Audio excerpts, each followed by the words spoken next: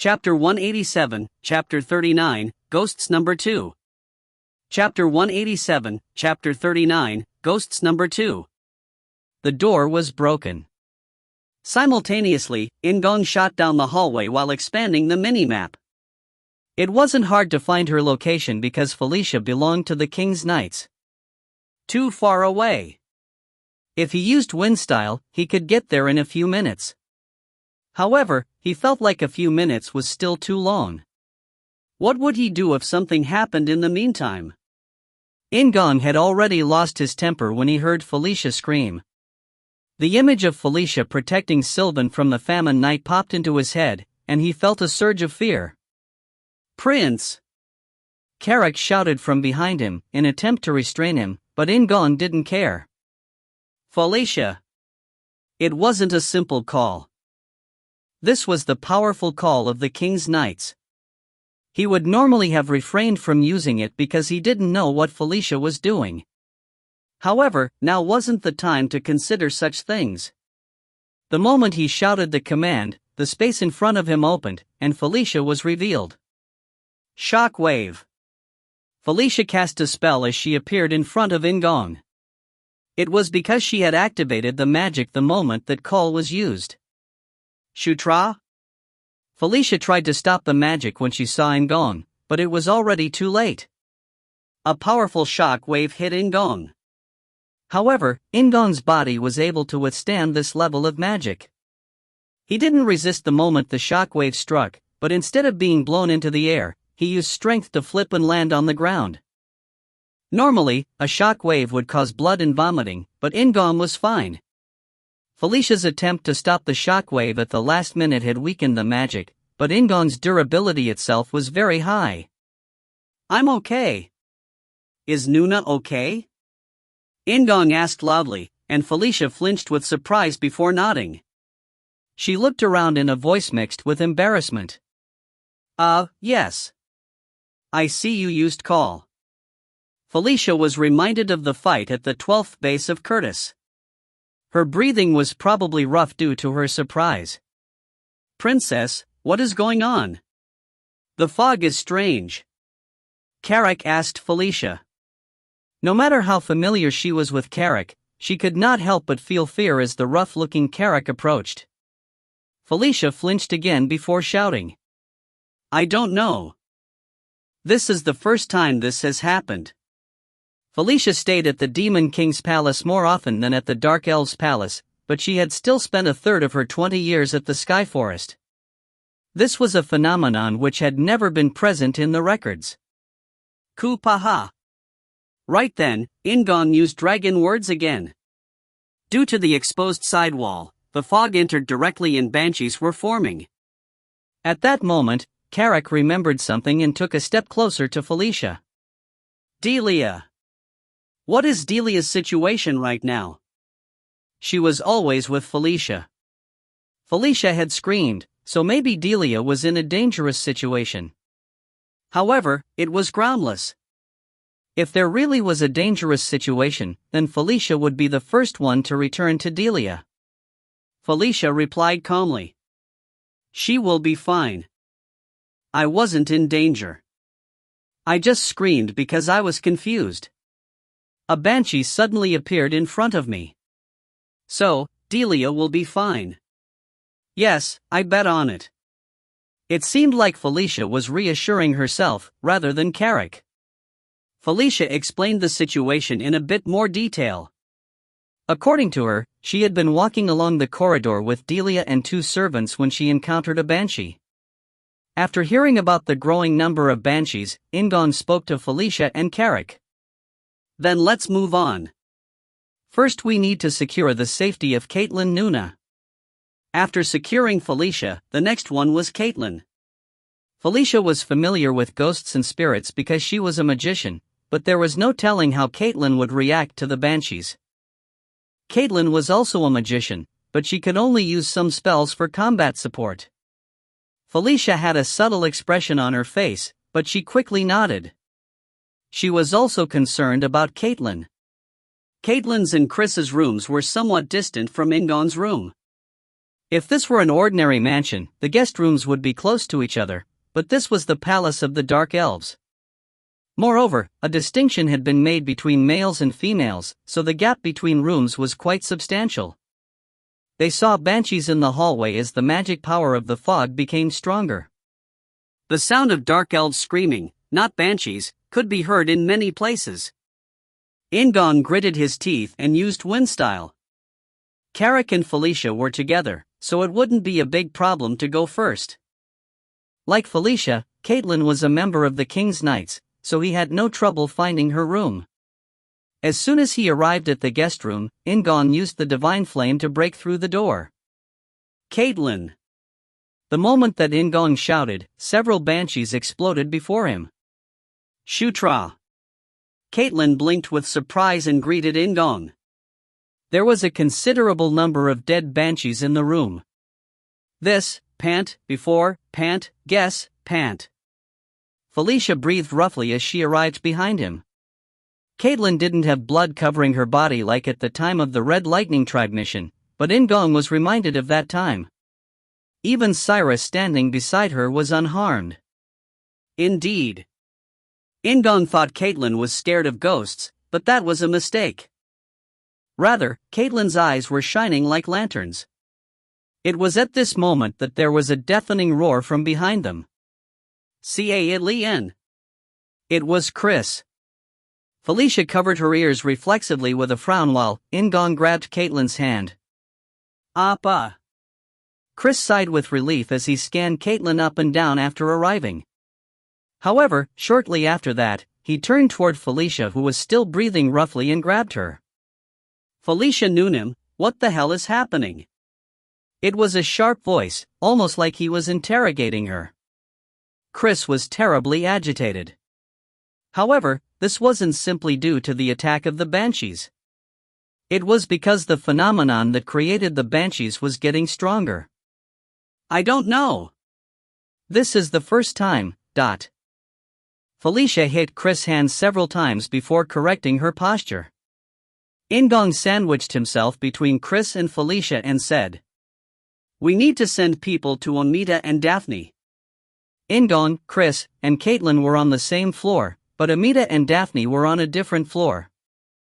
However, Felicia shook her head. They will be fine. The two of them are sharing a room, and Daphne is good with spirits. Karma as well. There were two druids there, so it shouldn't be a problem. Additionally, Amita wasn't simply a raccoon who liked eating. They were a powerful magician and priest of the last flame, so they could deal with dozens of banshees at once. In-gong was convinced of this and nodded. Then Caitlin, who was still holding In-gong's hand, asked, "Sylvan Appa?" He won't have a problem. The important thing is to break this situation itself. Instead of Felicia, Chris replied. The power of life was a natural enemy to ghosts like the banshee. It was unlikely that Sylvan, who was strong with aura, would be at risk. Third Queen Sylvia was the ruler of the Dark Elves and would likely have guards around here. Moreover, Sylvia was a powerful magician, so Felicia didn't need to worry. As a certain degree of comfort was restored, the agitation of the group subsided and reason was restored. However, they couldn't relax. "Master, the height of the fog keeps on increasing." Greenwind spoke in an uneasy voice as she looked far away. He hadn't noticed due to the excitement, but once he closed his eyes and concentrated, he could feel the density of magic power was becoming thicker and higher. What would happen if this situation continued? Right now, only banshees were appearing. However, as the density of magic power increased, more powerful monsters might appear. The banshees weren't a threat to the party. Even if stronger ghosts appeared, the situation wasn't likely to change. However, it wasn't the same for the ordinary dark elves in the palace. This situation could result in an enormous loss of life. Everybody looked at each other, but none of them could open their mouths. At that moment, In-gong opened his inventory and pulled out White Eagle. Just like before, an ominous light shone from Abselta's heart, which was embedded in White Eagle. "Shutra?" Chris asked hurriedly when he saw the modified white eagle. In-gong replied as he stared at Abselter's heart, which was emitting a red light instead of the usual green light. This is Abselter's heart. The moment that In-gong said this, Felicia made a startled expression as she looked between In-gong and the heart. Heek. Surely, this isn't because of Shutra? Shutra is too much.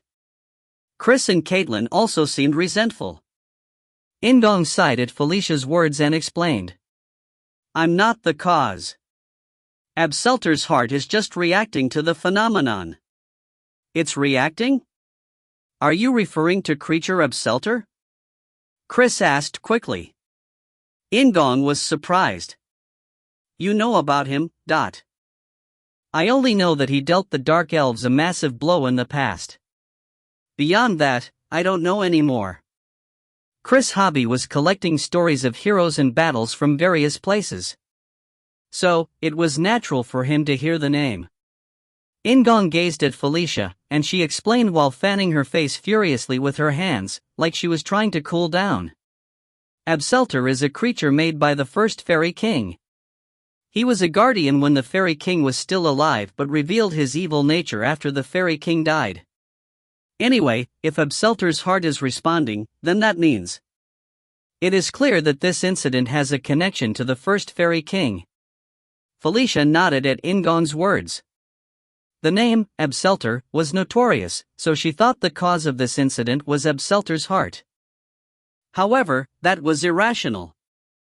It was more likely that Abselter's heart was reacting to something, just like In-gong said. Master, it is better to keep moving. The fog is starting to have a constant flow now. It will soon become a whirlwind. Green Wind spoke in a strained voice. He couldn't directly see the situation outside, but it seemed like the wind was becoming stronger. In-gong closed his eyes and focused on the flow of magic power. It was just as Green Wind said, a flow of gigantic fog was covering the whole sky forest, but it was still slow. As Gandharvs were sensitive to all flow, it wasn't difficult to feel the movements. However, it was becoming faster. He didn't know how long it would continue to accelerate, but it seemed like a big disaster was soon about to happen. Go underground, Felicia declared. She couldn't read the flow of magic, so she trusted In-gong and Green Wind. Instead of spending time on verification, the top priority was resolving the immediately situation. The Tomb of the Kings is in the basement of the palace. The first Fairy King's tomb is there, so we might be able to find a clue. The magic fog had been here before the first Fairy King set up his kingdom. So, there was no guarantee that this phenomenon was linked to the Fairy King. However, Abselter's heart was responding to something. Moreover, the tombs of the ancestors in the basement of the palace weren't simple tombs, powerful magic circles were engraved there. The tomb of the first Fairy King was the starting point of all those magic circles. So, it was worth taking a look. Let's go. Chris growled, and Caitlin nodded. The party, with Felicia in the lead, headed underground. If you find any errors, ads pop up, ads redirect, broken links, non-standard content, etc., please let us know. Report chapter so we can fix it as soon as possible. Chapter 188, Chapter 39, Ghosts Number 3. Chapter 188, Chapter 39, Ghosts Number 3. The restraining force weakened. As it had existed for so long, nobody knew when the thin film covering the demon world was being torn bit by bit. It hadn't started today or yesterday. Instead, it had happened step by step, so nobody was aware. It was just like raindrops soaking a collar. And the sky forest wasn't small, and the thick mist filled the entire palace as well as the residences of the Dark Elves. The fog of the sky forest was a routine for the Dark Elves. They had lived in the fog for a long time, so they didn't fear it. However, today was different. Screams of Dark Elves pierced through the thick fog, which made it hard to see. Simultaneously, howls swallowed up the screams. Banshees were howling all over the sky and land, which meant the cries of the Dark Elves didn't reach each other. In the midst of the ear-splitting noises, the dark elves fell into a sense of isolation. Little children cried for their mothers, and mothers tried to find their children. The dark elves lost their way in the fog. Some moved deep underground to avoid the fog, while others ran in the direction they thought the palace was. The fog was moving, but the dark elves were still unaware of this phase. They couldn't know.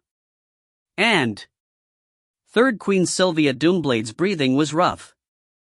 It was bedtime, so she was just wearing a thin nightgown, but now wasn't the time to put on clothes. Sylvia moved at a quick pace to the ruler's office, which was at the highest point of the Dark Elves' palace. Many people rushed toward the queen as she moved, joining in order to protect her, while others left to perform tasks at the queen's command. The knights of the palace formed a thick wall around Sylvia, who tried to figure out what was happening as she moved. Whether it was due to the abnormally strong magic power of the fog or the shrieking of the banshees, any communication magic was unstable. Her magic wasn't able to see the situation of each floor properly. Aside from the 5 guards who protected the queen, the rest of the guards moved down. Sylvia wasn't stupid. This was the inside of the palace, so it was easy to guess what was happening outside the palace as it was directly exposed to the fog. The defense of the palace was a problem, but she also needed to protect the people of Sky Forest. There should only be a minimal number of people inside the palace. Your Majesty, the Queen! A familiar voice pierced her ears, and Sylvia turned sharply to see Delia. Sylvia imagined all types of horrible things after seeing Delia appear alone without Felicia. Delia hurriedly spoke when she saw Sylvia's pale face. Delia explained that Felicia was with Ninth Prince and the other children of the Demon King. She had heard they were moving down, so she was going to descend and join them. Sylvia was momentarily puzzled about how the Ninth Prince had instantly moved Felicia to his side, but she suppressed her curiosity. Felicia was safe if she was with Ninth Prince. Additionally, the 7th Prince and 8th Princess were highly respected fighters, so her heart calmed. Sylvia's complexion was restored as she headed up. As she climbed up into the fog, the number of banshees popping out was greatly reduced. However, the news they got from new people who joined them wasn't great. Stronger ghosts were appearing on the lower floors. Sylvia's footsteps quickened. Those who ran ahead opened the door to her office. The king's office, located at the highest point of the Dark Elves' palace, was also the royal hall. Like a real forest, the floor was covered with dirt, and the walls and ceilings were covered with tree branches. The coldness of the earth touched her bare feet, but it calmed her mind. Sylvia had hastened to reach the king's office because it was the backbone of the palace. At the king's office, it was possible to see the situation both inside and outside the palace. The throne was in the middle of the office, and like the throne of the Demon King, it was placed on a high podium. A large tree grew behind the throne, making it look like the throne was part of the tree. Sylvia sat on the throne. Then the tree branches stretched gently around the throne to wrap around Sylvia's arms, legs, neck, and waist. Sylvia looked at the sight before her as many things popped into her head. Fortunately, there wasn't much damage to the inside of the palace. Due to the magic power in the fog becoming stronger, the power of the spirits had also increased. Instead of scattering, the Dark Elves gathered at the center of each floor, while the guards opened the palace doors and accepted the people. Sylvan! Sylvia screamed silently. Sylvan was rushing toward the black flame dragon, which was completely buried in fog. Sapphira and the crew members were yelling as they followed behind Sylvan reluctantly. Sylvia was worried but decided to believe in Sylvan. The black flame dragon was also a treasure of the Dark Elves, so it should be protected. She tried to find Felicia next, but the information coming from the tree branches distracted her. Sylvia closed her eyes, then she looked down at the palace from a high place. The fog was growing. The density of magic power was also increasing. However, that wasn't the important thing. A flow was occurring in the fog. It started to flow in a certain direction and was drawn into a huge circle. The fog was gathering, and it seemed like a giant vortex would soon be created. The palace was at the heart. Maybe the palace would be safe in the eye of the storm. However, what about the outside of the palace? What about everybody in Sky Forest? Sylvia's eyes flashed. Heavy winds started to blow outside the palace, and thunder and lightning ripped through the night sky. However, that wasn't all. The abnormally high density of magic power didn't just cause ghost-based monsters. Sylvia gulped, shaking unintentionally. A horrible future was painted in her head. And hundreds of banshees were screaming at the same time. The chorus of screams was enough to destroy the spirit. However, the dark elves gathered in one place didn't go crazy or feel afraid of the screams because they were protected. Leave it to this Amita. An enormous power radiated from Amita as they shouted with both arms wide open. It was Amita's powerful ward magic. Amita! Daphne cried out with admiration at the translucent wall of magic which prevented dozens of banshee screams. Amita, who was sweating, banged their tail against the floor. I will protect Daphne. Karma as well, so don't be afraid. Daphne, Karma, and the Dark Elves gained strength from Amita. Indeed, Amita was a truly trustworthy raccoon. In order to reassure everyone, Amita forced a brighter expression onto their face. Even the ghosts, which were more powerful than banshees, didn't dare cross the barrier of divine power. Daphne and Karma weren't quiet either.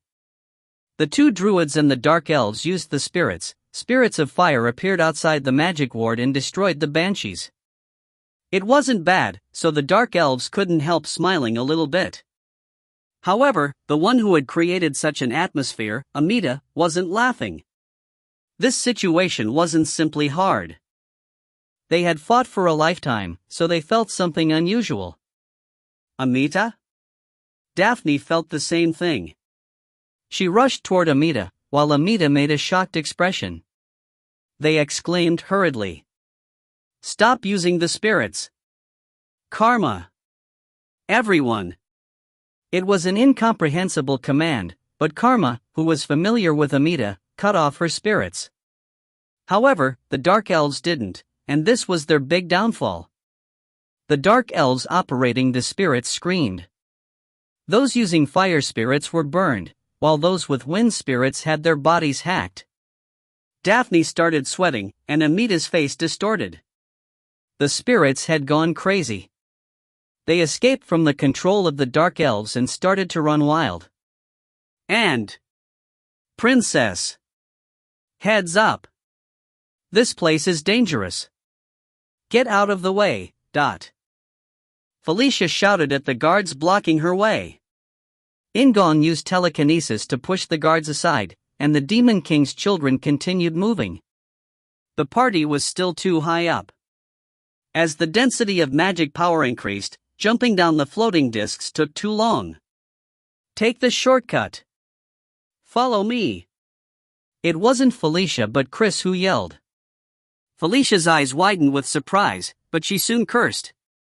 Chris had used aura to destroy the floor. Go! He threw his body through the open hole. Caitlin and Syra were right behind him, but Felicia was stunned. It was too high for her to jump. However, there was no time to delay. While Felicia was hesitating, In-gong grabbed her and hoisted her over his shoulder. Carrying a princess like this wasn't appropriate, but the situation wasn't good. In-gong and Karak jumped down the hole, while Felicia moaned from the impact of the landing. However, there was no time to recover from it. Chris had already made a new hole, and In-gong continued jumping down. The height of one floor in the Dark Elves' palace was 7 meters tall, so by jumping through the holes, they could go down dozens of meters. Almost there. It is here. Felicia screamed as they continued going down. Caitlin stopped from where she was about to break the floor, and Felicia fell breathlessly from In-gong's shoulder. The entrance to the catacombs, over there. As Felicia raised her hand to point in a direction, In-gong hoisted Felicia up again. There was no time to complain, so Felicia just held on while In-gong ran with the mini-map open. The Dark Elves were surprised to see Felicia being carried, but no one stopped them. However, it wasn't due to the dreadful momentum created by Chris. The ground floor was already a crucible of confusion. Due to the effect of the fog, the number of banshees and ghosts was high. To make matters worse, some of the spirits were running wild. Most of the Dark Elves were heading up from the ground floor, so they were different from In-gong's party that was heading downwards. Felicia trembled in fear from her position on In-gong's shoulder. If this was the situation inside the palace, then what was happening outside? She felt like crying at the thought of the Dark Elves living in Sky Forest. "We're here!" "Door!" Chris shouted. The door was big enough to almost reach the ceiling. It was a door which opened on either side, and its state was like that of a castle in the middle of a siege. The door's latch seemed like it would break at any minute. "Princess!" One soldier shouted at Felicia, who was hanging on In-gong's shoulder.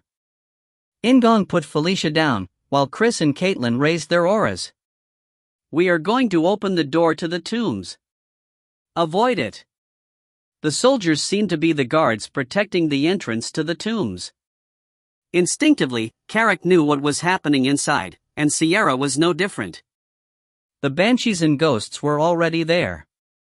Since it was a grave site, there would be a massive number of ghosts. The door shook again. The door hinges seemed like they would break before the latch. "Back off. We will cope with it from here." In-gong shouted. Felicia regained her spirit and gave the same order to the guards. "Shutra." Caitlin looked at In-gong. Instead of responding, In-gong looked at the door and pulled out the power of conquest. He released it and shouted, "Green wind." It wasn't a simple call. This was a command. Green wind, who had been upgraded to an apostle, appeared above everyone's head and emanated a divine power. She glared at the door. The hinges were cracking, and the door broke open with a loud sound. Below the king's flag. In-gong yelled and lifted the flag. At that moment, an enormous white light poured toward the front. The apostle green wind created divine winds, and the dozens of banshees and ghosts couldn't survive. They shattered into dozens and hundreds of pieces. However, the insides of the tombs were still full of a unique power. There was already fog just past the door, and new banshees were pouring out from the fog. The group had to rush in now. It was clear that the underground tombs were closely related to this phenomenon. Felicia ordered the guards to flee, while In-gong took a deep breath and once again activated the power of apostle appointment. Carrick. If you find any errors, ads pop-up, ads redirect, broken links, non-standard content, etc., please let us know. Report chapter so we can fix it as soon as possible. Chapter 189, Chapter 39, Ghosts Number 4. Chapter 189, Chapter 39, Ghosts Number 4. The power of conquest filled Carrick's body, then it became enormous. Carrick already had a height of 2 meters, but he had now become 3 meters tall with expanded muscles. The clothes he wore tore apart, but Amita's armor expanded to wrap around his body. It was a partial body armor, but there didn't seem to be any problem with defense. Everybody was surprised by Carrick's sudden transformation. Syra blushed when she saw Carrick's torn pants, but it only lasted for a moment. Now wasn't the time to stare at Carrick. Carrick read In-gong's intentions straight away. He added extra parts to Amita's shield and made it huge before grabbing it firmly. This time, it was Carrick who led the party. Felicia was reminded of the charge in Thunder Dune Fortress, and she quickly explained it to Chris, Caitlin, and Syra. Then she stood behind Carrick's back, and Chris, Caitlin, and Syra stood behind her with In-gong and Greenwind at the rear. May the protection of the wind bless all of you. Greenwind blessed everyone in the party. Then In-gong raised the flag of light again, while Chris paused for a moment before carrying Felicia, who was in front of him.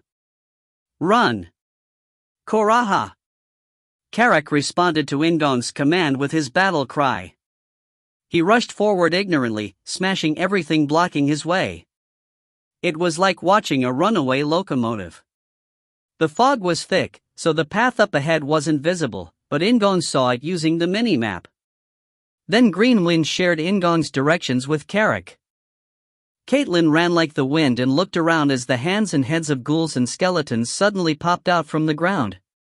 The scene was approaching its climax. If this continued, then maybe even a vampire might be created. "Oh, Carrick shouted again. They sprinted along the ramp, destroying all doors which blocked their way. "How many floors down are there?" 10 floors. The 10th floor is the lowest floor. At Chris' cry, Felicia shouted her answer. The two people had been siblings for dozens of years, but this was the first time they exchanged words from such a close proximity. "Carrick is amazing!" Caitlin cried out suddenly. It seemed to be a cheer, but it was effective. Carrick's muscles swelled up again, and his running speed increased. Then In-gong looked at the mini-map. Red dots were surrounding them on all sides. If they stopped for even a moment, they would be surrounded by hundreds or thousands of enemies. The configuration of the catacombs was different from the palace. In the case of the palace, important rooms were decorated like forests. There was a lot of soil on the ground, so it could truly be mistaken for a forest. However, the catacombs were different. Although the floor was covered with dirt, the walls and ceilings were made of cool, hard rocks. It was reminiscent of an underground tunnel, rather than a forest. In-gong could feel the flow of fog outside the palace becoming stronger. It was already like a whirlpool or water running swiftly. "Next is the 10th floor. Karaha!" Felicia shouted. Carrick smashed down the door as well as the undead monsters behind it. The last staircase was especially long. The length between the bottom floor and the one above it seemed to be 20 meters. Felicia used recovery magic. Simultaneously, everybody recovered their breaths and looked around them. There was no fog on the bottom floor of the catacombs. There were also no ghost monsters like banshees and specters, or undead monsters like ghouls and skeletons. The only things there were the dark soil and the tree trunks which covered the wall. The trees were tinted gray instead of green. Then there were green flames which became one to push away the darkness. The lowest floor of the catacombs was a large space. In-gong had visited it in Knight Saga before. The first fairy king was one of Knight Saga's hidden bosses. When Zephyr appeared on the lowest floor, bathed in the blood of the dark elves, a specter of the fairy king had appeared. Carrick breathed in deeply.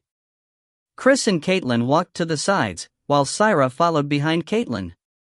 The lowest floor was only for the first fairy king. In the center of the lowest floor, there was a high altar with a magnificent coffin made of stone. It was just the first fairy king's tomb. "Master!" Green Wind spoke in a strained voice. As the previous apostle of conquest, as well as having been made from a fragment of the elder dragon, Ainkel, who had the power of life, Green Wind felt a mighty and evil power coming from the tomb in front of her. In-gong felt the same thing. Moreover, In-gong could perceive there was a mix of other powers. There was a bit of strong magic power along the edge of the tomb, but it was mixed with the blue aura of death. The lid of the stone coffin shook, and there was a huge roar as the ashes inside shot out. "Kal-ul," Felicia said mournfully.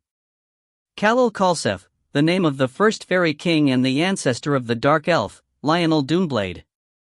His remains were waking up. He had died thousands of years ago, so his bones and clothes were all gone. Yet, flesh grew from the ashes. However, it wasn't real. In the first place, the bones weren't real. Everything had been created from magic power. It was the same with the banshees and specters. He wasn't an apostle of death.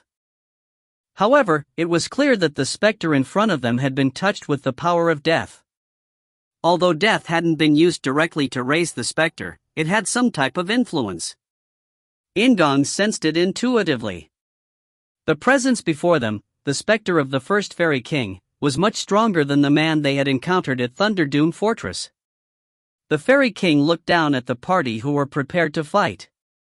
Like Sylvan, one of the Fairy King's eyes was covered with an eye patch, and he lifted it up slowly. A huge storm of magic power suddenly pushed at the party. Koraha! Carrick stood in front of everybody and let out a battle cry as the magic power storm swept all around them. Felicia looked up from where she was hiding behind Carrick, while Chris and Caitlin looked hurriedly at the tomb where the Fairy King had been standing. However, the Fairy King wasn't there anymore. He looked toward the sky and rose up. Syra made a puzzled expression, and Caitlin looked bemused.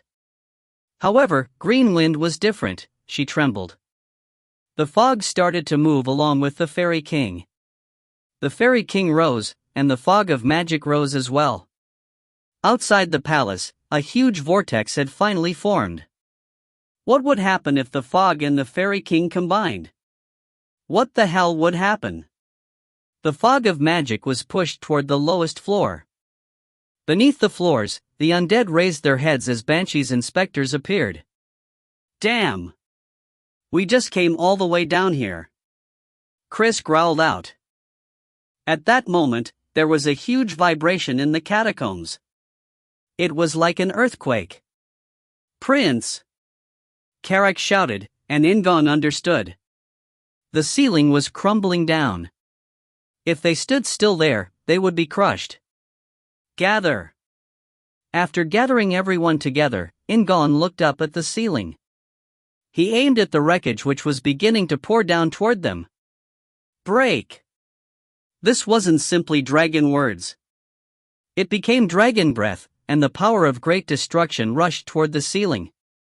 And a giant pillar of white light swallowed up the collapsed debris. It continued up, penetrating completely through the ceiling.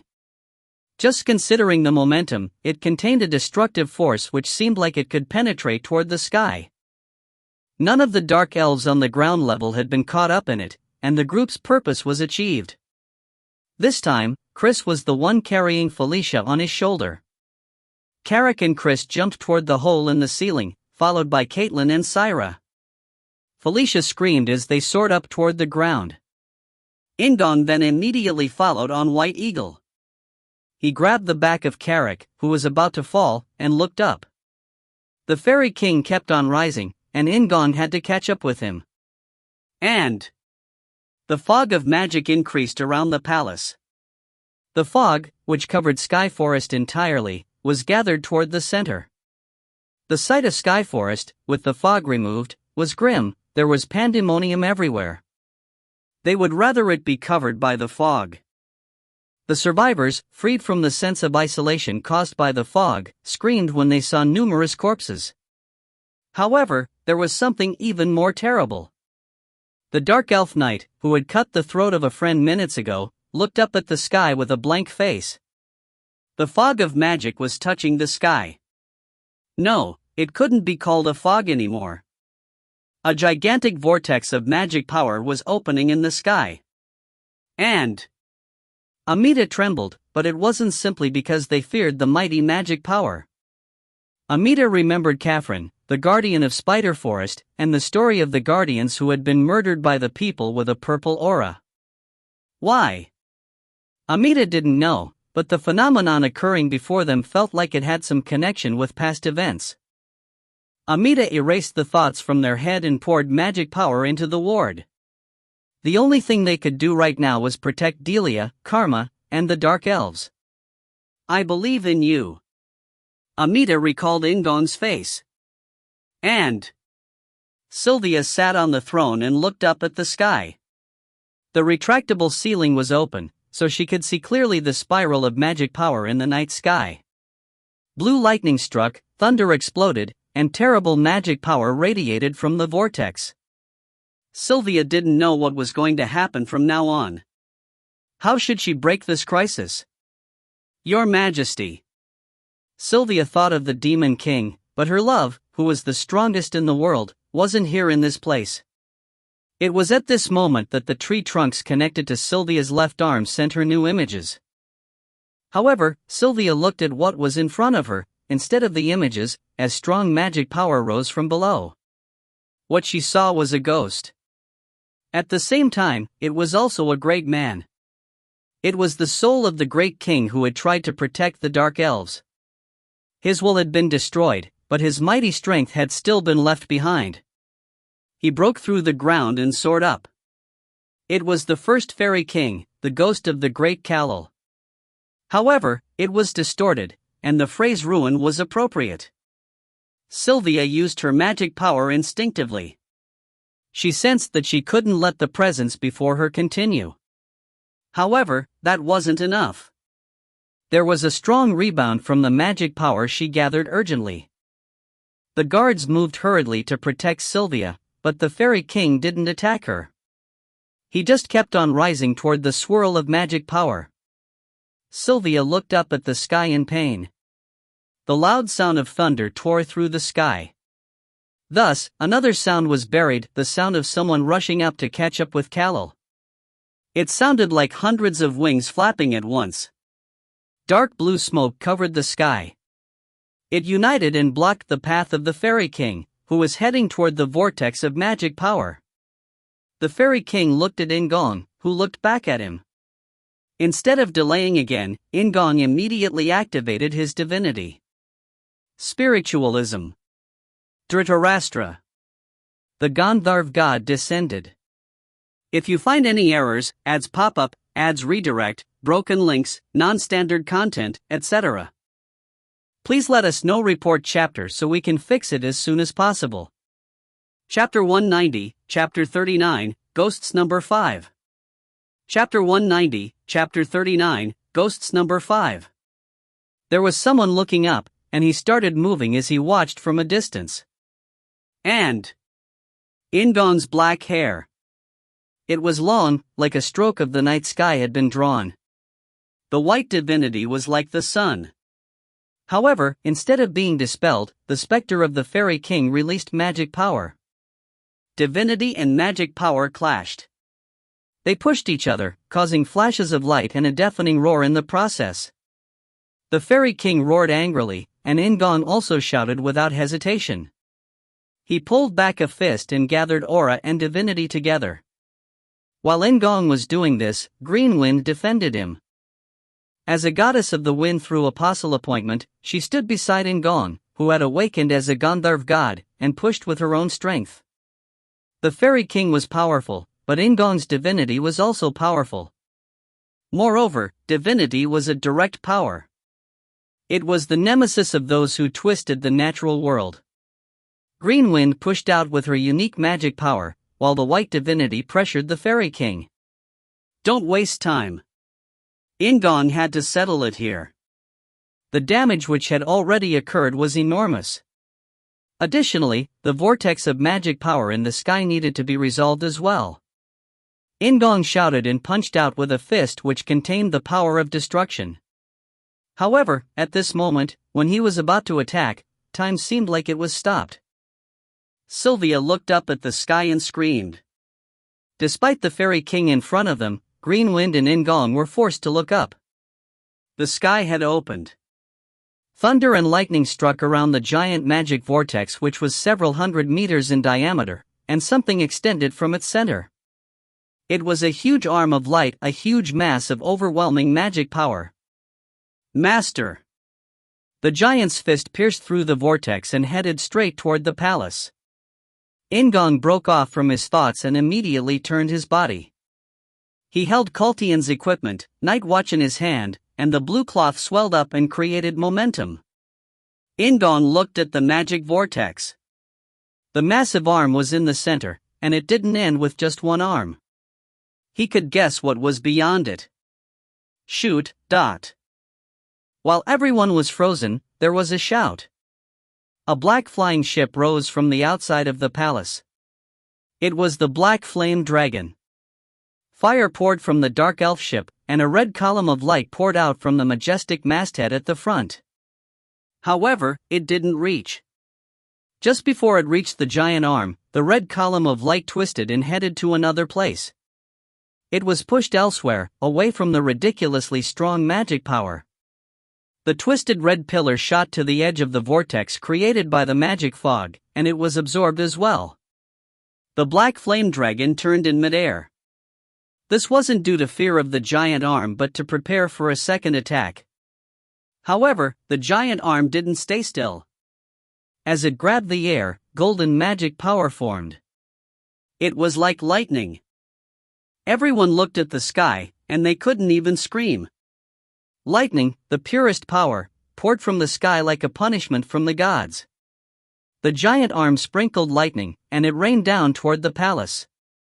The moment that the catastrophe approached, In-gong moved.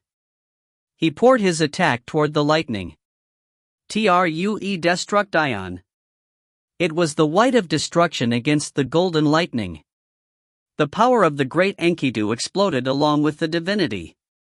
The explosion occurred in the sky. Intense light erased the night. It was a white darkness that blinded everyone. The roar disturbed their ears, and the aftermath of the destruction caused the two powers to splinter into hundreds of pieces. The moment passed, and the white light disappeared again. The giant arm was pushed back, and In-gong stumbled in the air. Thunder struck, while green wind hugged In-gong from behind and supported him. The figure of the fairy king had become blurred. In-gong, who shared his senses with green wind, understood immediately. It already existed. The specter of the fairy king and the vortex in the sky were already one.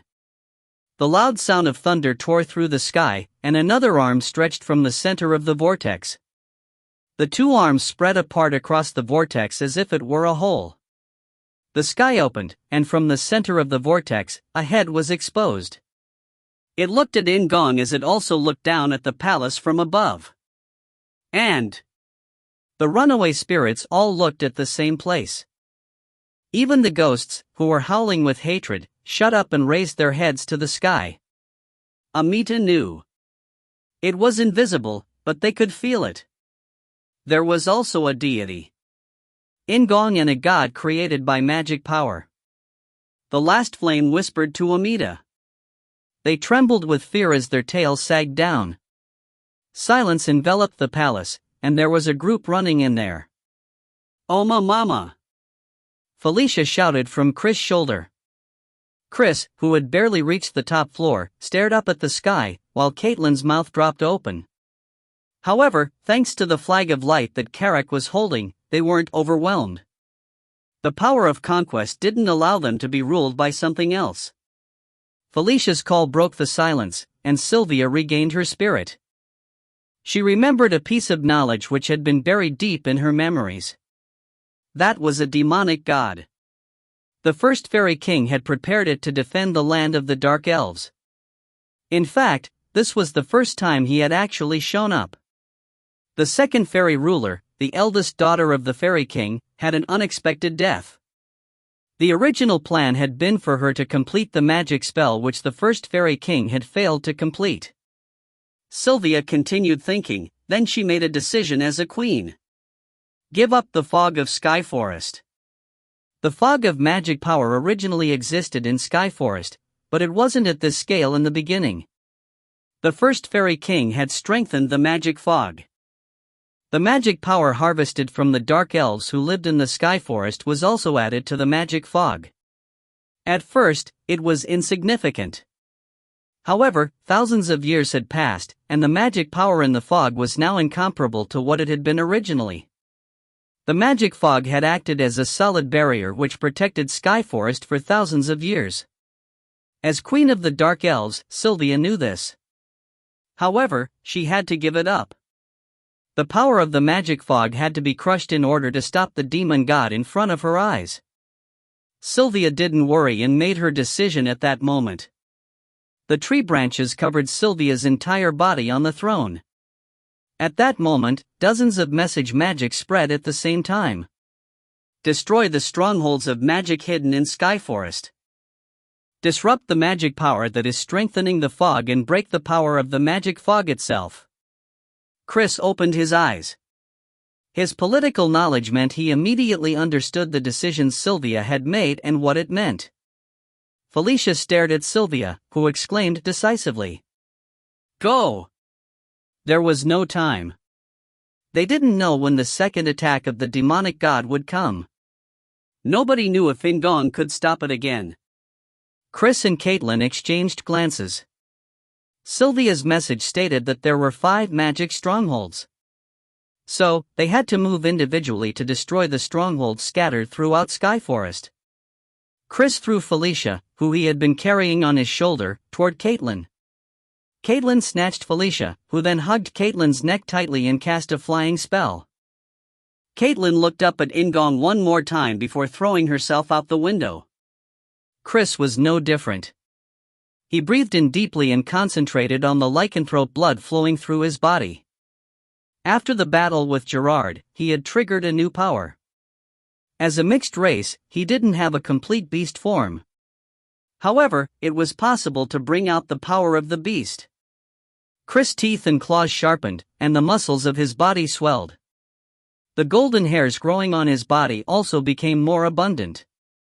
Chris threw himself out the window without any flying magic. He ran down the outer wall and reached the ground in an instant. Karak moved with Syra. His method of moving to the ground was like Chris, but it was much more intense and rough. Syra used beast form on Karak's back and glared at the ghosts and undead covering the ground. 3 of the 5 strongholds were set. The black flame dragon was headed toward the 4th magic stronghold. The last place would be left to the guards. They bowed to Sylvia and immediately left the office.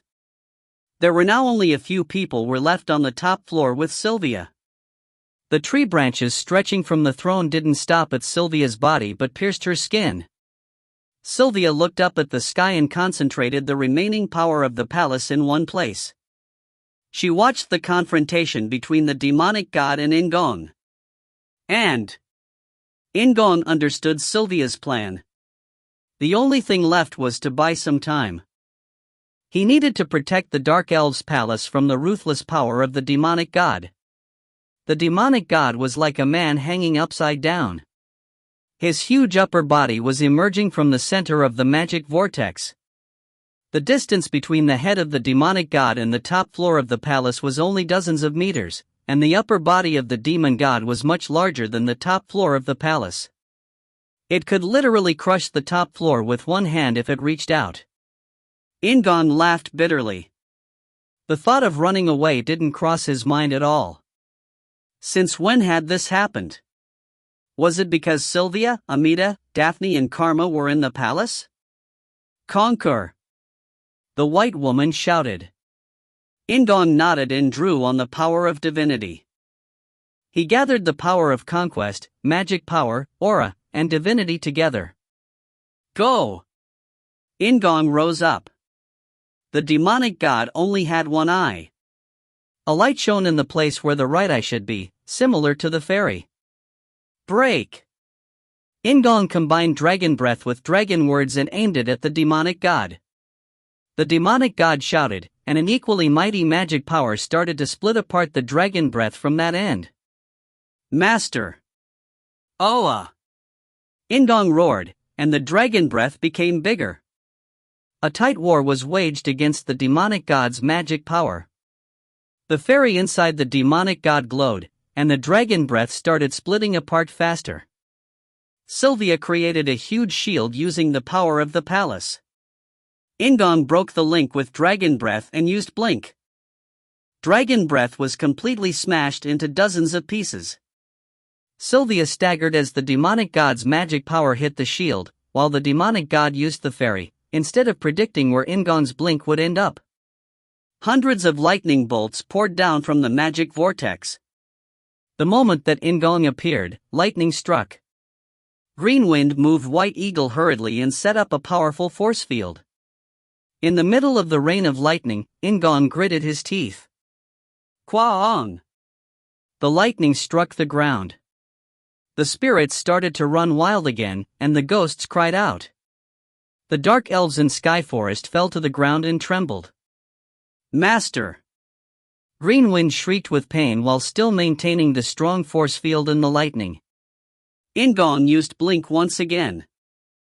Immediately after escaping from the rain of lightning, he used his last dragon breath.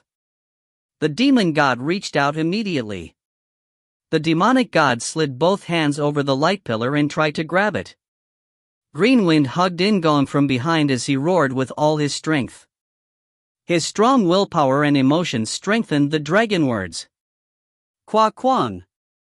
There was a sudden explosion from the magic vortex. However, it was different from the thunder. The magic vortex weakened. The pace was slowed down, but it definitely decreased in scale. Sylvan. It was the result of destroying one of the magic strongholds which strengthened the magic fog. Now, only 4 remained. The demonic god swung its arms. Dragon breath started to split apart once again. The fairy shone, and In-gong roared, Quack-a-cock-a-kang. Dragon breath was smashed, but this time, it worked. The demonic god shrieked as its 2 arms were deflected. In-gong quickly pulled out the heavenly wind and an elixir from his inventory. Lightning once again rained from the sky. This time, it was close to an indiscriminate bombing as it struck the ground and palace, not In-gong. However, Sylvia's barrier blocked the rain of lightning. The demonic god cried out louder and waved its arms in the air, causing the magic vortex to swirl rapidly again. Thousands of specters emerged from the swirling fog and rushed to the ground. This was the demonic god's instinct. It realized that there were people trying to weaken the magic vortex which was its source. In-gong breathed in and grabbed his right arm with his left hand. He thought he would die from the successive dragon breaths, but he had to draw the demonic god's attention. Then dragon blood kicked in. In-gong used the power of the elder dragons contained in their equipment. He rushed through the air toward the demonic god. Simultaneously, the demonic god stretched out its hands toward In-gong. This caused the lightning, which was aiming for the ground, to change direction and head toward In-gong. Green Wind. White Eagle and Black Eagle separated. Black Eagle became Alpha and Beta, which meant 3 shields now revolved around In-gong. The lightning bounced off, and the demonic god aimed its hand directly at In-gong. Kwa Kwang. The magic vortex shook again. This was a result of the destruction of the second magic stronghold. The demonic god screamed, and In-gong used blink to avoid its hands. As he rushed toward the demonic god, he added additional parts to Earthquaker. Gigantic Piston. A giant fist of aura struck the demonic god's chest. The demonic god's large upper body was broken, but In-gong wasn't safe. The magic power emitted by the demonic god pushed at In-gong's whole body. The demonic god quickly reached out and caught In-gong roughly.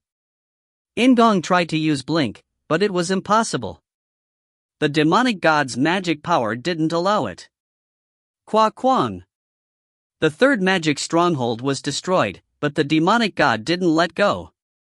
Rather, it poured the remaining magic power toward In-gong, who used everything he had to resist it.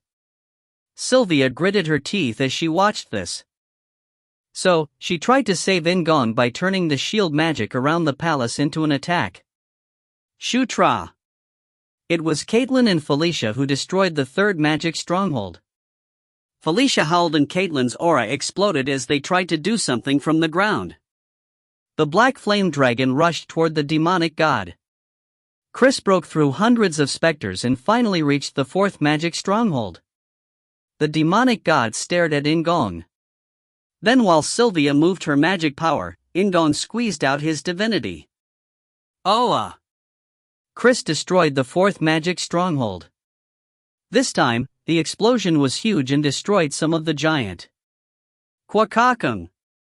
The swirling magic power once again fluctuated. 4 of the 5 magic strongholds were destroyed, and this was the aftermath. The demonic god, who was pouring magic power toward In-gong, experienced a backlash of magic. In-gong was finally free from the demonic god's hands, and the magic power which formed the barrier around the palace rose toward the demonic god. Prince! Carrick swung his fists and yelled. The last magic stronghold was destroyed. The demonic god shrieked as the magic vortex was weakened to half of its original size. Then the magic power of the palace struck the demonic god. In-gong gritted his teeth. Although 5 of the magic strongholds were destroyed, the demonic god was still powerful. Dragon breath and true destruction weren't enough. He had to penetrate the core of that vortex as well as the demonic god with a more powerful force. However, In-gong could do it. He took deep breaths in midair, while the demonic god was distracted by Sylvia's magic power. Recorder Torres El Ragra. It was located in Earthquaker. In-gong formed a fist and triggered the power of El Ragra. If you find any errors, ads pop-up, ads redirect, broken links, non-standard content, etc., please let us know. Report chapter so we can fix it as soon as possible. Chapter 191, Chapter 39, Ghosts Number 6. Chapter 191, Chapter 39, Ghosts Number 6. The Elder Dragon's equipment were meant for Draken Ketchatula, not the Elder Dragons themselves. So, Recorder Torres had started thinking. The Conquest Knight would be the next generation's Draken Ketchatula. Simultaneously, they would have the power to subjugate and conquer all things, which meant they would be able to manage the various equipment of the Elder Dragons. Thus, Recorder Torres had made his equipment for one purpose. It would collect, and amplify. This was El Ragra. The Ring of Conquest.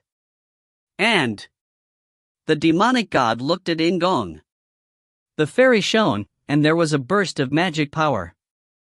It pushed at the magic power of the palace which Sylvia was using. Sylvia screamed, but she didn't fall down. Instead of falling, she glared at the demonic god.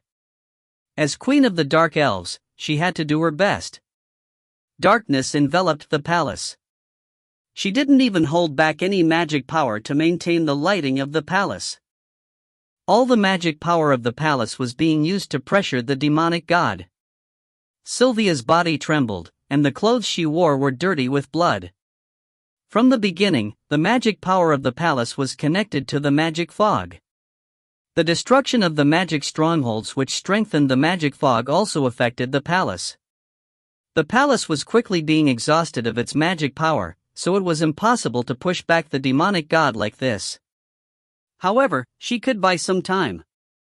The demonic god swung its arms, but Sylvia used the magic power of the palace to restrict it from moving freely. In-gong took a deep breath. He triggered the power of El Ragra and faced the demonic god. The magic power was fluctuating. There were screams, and it seemed like the sky was going to fall down. A golden light sprang from Earthquaker, followed by a bright green light from White Eagle and a dark blue light from Night Watch. In his god state, In-gong activated Dragon Blood. Dragon style and magic power poured out from the dragon heart. He formed a fist. The first thing which came out of the end of his fist was aura. Magic power was added and then divinity. The aura became a white ring. It floated slowly over his fist, and a green ring of magic power was created. Dhritarashtra, the Gandharv divinity, was a gold and black ring on top. 3 rings were spinning above his fist. They were getting larger and faster. His aura hearts pounded so roughly that it felt like they would all burst. The demonic god noticed this. The power growing on In-gong's fist was so terrifying that even the demonic god started to feel threatened. Although it had shrunk by half, it was still more than 100 meters in diameter, and lightning poured down from it. Kwaong! It was a splendid sight. The night seemed to split apart and fall to the ground, while Sylvia's maids raised their hands to their heads and cried. Sylvia unleashed the barrier of magic power to block the rain of lightning. She felt an intense pain every time lightning struck the barrier, but she didn't fall. Chris looked up at the sky. The sight of the lightning was fearsome. Even the ghosts which covered the ground were astonished and couldn't move. Chris moved violently between the ghosts, then he looked up at the sky and shouted loudly. Sylvan, dot. Oa! The black flame dragon rode the wind. It moved almost vertically and past the point where the demonic god's magic power and Sylvia's magic power were colliding. The 3 rings above In-gong's right hand became one. Sylvan took off his eye patch and raised his fist, which contained the power of the fairy. Kwaong! There was a loud roar from the black flame dragon as it moved among the lightning bolts. A pillar of red light penetrated the rain of lightning and struck the demonic god. While the demonic god shook, Caitlin kicked the air as she hugged Felicia, who was using flying magic. The Starlight Core was reacting. Sensing this, Caitlin Moonlight released all her aura. Shutra In-gong pulled back his fist. Green Wind hugged In-gong from behind and conveyed the power of White Eagle. An enormous amount of magic power from Abselter's heart entered In-gong. The rain of lightning stopped, and Sylvia coughed up blood. The demonic god smashed the red pillar with his arms, and Sylvan fell to his knees before activating the fairy again. He regained his vigor and launched another attack at the demonic god. Then Karak and Syra looked up at the sky as a light streaked across. The lightning thrown by the demonic god struck the black flame dragon, while the red pillar pierced its shoulder. Sylvia finally completely depleted the magic power of the palace. In-gong pulled back his fist. As the demonic god grabbed its shoulder, it sought In-gong. Its remaining hand stretched out and used the power of the magic vortex. Then the demonic god grabbed a huge lightning bolt. Chris took a deep breath. Felicia called out Sylvan's name. Caitlin grabbed her chest and focused on the Starlight Core. It was at that moment that the demonic god threw the lightning bolt toward In-gong. In-gong shouted using dragon words. Lightning and divinity rushed angrily toward each other. A white light extended from In-gong's fist. Strengthened by the tricolor rings, the white light penetrated El Ragra's golden ring. The power was amplified. The white pillar of light grew and collided with the lightning, shattering the lightning and thunder. The pillar of light didn't stop there. It stretched out and reached the magic vortex. As the pillar of light passed, the demonic god tried to stretch out an arm to stop it. However, it didn't stop. In-gong's attack wasn't over yet. Oa! He let out a fierce dragon word containing all of his will. Then In-gong grabbed his right arm with his left hand and swung his right arm. The gigantic pillar of light split apart and attacked both the demonic god and the magic vortex. Kwaong! The pillar of light split the magic vortex apart. The demonic god caught the pillar of light with one hand, and In-gong burned with his divinity. He released all the power he had as the divine humanoid of Dhritarashtra. The white woman shouted from In-gong's soul, and Green Wind roared along with In-gong. The demonic god had already consumed a lot of power and couldn't hold on anymore. The arm of the demonic god was destroyed by the pillar of light, and the pillar tore through the magic fog. It stretched out and cut through the demonic god in the sky. Kwang! Kwang! Kwang! Kwang! The magic vortex exploded, and the thunderstorm continued. The demonic god couldn't keep its shape anymore. Then there was a gigantic flash which erased the night. The pillar of light also crumbled. In-gong panted as he held his right arm, and Green Wind had consumed so much power that she could not maintain her solid state anymore. In-gong swallowed his saliva.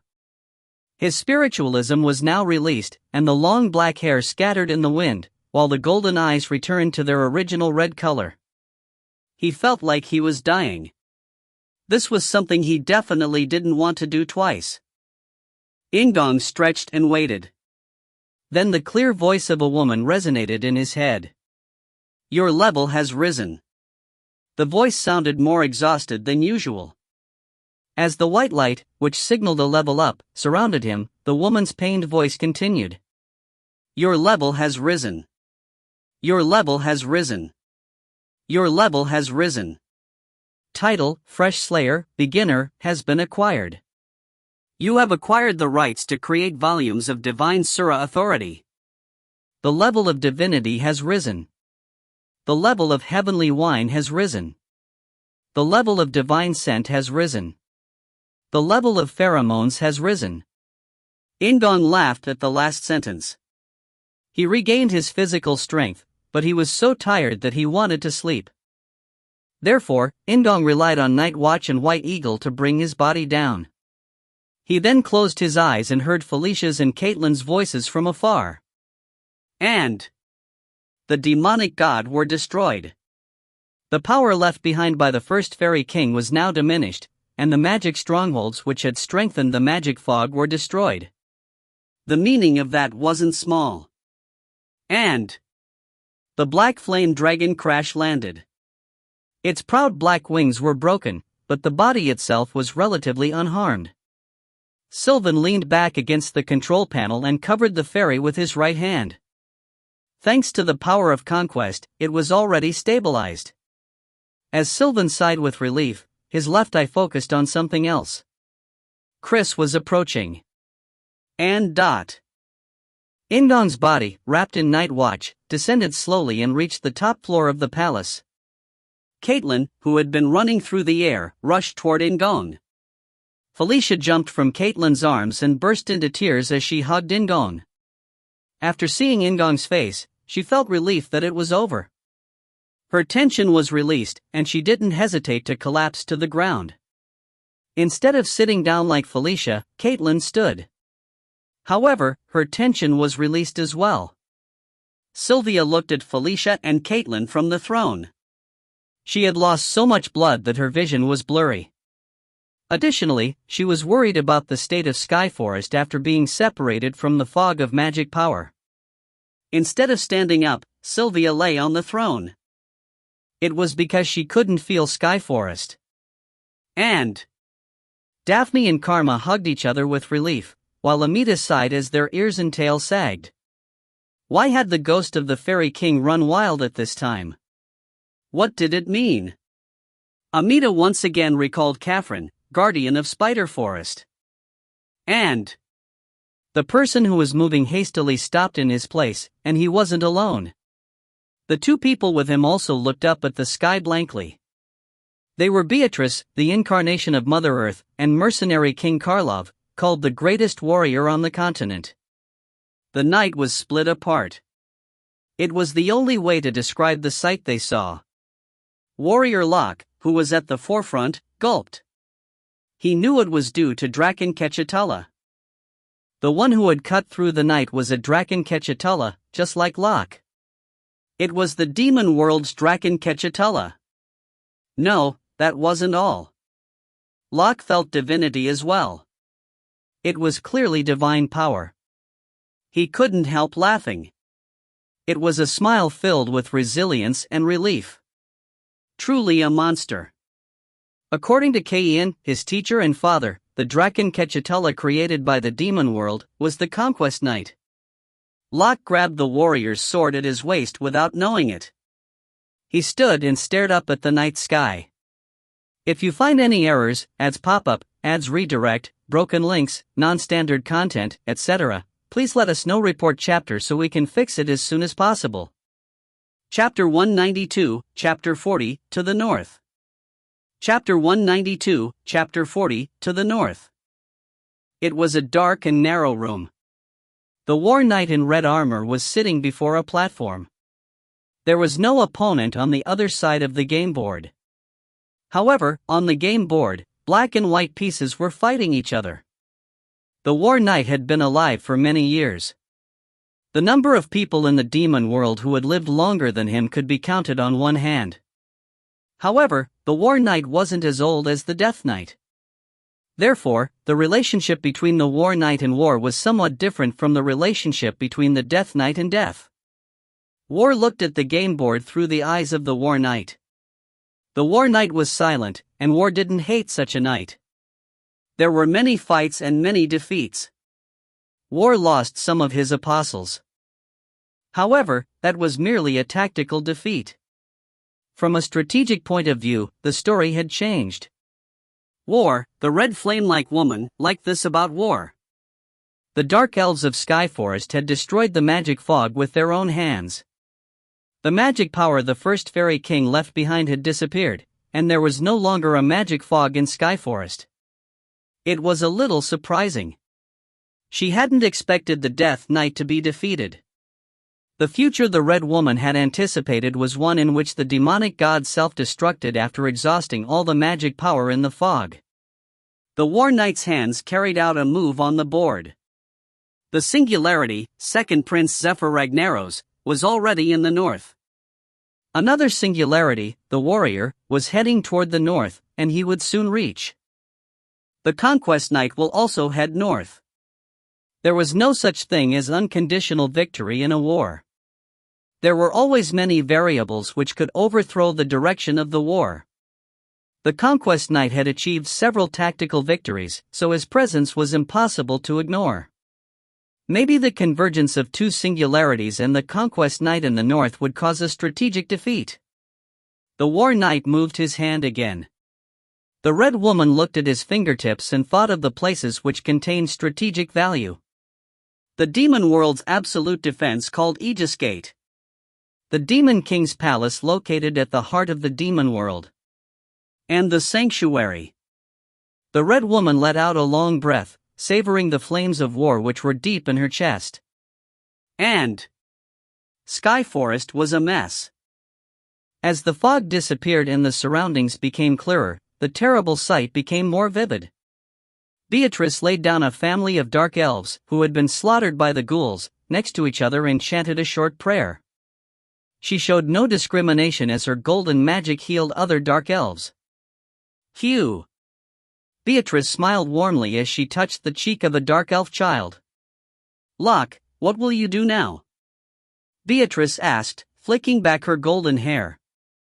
In order to look like an elf, she wore a white blouse and leather trousers, instead of a white robe. Additionally, she had given herself long ears by using magic. Locke shrugged as he pulled an injured person out from a collapsed house.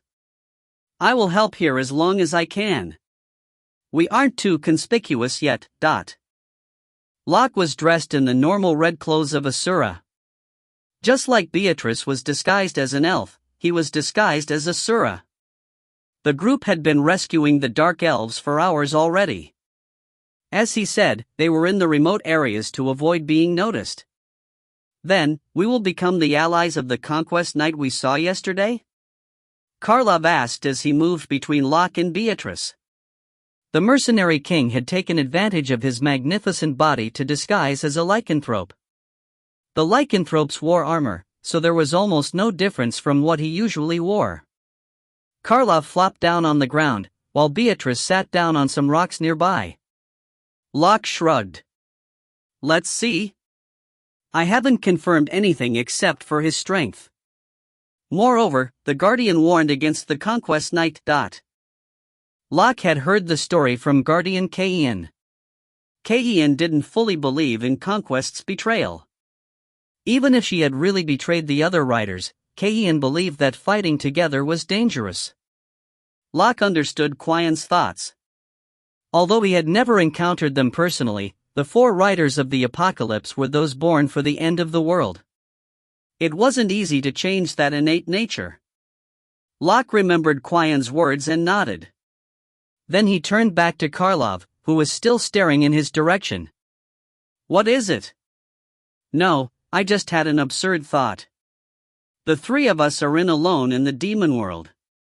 I am grateful that the Guardian believes in us, but I think it is a little too much. Additionally, he was embarrassed about the thought of cooperating with the Conquest Knight since they were in an area where they had no one else to ally with. However, Locke just said with a charming smile. Carl, aren't you one of the three people? Carl equals nickname. The Mercenary King and Saintus. The three strongest people were together, which gave them a power equivalent to that of an army. I agree. Karlov was convinced, and this caused Beatrice to laugh. She poked Karlov's sturdy arm with her finger and asked, Carl, are you praising yourself right now? Locke is the one who said it. I am a mighty warrior. It was Locke who replied, not Beatrice. Karlov was impressed with Locke's response, while Beatrice simply giggled and nodded like he was correct. Hey, isn't it amazing? What? At Karlov's blunt question, Beatrice pulled his arm and pointed. The demon world. Isn't it different from what we thought? That is true. Honestly. I feel like I just traveled to a foreign country. The land is more fertile than I thought. Well, the barren places are seriously barren. They had expected sulfur fires and monsters roaming the streets, but the demon world was surprisingly ordinary. Of course, it was a land where brutal power ruled, but it was much better than they expected. There were good people and bad people. In this sense, it was just like the human world. I was honestly wondering what the Guardian was thinking when he sent you to the demon world, but doesn't it seem like we can cooperate with the people here? And not just the Conquest Knight? I think it will work out pretty well. They had encountered many people while traveling through the demon world. Even though the Demon King had taken over, the people seemed just like humans. But there might not be a need to fight. Our biggest goal isn't to fight but to make sure it doesn't spill over to the human world. Locke calmed down Beatrice's excitement with his steady voice. Beatrice pouted slightly, while Karlov laughed. The reason why these three people had come to the demon world was simple. Guardian Ken had predicted that a great fight would happen in the north. They had to prevent the flames of war from spreading by keeping the war inside the demon world. Ken said it was enough for the demon world to burn, but Locke disagreed. He also thought about protecting the demon world if it was possible. For now, let's keep an eye on the situation from behind. Once we reach the end of the north, I will have to draw my sword even if I don't want to. Locke tapped the warrior's sword at his waist, and Beatrice and Karlov nodded in agreement. And In-gong woke up. Instead of opening his eyes, In-gong turned toward the warmth he felt in his arms. It was a little warmer than usual, but it was probably green wind. In-gong stretched out a hand like it was a habit and stroked Greenwind's head. Greenie. Did you call Master? Greenwind immediately responded to his voice. However, the voice was ringing in his ears, not from outside. In-gong opened his eyes and realized that he was touching dark blue hair, not green. The owner of the hair wriggled slightly in his arms and asked, Shutra, are you awake? Caitlin Nuna? The golden eyes obviously belonged to Caitlin. She was still half asleep as she nodded and buried her nose in In-gong's chest. You smell good. He felt a strange sensation when she sniffed his chest. Then a sharp voice saved In-gong from his embarrassment. If you are awake, stop now. Haven't you almost recovered all of your aura as well? It was Chris who spoke to both In-gong and Caitlin. The gigantic prince grabbed Caitlin's neck like she was a cat and lifted her up. Caitlin truly looked like a lycanthrope as she dangled from Chris' hand. Chris Hyung.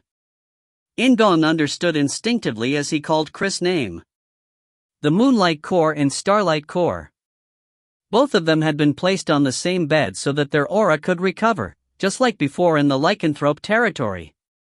Besides you, Caitlin also received a shock to her aura. Hum.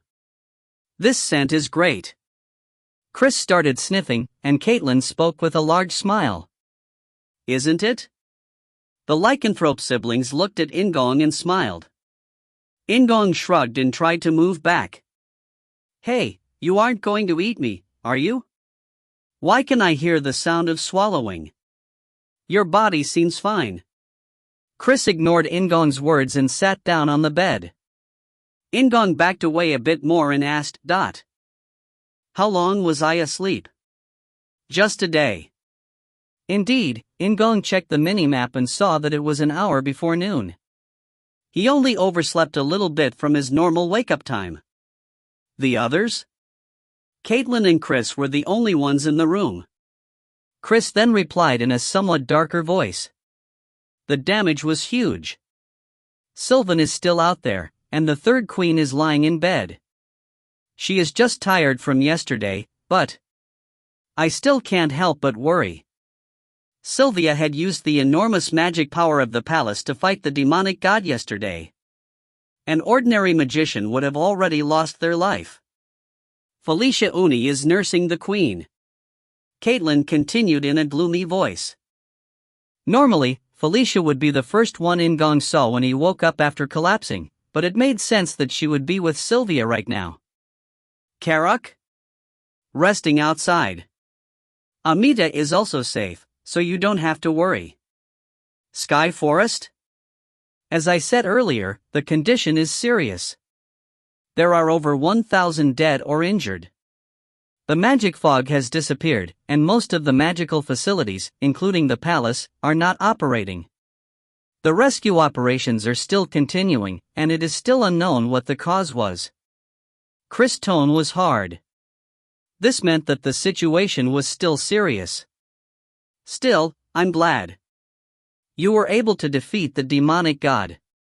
If it wasn't for you, the damage would be much more serious. The casualties would be a few times what it is now, but... Chris smiled a bit as he stood up before sitting down again. Then he looked straight at In-gong and touched In-gong's shoulder lightly with his big fist. You are really strong.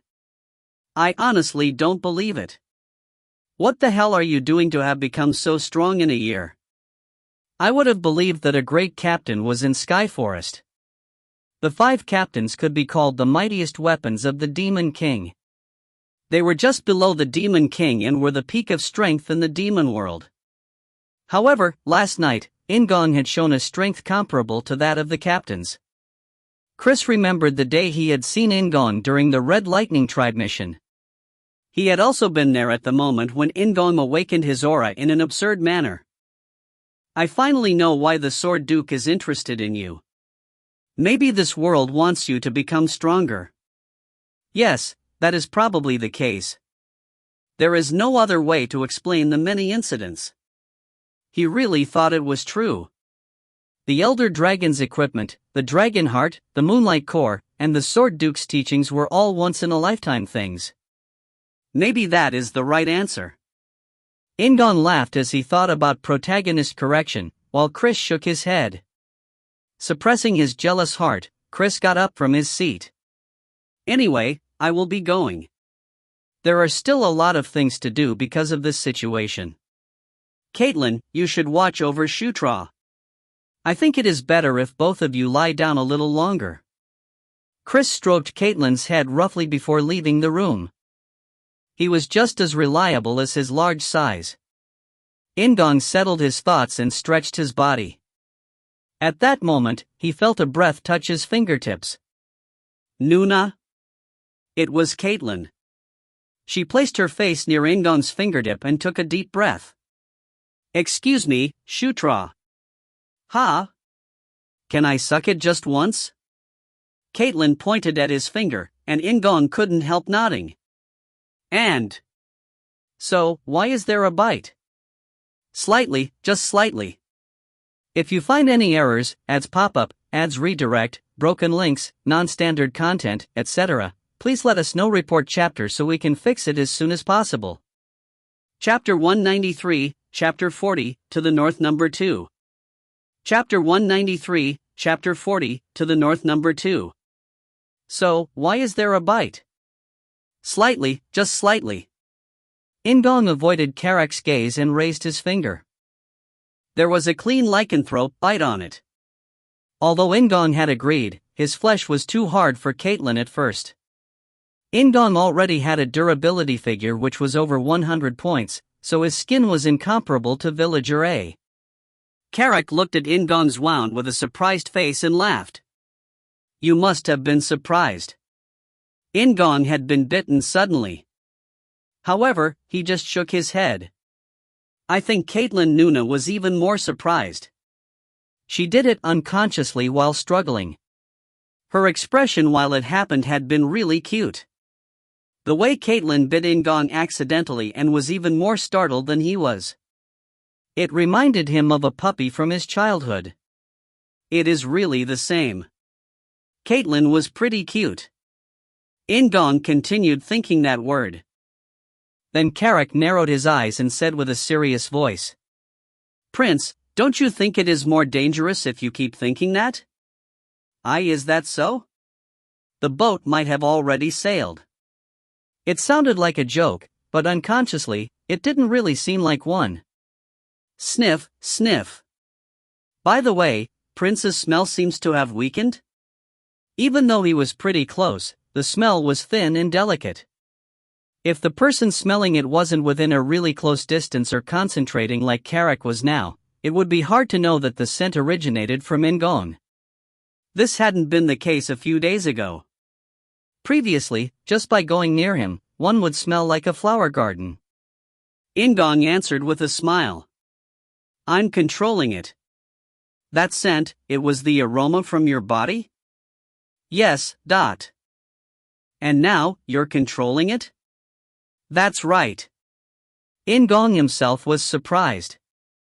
Perhaps this fragrance was the result of the skill heavenly wine. Although the Gandharv smelt good, In-gong's scent was on a serious level. Plus, there is more. Thanks to the unidentified skill effect of pheromones, his scent was able to be buried somewhat in the pheromones. It could be used to excite or calm a person. Anyway, I don't have to worry about being eaten now. In-gong nodded with satisfaction, but Carrick was still looking at him like something was strange. Well, that is a good thing. As Sixth Princess would say, you are still a prince. Yes, so let's move on.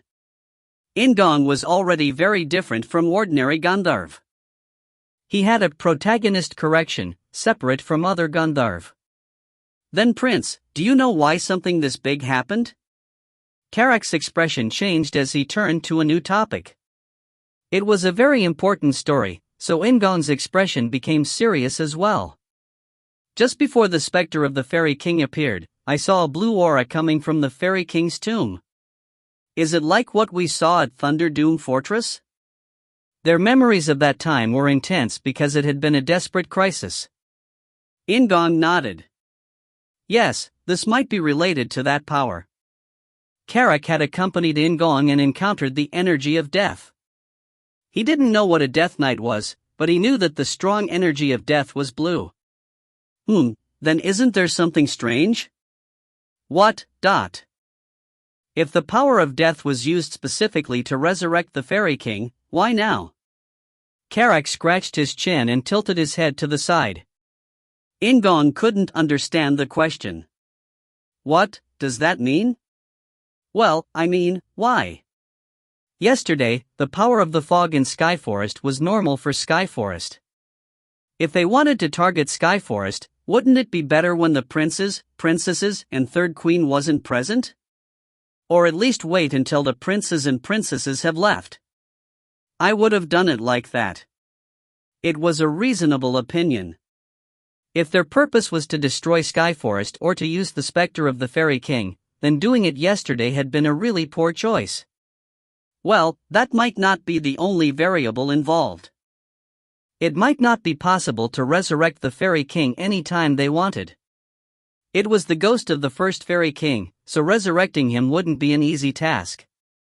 Moreover, he is stronger compared to the version of him in Knight Saga. In Knight Saga, the first Fairy King didn't use the magic fog of Skyforest. However, yesterday's Fairy King could only be described as a demonic god. Master, the talking raccoon has come. In-gong heard Green Wind's voice while he was thinking. Green Wind was still exhausted from yesterday, so she wasn't in her semi-solid state. Are you in pain? I'm okay, Master. I am just saving my strength. I'll be okay soon. As he exchanged words with Green Wind, the door opened. Just as Green Wind said, Amita showed up with Daphne and Karma behind them. Is your body okay? You aren't hurt anywhere? In-gong expressed his concern for Amita. Daphne laughed softly. I have heard about Prince's performance. Thank you, Your Highness. You saved everyone.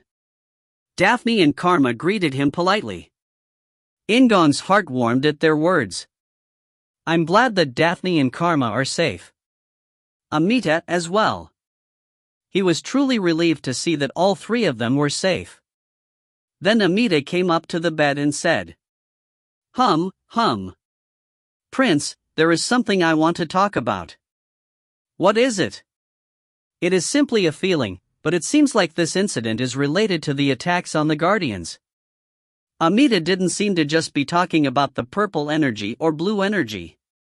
Carrick also felt the difference as he folded his arms. "Raccoon, the fog isn't a guardian." "Oh, maybe the big ghost of the Fairy King is the guardian?" They knew about the events where the guardians of various places had been attacked by the monsters covered with purple energy. "Well, I don't know about that.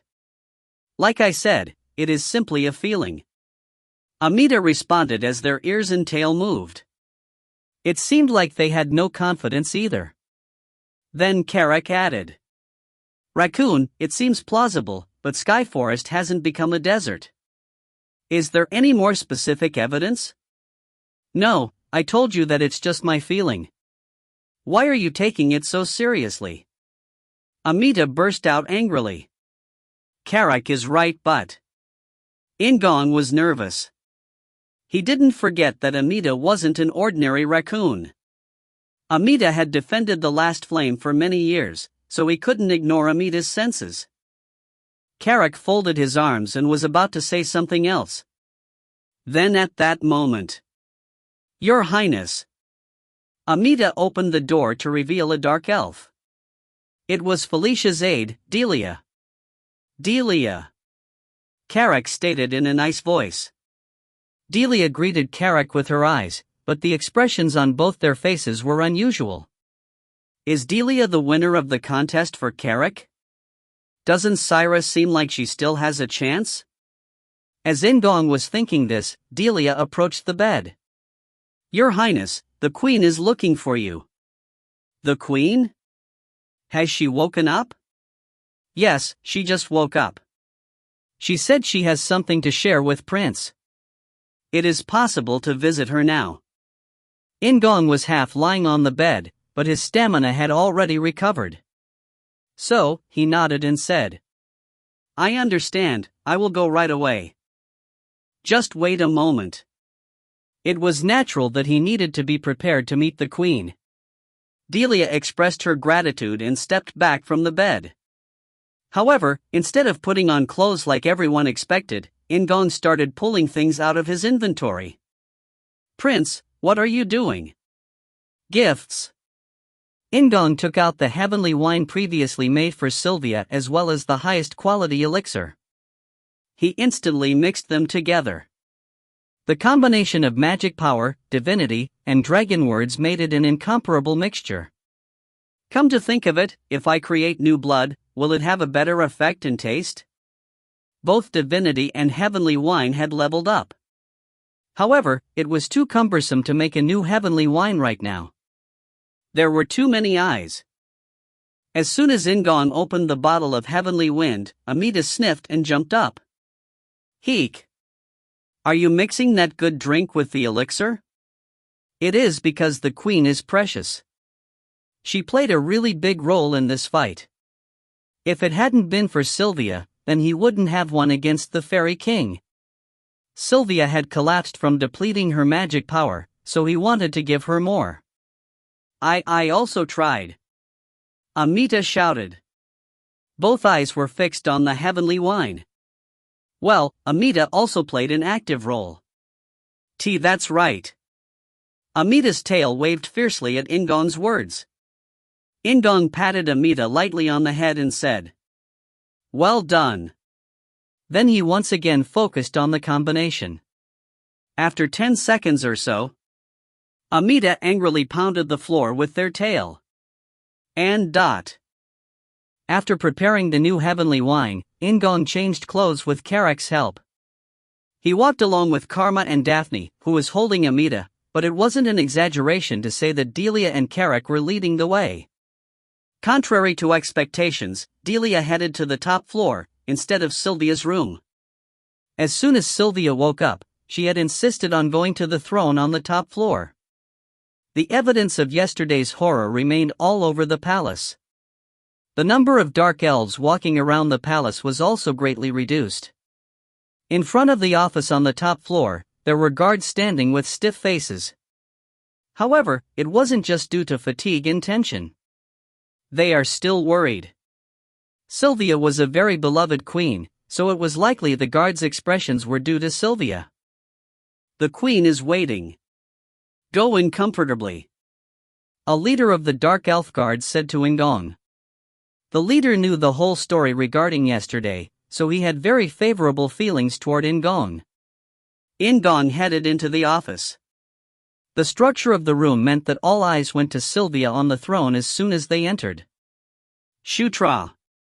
Felicia spoke from next to the throne, but she didn't run in his direction. In-gong looked at Sylvia next to her. Her complexion was pale, and she seemed to have no strength. Your Majesty the Queen. In-gong approached the podium and bowed. Everyone except Amita followed his example, and Sylvia gave a pained smile. Then at that moment, In-gong suddenly looked up at the sky. Just like yesterday, the ceiling was open, and he could see a clear sky without any clouds. The cause of his sudden action was the white woman. She didn't voice it, but In-gong could see it. The white woman was looking at the sky. She felt something. Everyone was confused by In-gong's sudden action except for Sylvia. Her smile widened as she said. As expected from Shutra. You already noticed. Oh my mama? Felicia asked Sylvia what she meant. Instead of answering, Sylvia chanted a song-like spell. It was using Sylvia's magic power, rather than the palace's.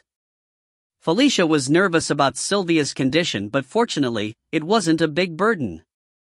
As Sylvia's recitation continued, sparkling lights started to pour down from the sky. It was like looking at stars in the middle of the day. The dancing lights descended from the sky and reached Sylvia's thighs. In-gong followed the light and could see what it was. It was a crystal of magic power which had been broken and divided into several pieces. This was a fairy. If you find any errors, ads pop-up, ads redirect, broken links, non-standard content, etc., please let us know. Report chapter so we can fix it as soon as possible. Chapter 194, Chapter 40, to the north number 3. Chapter 194, Chapter 40, to the north number 3. There were 5 pieces of light. Felicia stared at the pieces of light sitting on Sylvia's thigh and gulped. It is the rumored fairy. It is like the fairy of the first fairy king. It was Amita who spoke in a heavy tone. They had climbed up the podium and was now staring at the pieces of light. Sylvia smiled faintly. Amita truly has a discerning eye.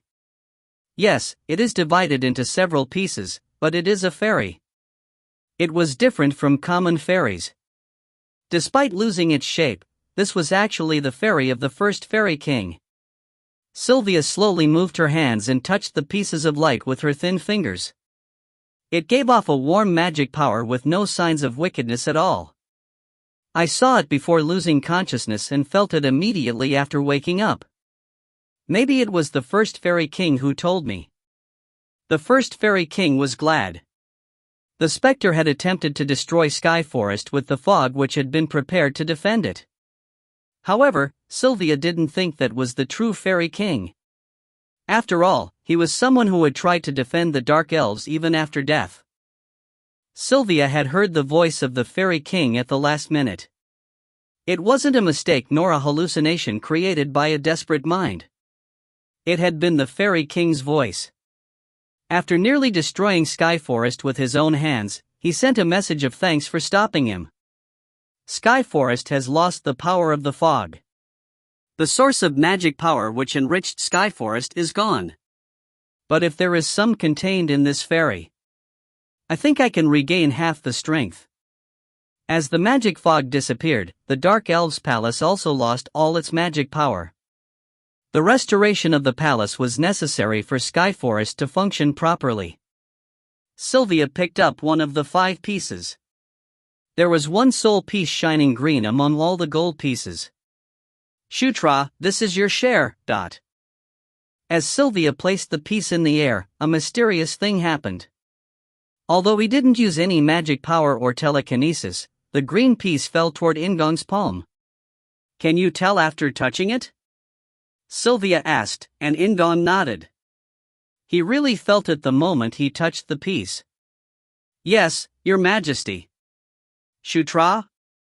Felicia stood next to Sylvia and asked about what Sylvia was saying. Clearly, Felicia had a few questions. In-gong grabbed the green piece lightly and answered.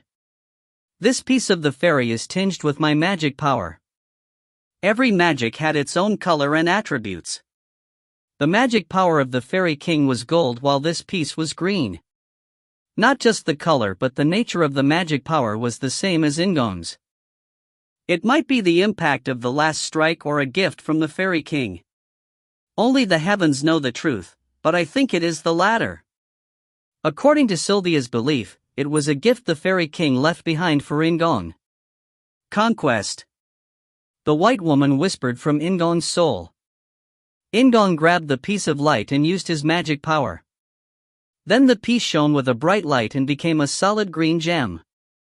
Everyone let out a cry of admiration as the massive magic power crystallized in front of them. There was a look of delight on Sylvia's face. The piece of fairy contains powerful magic. I think it would be nice to add it to the various spells that Shutra has. Sylvia had gained some insights into In-gong's magic power after last night's fight. Everyone nodded at her words while Amita, who was in front of the throne, jumped down and shouted. I'll add it. Let me do it. This Amita is a professional. Amita ran down the stairs excitedly and stopped in front of In-gong. Let me. Yes? I'll do it. You understood. I'll leave it to you. Calm down. At In-gong's reflexive words, Amita sighed while their eyes shone like lanterns. Heek, heek. You really will leave it to me? Master, the pig raccoon has become a strange raccoon. Green Wind whispered in a teasing tone. In-gong agreed as he saw the greed in Amita's eyes. Just a glass, right? Sob, sob. How about 2 glasses? Amita's reason for doing this was to get the heavenly wine. In-gong struggled for a short moment before nodding. Sometimes a carrot was necessary. Okay, 2 cups. Yeah. I'll put it on Earthquaker. Then it will be perfect. Amita chanted and their tail waved as In-gong handed over the piece of fairy. Daphne normally took good care of Amita, but she could only sigh this time. However, Sylvia just laughed at the pleasant sight. She was exactly like Felicia, but as she was also a queen, and her every act was more elegant. Well, is it been organized now? I'm sorry, Your Majesty. In-gong apologized with an embarrassed face. The way he talked to her had changed because this was the palace of the Dark Elves. Shutra, it is okay to call me Oma Mama. Yes, Oma Mama. It was uncomfortable with 4th Queen Elaine, but it was easy with Sylvia. Unlike Elaine, who was completely different from Caitlin, Sylvia was like Felicia on the inside and outside. Since their talk had been interrupted, In-gong pulled out the heavenly wine he had prepared for Sylvia. Amita waved their tail again, but they didn't rush forward. Thank you, I'll drink it well. Now that In-gong had presented the gift to Sylvia, there was only one thing left. Oma Mama, I have something to say. Sylvia's expression changed as In-gong's voice became low and serious. Tell me, Shutra. In-gong took a deep breath and talked about his guess regarding the Fairy King. He mentioned the various places in the demon world which had been attacked by those with a purple aura as well as the guardians who had lost their lives. Then he went on to talk about the threats of the Knights of the Apocalypse which had already been reported to the Demon King's palace. After listening to In-gong's story, Sylvia was upset. Indeed. There is also Amita's feeling. That is quite a story. The Dark Elves suffered huge damage because of this incident, and that wasn't limited to just physical damage. The first fairy king was a spiritual guardian for the Dark Elves. So, to have such an existence wanting to destroy Sky Forest, it had a tremendous mental impact on the Dark Elves. I will look for the various causes behind this. If I figure out why, then I will tell Shutra. Thank you. As In-gong bowed, Felicia looked at Sylvia's complexion and said, "Oh mama. I think you should go to your room and rest now, dot." Her voice was full of worry, and Sylvia nodded slowly. "Shutra, you should also get a good rest. Felicia, there is no need to follow me. Take a rest for the day. Do you understand?" "Yes, Oma mama." Felicia replied, and Sylvia left the office with her maids. The group walked out a few minutes later, and someone was waiting for them outside the office. "Is it finished?" The person was Caitlin, who was waiting with Syra. Felicia rushed over to them and touched Caitlin's body as she asked, "Caitlin, are you okay? Are you hurting anywhere?" Yes. I'm fine." Caitlin had fainted in front of Felicia after using aura excessively. So, Felicia's fussing was understandable. Felicia's and Caitlin's sisterly actions improved the mood, while Carrick headed toward Caitlin. "Princess, I heard that you tasted Prince." Caitlin flinched at the surprise attack. Felicia blinked with confusion when she saw the visible reaction. "Tasted Shutra? What are you talking about?" That is actually." Caitlin hesitated before explaining what had happened with In-gong. In-gong turned red, while Felicia's eyes narrowed. I see. Yes, something like that happened. So? What was the taste?" At Felicia's question, Caitlin glanced back at In-gong before whispering in Felicia's ear. I see. Is that so?" Felicia sent In-gong a meaningful smile before whispering to Caitlin again. Then Caitlin looked at In-gong again. What are they talking about? He wasn't sure, but it smelled dangerous. In-gong adjusted the skill divine scent to try and hide it. While In-gong's group was talking with Sylvia, Chris searched for Sylvan's room. Sapphira, who was guarding Sylvan's bed, was disconcerted by Chris' visit, but Sylvan was different. He faced Chris with a blank face, unlike his usual self. Instead of approaching the bed, Chris stopped in the middle of the room. He stared at Sylvan, who was lying on the bed due to the overuse of magic power, and then fixed his gaze on the right eye, which was covered by an eye patch. "The fairy, can you control it?" It was an unexpected question.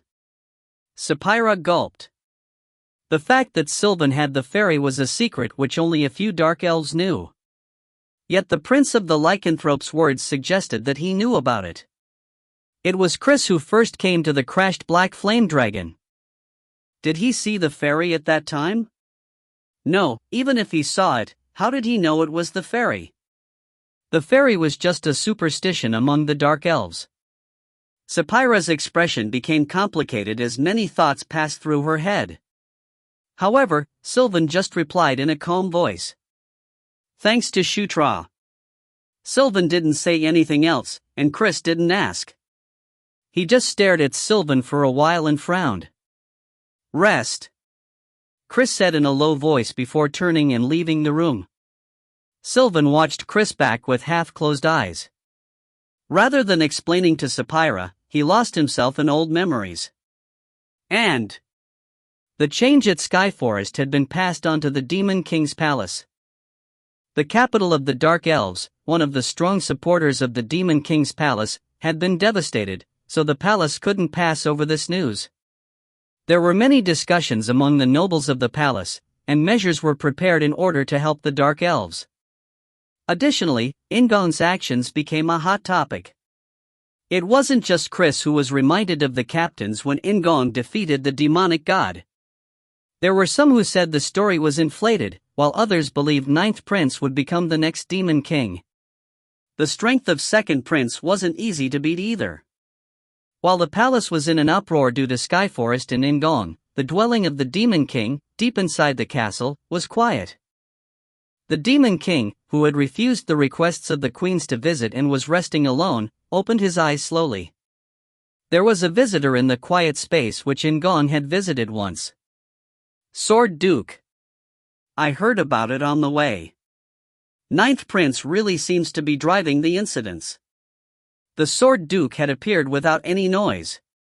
The king shrugged and answered lightly. It is a good thing that the child was around when the incident occurred. What would have happened if In-gong hadn't been there? It was very lucky. Or maybe it was all due to In-gong's presence. Demon King, do you see something in the flow of fate? I can't be sure. Rather, Sword Duke, what is happening? The Sword Duke seemed like he always appeared suddenly, but that actually wasn't the case. He always had a reason for showing up before the Demon King. As the guardian of the sanctuary, it was unthinkable that he was leave it for no reason. I've found the specific location of the Archlich, Schuttenberg. He seems to be hiding in the north. It was the north once again. The Demon King felt like he was seeing several streams of water become one. Are you going to go? It is my role as the protector of the sanctuary. He had to eliminate any threats to the sanctuary. Originally, it was a naturally mission which he didn't need to report to the Demon King. However, the Sword Duke visited the Demon King because he had a request. Demon King, can I bring the princes? He didn't mention specific names, but the Demon King understood. Maybe this would be when Zephyr's and In-gong's fates intersected. I will allow it. Thank you. I will come back with good news. The Sword Duke disappeared as suddenly as he had appeared. The Demon King turned his weary body and stared at a distant place. However, it wasn't at In-gong and Zephyr in the northern direction. There was one more person possessing a destiny as strong as the previous two. What would result from this intersection of fate? The Demon King recalled the face of 5th Queen Shutra Ignus. Then he looked away from the flow of fate for a moment and lost himself in his memories of her. If you find any errors, ads pop up, ads redirect, broken links, non-standard content, etc., please let us know. Report chapter so we can fix it as soon as possible. Chapter 195, Chapter 41, Discovery. Chapter 195, Chapter 41, Discovery. Among the children of the Demon King, the first one to arrive at Aegisgate was first Prince Baikal Ragnaros. He had a mission in the north, so this was an inevitable result. There were fewer transportation formations near Aegisgate than in any other area, but there were several reasons for this. The two most common reasons were: firstly, the flow of magic power in the north was much more complicated in comparison to other regions, and secondly, there were few civilians living in the north. Additionally, most of the places there were military facilities. The entire transportation formation network which enabled long-distance spatial movement was more detailed and complicated than imagined. It was so delicate that the flow of magic power around it was likely to cause problems in terms of stability. The main users of the transportation formations were the Demon King's palace and the VIPs of each species. If there were to be an accident during the transition, then an unnatural death would occur.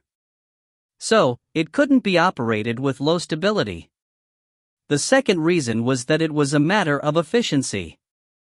There was a limit to the volume which could be transported at once. In emergency situations, they were activated several times to transfer a large number of troops and materials. However, considering the amount of magic power required to activate the transportation formations, this was unreasonable during peacetime. When considering just the efficiency, the railway operating in the north was far superior for transportation. Instead of installing low-stability transportation formations in the north, the Demon King's palace relied on land transportation such as railways for the movement of supplies.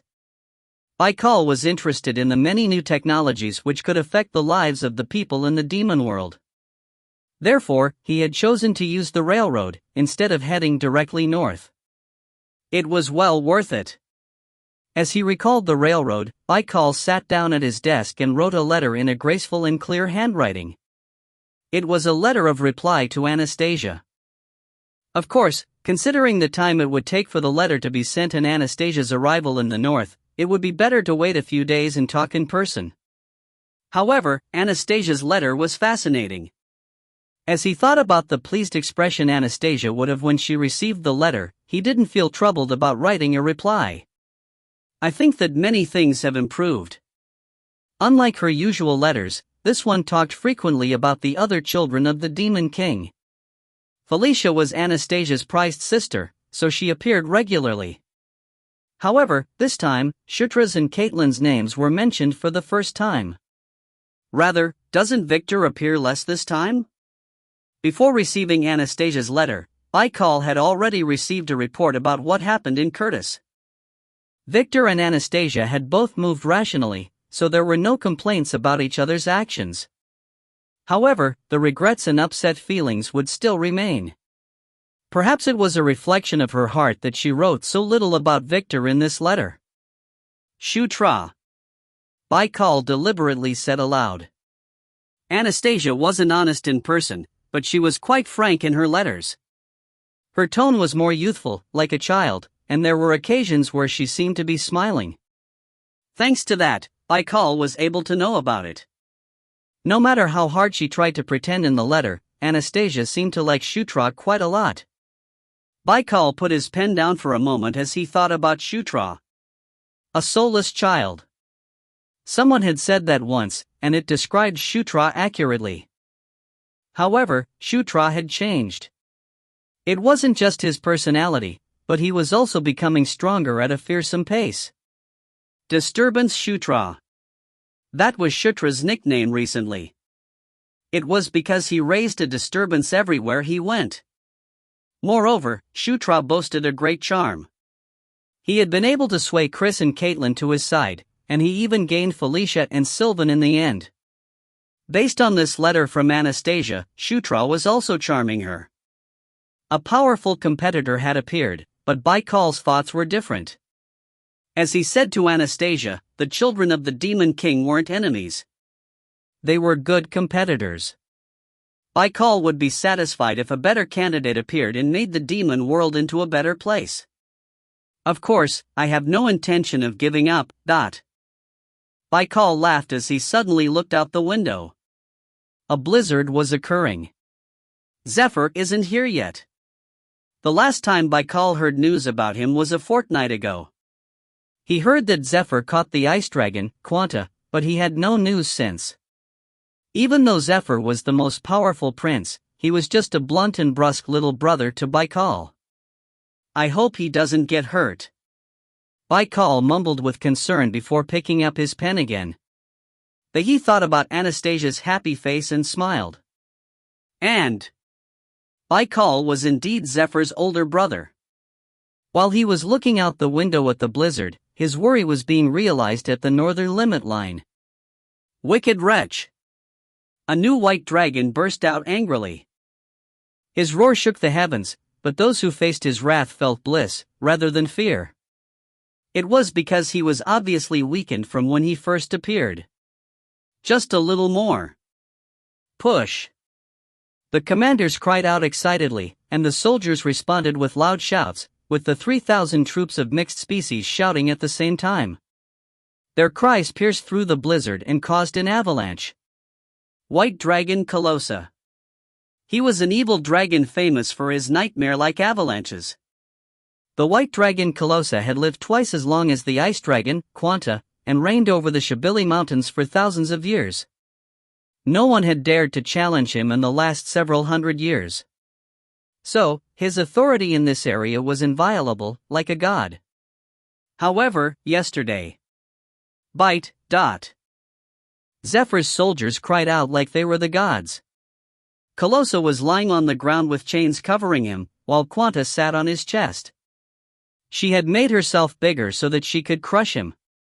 As her sharp claws pierced Colossa's back, Colossa shouted, "This bitch! You have forgotten the pride of a dragon." Instead of responding, Quanta aimed a cold breath at Colossa's neck. The cold air permeating his throat gave Colossa terrible pain. Colossa shook violently, but he couldn't get rid of Quanta. The chains tangled over his body were a problem, but there was an even bigger issue. There were powerful curses suppressing Colossa.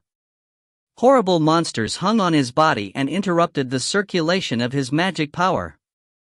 Oh! Oh! Commander Sectum cheered. The creatures he had created were showing a better performance than expected. He had combined the bodies of a drake, ogre, wyvern, and other species to create these masterpieces. It was an ogre with a wyvern's head, with the strength of a giant and more power than a drake. Since Thunderdoom's crazy dwarves were destroyed, those who hunted dragons had disappeared. In some cases, heroes would appear to face a dragon, but it was literally a confrontation. This hunt was different. Sectum was excited. A hunt was unfolding in front of him right now. It was a hunt for the best species, a dragon. 100 magicians cast spells at once. No matter how strong the dragon words were, the magicians raised at the Demon King's palace expertly obstructed his magic. Some of the magicians who interfered with Colossa's magic collapsed due to the backlash of magic power. This meant that Colossa was in an urgent situation. Colossa and Quanta bit at each other. Zephyr looked on from the back of his nightmare and pulled out his dragon slayer sword slowly. It was time to settle this. Altesia! Zephyr shouted from aboard a nightmare. His strong cry wasn't disturbed by the snowstorm and was conveyed to the ears of the waiting Altesia. Altesia responded with a cry full of divine power instead of acting as promised. My fiancé! I love you more. The bright and cheery voice resonated through the battlefield. Half of the soldiers looked in Altesia's direction while the other half stared at Zephyr anxiously. Sectum looked at Zephyr, but it was as expected. Instead of shouting Altesia's name again, Zephyr glared horribly. Although it wasn't aimed toward him, Sectum felt like he couldn't breathe. Instead of following orders regarding the angry dragon, Altesia shrieked. Kayak! Creepy! I am attracted to things like this. As expected from Zephyr's self-proclaimed fiancé. She wouldn't be able to declare something like that unless she had nerves of steel. Fortunately, Altesia now followed Zephyr's orders, instead of provoking him more. She stretched out her hand and aimed all types of curses at Colossa. Colossa shrieked soundlessly. He had lost his voice due to a curse Altesia had cast on him. Altesia's curses were devious, yet powerful. After his voice, Colossa lost his sight and smell as well. His power weakened, and some of his body parts aged and didn't function properly. Additionally, his weakened scales were torn off. He would have normally used magic or shaken the attacks off, but that wasn't possible now. Colossa had already become the prey of Quanta. However, this was Colossa, a nightmare who had reigned over the Shibili Mountains for thousands of years. Colossa brought the power of his dragon heart to the peak and removed all the hindrances, including the curses. After hitting Quanta with his tail, he was able to get on his feet. Neither could the chains restrain him any longer. He exhaled into the snowstorm. It was a cold breath which caused nightmares. Frost breath froze everything in its path. Even the atmosphere seemed to be frozen. Dozens of magicians coughed up blood and collapsed. Additionally, the creatures Sectum created couldn't survive as they were frozen. However, Altesia was still smiling, and her gaze was concentrated on only one person. The nightmare's dash exceeded the speed of frost breath. The nightmare poured down from above and ran faster, becoming the wind itself. As he moved through the air, Zephyr concentrated all his strength on the sword in his hand. The sword Dragon Slayer from the Dragon Slayer series. The will of the strongest dragon killer was inherent in it. A light flashed. There was a thunderous sound, and an avalanche occurred in the Shibili Mountains. White Dragon Colossa collapsed, there was a big hole in his chest. Then Altesia raised her fist and cheered. Thousands of soldiers shouted at the same time, worsening the avalanche. Quanta transformed into a Gandharv to avoid being caught in the avalanche. She watched a fellow member of her species die, but she said nothing. Zephyr dismounted from the nightmare. He grabbed Dragon Slayer and approached Colossa's open chest. The heart was what made Colossa exist as a creature, and because he had controlled his aim, it still remained. This was the biggest reason why Zephyr was hunting the white dragon Colossa.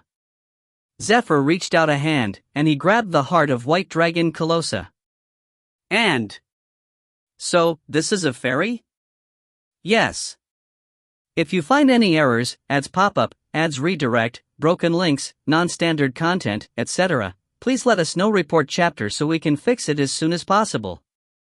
Chapter 196, Chapter 41, Discovery Number 2. Chapter 196, Chapter 41, Discovery Number 2. So, this is a fairy? Yes. One of the pieces, to be precise. Habits were strange.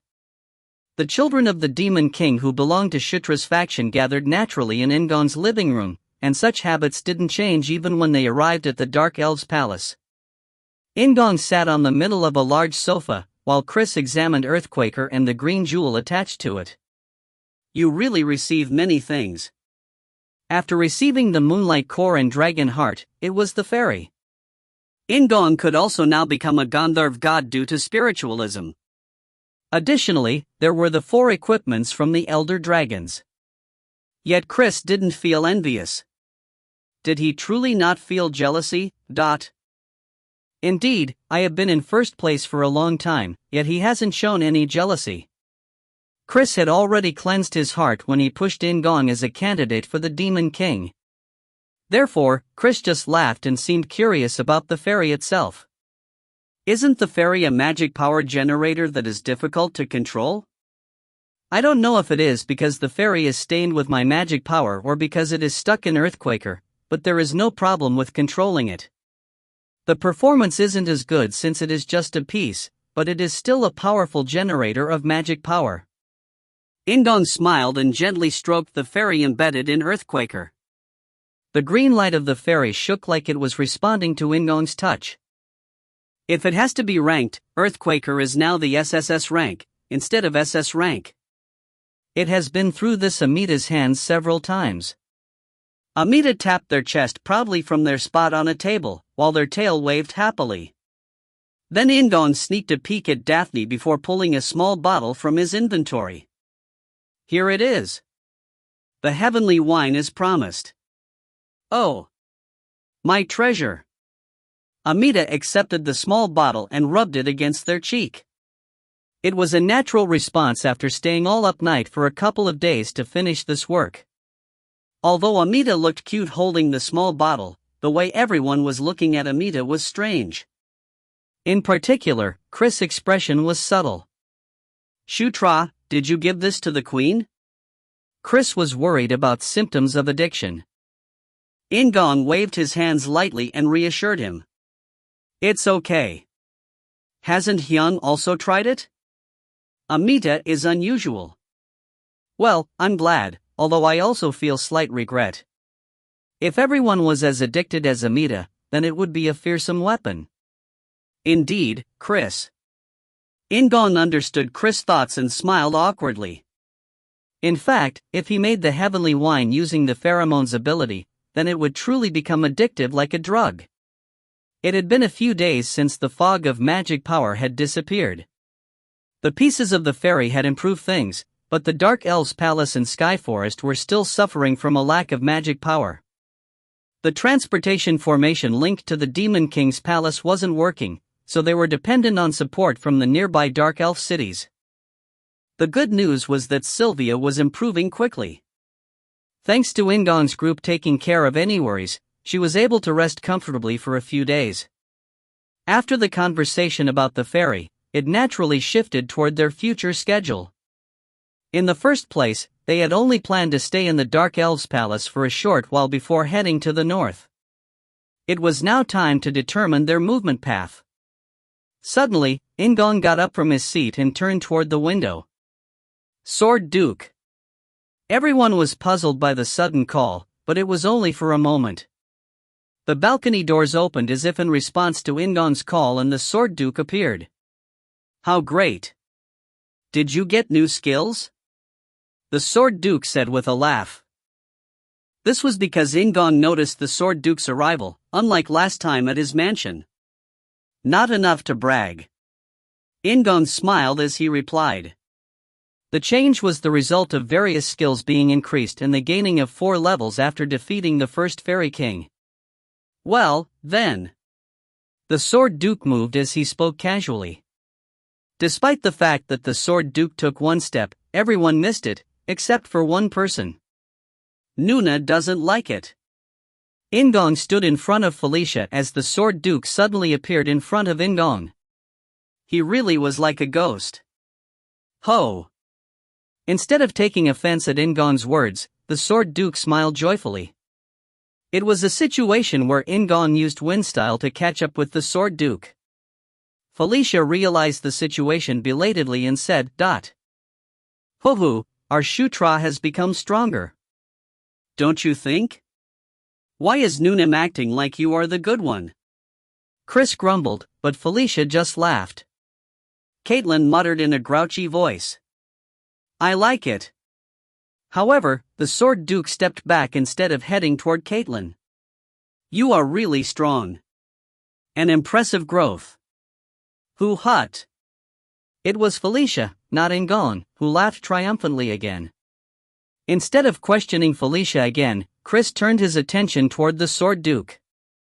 It was unusual for the Sword Duke to appear here, instead of at the Demon King's palace. However, just as Chris was able to speak, Amita jumped on the table and cried out. Sword Duke, what is going on? Ita? You have become cuter. The Sword Duke said as he observed Amita, who had gotten fatter. Amita blushed like their weakness was being stung and beat the table with their tail. Shut up. What the hell is going on? Amita knew about the Sword Duke and the sanctuary to some extent. For the Sword Duke to appear at a location far away from the Demon King's palace, it probably had something to do with the sanctuary. The Sword Duke frowned and said in a subdued voice. There is a place I need to go with Prince. Are you taking Shutra again? Felicia interrupted quickly. The Sword Duke shook his head. I don't need to do that this time. However, it is obvious that I am going to a dangerous place. The atmosphere in the room became heavy at the Sword Duke's words. While their mouths were stunned shut, the Sword Duke turned toward In-gong. Prince, I found out where the body of Shutra Ignus is. In-gong nodded. He had already guessed that's what it would be about when the Sword Duke appeared out of nowhere. Rather, it was Felicia who responded to the name Shutra Ignus. Shutra Ignus? Surely not the Archlich, Shutra Ignus? That's right. Felicia covered her face and sighed at the Sword Duke's confirmation. Chris was suspicious of her reaction and asked straight away. Noonim, can you tell me a bit more? Shutra Ignus is a figure from the era of struggle. He was the king of a small kingdom, a monster who sacrificed the lives of his people to gain power. Do you know about the Half-King? The Half-King! Chris exclaimed with surprise. Among the evils in the era of struggle, there was one notorious creature. He hadn't appeared throughout history for 1,000 years and was known to have already died. If the opponent was the Half-King Shutra Ignus, then Chris could understand why the Sword Duke was going directly. Then was the disappearance last time also related to Shutra Ignus? Yes. The Sword Duke answered Felicia's question before looking around at everyone in the room. I am going to get rid of him. I've already received permission from the Demon King for Ninth Prince to accompany me. Do the other princes and princesses want to go along? This time he wasn't going to the sanctuary, so there was no need to disqualify the other royal children. Sylvan eagerly expressed his intention to participate, but Chris hesitated. However, after Felicia and Caitlin agreed, Chris also stated his intention to join. He felt like he needed to go along to protect Caitlin, rather than In-gong. Sword Duke, Are we the only ones coming along? Half-King Shutra was known for being a powerful magician. If he was alive, then he would likely have mighty forces. Even if the Sword Duke was with them, she had no choice but to feel uneasy. At Felicia's worried question, the Sword Duke turned to In-gong and said, "Second prince will join." And the demon world was too wide. There were many uncharted lands within the territory of the Demon King's palace. If he had to discuss the northern part of the demon world, it could be defined as a large diamond. Aegis Gate and the area around it, located in the north direction of the diamond, was the most dangerous area in the demon world, and virtually nothing outside of military facilities existed there. The further south from Aegis Gate, the lower the risk would be. The northern limit line was the same everywhere in the north, but the enemies who crossed over were different. The centaurs and anger planes belonged to the southern part of the diamond. In the diamond form, if a line descended straight from the vertex of the northernmost point, then it would touch a place in the lower corner. Sky Forest, located to the north of the Demon King's palace, was also located in the northern part of the diamond. The Sword Duke said that the location of Schuttenberg's body was located at a point to the southwest of Sky Forest, beyond the limit line. The story would change depending on the route, but it was possible to go through Anger Plains. After a rough talk, the Sword Duke went to meet Sylvia, while each of the Demon King's children returned to their own rooms to pack. Once he was left alone, In-gong sat on the couch and looked at the minimap. "I will fight with Zephyr." Zephyr, the protagonist of the demon world in Knight Saga and the worst demon who killed all his siblings and the Demon King in order to reach the throne of the Demon King. Not just Caitlin and Felicia, but Anastasia was also quite different from Knight Saga. What about Zephyr? Was the Zephyr of this world a cold-blooded murderer like the one in Knight Saga? In-gong had only met him a few times. Despite this, they hadn't even had a proper conversation. In-gong closed his eyes slowly and remembered what he had thought when he first opened his eyes in this world. His challenge was to avoid the day of Massacre. He would become stronger in order to live. However, that idea had changed. He wanted to protect Caitlin and Felicia. But it wasn't just them. He wanted to protect Chris, Sylvan, and everyone else he had become attached to.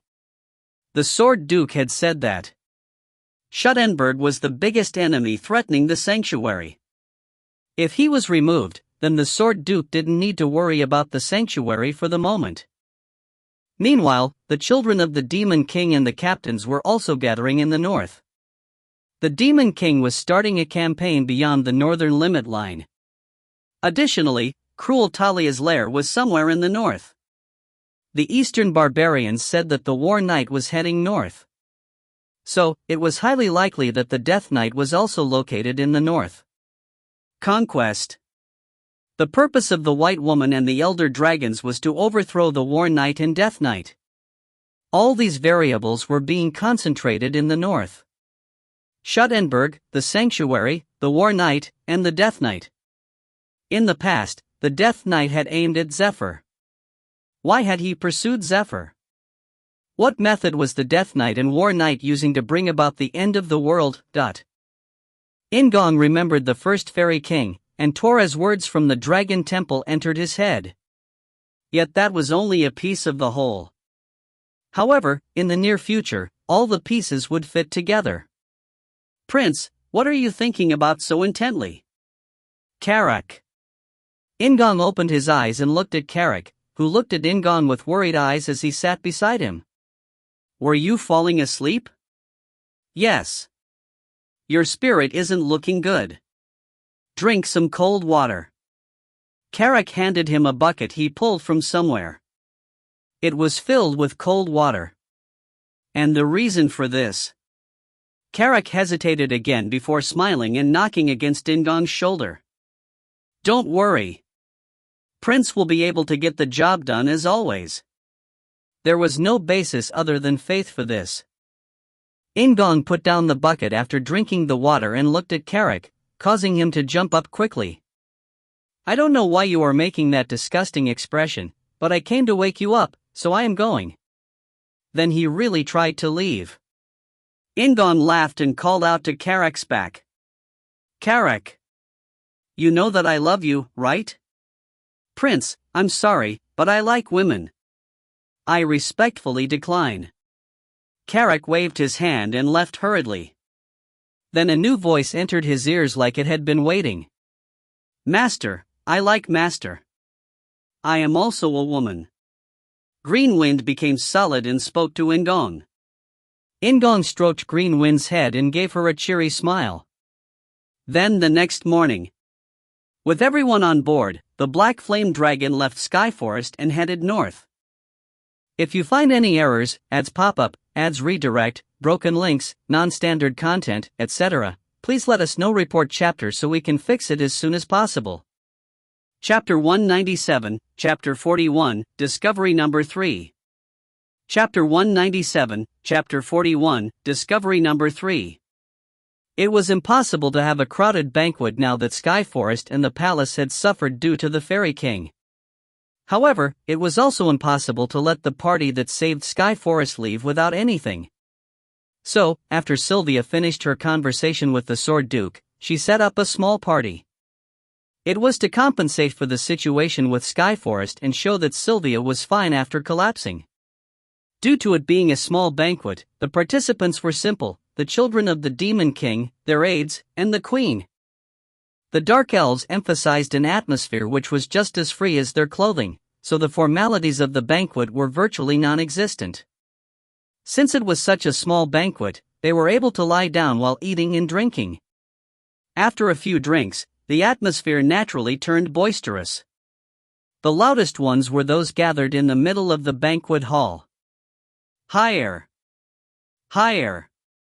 Higher! It wasn't the Sword Duke throwing Felicia toward the ceiling. It was a drunk In-gong. The person who did it was different, so the response of the recipient was different. Felicia, like In-gong, had red cheeks from the alcohol as she burst into laughter. "Kaya!" She screamed, but it was a very pleased one. Caitlin, who was following Felicia's movements between the ceiling and Shutra's hands, tugged at In-gong's clothes. "Me too." "Me as well, Shutra." Caitlin was also drunk. Her pale cheeks were red, and her golden eyes were out of focus. Under normal circumstances, he would stop throwing Felicia or have Caitlin wait a while, but both In-gong and Caitlin were drunk. In-gong turned to Caitlin and nodded. He stretched out his hand and threw Caitlin toward the ceiling. Felicia and Caitlin alternated between the ceiling and In-gong's hands. It looked like he was juggling them. Felicia and Caitlin screamed with pleasure. Most of those watching had smiles on their faces, except for a few people. Somehow, don't they react differently from when I do it?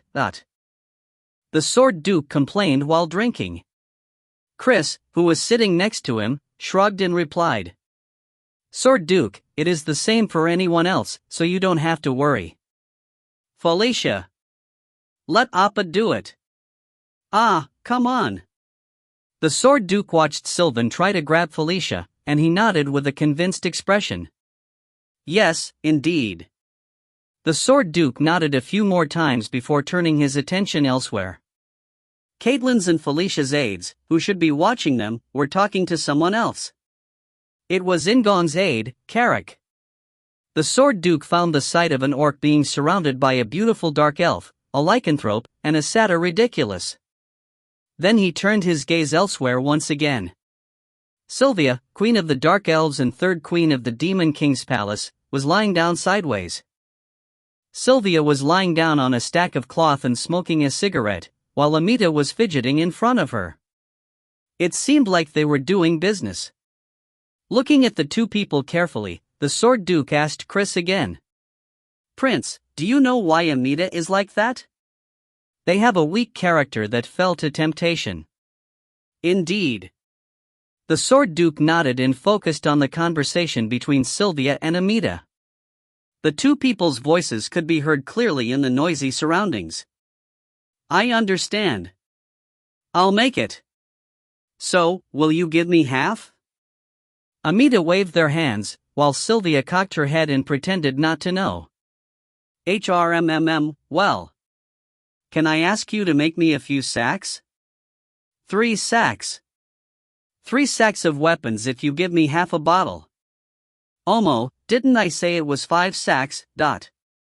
Sylvia blinked as she raised a hand to her cheek, looking truly bewitching yet innocent. Amita was silent for a moment, but they soon accepted as their tail banged against the ground. Yeah. I understand. 5 sacks. No more beyond that.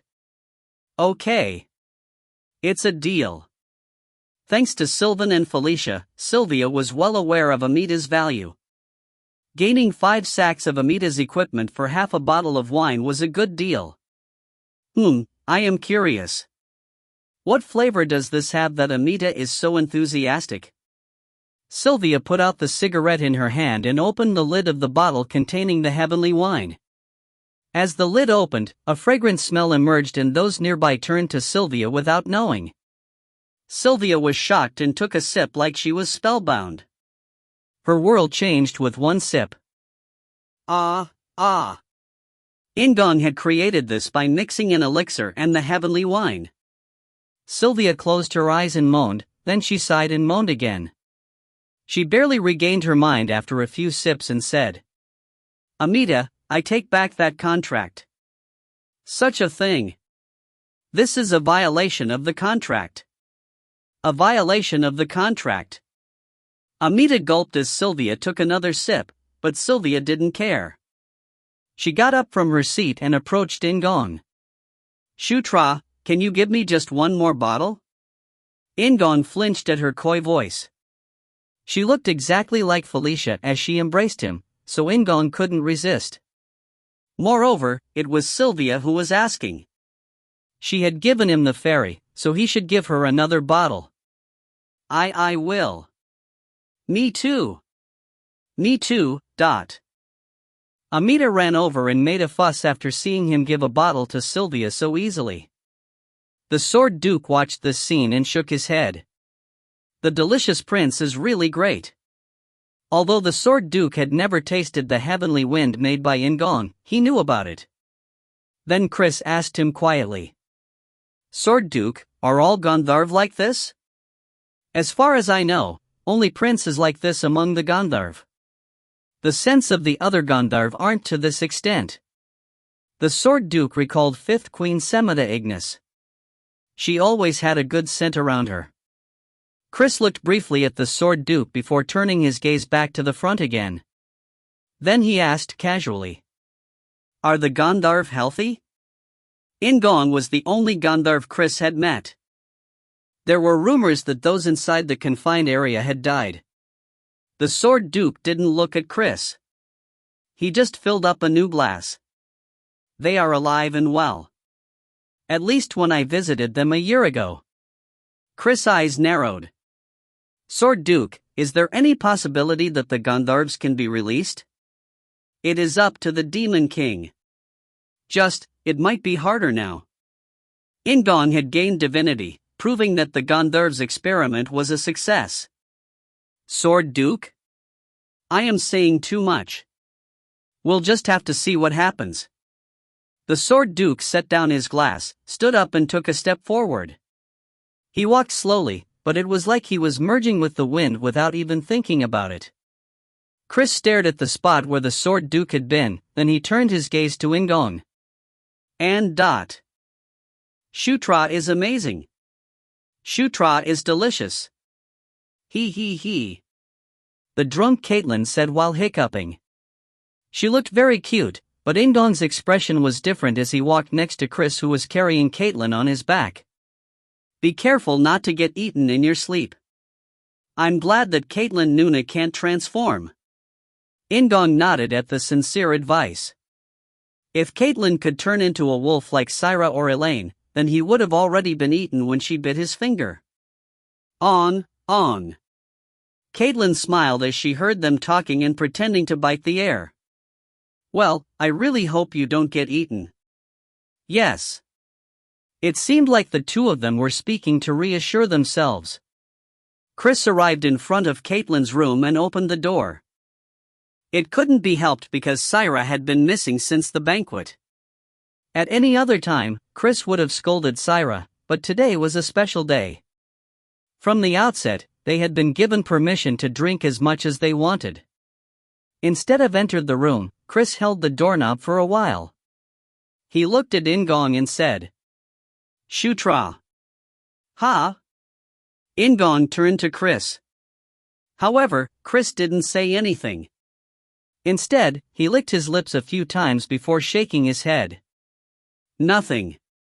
Good night. Hyun? Go." Chris smiled and stroked In-gong's head roughly before entering the room. Although In-gong had grown a lot this year, this was possible because he was still shorter than Chris. Was Chris trying to say something? Instead of thinking deeply, In-gong returned to his room. If there was something he needed to know, Chris would tell him eventually. Apart from Syra, Carrick was also missing. He could have called a dark elf maid, but In-gong entered his room alone. It was a strange feeling. Although he was nervous about joining Zephyr, at present, he was relaxed without any worries. This was why people drank alcohol. Let's take a look at my stats. In-gong opened his status window and looked at the details. All his stats were over 100 points. There are a lot. His main occupation was protagonist, but he also had the Dragon Warrior and Conquest Knight as secondary occupations. Thanks to spiritualism, other specifics had been added. There were many special racial skills. Well, I need to maintain aura, magic power, and divine power, but thanks to receiving the divinity of the Gandharv, his divine power had reached a certain level. There was only one power left. There is nothing else to do. In-gong leisurely started searching through the status windows of his knights and activated several windows to see their various stats. I haven't paid much attention to this. He often saw Carrick and Greenwind's status windows since they fought together quite often, but he had never really looked at Caitlyn's or Sylvan's after they joined the first time. Well, they all have significant stats. This was as expected from the children of the Demon King. It might be due to In-gong's influence, but all of them had higher stats compared to their versions in Knight Saga. It is just like how Zephyr is several times stronger compared to the Zephyr in Knight Saga. Indeed, In-gong would be able to see how strong he was during the next mission. And, huh? In-gong's eyes suddenly widened as he searched the status windows. It was because his eyes went to a part he hadn't paid much attention to until now. Name, Caitlyn. Species, lycanthrope/Sura mix. This was an obvious notation. It wasn't strange. However, In-gong felt uncomfortable. Name, Sylvan. Species, dark elf/Sura mix. He looked through his memories. It was only recently that the details such as age or species were listed in the status windows of the knights. He hadn't seen these details when he went to rescue Anastasia. No. The cause of his discomfort was elsewhere. It wasn't because of new details. Name, Felicia. Species, dark elf/Sura mix. Name, Carrick. Species, orc. Name, Karma. Species, satyr. In-gong activated his status window hurriedly. Name, Shutra Ignus. Species, divine humanoid Gandharv. In-gong blinked. He took a deep breath and thought about it. This wasn't because he was reborn as a divine humanoid. Previously, In-gong had Gandharv stated in that spot as his species. He wondered why he wasn't a mix like the others. Why wasn't Sura written there like the other children of the Demon King? Caitlyn, who wasn't a child of the Demon King, was also marked as mixed. In other words, a first-generation mixed blood was indicated. Then something popped into his head. In-gong stood up at the thought. It explained why his status window only stated one species. A sin big enough to confine all the Gandharv. Shutra wasn't the child of the Demon King. He didn't have the blood of the Demon King. It was baffling. This was an unexpected secret of his birth. However, if it was true, Shutra truly wasn't a child of the Demon King. Did the Demon King know this? He knows. He remembered when he met the Demon King. The Demon King had called In-gong the child of 5th Queen Semida. He had never once called In-gong his own child. Moreover, if the sin of the Gandharv really involved Shutra's birth, then their punishment meant the Demon King knew the truth. However, he didn't know why the Demon King accepted Shutra's presence. Moreover, why had he given In-gong the seed of extreme nothingness? Shutra? Are you there? He heard a voice outside the door. It was Felicia's voice. If you find any errors, ads pop up, ads redirect, broken links, non-standard content, etc., please let us know. Report chapter so we can fix it as soon as possible. Chapter 198, Chapter 41, Discovery Number 4. Chapter 198, Chapter 41, Discovery Number 4. In-gong flinched. Why did he have to hear Felicia's voice at this moment? Shutra? Her voice was heard again outside the door. He thought about pretending not to be there but stood up anyway because he heard Felicia rustling to open the door. Nuna? What's going on? In-gong approached the door hurriedly. As expected, Felicia was outside the door. Felicia's soft chocolate skin was tinged with red, and she was just wearing a large shawl over a nightgown. She was confused about the door bursting open, but that only lasted a moment. Felicia leaned against the door slightly and asked with narrowed eyes. Shutra, what is the matter with you? You seem a little different from normal. As expected, Felicia noticed quickly. In-gong tried to conceal his expression and waved both hands. Nothing's wrong. HRMM. Felicia's eyes were still narrowed, but she nodded. Fortunately, she passed it off as just a little bit of discomfort. Felicia looked over In-gong's room. I haven't seen Delia since before. Is Karak also missing?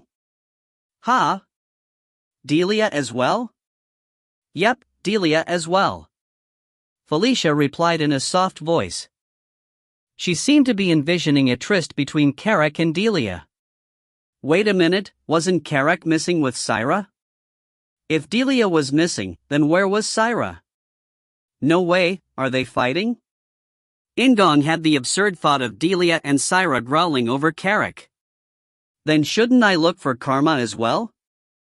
Daphne was with Amita, right? HRMM. Karak. Felicia, who didn't know about the disappearance of Syra, laughed at her imagination. She acted just like a girl in her late teens. Cute. In-gong blinked at the sight. Thanks to Felicia's entry, he had forgotten to worry about Shutra's birth secret. Shutra wasn't the child of the Demon King. Although the Demon King had admitted Shutra was his child, Shutra didn't have a single drop of his blood. This meant that In-gong didn't share a drop of blood with Felicia. No, I was thinking about that anyway. She shared blood with Shutra but not In-gong himself. The Felicia of Knight Saga was a stranger to him. However, it felt different. Whether it was because In-gong was already Shutra or because of an unconscious thought, but at that moment, something changed. He had no choice but to think so. Shutra? Felicia's call restored In-gong's senses. Felicia stared at In-gong, who was slightly shorter than she, and stepped closer. Aren't you a little strange today? Yes, I am drunk. Isn't Nuna really drunk? In-gong stepped back reflexively, and Felicia laughed. Yet you seem fine? She took a step forward just as In-gong took a step back, maintaining the same distance. HRMM. Felicia's eyes once again narrowed as she closed the distance. In-gong took a few steps back before eventually giving up and allowing Felicia to approach. Good night, Felicia Nuna.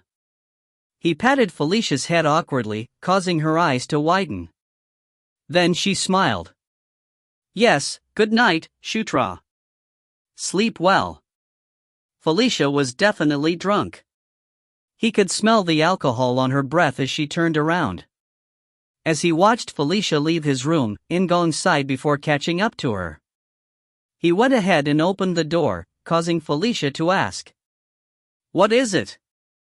"I'll walk with you. There is a long way for you to go." Felicia's room was on an entirely different floor. Felicia blinked at In-gong's words before bursting out laughing. She grabbed In-gong's arms and squeezed it gently. "Then please take care of me, Sir Knight." There was a pleasant feeling of pressure, and she felt surprisingly soft and warm. In-gong coughed and started taking slow steps. For some reason, Felicia chose to walk quietly instead of talking, so In-gong could think seriously. I wonder why the Demon King recognized Shutra as his child. Isn't he simply a child born out of an affair? And, does he know about Caitlin? In Knight Saga, the Demon King had been gravely ill when the lycanthrope subjugation took place and couldn't participate in any political matters. Therefore, the slaughter of the lycanthropes could be called the decision of the nobles and the children of the Demon King, rather than the Demon King's decision. Should I just ask the Sword Duke? In fact, it was highly probable that the Sword Duke knew the secret of his birth. The Sword Duke's blunt nature wasn't a bad thing. Right now, there are no big changes. The Demon King already knew. Despite that, he had acknowledged In-gong as his child and planted the seed of extreme nothingness. The Demon King is the one who protects the demon world, and the strongest person will become the Demon King. That had been said by the Demon King, not someone else. The Demon King didn't oppose In-gong becoming the Demon King. This was a story from Knight Saga, but the Demon King recognized Zephyr even as Zephyr killed him. The problem isn't the Demon King. It was similar to Caitlin's situation. If the scandal of In-gong's birth broke out after the Demon King had succumbed to his illness, then an incident similar to the day of Massacre might occur. Slaughtering the Gandharv is no different from slaughtering the lycanthropes. Moreover, if such a situation really occurred, what would the children of the Demon King do? Would they all become In-gong's enemies, just like the lycanthrope subjugation in Knight Saga? That won't be. In-gong couldn't believe it. He didn't think that even the likely Chris would turn into an enemy. Additionally, Felicia, Sylvan and Caitlin already belonged to the King's Knights. Sylvia wouldn't be able to throw away Sylvan and Felicia, not to mention Elaine. But a civil war won't be good. I need to secure the support of the Sword Duke. Even after the Demon King had fallen, In-gong could overturn the situation if he had the support of the Sword Duke. In-gong needed to look for an opportunity to have a conversation with him. What are you thinking about so intently? Felicia asked suddenly. Her red eyes were more cloudy than usual due to the alcohol, but they were full of care. Never an enemy. She wouldn't become his enemy. He couldn't imagine such a future. I think that Nuna is very pretty. Are you trying to be like Sylvan? Felicia laughed as though she liked the praise. Normally, she would have spread open her fan, but Felicia seemed to have become more honest due to the alcohol. By the way. While he was joking around, they arrived at the corridor where Felicia's room was located. A dark elf maid was coming toward them. Well, we're here. Good night, Shutra. Yes, good night. In-gong nodded and stroked Felicia's head once before leaving. However, she felt sorry to leave like this and looked at him several times while walking to her room with the maid. In the end, In-gong waved inside as Felicia entered her room. I am a complete stranger. Although the blood connection had been severed, he felt oddly happy when he pushed away the complicated problems. As In-gong turned around, Green Wind's voice was heard as if she had been waiting. Master. What is it? I am also a stranger to Master. Green Wind became solid and hugged In-gong's neck. As always, it was a pleasant touch, but In-gong pushed Green Wind away playfully. Yes, you are a stranger. So, I should put a distance between us. Don't stick to me. Green Wind blinked with confusion at his cold words. She sweated for a little bit before hugging In-gong again. When I think about it again, that isn't the case. That's right. Absolutely not. Didn't you say that I am just your temporary master? It was something he had heard the first time he met Green Wind, and she just hugged In-gong tighter. Then she said, "You are permanent." Permanent. You aren't temporary at all. In-gong didn't reply and continued patting Green Wind on the head. And the morning sun shone. In-gong opened his eyes and asked in a sullen voice, "Where were you last night?" For men, sometimes, there are secrets that need to be kept even with a knife to his neck. Carrick declared with a man's smile. It was foolish since In-gong had already suspected it. Stop looking so silly. Despite the harsh words, Carrick didn't stop smiling. He laughed as he looked down at In-gong and asked, "Prince, did you sleep well last night?" "I slept well. It was a very good sleep." "I'm glad you slept well. Now, here is the cold water." Carrick handed him cold water. In-gong sipped the cup and glanced at Carrick, wondering what he had done last night. "Carrick, did you sleep even a little bit?" "Prince, a man should have great stamina." He once again gave a man's smile. In-gong was afraid to ask who he was with last night. "Anyway, let's eat." The children of the Demon King gathered together at lunchtime. In-gong had a monster-like stamina, so he acted like nothing had happened. However, everyone else was different.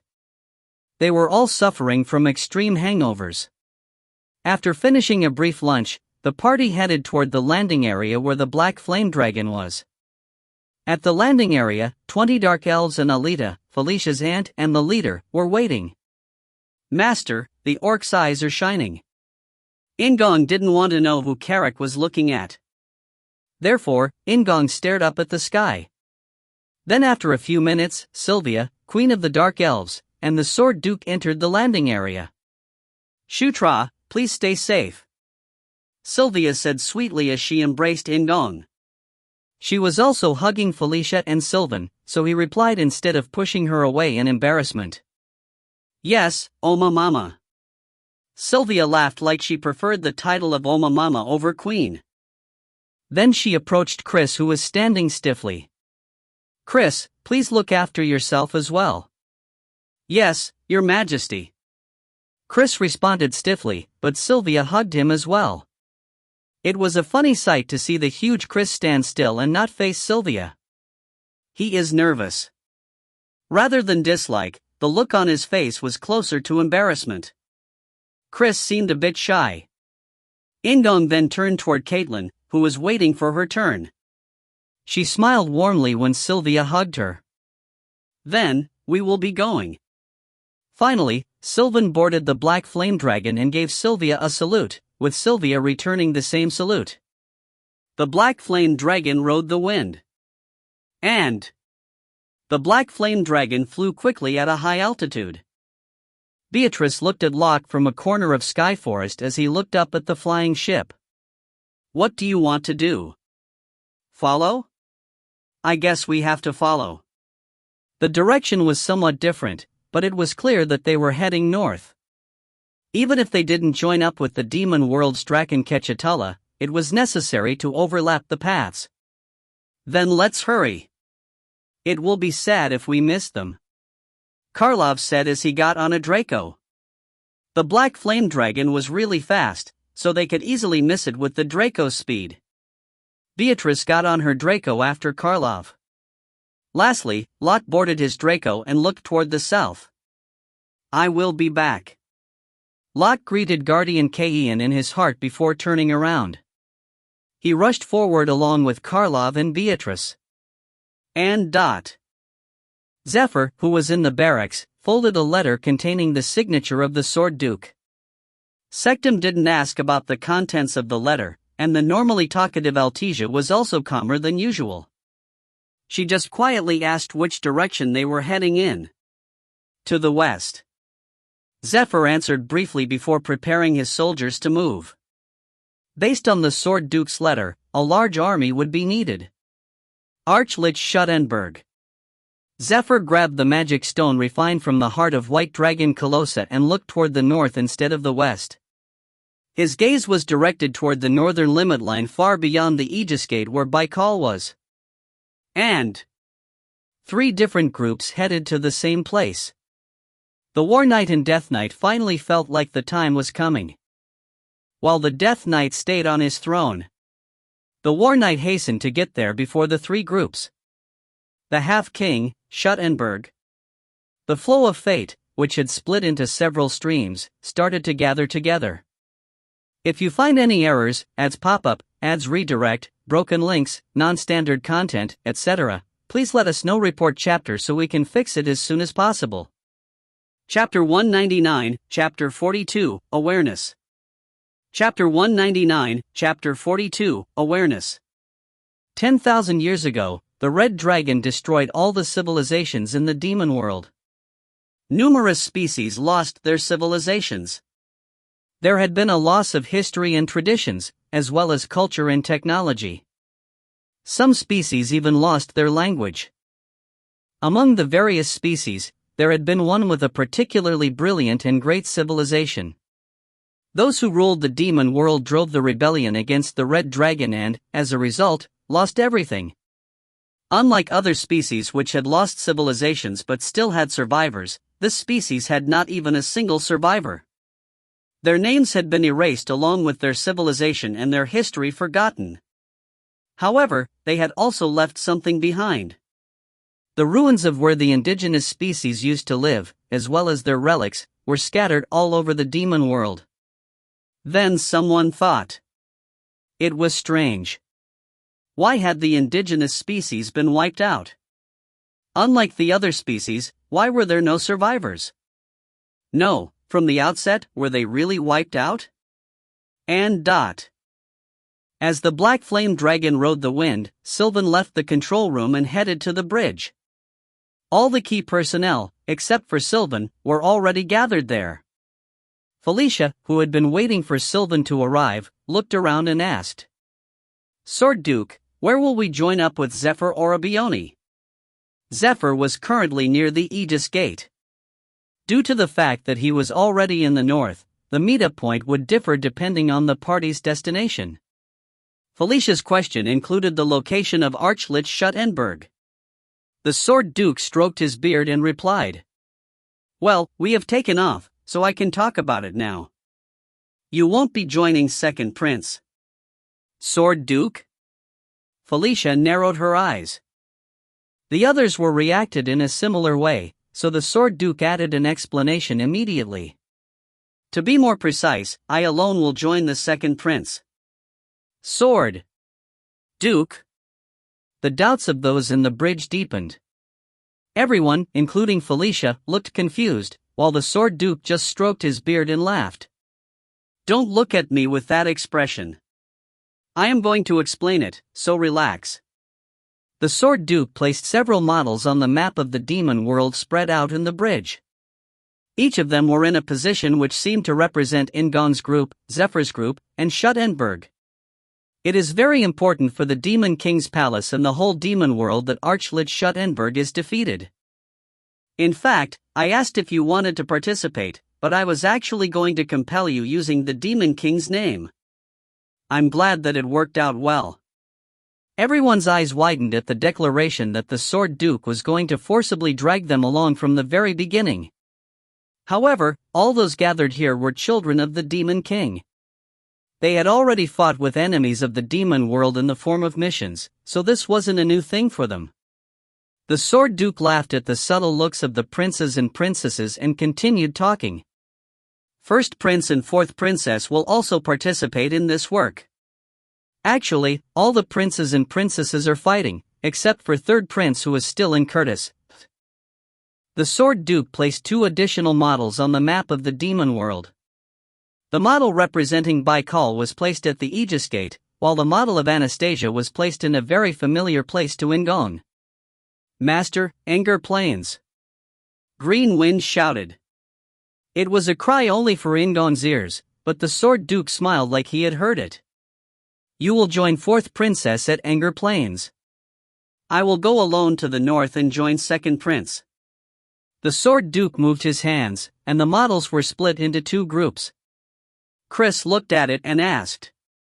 Sword Duke, are you thinking about creating a pincer attack? Yes. The group centered on In-gong would head to the north, while Zephyr's group would march to the west. Archlich Schuttenberg isn't a fool. He will notice if we move. So, we have to scatter his gaze. That made sense, but Chris spoke with a bit of displeasure. Then Sword Duke and Hyun Nim will be doing everything? Their group had the advantage in numbers, but Zephyr dominated them in power. Among the children of the Demon King, Ikal and Zephyr would move together with the Sword Duke. If so, In-gong's group was just bait, so it was natural to feel bad. The Sword Duke shook his head. That isn't it. This side also needs to succeed. If either side knocks down Schuttenberg, then that is enough. It isn't just 4th Princess at Anger Plains. My Sura warriors will be arriving right now. Make them your guides. Chris frowned at the Sword Duke's further explanation but nodded. Despite the Sword Duke joining Zephyr, having more troops sounded good. However, In-gong had other thoughts. No matter how many troops they had, it was impossible to make up for the Sword Duke's absolute power. When the Sword Duke said that either side could succeed, In-gong felt like there was something which was still being concealed. Sword Duke, why aren't the captains coming out? The captains were the best military power of the Demon King's palace. No matter how important defending the north was, this was a mission where the Sword Duke was moving personally. If the captains didn't move in this situation, then what was the point of their positions? The Sword Duke looked at Felicia's disgruntled face, which looked just like Chris, and replied. Princess, aren't I enough? No, it isn't like that, but. Although the Sword Duke was laughing loudly, it was a serious incident. Felicia started fidgeting, and the Sword Duke laughed again. Princess is really funny. Felicia's face wrinkled again at his words, but the Sword Duke disregarded it. He stroked his beard and explained. The captains need to defend Aegis Gate. The Winter King seems to have started moving. The Winter King? Felicia exclaimed with surprise. The Winter King wasn't just the king of the northern barbarians, but also the king of all things beyond the Aegis Gate. He had only appeared as a background story in Knight Saga, but he had power comparable to the Demon King. Originally, the princes and princesses would have gathered at the Aegis Gate to confront the Winter King. But Schuttenberg's invasion is closer. If the opponent was the Winter King, then it was understandable to put the captains on standby. It was already 200 years ago, but when the Demon King and the Winter King first clashed, 2 captains had been lost. It was the first and last time that a captain had been killed in the history of the Demon King's palace. Both of them. It is clear that something unusual is happening.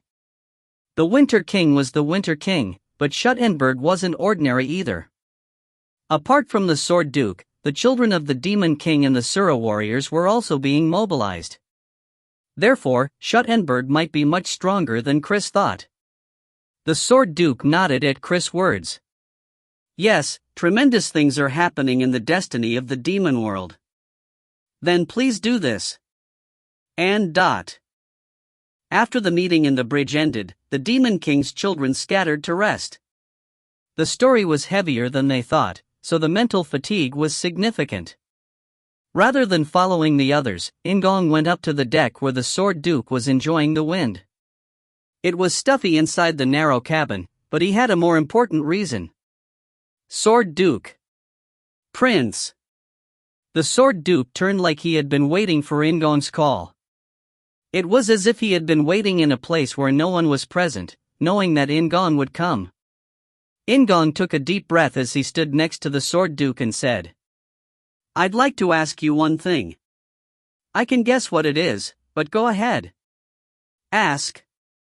The Sword Duke was smiling, but his eyes were blank. After seeing them, In-gong was convinced of it. It was clear that the Sword Duke already knew. Sword Duke, am I a pure-blooded Gandharv? Correct. Prince is a pure-blooded Gandharv. You don't have a single drop of blood from the Demon King. In-gong asked using message magic, and the Sword Duke used Trill to reply. The Sword Duke answered so naturally that In-gong felt awkward. The fifth queen. No, my mother. It wasn't an affair. The Sword Duke interrupted In-gong. He laughed and gazed far away. The fifth queen wasn't like that. She truly loved the Demon King. But, Prince, I will tell you the most important thing. The Demon King recognized you as a prince. No matter what anyone says, you are one of the two people closest to the throne of the Demon King. This was an expected story. The Demon King already knew everything, and yet, he had delivered the seed of extreme nothingness to In-gong. The Sword Duke sighed and took out a blue ball the size of his thumb. Watch this. In-gong felt a tremendous magic power in his hand. It was a magic power which he had encountered for the first time in his life, but In-gong knew its identity immediately. It was the magic power of Fifth Queen Shutra Ignus. This bead contains the truth about the secret of Prince's birth. You can only watch it once, so when you are ready, watch it with those you want to share the secret with. After those words, the Sword Duke left the deck. Once left alone, In-gong grasped the bead and prepared his heart. There was no reason to delay any further. Greenwind, ask Carrick and my brothers and sisters to come to my room. Tell them not to come with their aides. I understand, Master. Greenwind left In-gong's side. In-gong fell deep into thought as he headed for the bridge. He had already shared the most important secret about the conquest night with Felicia. So, there was no reason to hide this from her. Caitlin shared the Moonlight and Starlight Corps with In-gong and was a member of the King's Knights. So, she was trustworthy. Sylvan was the same. He was also a member of the King's Knights. Chris didn't belong to the King's Knights, and he was the most political person among the children of the Demon King. However, he was a strong supporter of In-gong. He was a political person, so it was better to confide the story now instead of having it come out later. This was a situation where the Sword Duke and Demon King already knew In-gong's status. Moreover, Chris knew about Caitlin's birth secret. It was beneficial for the lycanthropes to side with In-gong. In-gong sat in the room as the children of the Demon King started to gather. When Felicia and Caitlin arrived, it was still okay. However, after Sylvan and Chris appeared, the cabin instantly became cramped. In-gong sat in the middle of his small single bed, with Felicia and Caitlin on his right and left. Sylvan and Chris sat on chairs in front of the bed. Shutra, what did you call us to talk about? Once seated, Caitlin asked as if she was representing everyone else. In-gong smiled at her and sighed. He raised the blue bead the Sword Duke had given him. Everyone, I wanted you to watch this with me. Everyone's eyes became focused, and In-gong injected magic power into the bead. If you find any errors, ads pop up, ads redirect, broken links, non-standard content, etc., please let us know. Report chapter so we can fix it as soon as possible. Chapter 200, Chapter 42, Awareness Number 2. Chapter 200, Chapter 42, Awareness Number 2. Fifth Queen Shutra Ignus magic power wrapped around In-gong's magic power, which was flowing into the bead. The two magic powers naturally intertwined and became one. As the blue bead gave off a soft light, a familiar yet strong magic power emerged from inside it. This magic power was the Demon King's magic power. ABA, Mama. Felicia cried out with surprise at the Demon King's magic power, while everyone else simply gulped. With a nervous expression, In-gong stopped supplying power for a moment in order to breathe. That was when the images and voices coming from the bead paused like there a seal had been placed on it. Naturally, everyone's gazes turned from the bead to In-gong. With his eyes, In-gong asked Chris to wait for a moment, and then he took deep breaths. At that moment, the person he had been waiting for opened the door and entered. Prince Carrick, I was waiting. I'm sorry. I am a little late. Carrick scratched his head and smiled before closing the door. The cabin was already full, so he was forced to stand. Shutra. It was In-gong who had forbidden the aides from attending this meeting. However, In-gong's aide, Carrick, had entered. Chris sent In-gong a questioning gaze, but In-gong just smiled. In-gong was going to reveal an important secret in this place. The Sword Duke had said the bead would only play the video one time, so it was natural to bring Carrick. It is Carrick. He didn't need any more reasons or rationale. As Felicia glanced at Carrick, she was convinced. After all, she was the one who knew best that Carrick was always with In-gong. Chris let out a discontented breath but gave up as he leaned back. It was a signal to finish this quickly.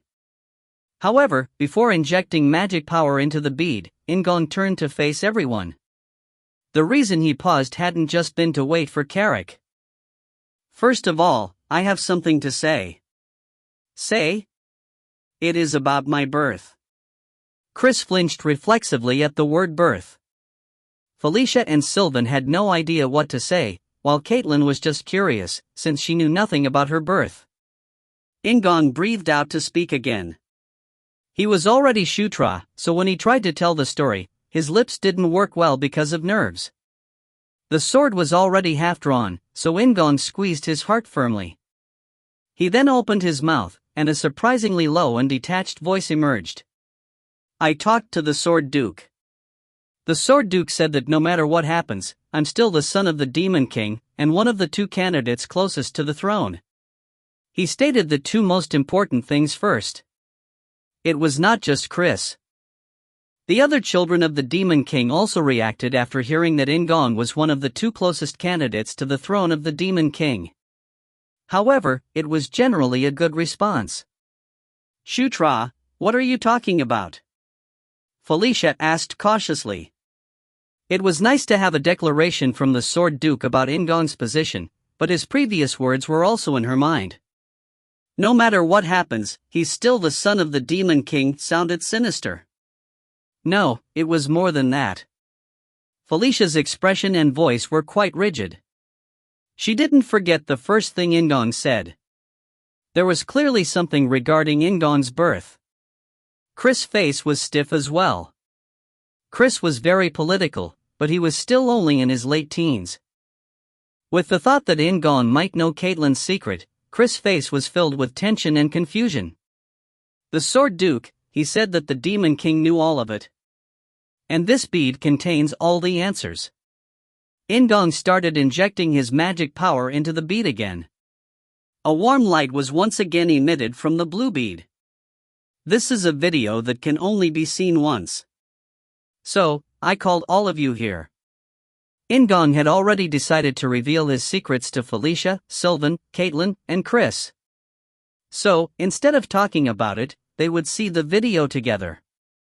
As In-gong kept injecting magic power, the bead started to float.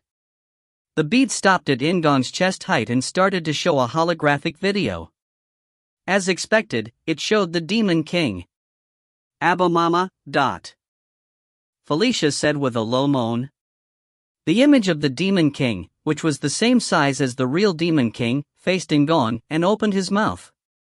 Shutra, Semitis child. If you are watching this video, then you have somehow realized the truth about your birth. It wasn't a real-time conversation, this was a recorded video. It is as you already know. You are not a child born from me and Semita. Dismayed silence filled the cabin at the Demon King's blunt words. In particular, Chris showed a huge reaction. He barely prevented a sound from emerging, but his eyes were huge. Shutra, listen to my words carefully. This is all true with nothing omitted. The Demon King began telling the story. It was a story which couldn't be imagined, even by In-gong. The Gandharv felt a sense of crisis. They seemed to have felt desperate after being defeated by the Draconians. Maybe the Gandharv hoped to get revenge on the Draconians. Shutra Ignus, 5th Queen Shutra Ignus' uncle and king of the Gandharvs, had wanted the next demon king to be a Gandharv.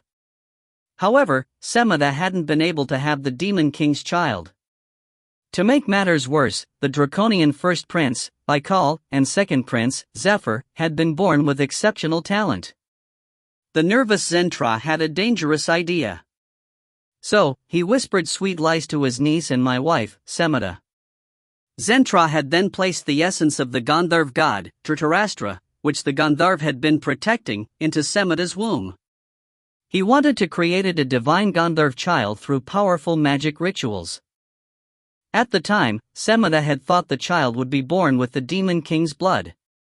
Perhaps, Shutra had thought this because she either believed in Shutra too much or because she so desperately wanted to believe it. Maybe it was both. Thus, you were born Shutra.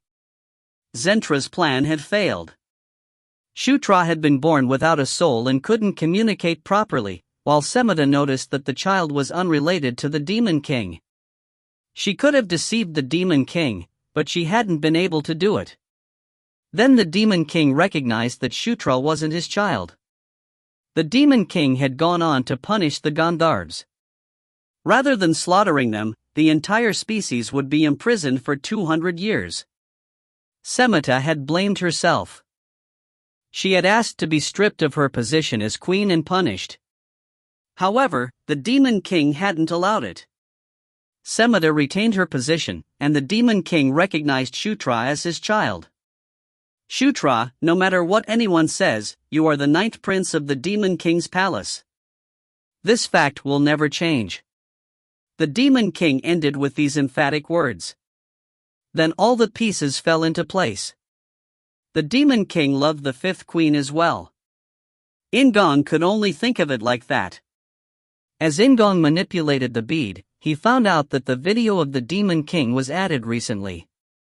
Therefore, he could understand the feelings of the demon king more deeply.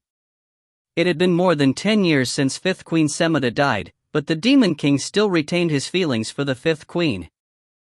The image of the demon king vanished, and a new video emerged of 5th Queen Shutra Ignus.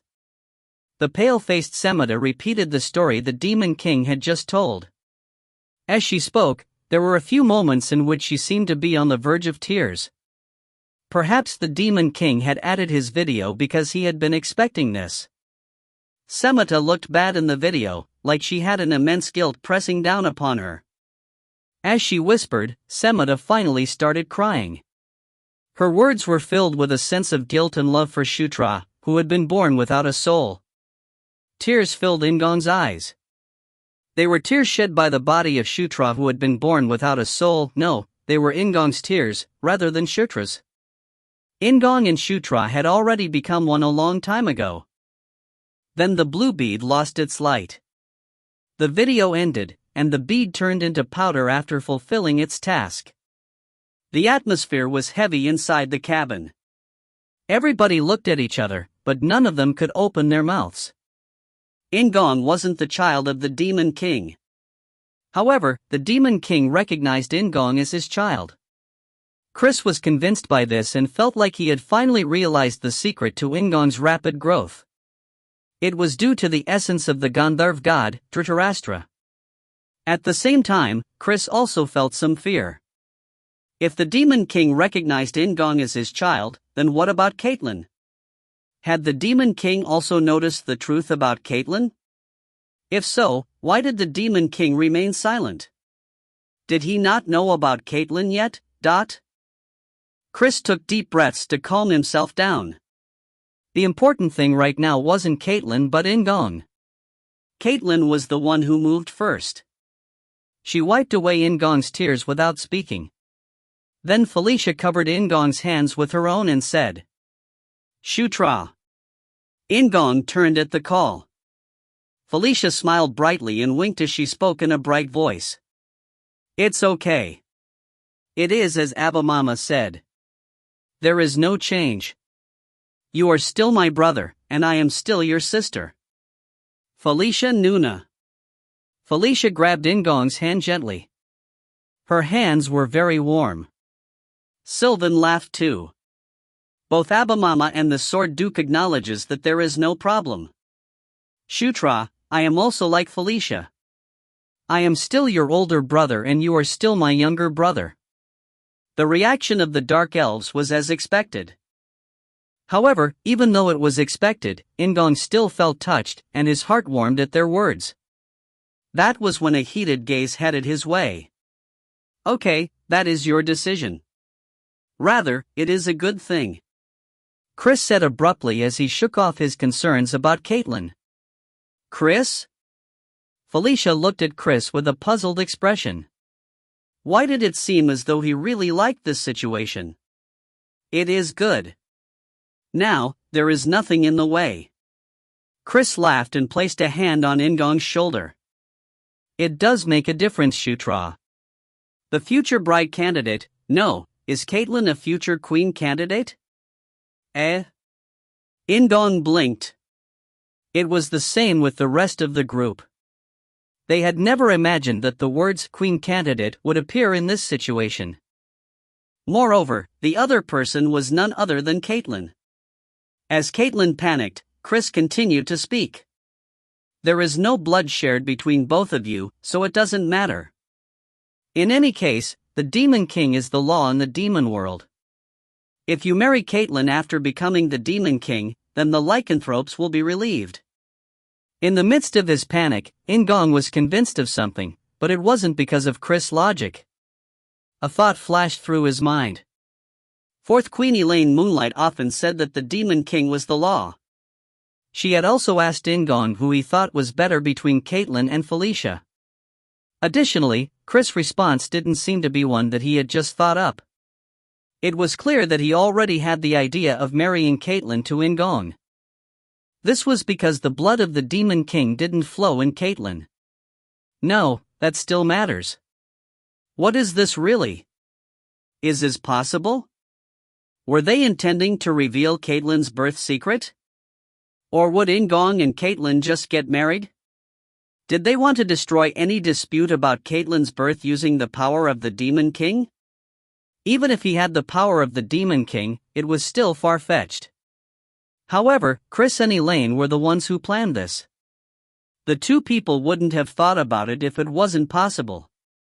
As In-gong continued to drown in his chaotic thoughts, Chris laughed even louder. Then while everyone was still in a state of confusion, he turned to Caitlin and asked. Caitlin, what do you think? If it is Shutra, is it good? No good?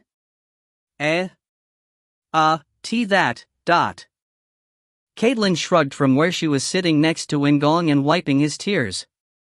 Her pale face turned red so quickly it seemed like she would burst. Until In-gong and Shutra had become one, she had no encounters with Shutra. They didn't grow up together, so there wasn't the so-called Westermark effect. No good? This is Shutra who you always call amazing. Oh Appa! Caitlin shouted loudly. Chris patted Caitlin on the head. So, tell me honestly. How is it? Not bad? Caitlin gulped several times and then glanced at In-gong who was feeling tense and nervous. Caitlin's already red face turned redder as she poked her fingers together and said in a low voice. Why yes, gee good. Then she covered her face with both hands like she was hiding her embarrassment. What? This fierce cuteness. In-gong could barely breathe. It felt like his heart would burst at any moment. Chris' smile widened. It was at that moment that... Wait a minute. Wait a minute. Chris? Felicia cried out angrily. Chris just chuckled at her and replied easily. Felicia Noonan already declared that you are Shutra's sister. So, back off. She had said that. Just a few minutes ago, it had been a very warm discussion. As Chris taunted Felicia, her expression changed wildly. Her eyes shook like an earthquake was occurring. However, it was only for a second. Felicia stared at In-gong and Caitlin, and barely managed to speak. No? I also like Shutra? I see him as a man? Her face was red, and her eyes were a little teary. It was obvious that she felt tremendous embarrassment saying this. All eyes, including In-gong's, turned to Felicia. Even Caitlin, who was struggling with her embarrassment, stared at Felicia with surprised eyes. I mean, I see you as a man. Felicia screamed and turned her head away, but she didn't open her fan as usual. Rather, her hand holding In-gong squeezed tighter. It was like she was determined not to back down. Kook! In-gong groaned without realizing it. This situation was an assault on his heart. He felt like he was going to explode from Caitlin's and Felicia's cuteness. Felicia! I love you too! Sylvan exclaimed suddenly with both arms wide open. Some of his brotherly love ran wild, but it seemed to be an attempt to relieve her embarrassment. Come on, Dot. However, it only worsened Felicia's embarrassment. The atmosphere in the cabin was chaotic. While the Demon King's children were in a panic, Carrick alone shook his head. The significance of the meeting was lost, but it didn't bother him much. It felt good. This is youth. Carrick relaxed against the door with folded arms and smiled warmly. And what is with this subtly sweet, happy, and dangerous atmosphere? If you find any errors, ads pop up, ads redirect, broken links, non-standard content, etc., please let us know. Report chapter so we can fix it as soon as possible. Volume 3. Chapter 201, Chapter 42, Awareness Number 3. Chapter 201, Chapter 42, Awareness Number 3. It was Chris who broke the deadlock even though he was sitting still. He watched the tension with a delighted expression before laughing and pulling Caitlin up. I'd like to finish it today, but I'll let it go for now. Chris' words caused everyone to stir uneasily. The one with the greatest reaction was Felicia. Finish. Chris. What the hell are you imagining? Felicia shouted with a red face. Shame was clearly present in Felicia's voice, causing Chris to widen his eyes and speak with a coy expression. What is Noonim imagining? In-gong also wondered this. What did she imagine from Chris' words? In-gong's face turned redder at the thought, and it was the same with Felicia. It wasn't an exaggeration to say that her whole body was red. No. I mean. She stammered in a tearful voice, but she couldn't think of a proper excuse. Chris grinned, while Caitlin asked with confusion. Uni? Her eyes were innocent and clear. Seeing Caitlin's expression, Felicia groaned with dismay like it was hard to face that pureness. Once again, it was Sylvan who saved Felicia.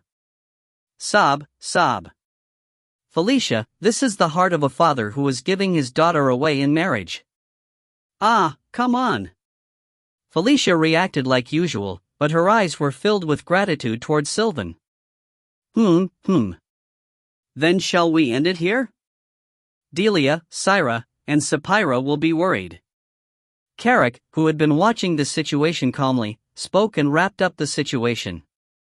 Sylvan, who had been struggling to overcome this situation, immediately agreed with Carrick. Yes, let's get up first.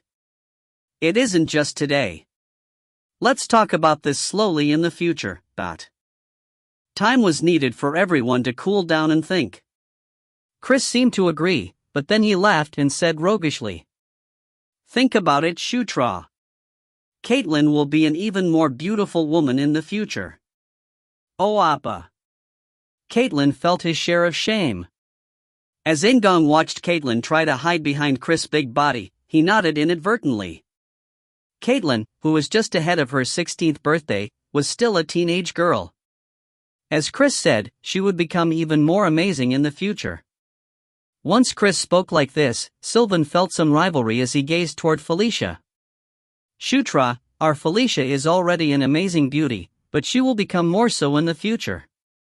Felicia is always the best. Unlike Caitlin, who had risen from her seat, Felicia was still sitting next to In-gong. When he thought about it, they were still holding hands. Felicia flinched and turned her head away again. Thanks to that, she exposed her red neck and ears. Prince, the situation is reoccurring. Carrick once again organized the situation. Sylvan was immediately aware that he had embarrassed Felicia further and backpedaled. Well, yes. I should stop now. Good night, Shutra. Sylvan then reached out and pulled Felicia up. She staggered instantly, like she had lost strength in her legs, but soon stood upright and opened her fan. Yes, good night. Shutra. Felicia stuttered like she couldn't shake off her agitation even with the fan, making her cuter in In-gong's eyes. It is too much. Everything she did looked cute. As In-gong was thinking this, Caitlin also opened her mouth. Her cheeks were still red, but she showed a more relaxed smile than Felicia. Have a good night's sleep. Have good dreams. Yes, dream of Caitlin. Yes. Chris interjected, and In-gong replied automatically, making the mood odd again. Sylvan seemed to want to tell In-gong to dream of Felicia, while Caitlin punched Chris with resentment and Felicia buried her face in her fan. Carrick couldn't stand this endless loop anymore, so he said to the princes and princesses, "Come on, go to sleep. It's late in the night." He waved his hand and chased them away. Wong. After everyone left and only Carrick remained, In-gong let out a long breath. It was a sigh filled with many emotions. Carrick gazed at him and said, "Prince, it was hard to look at. I felt embarrassed for you, but..." "Hey, why should I be embarrassed? Isn't your mouth smiling too much? That is why. You will understand if you look in a mirror." Carrick was as sharp as always, and In-gong flinched for a moment before smiling coolly. "Well, it is great." They were Felicia and Caitlin, not anybody else. The two people liked In-gong despite their embarrassment, so why shouldn't he feel good? Carrick shook his head at In-gong's shameless words. "I was aware of this after meeting you, but you really were far from your brothers and sisters. If their period of growing up together had been long, then things might have been different today." In-gong nodded in agreement. Well, there was nothing in the first place. It wasn't an exaggeration. Before becoming one with In-gong, Shutra had virtually no relationship with his other siblings. The Red Lightning Tribe mission was the first time he had seen Caitlin, let alone talked to her. It was no different with Felicia. Felicia and Caitlin weren't In-gong's sisters in the first place. However, he couldn't say this, even if the other person was Carrick. It was a story that he hadn't even shared with Felicia, who he had shared almost all his other secrets. Anyway, thank you. I didn't think that Prince would tell me this secret. Carrick said, turning his head sideways. It was embarrassing for Carrick to say something like this. In fact, Carrick's reaction was natural. Other than Carrick, the other aides hadn't been invited, and then a very shocking fact had been revealed. Of course, I should tell you. You are Carrick. In-gong laughed, and Carrick scratched his head awkwardly. Tonight seemed to be a night of embarrassment. Then I'm asking, is Carrick? Prince, who truly is the better one? Carrick asked, turning the warm atmosphere awkward. In-gong cleared his mind and then took a deep breath. I think I should become the Demon King first. Otherwise, what is the point of discussing it? Such a big goal? Of course. This world was very different from Knight Saga in many ways, but In-gong still had the day of Massacre in his head. He wouldn't allow himself to be truly happy until he was the Demon King. Elaine's and Chris' plans for marriage would have been established on the premise that In-gong would become the Demon King. Understood. Then, I will really go now. Will you use the dream pillow so that you don't lose your strength? No. I won't use the pillow today. In-gong was already in a situation where his delusions were running wild. He was afraid of what he would dream the moment he used the pillow. Then Master, go for a walk. Master is disgusting right now. Green Wind suddenly appeared behind In-gong and hugged his neck. Carrick nodded as well. It is a good idea. The cold wind is the best to restore your spirit at night. In other words, it would calm him down. Okay, then I will be going for a while. He had just been in a heated situation, so the cool wind at night sounded quite nice. Go safely. Carrick opened the door of the cabin with a chuckle. And dot. There were some dark elves on the deck, but fortunately, Felicia and Caitlin weren't present. In-gong greeted the dark elves before heading to a place that was deserted. The cool night breeze cleared his head. In-gong became emotional and raised his head toward the night sky. It felt like the stars in the sky were falling toward him. Prince! Sword Duke! The Sword Duke approached from behind. He grabbed his seat next to In-gong and stretched. That look, you seem refreshed. Yes. The Sword Duke had been worrying about his reaction. Once In-gong answered calmly, the Sword Duke sighed and smiled. I am relieved. Yes, what about the reaction of the others? Prince? What is with that expression? The Sword Duke frowned and tilted his head. He had expected a reaction, but he didn't think In-gong would look so embarrassed. That. In-gong hesitated before telling the Sword Duke the story. He didn't tell every detail, but the flow was straightforward, making the Sword Duke curious. What can I say? I imagine this development to happen further in the future. Is that so? The shock of In-gong's birth secret being revealed had changed to confusion and embarrassment. The fourth queen's mindset. I thought it would come eventually. But well, this is quick. Moreover? It is strange to say something like this, but shouldn't you normally feel distress over your identity or something like that? The Sword Duke asked. It was like he said. As far as Shutra's birth was concerned, Shutra wasn't a child born out of a natural process but an artificially created one. Usually in this situation, the novel or manhwa protagonist would feel a serious confusion over their identity. I am not XX, or I'm not human, or I don't care, I am human. They would think things like that. Then they would usually accept their identity through some dramatic situation. However, In-gong was different. He didn't feel any confusion over his identity. Well, Shutra. In-gong was already Shutra, but something still felt separate. If he had many memories of the fifth queen, then it might be different. However, it had only been a year since In-gong became Shutra. Additionally, the problem of Felicia and Caitlin was far more important than some confusion over his identity. After seeing that In-gong didn't feel any identity crisis, the Sword Duke laughed once again. Well, you don't have to react like that. It is good. Prince actually seems more dependable. You are mentally tough. Thank you. In-gong replied coolly. The Sword Duke didn't continue talking about In-gong's identity but switched the topic instead. Prince, do you remember the first time we met? I remember. It was when In-gong had been facing the man with the blue aura at Thunderdoom Fortress.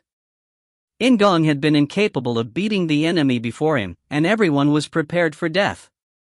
That memory was still vivid. The Sword Duke laughed and stared straight at In-gong. In-gong had been impressed by the Sword Duke, and now the Sword Duke was impressed by In-gong. It wasn't because In-gong was a being created using the essence of the Gandharv god. There was something more special about In-gong. It isn't because of the divinity of the Gandharv. I am really looking forward to Prince's future. Someday, I might bow to you after you are the Demon King. This was why the Demon King had given In-gong the seat of extreme nothingness. The group led by Prince is important. Look after the other princes and princesses. Yes, Sword Duke. There were no more questions and answers. The Sword Duke patted In-gong's shoulder and left, while In-gong stayed on the deck for a bit longer. And 2 days later, the Black Flame Dragon arrived at Enger Plains. Anastasia had already arrived first, so she greeted the party. As elegant as always, she frowned when she saw the party before her. What is with this subtly sweet, happy, and dangerous atmosphere? The feeling around Shutra was quite different from when she last saw them. Chris was smiling more wickedly than usual, while Sylvan was unsure about what to do. Felicia and Caitlin on In-gong's left and right looked unnatural, as Caitlin kept on fidgeting and Felicia never removed the fan from her face. In the center of all that, In-gong was just smiling. Anastasia felt quite favorable toward In-gong, but she couldn't help wanting to beat that expression off his face. That, it is nothing. Yes, there is nothing. Felicia said quickly. Anastasia looked dubious as her eyes narrowed even further. HRMM. Her questioning gaze was scary, but no one opened their mouths. In-gong was familiar with Anastasia, but there was a clear difference in position between Anastasia's faction and Shutra's faction. Anastasia was still a powerful adversary and head of a rival faction, so she couldn't be told his birth secret. What are you doing? Anastasia attacked Felicia, who was the closest and seemed the easiest. The normal Felicia would have replied in a certain way, but she didn't answer. How suspicious. Anastasia's eyes narrowed even more. Felicia, who was in charge of Anastasia, was in a helpless state, so there was no one to deal with her. Chris was able to compete with Anastasia, but he just laughed like the situation was funny. Then just as In-gong was about to open his mouth. Fourth princess, shouldn't you move? It seems like there are more people who want to say hello. The Sword Duke moved like the wind and spoke to Anastasia. She was surprised by the Sword Duke's appearance but regained her poise as always. Fourth Princess Anastasia Nikrian greets the Sword Duke. A pleasure. You are still as beautiful as ever. Anastasia was one of several people who had gathered at the Enger Plains to greet them, and she displayed a formal greeting to the Sword Duke. Felicia sighed with relief when Anastasia's attention was turned away from her and toward the Sword Duke instead. Come this way. We have prepared a small welcoming ceremony. It would be better to exchange greetings there. Anastasia said gracefully as she led the way. At that moment, In-gong saw the people behind Anastasia. There was some good faces. Ferocious eyes. As the name suggests, the eyes were ferocious. However, despite the scary eyes, In-gong just smiled at him. It wasn't just ferocious eyes who In-gong greeted gladly. Among the crowd at Enger Plains, many of them were In-gong's people. Vandal's large size made him stand out as he smiled at In-gong, and there was a beautiful woman smiling beside Vandal. The succubus, Nyatra. It was her. And, Your Highness, I will report about the information I've collected. Yes. If you find any errors, ads pop-up, ads redirect, broken links, non-standard content, etc., please let us know. Report chapter so we can fix it as soon as possible. Chapter 202, Chapter 42, Awareness Number 4. Chapter 202, Chapter 42, Awareness Number 4. Anastasia's welcoming party consisted of a mixture of nightmares and centaurs. It was an outdoor banquet hall for the centaurs, while the nightmares provided the cold alcohol and spicy dishes. The centaurs sat down around a large fire with the Sword Duke, children of the Demon King, and Ferocious Eyes. Satyrs were dancing around the big fire. There were also various musical instruments playing. However, the traditional music of the centaurs were based on the drums, so the whole atmosphere was reminiscent of being in an army. After the satyrs, it was the succubi who showed off their dancing skills. Unlike the satyr's dance, which was energetic and raw, the succubi were gorgeous and sensual. Everyone had already drunk some alcohol, so they couldn't help swallowing at the sight, while Chris covered Caitlin's eyes with a big palm. Caitlin pouted and complained, but no one took her side. The party was a prelude to the introductions of 3 groups which had arrived through the transportation formation. In-gong already knew Anastasia's and Vandal's groups. So, the Sword Duke introduced the last group, the Sura warriors, to In-gong. "Prince, you were introduced to Indara before. It is great to see Ninth Prince." Indara greeted him in a cool voice, and In-gong nodded. In-gong had already knew Indara from the mission at the sanctuary, so only brief greetings were exchanged. With Indara as the leader, 20 Sura warriors had left the sanctuary. This was a considerable number when considering the fact that there were only dozens of Sura warriors. By the time the greetings were over, the succubi's dance had finished. As the music stopped, Caitlin stared at Chris Palm and asked in an uncomfortable voice, "Has it finished?" "It has finished. You can now look." Chris removed his palm and patted Caitlin's head. It was a sweet touch, but Caitlin was still upset. "I can see it. It is me." You can't watch it yet. It is too stimulating." Chris knocked on Caitlin's head lightly. He was more like a father taking care of his daughter, instead of a brother. However, Caitlin was still dissatisfied. Caitlin was already 15 years old, and her 16th birthday would soon be arriving. In the Demon King's palace, 18 was considered the age of adulthood. However, in the lycanthrope society, it was actually 16 years old. She was tired of being so controlled that she couldn't even watch the succubi dance. While Caitlin was pouting, the Sword Duke chuckled and said, "Princess, don't be too upset. The Sura will show you their sword dance." "The Sura's sword dance?" "Yes, it is quite exciting."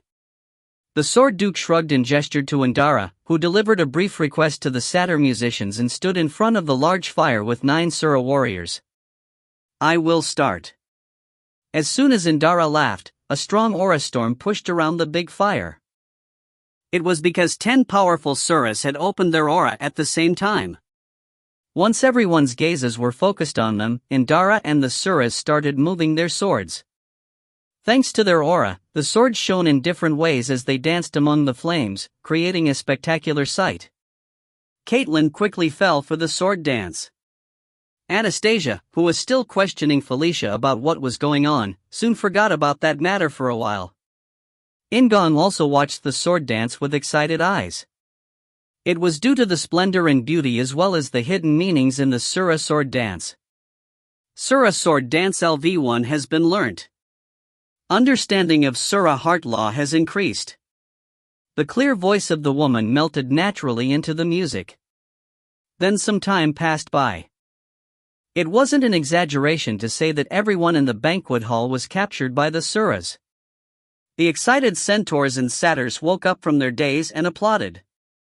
During this exciting atmosphere, the Sword Duke laughed and glanced at In-gong. "Prince. Can Prince give us a show?" "Ha! The Gandharv are a species of heavenly dancers. Please fulfill this request for me." The Sword Duke's voice was louder than usual. It seemed to be directed at those around him, rather than In-gong. And it worked. All eyes gazed at In-gong expectantly, with Caitlin's shining the brightest. The Sword Duke observed Caitlin as he asked, "Do you want to see?" Yes. I want to see." She was shouting so excitedly that it couldn't be helped. "I received a bunch of Gandharv passives, so it should be okay somehow." He had also just learnt Sura sword dance. When In-gong got up from his seat, the atmosphere of the banquet suddenly became heated. In-gong thought about it as he walked slowly toward the big fire. Let's go for something brilliant. However, he felt embarrassed to dance alone. Green Wind. Green Wind showed up in solid form the moment In-gong called her. In-gong grabbed one of Green Wind's hands naturally and moved like he was escorting his wife. Oh! The surrounding people quickly became noisier and more excited, and In-gong commanded Green Wind to scatter the heat of the big fire. Then, because of what In-gong was going to do next, he took a deep breath. Spiritualism, for heavenly kings. Apostle appointment, Green Wind. In-gong and Green Wind whispered at the same time, and at that moment, a brilliant light appeared and they transformed. The centaurs and satyrs couldn't even speak to express their admiration. In his divine state, In-gong was beautiful. The fragrance of his divine scent spread about and made everyone fall into ecstasy. Green Wind was also formidable. The centaurs and satyrs still prayed to her, a beautiful goddess of the wind. In-gong and Green Wind held hands and started dancing. It was an awkward dance, but that didn't matter. Ah! The satyrs held their hands together, like they were praying, and burst into tears, while some of the centaurs grabbed their chests, and Amita sniffed happily. However, that wasn't the end. The succubi watching the dance moaned and fainted. Yet, no one looked at them. They were too engrossed in In-gong and Green Wind's dance. And a failure. In-gong thought as he saw the devastated banquet hall. He had consumed a huge amount of magic power when using pheromones and divine scent. There are even people who fainted. However, that was natural. The succubus species were very sensitive to pheromones. For them, In-gong's pheromones were effective enough to be a natural enemy. The expression in everyone's gazes toward In-gong changed after the welcoming party. Even Anastasia was looking at In-gong with envious eyes. Thanks to this, Felicia's struggle with Anastasia was alleviated. There was one more person who was fascinated by In-gong. Your Highness, I will report about the information I collected. Yes. After the banquet, Nyatra came up with him with a blank face, and In-gong nodded awkwardly. Nyatra's reaction wasn't burdensome, nor did In-gong feel burdened because of his beauty. The reason why he felt awkward was because of Nyatra's mission. I can't say it. Nyatra had left the Demon King's palace to figure out the sin of the Gandharv. Despite her months of hard work and information gathering, In-gong already knew what the sin was. Additionally, Nyatra played no role in In-gong figuring out that information. Ugh! He was struggling because he felt sorry toward her. In-gong pinched his thigh and took deep breaths as Nyatra started her report. This was a summary of Nyatra's report. She found out where the Gandharv were confined. Contacting the Gandharv was also a success. However, she couldn't figure out what the sin of the Gandharv was. Everybody's mouths were shut firmly. I'm sorry. I am still lacking. No, that is good enough. You did really well. He meant it sincerely. In retrospect, it was natural that Nyatra couldn't figure it out. This was a secret involving the birth of a prince of the Demon King's palace. No matter how talented Nyatra was, she wouldn't be able to figure it out in just a few months. Additionally, unlike the lycanthropes, the Gandharv were all imprisoned. Just getting into contact with them was a significant achievement. Your Highness, the Gandharv had no access to outside information. Therefore, they didn't know anything about Your Highness' performance. The Gandharv hadn't received any external information for the last 15 years since after Shutra's birth, to be exact. However, that was natural. Nyatra paused and gulped. She licked his lips before lowering her voice. Your Highness, I used some unreasonable methods to collect information. Please understand. Nyatra? I contacted a Gandharv and said that Your Highness was seeking cooperation with him. In-gong understood what Nyatra was worried about. The Gandharv were confined, so it was a sin to approach them without authorization.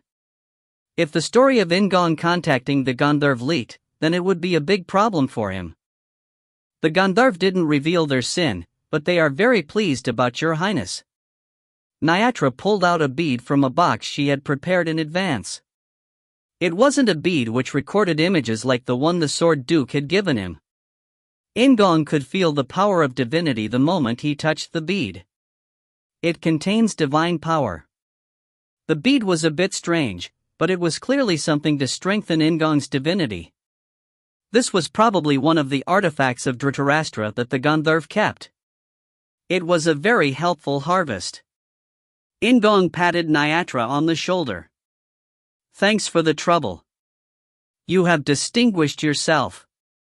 Nyatra was very pleased by In-gong's compliment and spoke in an excited voice. Your Highness, I will try to contact the Gandharv again. With a little more effort, I will be able to discover what their sin is. Enthusiasm was flowing in her eyes and voice. In-gong calmed Nyatra down. It's okay, Nyatra. This degree of investigation is enough. But Your Highness. Nyatra objected. In-gong stared straight into her eyes and declared. No, it is okay. More research is too risky. And I don't want Nyatra to be in danger. Nyatra is a very precious person to me. Ah. Nyatra sighed. It wouldn't be strange if she fainted. In-gong thought it was strange, but he decided to be glad that she wasn't stubborn anymore. He laughed and gave Nyatra a bottle of heavenly wine he had prepared in advance. Here, Nyatra. It is too early to call it a prize, but this is a gift from me. It is made from a mixture of my magic power and other things. Thank you, Your Highness. Nyatra hugged the heavenly wine and thanked In-gong again. It seemed like she was still enchanted by his dance at the banquet hall. Ah, I look like a bad guy. In-gong coughed a few times at the thought before leaving Nyatra. He wanted to stay with her longer, but there was still one more person In-gong needed to meet. Your popularity is great. It is Sword Duke's fault. The Sword Duke laughed at In-gong's rebuke when he appeared like the wind in the barracks. Prince, I will be leaving Anger Plains tonight. Tonight? The north doesn't have many transportation formations, so there are many places to where I need to run. I must hurry to join Second Prince as well as First Prince, but... The Sword Duke said with a smile before raising a hand to In-gong's shoulder. Indara and Fourth Princess will know the detailed schedule. I recommend that you leave the schedule to those two people. I understand. The number of people who joined him on Anger Plains was over 100. There were the 20 Suras led by Indara as well as Vandal's independent unit which consisted of 100 troops. Anastasia led an elite unit too, so it was impossible to carry all of them on the Black Flame Dragon. Whether they liked it or not, they had to travel by land. After finishing his talk, the Sword Duke tapped In-gong's shoulder again. Prince, I wish you good luck. Good luck to you as well. Their next meeting would be beyond the northern limit line, in front of Schuttenberg's castle. The Sword Duke left the barracks with a quiet smile, and In-gong watched him leave. Then the next afternoon, In-gong's group headed toward the northern limit line and beyond it. And having 3 batteries is really reliable. Shutra, isn't it too crude to call your sisters that? If you find any errors, ads pop-up, ads redirect, broken links, non-standard content, etc., please let us know. Report chapter so we can fix it as soon as possible. Chapter 203, Chapter 42, Awareness Number 5. Chapter 203, Chapter 42, Awareness Number 5. Having 3 batteries is really reliable. Shutra, isn't it too crude to call your sisters that? Anastasia frowned at In-gong's words. In fact, although it was a joke, he was almost serious. She had felt it when she met In-gong the other day. In-gong seemed to care about Felicia a lot, but he also had a habit of eating his resources, including Felicia. Right now, Anastasia had used her magic until she was almost exhausted. Felicia had been with In-gong for a while, so she had already experienced this burnout several times. After hearing Anastasia's words, In-gong looked at her in surprise. Despite the content of her words being a complaint, Anastasia still sounded elegant. Well, it seems to be working. Carrick spoke from where he was watching alone. Amita, who was more dissatisfied than Anastasia, cut into the conversation. Give Daphne the heavenly wine. This unscrupulous employer. You should guarantee a fair remuneration. Felicia, Anastasia, and Daphne were in charge of recovery for faster than the wind. Carrick shook his head in disbelief at Amita. Raccoon, the heavenly wine is good, but why are you so obsessed with it? There is nothing better than the heavenly wine. Amita jumped up and yelled, then they started to pant. They were excited just thinking about the heavenly wine.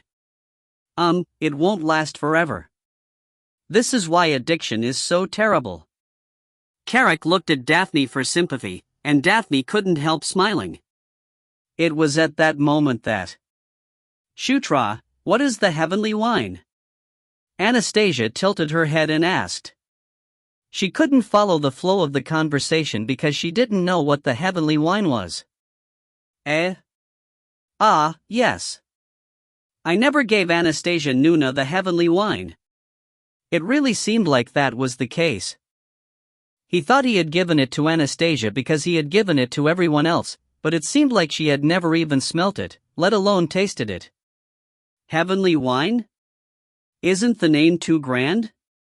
Anastasia said with a slight frown, inducing backlash from Amita. It is lacking.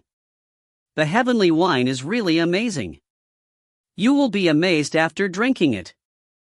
Ho, isn't that intriguing? Anastasia said in a coy voice and looked at In-gong with slightly fluttering eyes. Instead of responding, In-gong thought about something else.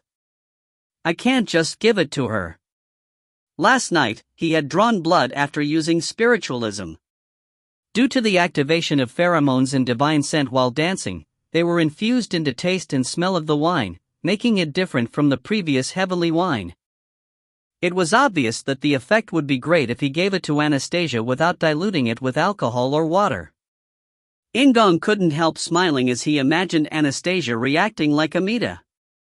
Then Carrick frowned and said, Prince, you are thinking something dangerous. Your eyes are sneaky. They are burning with more ambition than usual. In-gong had revealed too much. He quickly fixed his expression and spoke to Anastasia. Right now, I have none to spare. I will give it to you later. HRMM. Anastasia stared at In-gong. Her gaze showed that she knew something wasn't right. In-gong nodded and grabbed Anastasia's hand, kissing the back of it. Anastasia Nuna is a precious battery. I'll make sure to give it to you at a later time. Didn't I just say that it is crude to call me that? Anastasia said, gazing at In-gong gracefully. She truly was very elegant. I want to help too. Caitlin sighed as she listened to the conversation. She could use spells, but they were only the basics. Unlike the expert magicians, Felicia and Anastasia, Caitlin was unable to use recovery magic. In-gong was about to say something to comfort Caitlin, but he managed to hold it back before committing the mistake. Caitlin was looking around at her surroundings with delighted eyes. It's okay, Nuna is my aura battery. In-gong smiled at the thought, feeling that Anastasia's words were somewhat reasonable. The three princesses weren't batteries. In-gong didn't think so even as a joke. He knew he shouldn't think that way. Anyway, we are now approaching the limit line. Once beyond the limit line, we won't be able to march like this. Anastasia changed the topic. Then Caitlin asked with shining eyes. Has Anastasia Uni ever crossed over? Caitlin's voice was friendly, like they had become closer after the welcoming party. Anastasia responded with a gentle expression, like she didn't dislike Caitlin. I've only done it twice. But both times were only near the limit line. This is the first time that I will be entering the depths. She sounded strangely more polite than when she talked to In-gong and Felicia. Anastasia continued to explain. Basically, it has rough terrain. Beyond the northern limit line is pretty much just a cold land, so we will need to take some measures against the cold. There will also be creatures and barbarians. It won't be easy to reach Schuttenberg's castle. Chris, who had been silent until now, spoke up. He was training to become the next king of the lycanthropes, but he still felt afraid to go far beyond the limit line. It is a shame that there is a limit on the number of people who can board the Black Flame Dragon. The number of soldiers led by the royal children reached nearly 200. That was over the limit for the Black Flame Dragon, so they needed to move on land. Anastasia looked up at the Black Flame Dragon and narrowed her eyes. Even if it was possible to fit them, riding it is impossible. There is severe turbulence beyond the northern limit line, so it won't be able to fly as fast as before it. The altitude was likely to not be particularly high. Beyond the northern limit line, the winds were as sharp as knives, so the sails of the Black Flame Dragon were likely to be damaged. They hadn't even reached the castle of Archlich Schuttenberg, yet there were already ominous thoughts. Chris shrugged and said in a cool voice, "Well, there are many magicians, and there are no ordinary people among the soldiers. Won't it be okay somehow?" Along with the dark elves who had come from Skyforest, the lycanthropes, the nightmares, and the Suras, who had joined at Anger Plains, were all the best of their kind. In-gong's independent unit was unconventional and didn't contain anyone ordinary either. There were many strong troops like the ogres and golems. As the conversation continued, their voices naturally became louder. Then Felicia, who had been resting in a separate place, approached. "What are you talking about?" Felicia was currently taking a break, but she had been maintaining faster than the wind for nearly 2 hours. She had laid down and rested as soon as the march stopped, but there was still fatigue on her face. In-gong felt sorry toward her, while Anastasia just sighed. Chris watched from the side and laughed. "I was telling Shutra that he is using Noonim too much." "Yes. Isn't that right?" "He has drained his sisters." Felicia smiled wearily, while Caitlin laughed and looked at In-gong. Yes. Shutra is too much. I've also had my aura drained." It was filled with affection rather than criticism. Then, instead of replying, In-gong stood up and declared, "Now, let's depart. Anastasia Noonim, I'll be asking for your magic power next. Are you treating me as a battery now? I am too. How childish." However, the princesses then burst out laughing at In-gong's expression. "Yes, let's start." As Anastasia moved to the center of the army, the aide beside her signaled for the soldiers to prepare to move. In-gong climbed on top of Maybach and thought about Schuttenberg. It had always been Warrior Locke who took out Schuttenberg in Knight Saga. Additionally, the place where Schuttenberg had fallen wasn't beyond the northern limit line, but at the border with the demon world and human world. I think that Locke probably took down a clone, but... In-gong took a deep breath and looked beyond the northern limit line with a serious expression in his eyes. And Locke's party arrived at that location almost half an hour after In-gong's party left. Karlov gazed at the trail of the army and huffed. How can an army march so fast? Are they overflowing with magic power? No, isn't this too much even if they are? The speed of the army was even faster than the flying ship. There were 200 troops, but they were moving at a super fast speed. Karlov had experience marching through countless battlefields, so he was confused. However, Beatrice was worried about something else. Doesn't it seem like they have no luggage? How are they getting their supplies? They could supplement their supplies in the demon world, but the destination was beyond the limit line. Each soldier would need to carry a large burden, but the baggage for each soldier was too light. It was almost like they were carrying nothing. Karlov's and Beatrice's worries deepened. They traveled all over the demon world, but they had never encountered such an unusual maneuver. Well, aren't we able to go unnoticed thanks to that? Locke said brightly, but Karlov wasn't cheered up. Rather, I am worried that we will miss them. Their movement speed was too fast. Until now, it had been easy to catch up due to the traces left behind. However, these traces might disappear beyond the limit line. Beyond the limit line, we will have to narrow the distance a little further. Locke's group hadn't moved beyond the limit line yet. Compared to the children of the Demon King, they were lacking in information. Shouldn't we just join with the children of the Demon King? Their purpose is the same as ours.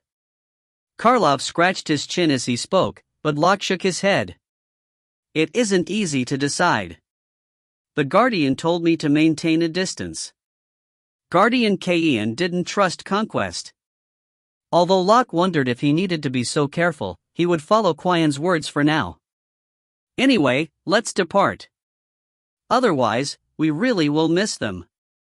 Karlov said lightly. The children of the Demon King had likely already reached the northern limit line at this speed. Beatrice, please use recovery. Yes, Locke. Beatrice was Locke's battery. She closed her eyes and prayed quietly to her god. And In-gong's group reached the northern limit line. In pursuit of In-gong's party, Locke's party headed toward the northern limit line. Additionally, there were those who were going beyond the northern limit line but toward the west. First P. Prince Baikal Ragnaros greets the Sword Duke. Second Prince Zephyr Ragnaros greets the Sword Duke. Greetings, I am the Saintess, Zephyr's fiancée. A youthful voice was added at the end. Baikal laughed, while Zephyr just closed his eyes with a bitter smile. The Sword Duke couldn't help laughing. He knew about the Dark Saintess, but he had never imagined she would have such a bright personality. Furthermore, he didn't know she was the second prince's fiancée. I am Sword Duke Ishgard. It is a pleasure to see first prince and second prince. In response to the Sword Duke, Baikal smiled mildly while Zephyr opened his eyes. Altesia grinned as she approached Zephyr. The Sword Duke looked at the three people before turning his gaze away. In addition to the Order of Erebos knights Altesia had brought along, there were the Draconians led by Baikal and Zephyr respectively. However, the most prominent one was Quanta. She looked like a Gandharv, but the Sword Duke immediately identified her as a dragon. Second Prince was just as amazing as Ninth Prince. Quanta wasn't the same as when she met Altesia, but just like before, she was still blindfolded. The Sword Duke looked at Quanta with interest before turning his attention back to the three people. The preparations are ready. Then there is no need to delay. Let's depart immediately. The number of troops led by Baikal and Zephyr combined to make 500. Due to them being cavalry, the amount of supplies needed was enormous. Therefore, in terms of mobility, they had to hurry or they would lag behind In-gong's party. The Sword Duke glided smoothly along the ground, immediately followed by Baikal and Zephyr. Half a day later, aside from Victor, all the Demon King's children and Warrior Locke crossed the limit line. In different places, the War Knight and the Death Knight looked at the same place. If you find any errors, ads pop up, ads redirect, broken links, non-standard content, etc., please let us know. Report chapter so we can fix it as soon as possible. Chapter 204, Chapter 43, Storm. Chapter 204, Chapter 43, Storm. The legend of the Elder Dragons, who were said to have the same power as a god, was handed down in various places throughout the demon world. The species with the longest historical record among the various species of the demon world were the Dark Elves, but the Elder Dragons were even older than the Dark Elves. The Elder Dragons had existed throughout the history of the demon world. This meant there were many legends about them, especially from the era of struggle. The reason for this was very simple. The era of struggle had been a horrible era in which all the species of the demon world fought against each other, resulting in death and killing every day. In the days when the cruelties of war couldn't be escaped, only the areas ruled by the Elder Dragons had escaped from the battles. The absolute power of the Elder Dragons had not allowed any conflicts in their territory. There had been some groups foolish enough to challenge the Elder Dragons, but their fates had always been the same. Even among the dragons, who were called the best species, the elder dragons were special. They were dragons with the power of gods. In the myths and legends, each of the elder dragons were given their own image. Ainkel had the power of life and was the benevolent mother of Anger Plains. She gave peace to the people who entered her territory. In all the records, she had been painted as a saintess. Enkidu was a tyrant with the power of destruction. However, ironically, due to his violence, Enkidu's territory was more peaceful than the territory of any other elder dragon. Even the strongest species wouldn't dare to boast in Enkidu's territory. If Ainkel was a mother, then Enkidu was a father. Recorder Torres was portrayed as an inquisitive scholar and violent Kultine a silent warrior. Although the cruel Talia was portrayed as a youthful girl, she was considered cruel for her ability to wipe out whole groups with a smile on her face. Guardian Kayan always appeared as a sage in the stories. He wasn't benign like Ainkel nor was he cruel like Talia. Unlike Torres, Qian often got involved because of his curiosity. However, he wasn't as violent as Enkidu, nor could he stay silent like Kultine. The last appearance of the elder dragons had been around 1,000 years ago.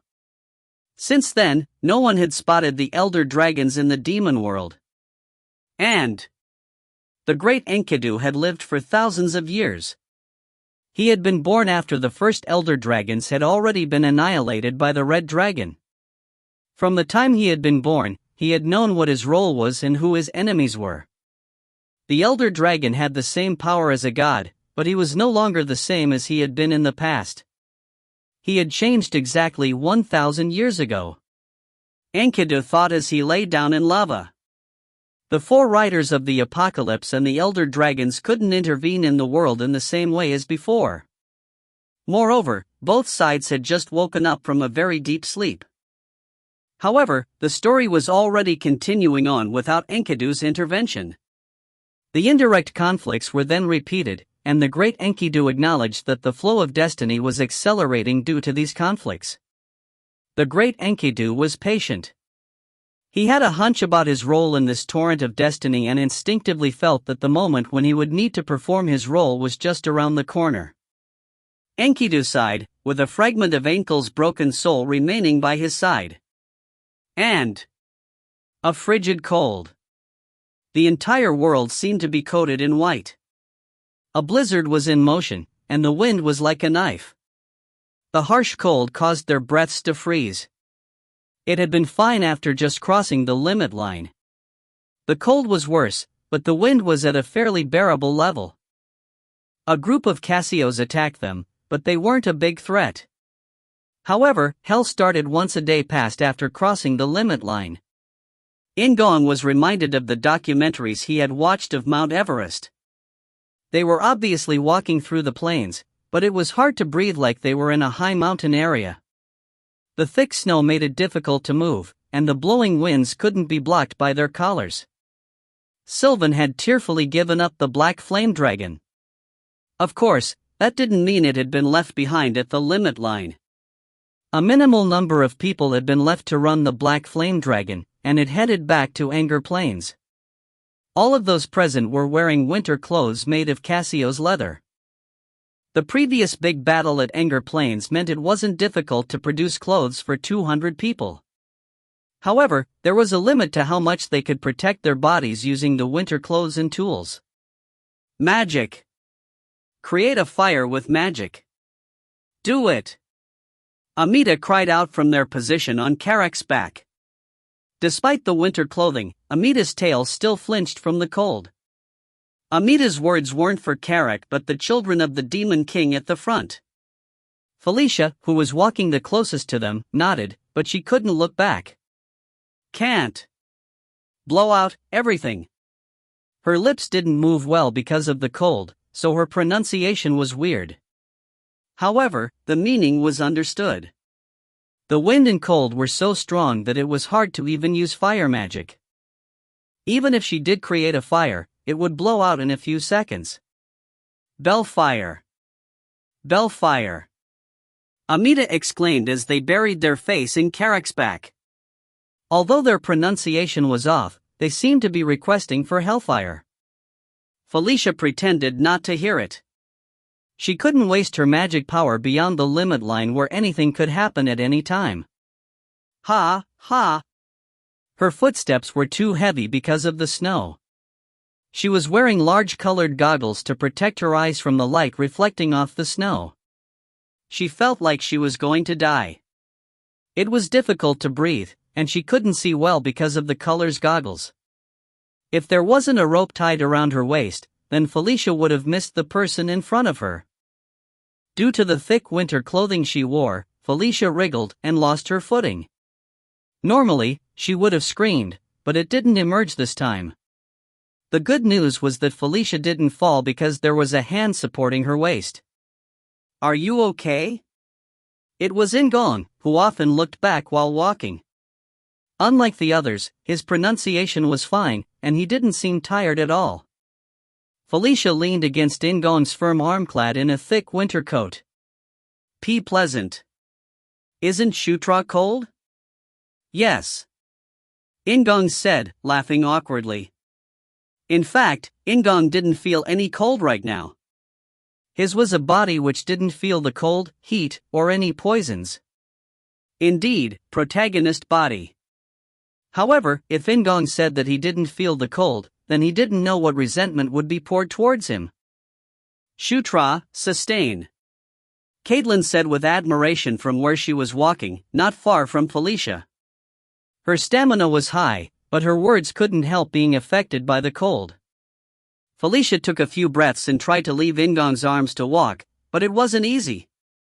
She had already lost strength in her legs. In-gong supported Felicia's waist and asked, "Do you want a ride?" Normally, Felicia would have refused, but not this time. She nodded instantly.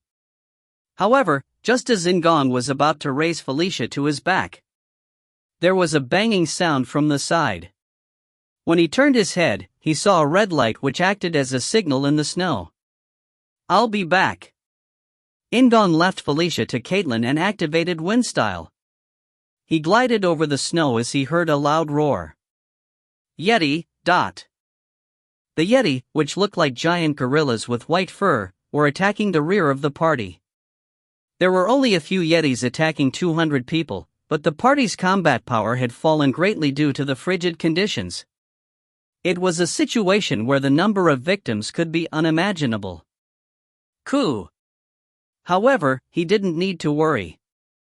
By the time In-gong arrived, Vandal was already attacking the last of the Yetis. In-gong quickly used White Eagle and Black Eagle to help and asked Vandal, "Vandal, are you okay?" "I'm okay, though I moved a little wildly due to the cold." Vandal smiled after smashing the Yetis in a flash. In-gong sighed with relief and placed the bodies of the Yetis in his inventory. The peeled-off fat could be used for a fire and the meat could be eaten, so the corpses would be useful somewhere. Be careful not to sweat. In-gong wondered if it was possible to sweat in this cold weather, but the sweat would be impossible to stop once it started. After half a day, the party decided to seek refuge from the cold in a large cave where frost giants resided. Thanks to the help of the giant king's sword, they were able to establish a friendly relationship without any bloodshed. As soon as they entered the cave, Felicia and Anastasia used magic and spirits to block the entrance of the cave. Although small air holes were present, it was enough to stop the cold. Amita sang in front of a large fire ignited with the help of the last flame. The divine power in the green flame could be felt by In-gong's divinity. As the air in the cave warmed up, the environment became more tolerable. Moreover, the 200 people had to stick close to each other, so the heat could be felt. "I'm glad I found this cave." In-gong sighed with relief as he closed his mini-map. In this cold weather, he wouldn't have been able to relax if they needed to sleep in tents out in the cold. Ha. Prince, is the area beyond the limit line always like this? I suddenly feel a great respect for the barbarians. Karak asked after catching his breath. As In-gong took out food from his inventory, he agreed. I guess. It was why the Western and Eastern barbarians always attacked the limit line. However, Anastasia shook her head as she heard their conversation. It isn't always like this beyond the limit line. The East and West is more livable than this. And, this frigid zone won't last long. Is that just your wish? Anastasia stayed silent at Karak's question. However, it really was the case. Everybody's moods darkened. If this cold persisted, they would be wiped out before even reaching Schuttenberg. However, fortunately, there was still some hope. Don't worry too much. Princess' words are correct. Indara? It was Indara, who was the head of the Sura warriors and served as a guide.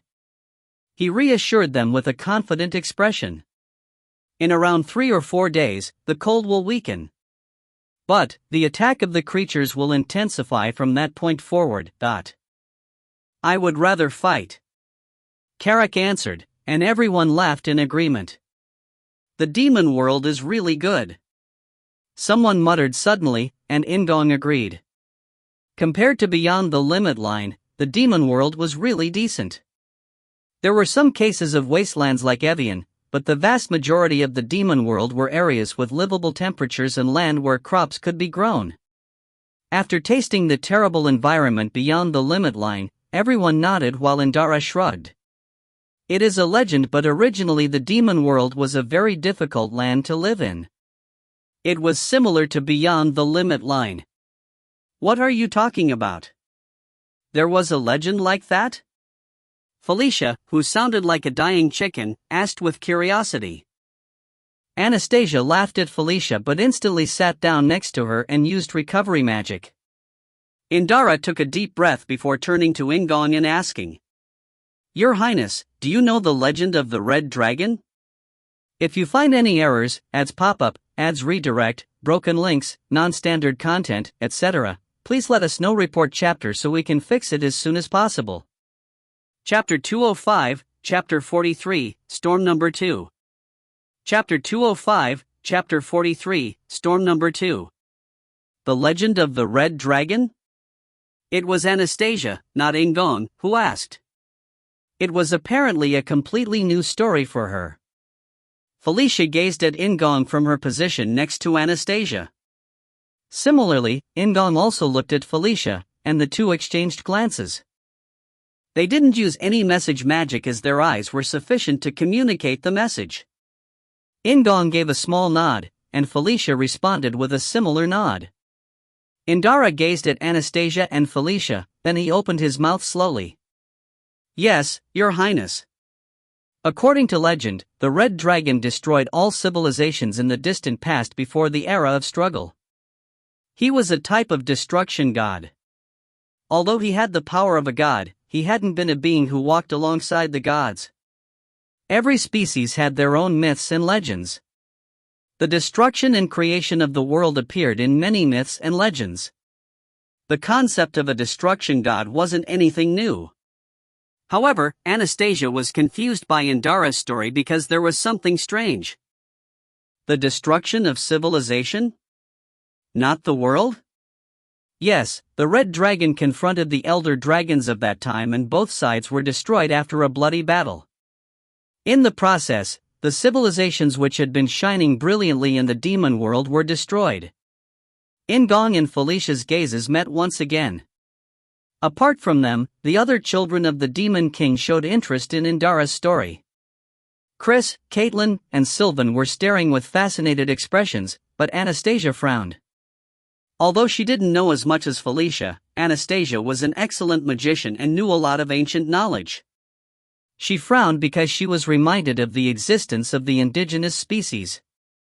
The cave they were in was big enough to accommodate 200 people at once, but it was still a sealed place. Indara didn't speak in a loud voice, however, everyone in the cave had no problem hearing his story. As a result of the battle which shook the heavens and earth, the magic flow of the whole demon world became a mess, and it became a land that suffered from abnormal weather, just like beyond the limit line here.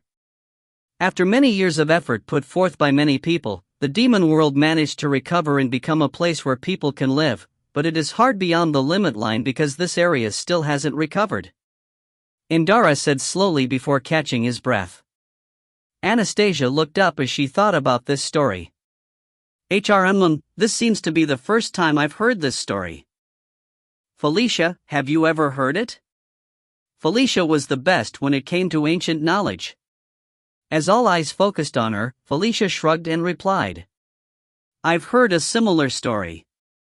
When I went to Curtis, I heard the legend about a red serpent god from the giants. The reason for her exchange of gazes with In-gong was to discuss whether they should tell this story. The giants? Anastasia's eyes widened as she asked again. Felicia nodded before gazing at Indara. The lizard men told a story that was similar to Indara's. They said that they were a species created by the indigenous species in order to fight against the red serpent god. Indigenous species, they really exist. It was more of a statement than a question. Anastasia frowned and thought deeply before asking Indara it. Indara, is this a Sura legend? Yes, Your Highness. The story has been handed down among the Suras. Indara responded with an aloof expression. Unlike the sanctuary, this wasn't a secret. Indeed, it would be surprising if this story was a secret.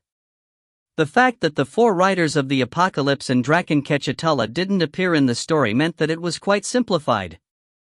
Can I ask you one thing? Karak asked, raising his hand abruptly. Indara didn't think that an orc would ask a question instead of the royal children, so he was confused for a moment. Feel free to ask. Karak was In-gong's aide, so Indara didn't object as he was basically a person from outside the Demon King's palace. Karak's eyes shook as he spoke. You said that people worked to help the demon world recover? Are those people the Guardians? Are you talking about how the lands became devastated after the Guardians disappeared? It was Chris who had remained silent until now. Karak nodded straight away. Yes. It was the reason why the children of the Demon King were being dispatched to several places around the demon world. The lands which had lost their guardians had become deserts and were now uninhabitable. This mainly took place on the borders, but it happened in so many places that it was a well-known story in the demon world.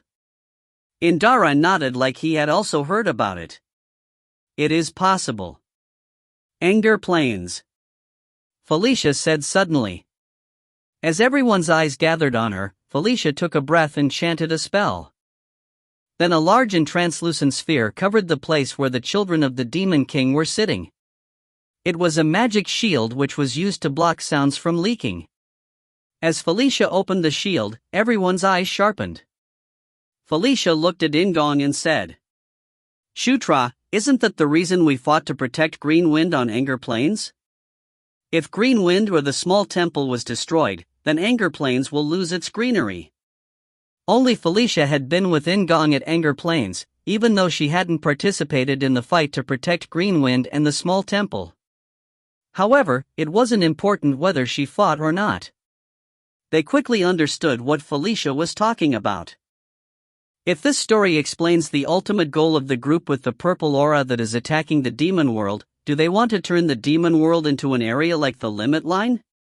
Chris growled ferociously as he spoke. It made sense. All of the Demon King's children, except for Felicia, didn't know everything about the four Knights of the Apocalypse. If the whole demon world became like beyond the limit line, then their goal could be achieved to a certain extent. But In-gong couldn't help feeling like something was lacking. If that was the purpose of the Death Knight and War Knight, then they should have attacked the Guardians more extensively. Does Green Wind know anything else? Felicia asked In-gong, who shook his head. In-gong had already talked to Green Wind about this a few times. In-gong asked Indara instead. Indara, do you know anything else? The story about the Red Dragon is rarely passed down. But the Sword Duke? I'm not sure, but he might know a little bit more. Indara replied solemnly since this was the first time he had heard about Anger Plains. Anastasia focused on Indara and said, It is worth checking out, Indara. It was a good story. Thank you, Your Highness. Once it was all over, Felicia took down the anti-eavesdropping shield.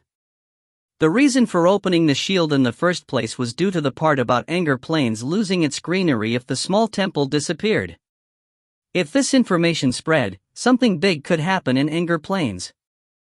Once the shield disappeared, the people in the vicinity wondered about what was spoken, but they didn't say anything.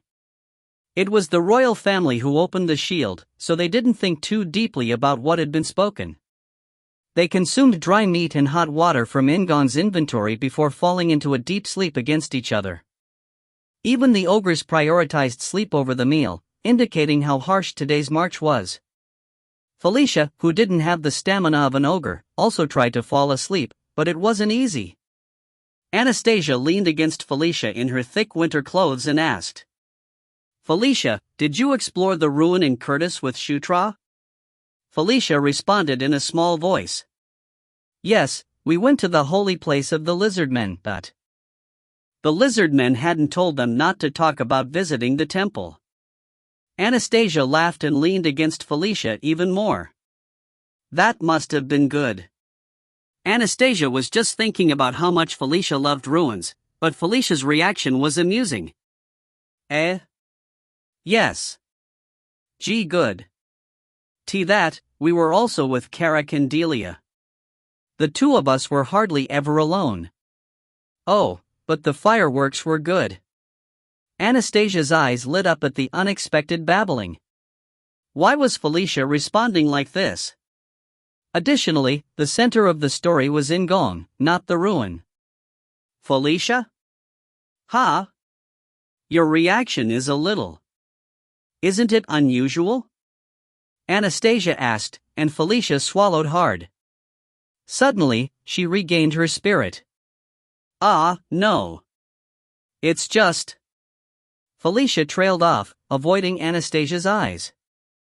Then Carrick raised a hand to In-gong's shoulder, who was sitting not far away and listening to their conversation. "Prince, laughing will make her feel worse."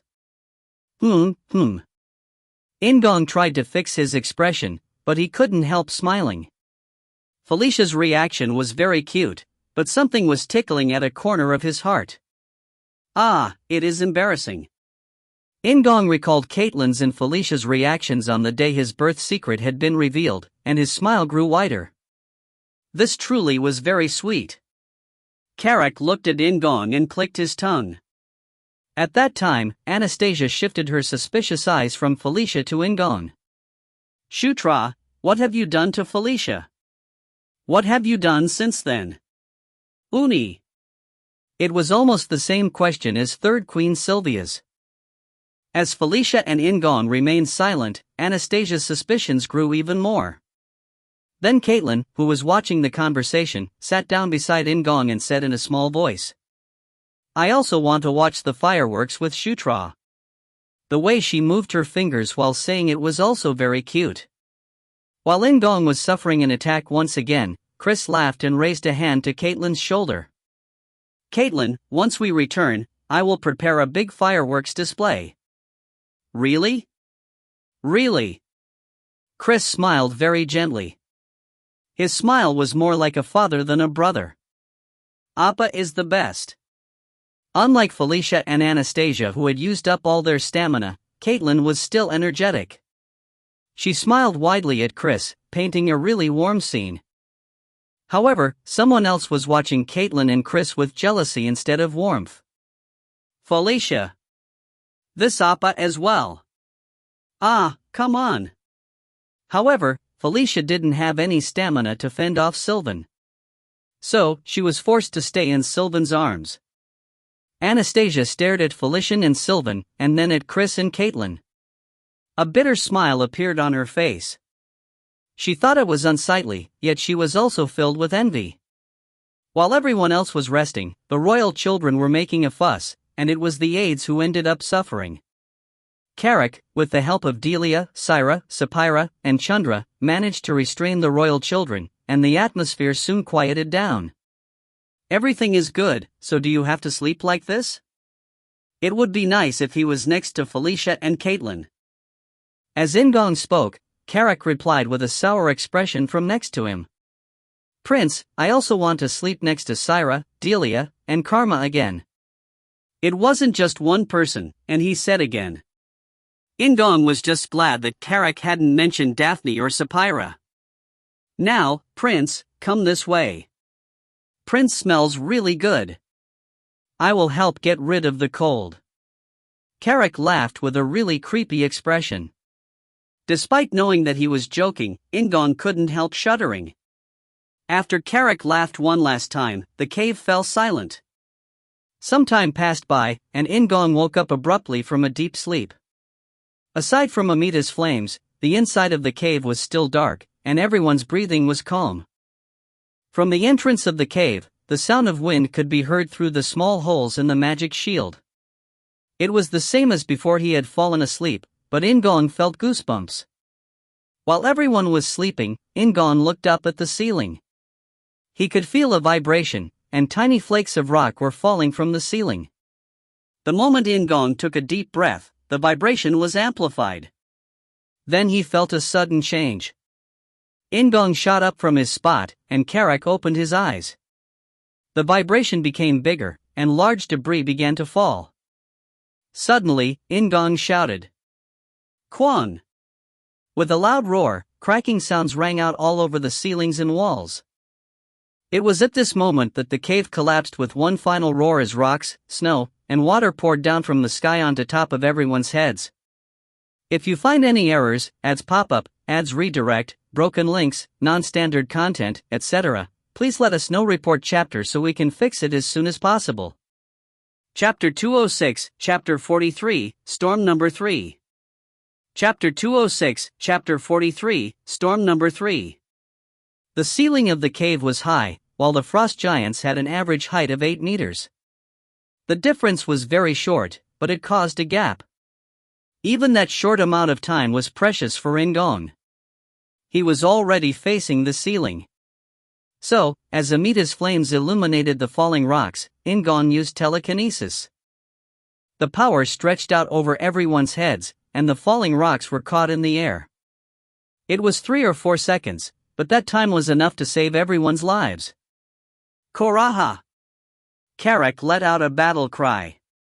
The people, who hadn't woken when the ceiling began to collapse, opened their eyes at his call, and they quickly regained their spirits. In-gong stopped using telekinesis, then the rocks started falling again. Almost everyone who had woken up reacted to it. Quack-a-cocking. Vandal, the ogres, and the golems aimed their fists at the ceiling. The Sura moved their swords quickly, while the dark elves randomly fired off magic power. The large rocks were broken and split into small stones. Simultaneously, the lycanthropes used beast form and embraced the other species in order to act as a shield against the fragments. The shock continued. Sharp shards stuck into the backs of the lycanthropes while the ground shook as large debris crashed down. However, in the midst of all this, there was a sharp scream. Felicia, who had been in Anastasia and Sylvan's arms, sighed with relief as the ceiling stopped collapsing. However, there was no time to rest. As soon as the cave collapsed, the cold entered. Moreover, there were things pouring down from the sky which couldn't be smashed like the rocks. Wakak. It was an understatement to call it a heavy rain. It was like large water buckets were pouring down on them from the sky. For a moment, everybody didn't breathe. It was hard to even open their eyes due to the sudden rain. After a few more seconds, the rain was over. Water had poured down from a high place, but no one was injured. At most, some people swallowed the water, but that was fine because it wasn't mixed with poison. However, there was a different problem. They were in a place beyond the limit line of fearsome frigid land. Everybody grabbed their chest, which filled with a cold air that seemed to freeze their lungs. The bigger issue was that their whole body was wet.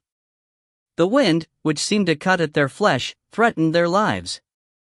The lycanthropes, whose clothes were torn, were knocked down first due to their transformed bodies. Their wet fur quickly froze, and the body temperature of the lycanthropes lowered sharply. the blizzard entered into the cave. The muddy floor froze over, and the dark elves, crushed by the weight of the lycanthropes, could barely breathe. Vandal couldn't make a decision. He was a senior general of the Demon King's palace. However, this was the first time he had encountered a battlefield like this, so he couldn't decide if it was better to take off the wet clothes or to just wear it. His body was heavy, and the white blizzard darkened his field of view. Anastasia trembled. The moment she saw the falling rocks, she had covered Felicia's head without thinking. Thanks to the fact that she and Sylvan had done it at the same time, Felicia wasn't injured by the rocks, but the problem was the water and the cold. Anastasia's long and beautiful eyelashes were now frozen. Felicia gasped from underneath Anastasia and Sylvan. As she lay underneath them, she gazed at the blizzard in the sky and saw a magic spell. It was clear that the water, which had poured down from nowhere, was due to transformation magic. She exhaled. It wasn't enough to produce a breath of white mist, but the breath coming from her throat seemed to freeze. Despite this, she was activating her magic power, so her spirit felt better. It was an extremely dangerous situation. If her body temperature kept lowering like this, she would die before even fighting. Felicia tried desperately to move her lips. Anastasia was also reciting a spell. They had to block the wind and snowstorms somehow.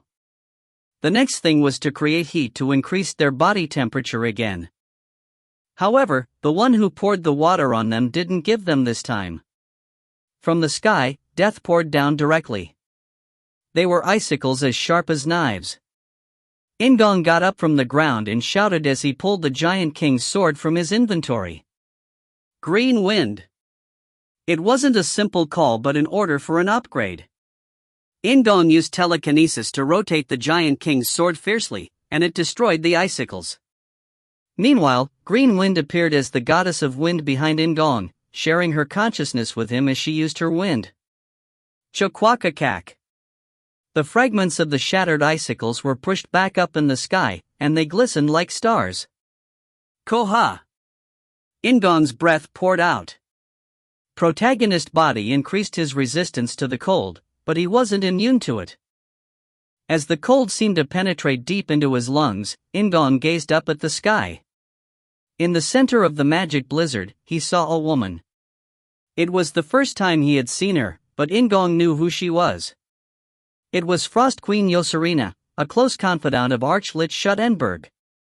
She was a powerful magician who could use various ice spells while wearing thick ice armor around her body.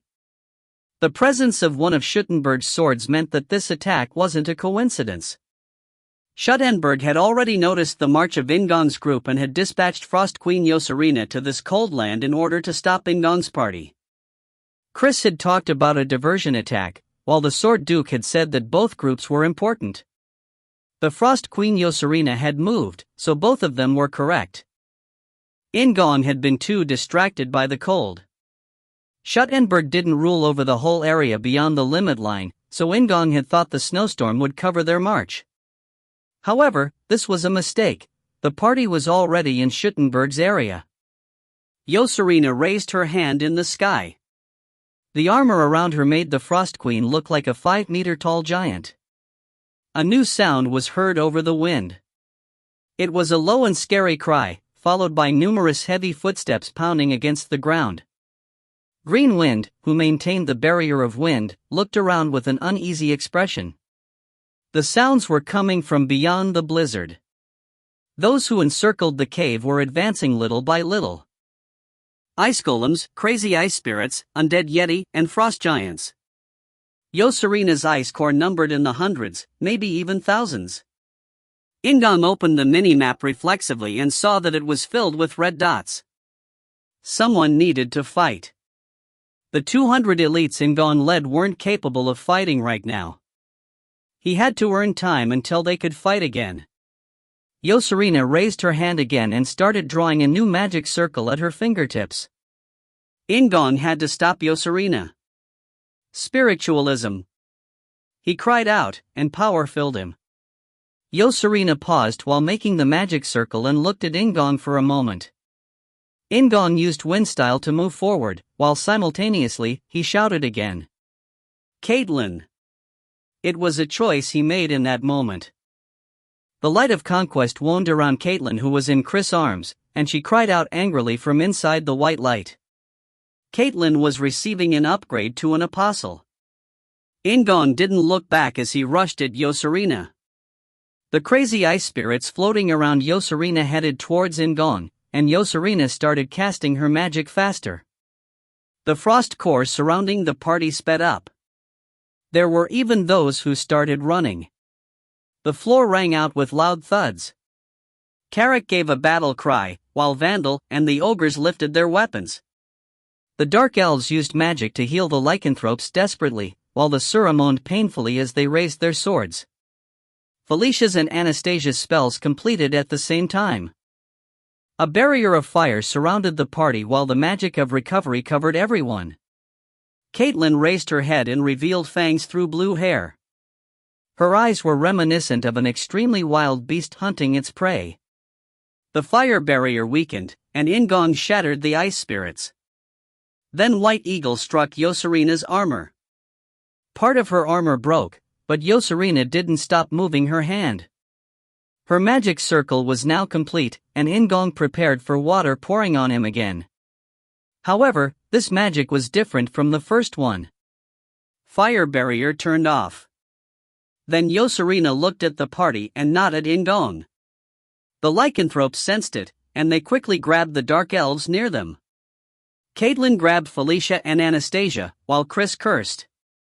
An ominous sound rang out from the ground. Felicia and Anastasia turned white as they looked at the ground. Quack-a-cocking. The ground broke apart. There was a loud vibration as a giant monster emerged from the ground. It was a frost worm covered with sharp thorns. Its body length was dozens of meters and its head was large enough to swallow a few people.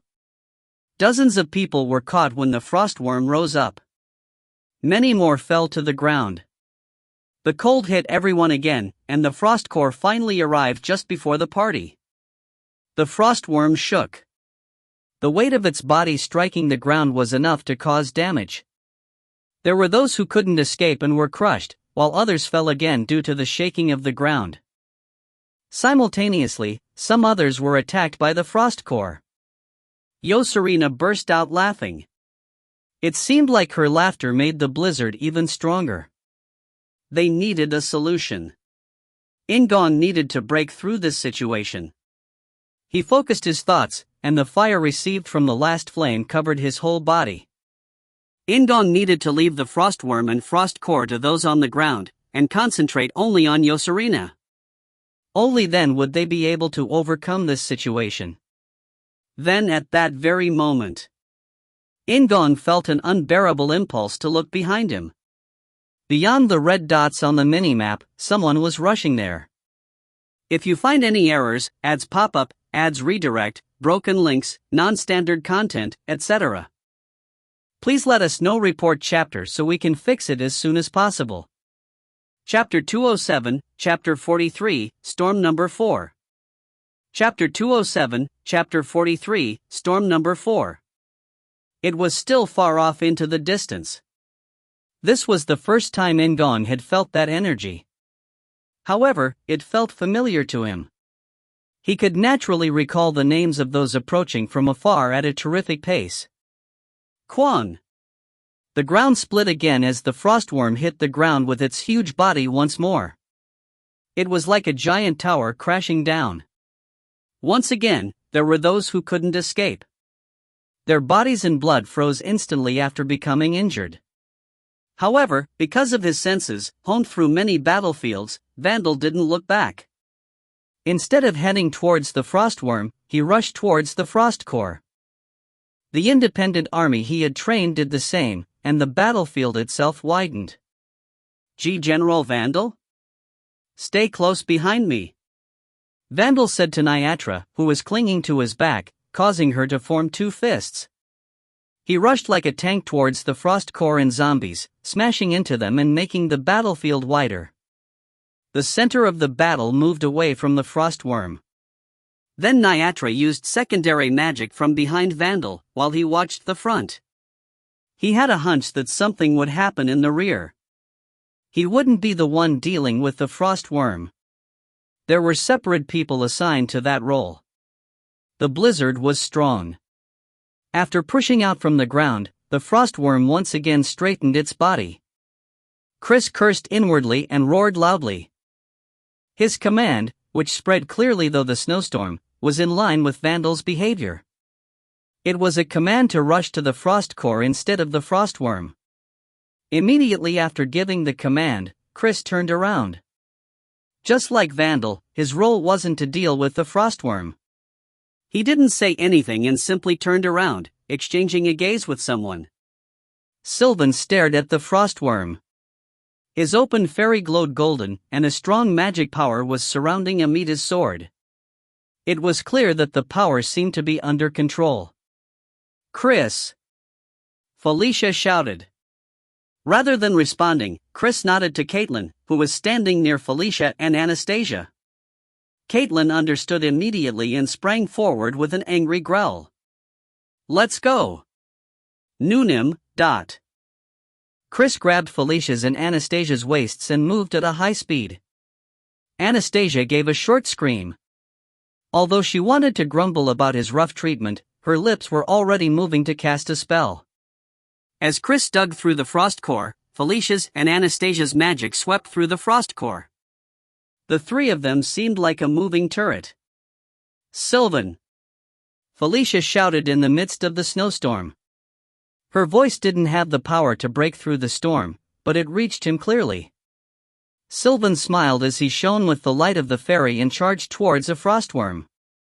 Caitlin ran next to Sylvan. This was the first time the two had fought closely on a battlefield. However, Caitlin and Sylvan understood each other with their eyes. Both were trained warriors, so they could see what the other person wanted. Caitlin outpaced Sylvan.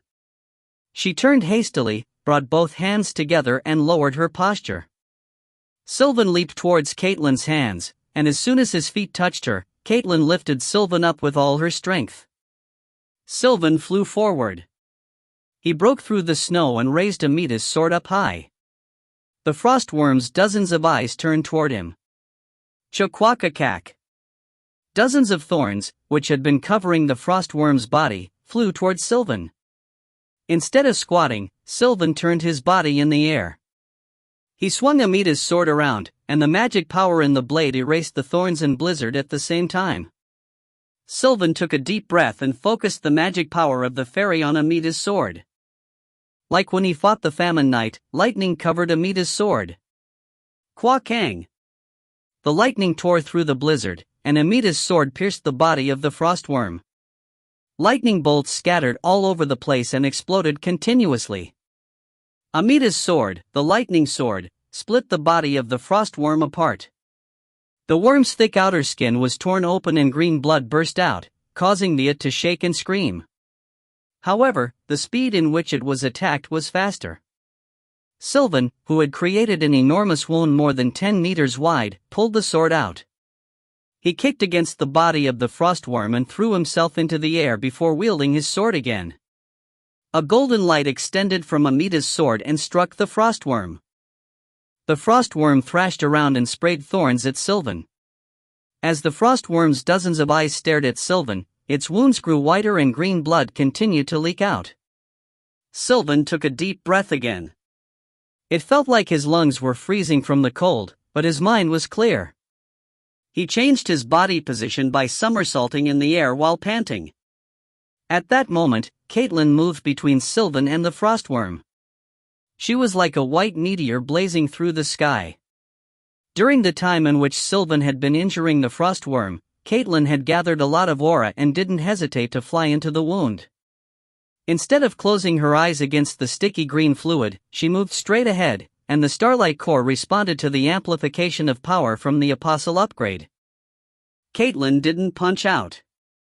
Instead, she exploded with a strong aura from all over her body. Kwang! There was a loud roar, and the frostworm's body swelled up like a snake bloating after swallowing a large amount of food. That was the end of the frostworm. Without even a scream, the frostworm finally collapsed. Sylvan lowered the speed of his fall using magic power and settled on the ground at almost the same time as the frostworm. Caitlin, covered in a white light, emerged from the frostworm's wound.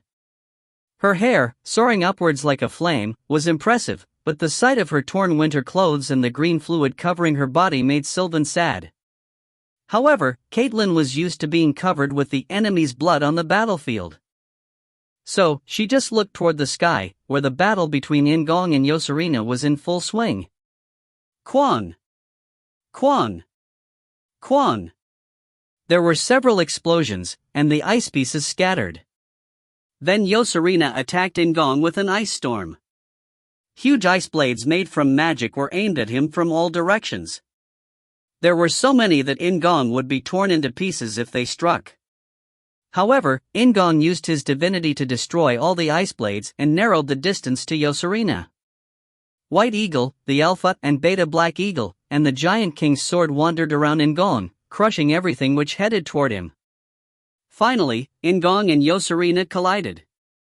Ice crawled over Yosurina and thickened the ice armor around her. She smiled as she endured the attacks of White Eagle, Black Eagle, and the Giant King's sword. The Frost Queen's armor was invincible in the cold. As long as Yosurina was in this armor, she was safe. Moreover, she still had many things remaining which she had prepared. Yosurina didn't think she could finish In-gong with the ice blades, but time was on her side. How long could those down below survive in this frigid cold? Every minute and second was precious as Ninth Prince and his followers headed for their deaths. However, Yosurina wasn't just buying time, and the reason why she didn't care about the death of the frostworm was clear. The ground shook again. There were big cracks in several places of fighting, and frostworms extended their heads out of the ground. Then the ground quaked with wild tremors as though the frostworms wanted to wipe out all the frost core as well as the troops In-gong led. As screams of horror and death occurred all over the place, Nyatra closed her eyes tightly and buried her head into Vandal's neck. Felicia's lips were blue from the cold, while Sylvan and Caitlin looked at each other. Yosurina sat happily in her thick armor. She had expected In-gong to retreat to save his troops or not be able to concentrate due to worrying about the ground. However, his reaction was neither one of those. Rather than looking at the ground, In-gong struck the Frost Queen's armor with the Giant King's sword, which was filled with a strong aura. A part of the armor split, and as the ice broke, cracks formed around the point which had been struck. Yosurina panicked. Did the Ninth Prince have the same mentality as Second Prince, unlike the information she received? Why didn't he look back once? The reason was simple, and it wasn't because In-gong was cold-hearted. They had finally arrived. On the mini-map, the purple dots, which meant neutrality, shone. Sylvan and Caitlin, who were rushing towards the frostworms, slowed down for some reason. Felicia and Anastasia stopped using magic and looked up at the sky blankly. Then at that moment, the blizzard stopped, and the winds subsided. There were no clouds in the clear sky. It was only for this battlefield, like a glass wall had been built up and the blizzard raged outside it. This was climate manipulation. The power of divine magic. Only 2 people in the world could use divine magic to this extent. Dark Saintess Altesia, who received the favor of Erebos, the god of darkness, and Saintess Beatrice, who was called the incarnation of Mother Earth.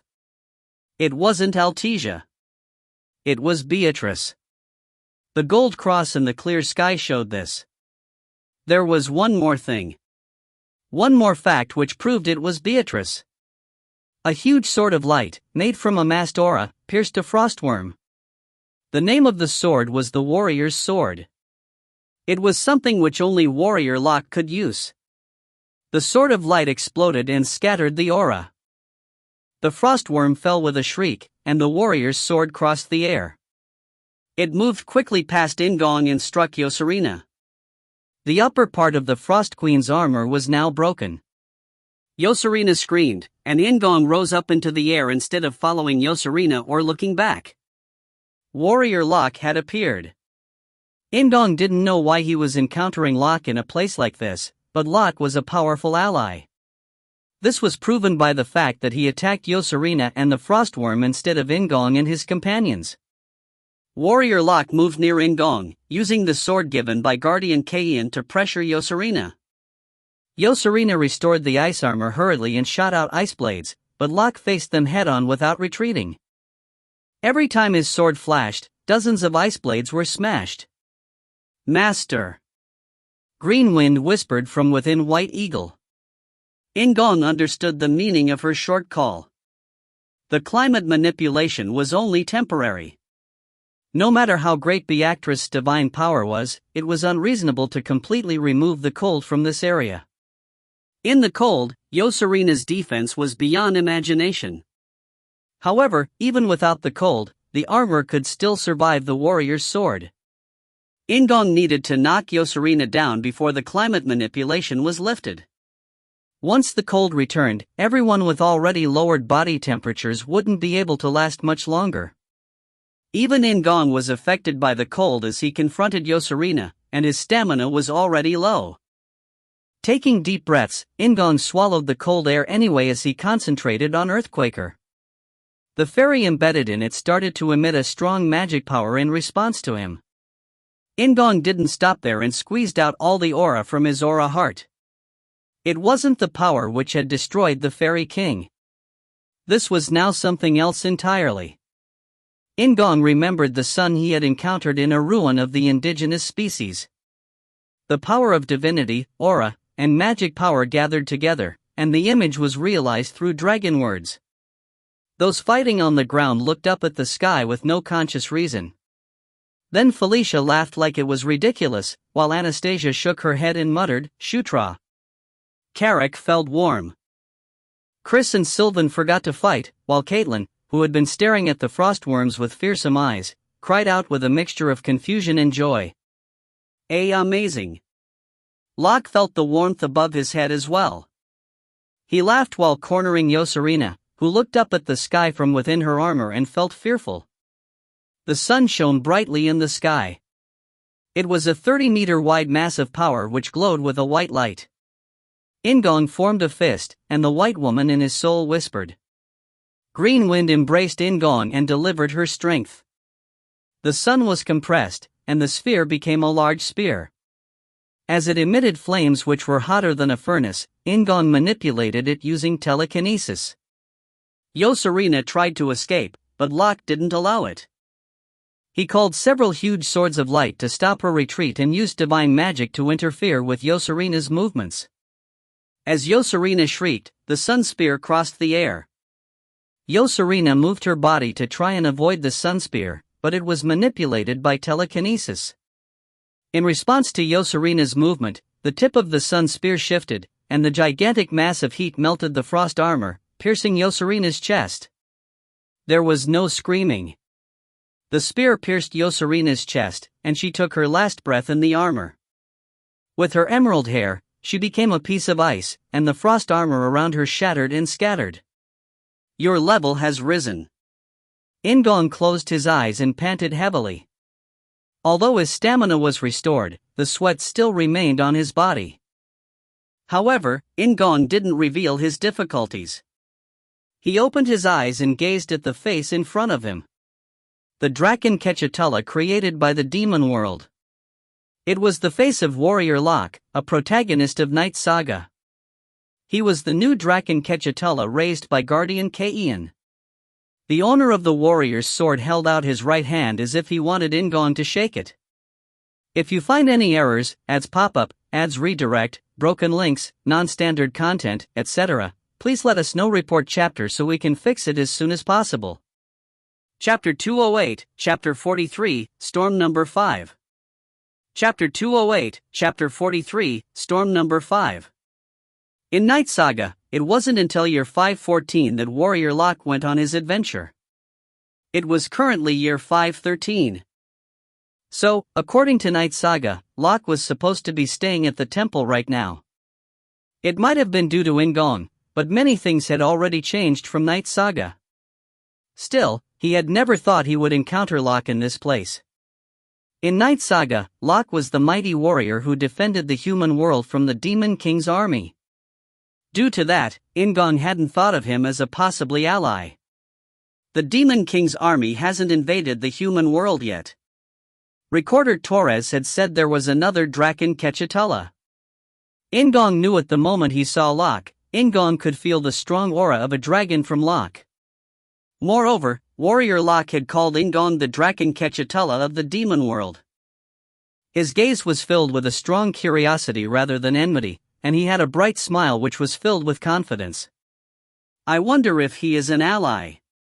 Locke had attacked Yosurina and not In-gong's party. Additionally, the climate manipulation magic was also being used for In-gong's party. In-gong took a deep breath. He was too far away to shake hands, so he decided to respond in a similar manner to Locke.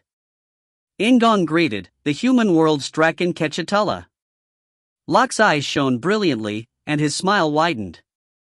It was at this moment that... Master! The fight hasn't ended yet. Greenwind cried out to In-gong. It was just as Greenwind said. Frost Queen Yosurina had been defeated, but there were still 3 Frostworms in the Frost Core. There was still a battle on the ground. Shall we clean this up first? Indeed. It was Locke who spoke first. In-gong then responded as he gazed at the ground, and Locke drew his sword again. The two people crossed by each other like a promise had just been made. As In-gong flew toward the nearest Frostworm, Greenwind whispered in his ears. Master, I dislike that person. Why? Did she feel something? She might have discovered something that In-gong hadn't. Greenwind went on to respond to In-gong's question with a slightly petulant voice. Although she wasn't in a solid state, In-gong could imagine clearly what Greenwind looked like as she spoke. I just don't like him. He feels similar to Master. But Master is much greater. She didn't like him because he gave off a similar feeling to In-gong. Did she think he was like a fake? Anyway, he understood what Greenwind was talking about. They were both Draken Quetzalcoatls. Maybe there was more that they had in common. Anyway, let's hurry. I understand, Master. Greenwind hugged In-gong. With the strong wind blowing around him, In-gong flew into the mouth of a frostworm. He was going to imitate Caitlyn's actions he had seen during the fight against Yosurina. After swallowing In-gong, the frostworm wriggled and then swelled up like a balloon. Its skin was so durable that it didn't shatter, but that didn't matter. The internal organs had exploded, so the frostworm slowly collapsed. In-gong flew out of the mouth of the frostworm as it fell. Thanks to the strong wind blowing around him, he managed to escape from the body of the frostworm without any blood on him. Before shifting his gaze, In-gong instinctively shook his body. The attack had been an extreme way of consuming aura, but the time efficiency was obvious, so he planned to do it with the next frostworm. Fortunately, there was no need for In-gong to do so. Not far away from where he was, one of the frostworms swelled like a balloon before exploding. Sylvan and Caitlyn had taken care of another one in the same way. Prince! Carrack! It was Carrack who ran up behind him. Carrack had fought hard with a spear since his axe was frozen with liquid. As Carrack sighed with relief to see In-gong safe, In-gong checked the mini-map. Due to the death of a large number of Frost Core and Yosurina, the battle was flowing in a favorable direction. Based on this scene, cleanup would be easy. After confirming the safety of Anastasia and Chris, who weren't part of the King's Knights, In-gong ran toward the newly defeated Frostworm. Unlike In-gong, Caitlyn exited from a wound in the stomach which was around 10 meters long. Shutra! Caitlyn laughed when she saw In-gong. However, unlike In-gong, Caitlyn didn't have green wind, so her body was covered with green fluids. At the moment in which her aura had exploded, her winter clothes had already been extremely damaged. Nuna, are you okay? Caitlyn blinked at In-gong's reflexive question. As always, she nodded and replied. Yes, it isn't my blood. Why yes, dot. It wasn't blood but sticky green mucus. Caitlyn's answer was lacking in focus, but she seemed unharmed. Thanks to the power of conquest, she didn't feel the cold immediately. "Prince, give her some towels," Carrick said after running over belatedly. In-gong took some towels from his inventory and handed them to Caitlyn. Syra couldn't be seen because she was fighting in beast form. As Caitlyn wiped her face with the towel, a welcome voice was heard from behind him. "Shutra! Felicia Nuna." Felicia, who came running up with Delia, sighed with relief when she saw In-gong. Her complexion was pale and her lips were blue. Unlike Caitlyn, she seemed to be greatly affected by the cold. "Are you okay?" I am fine." "Rather, Shutra, what is going on? Do you know these people?" Felicia turned and pointed to the last frostworm. Locke was standing in front of a frostworm which collapsed with a spray of blood. In-gong moved his gaze a little further. Looking at the center of the climate-manipulated area, there were two more familiar faces. The Saintess Beatrice and mercenary King Karlov. Just like how Nyatra and Vandal were Zephyr's subordinates, Beatrice and Karlov were Locke's most powerful companions. "Perhaps," In-gong replied as he turned his attention back to Locke. As though he was reacting to In-gong, Locke also turned toward this side. And the dead and those who suffered serious injuries numbered around 30, which was less than 2/10 the total force of 200. It wasn't a small number, but considering the situation, it was quite good. It was because they were the elites of each species. If they were just normal soldiers of the army, then more than half of them would have been killed when the cave collapsed. However, In-gong couldn't rest assured. It was clear that if they didn't prepare for the cold right now, the number of seriously wounded people would increase. Due to this, the party engaged in treating the army before talking with Locke. The weather beyond the limit line was a mess because of the disruptions in the flow of magic power. Thanks to Beatrice's climate manipulation, the flow of magic power in the nearby area was calm. This meant that Felicia and Daphne could summon earth spirits. They created a new cave for the party to avoid the cold. Instead of building a new cave in case of an attack, they built an underground tunnel as a shelter and covered any traces with snow. It would be hard to find the presence of the shelter from a distance. Beatrice and Karlov were amazed as they saw the large-scale work. It was the first time they had seen something like this using spirits. Climate manipulation seems much more amazing though. Heavy snow was piling up everywhere except for where they were. The blizzard was still raging outside the range of the climate manipulation, as though an invisible glass wall had been raised. The soldiers not involved in the large-scale work or healing the injured gawked at Locke's party. Locke was also looking at the soldiers. Then Beatrice frowned and asked him, "Locke, the warriors of the demon world, they somehow resemble you." She wasn't talking about their faces or body shapes. It was the feeling they gave off which resembled Locke. There was someone who perceived something similar on In-gong's side. "He kind of smells like Shutra. But Shutra has a much nicer smell." Caitlyn sniffed as she looked at Locke's group. Syra nodded from where she was standing behind Caitlyn. "It isn't a similar flavor. This is different, like something else. It is a little strange, but he seems like he would be popular with the opposite sex, like Prince." It really was strange, but In-gong seemed to somehow understand. Maybe Locke had a special ability like pheromones. Locke was a harem master, unlike Zephyr, but besides Beatrice, there were a few more girls. In-gong suddenly looked at Nyatra, who was treating Vandal. "How about it, Nyatra?" "Yes?" Rather than sniffing like Caitlyn, Nyatra narrowed her eyes and stared at Locke. Then she frowned and came up with a similar answer to Caitlyn. "Obviously, charming. But Prince is much, much more attractive." "Why yes." It was nice but somewhat burdensome to hear the answer. Nyatra was a succubus susceptible to pheromones, so Locke only had weak pheromone ability. Then Anastasia finished healing the soldiers and approached. She cocked her head as she heard the group's words and asked, "Shutra, is he another Gandharv?" Anastasia had heard the story of his scent before. However, she had never seen another Gandharv before, so she wasn't sure if Locke was one. Moreover, the lycanthropes, Sura, and Gandharv looked similar to each other, so it was difficult to distinguish species based just on appearance. The others looked at In-gong with curiosity. In-gong hesitated for a moment before replying. "They are humans." "Humans?" Chris was taken aback. It was the first time anyone here had seen a human.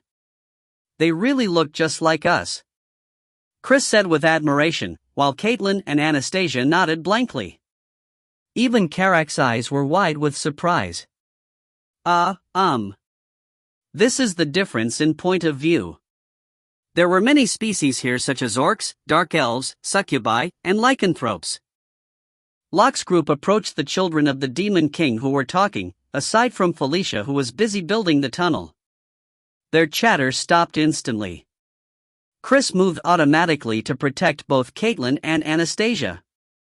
Unlike Anastasia, Caitlin grumbled a little bit. Then In-gong stepped in front of Chris and greeted Locke. "The Demon World's Draken Kechatella, I have a suggestion."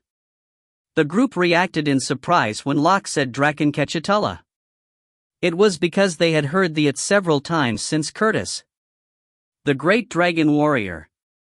How did a human know about the Lizardman's title for In-gong? However, In-gong's answer was even more amazing. "The human world's Draken Kechatella, isn't it better to introduce ourselves first?"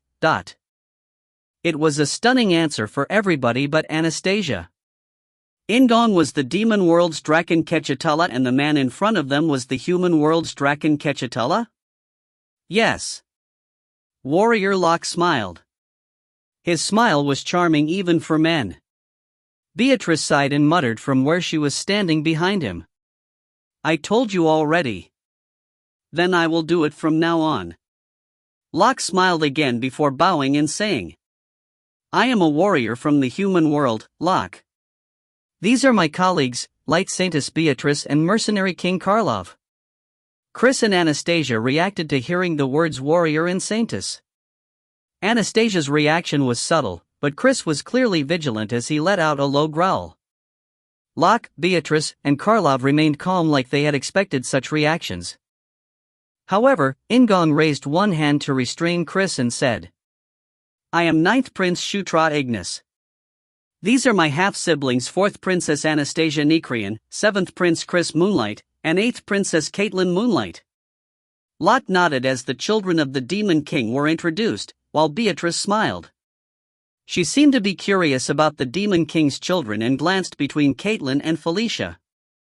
Locke nodded and turned back to In-gong. "Prince of the Demon World, I have a suggestion." "What is the suggestion?" Was it to fight with them to take down Archlich Schudenberg? Or was it a temporary alliance? Political ties between the human world and demon world? "I want to make a hot spring." "Ha?" Locke smiled coolly at In-gong's confusion.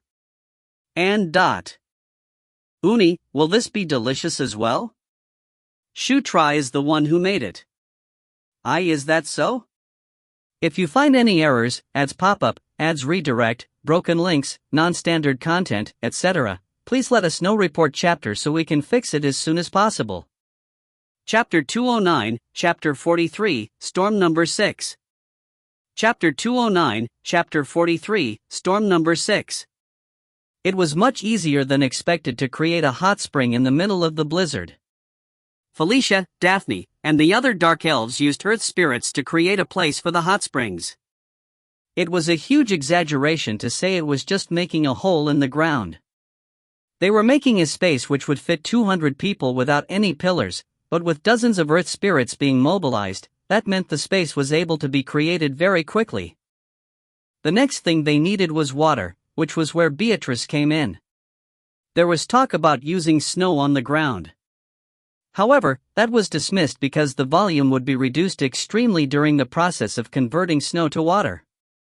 Beatrice simply filled the bath with water creation magic. Although both magic and divine power were necessary, this group had a saintess and powerful magicians. The next step was to make the water hot. It was the hardest thing to do, but the solution ended up being very simple. Master, this is really convenient. I don't think this technique was made for this purpose. As In-gong listened to Green Wind's whispers, he created a smaller sun. It was around 1 meter in diameter, much smaller than the sun he had created to destroy Yosurina. However, this size was just right for the purpose. As soon as the sun sank into the middle of the bath, the water heated up quickly. Oh! All the people who wanted to avoid the cold and the snowstorm cried out in admiration. Thanks to the steam rising up, all the air around them was warmed. Their group had struggled in the cold weather for a few days, and fatigue had accumulated. So, everyone welcomed the hot bath. Don't tell me we'll enter this all together? Anastasia frowned as she looked at the finished hot spring. It was unfamiliar for her to take a bath with anyone, let alone 200 people. The areas were divided up with rocks, but they were still entering the same water. Felicia laughed at Anastasia's sour face. It can't be helped. Don't worry too much, Dot. It is ridiculous, but there is no other option. In-gong couldn't create a new sun to create a separate hot spring, nor could the royal family order everyone else to wait until they finished bathing. Everyone was suffering from the cold, so Anastasia couldn't be too conscious of her status in this situation. The princesses, led by Anastasia, settled on the edge of the bath. The rocks divided the hot springs into sections. The waterways were connected, but it was virtually an independent space. There were the 3 princesses and their aides, along with Beatrice, meaning there were 7 people in this space. Caitlin was the first one to enter the bath. Her body shook, and her eyes closed as an expression of happiness appeared on her face. Felicia took a seat beside Caitlin, only for Caitlin to suddenly whisper, "Uni, will this be delicious as well? Since Shutra is the one who made it." She gathered some water in her hands. It was water made by divine power, so it was very clear and transparent. Shutra had heated up the water. It wasn't just normal hot water, it contained In-gong's power. So, it was plausible. Is that so? Felicia gave a frivolous response before gathering water in her hands like Caitlin. That reminds me, isn't the smell really great? It really was. The bath gave off a sweet aroma which was very pleasant. Your Highness, this is the feeling of bathing in the finest water, Delia said, and Caitlin nodded in agreement. It seems to make the skin smoother, Dot. After hearing those words, Felicia couldn't help imagining something. She imagined In-gong's body melting into the hot water little by little. As Felicia started imagining things alone, Caitlin sniffed a few times before bringing her tongue to the water collected in both hands. Somehow, I like it. Is it because of the feeling? It is similar to when I suck Shutra's finger. Wait, what do you suck? Felicia exclaimed with surprise. Suck his finger? When did she do it again? She was really just like a cat. While Felicia was in shock, Syra laughed and said, Princess, it isn't good to drink this water. I know, Syra. The hot spring isn't Shutra. That isn't significant. In the end, it was bath water. The water wasn't meant to be drunk. However, Felicia had to revise her imagination at Caitlin's words. This was like a large pot containing In-gong and various medicines. No. This isn't it. Her imagination changed again. She imagined In-gong was inside the nicely scented bath alone. Then, she imagined a little more. As a dopey smile appeared on Felicia's face, Caitlin stared at her and blinked. Uni, you are blushing. Felicia was surprised by the finger poking her arm and said urgently, no? I didn't imagine going into a bath with Shutra, hup?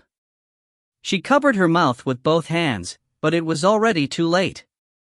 Caitlin and the aides all stared at Felicia, while Anastasia sighed from where she was watching them calmly. Do you like Shutra, Dot? Of course, Anastasia felt favorable toward In-gong, but it wasn't to the level of Felicia and Caitlin. Anastasia shook her head elegantly and said to Felicia, "We aren't servants but royalty, so marriages are possible." "But, aren't you half-siblings? Don't you know that it is very rare?" "Oh, what?" There were occasional intermarriages for various reasons, such as maintaining the purity of blood or their power and fortune. However, it wasn't recommended. Felicia and Caitlin knew such facts. However, the both of them knew something that Anastasia didn't know, so they couldn't reply. "What are those looks?" Anastasia narrowed her eyes. Felicia and Caitlin's attitudes were suspicious.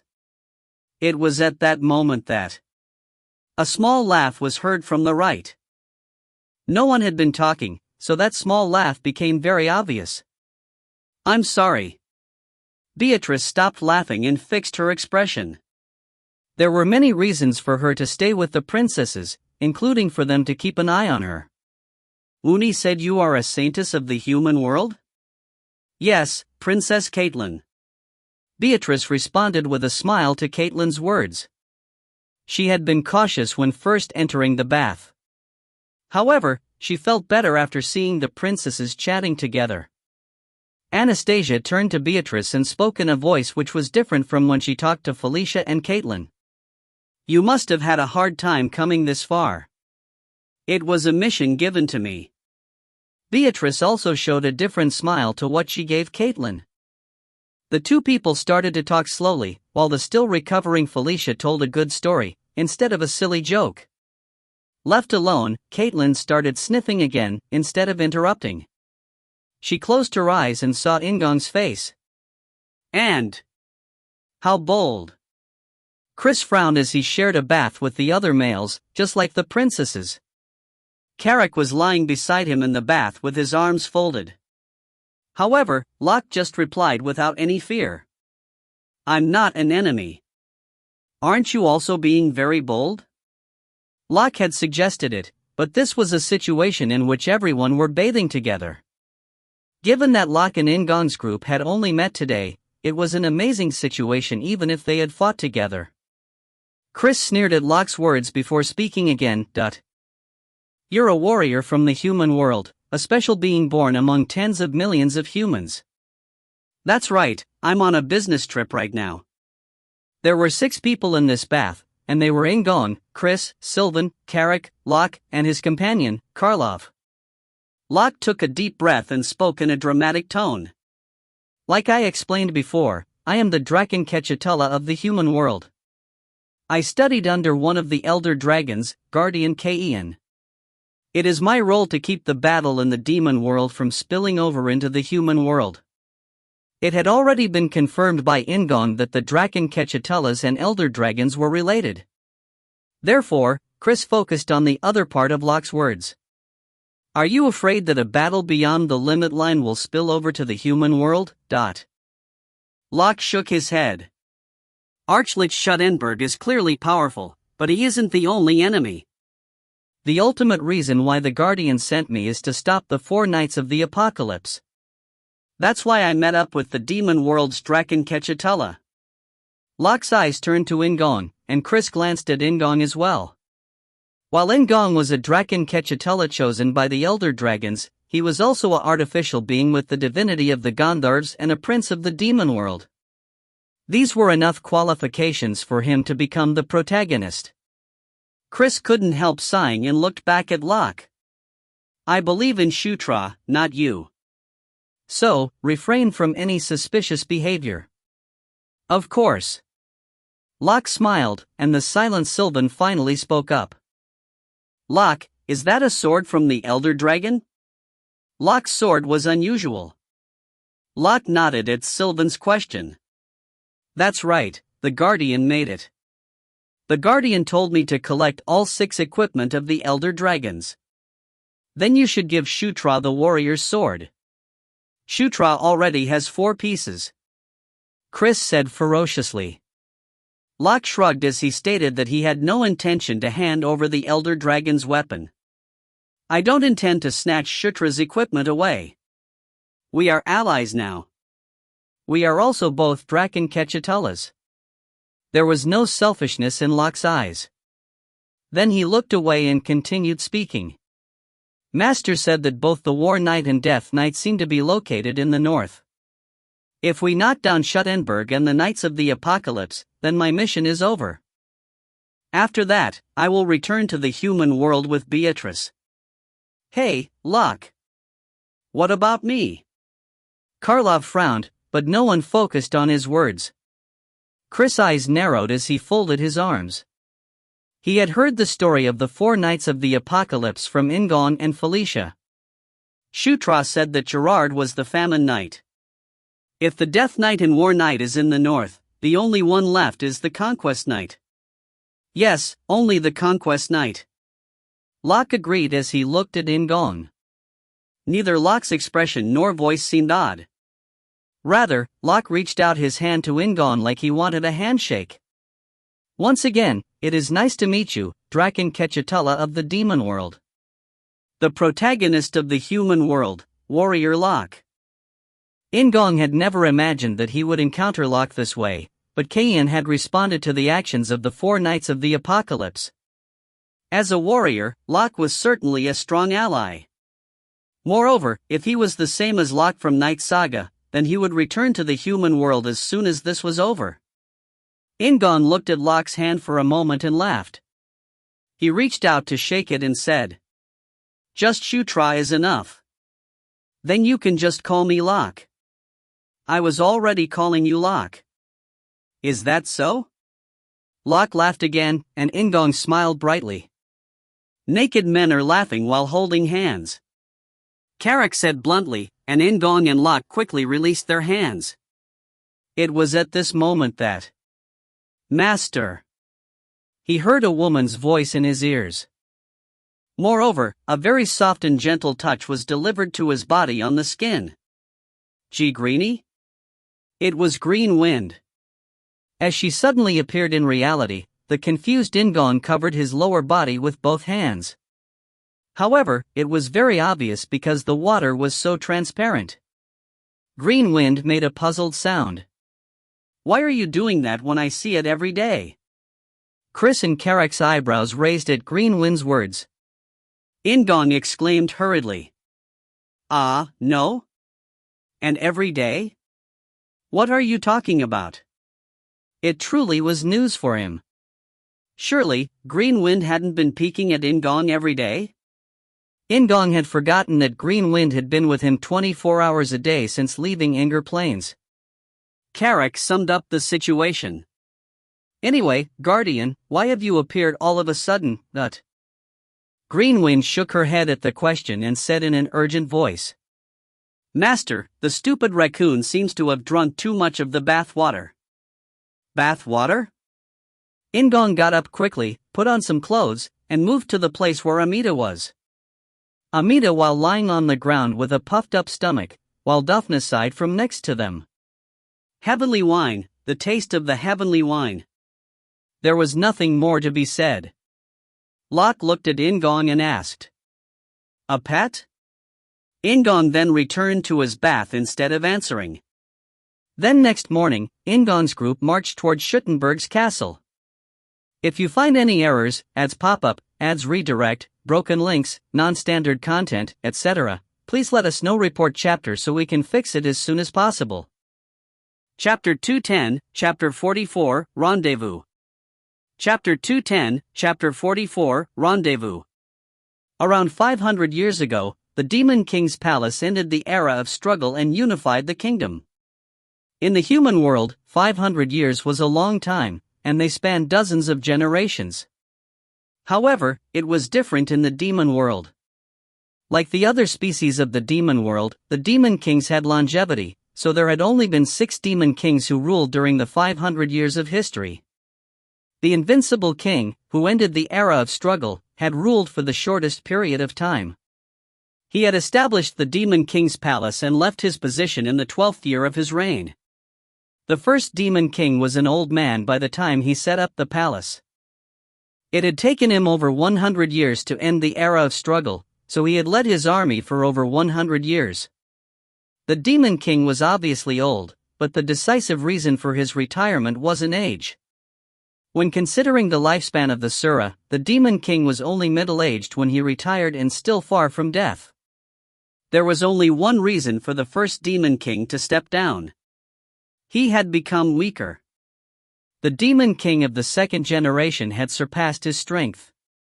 The second Demon King had been the first Demon King's nephew. The first Demon King had no children, so it seemed natural for his nephew to rise to his throne. For several species in the demon world, it was natural for family members to succeed the throne. However, the real reason why the second Demon King inherited the throne wasn't because he was the flesh and blood of the first Demon King. It was for a much simpler and clearer reason. By the time the first Demon King stepped down, the second Demon King had become the strongest person in the demon world. The second Demon King had reigned over the demon world for over 100 years. The third Demon King after him had been the strongest among his children. The third king had also ruled for a long time. In the fourth generation, the one who had inherited the title of Demon King was his much-beloved third daughter. However, she hadn't been the strongest person in the demon world, as all her predecessors had been. She hadn't even been the strongest among the children of the Demon King. She had been able to rise to the throne because the third Demon King loved her very much. However, her siblings had then fought and killed each other. The one who had ended up becoming the fourth Demon King had been the strongest of the remaining siblings, both individually and with the forces behind him.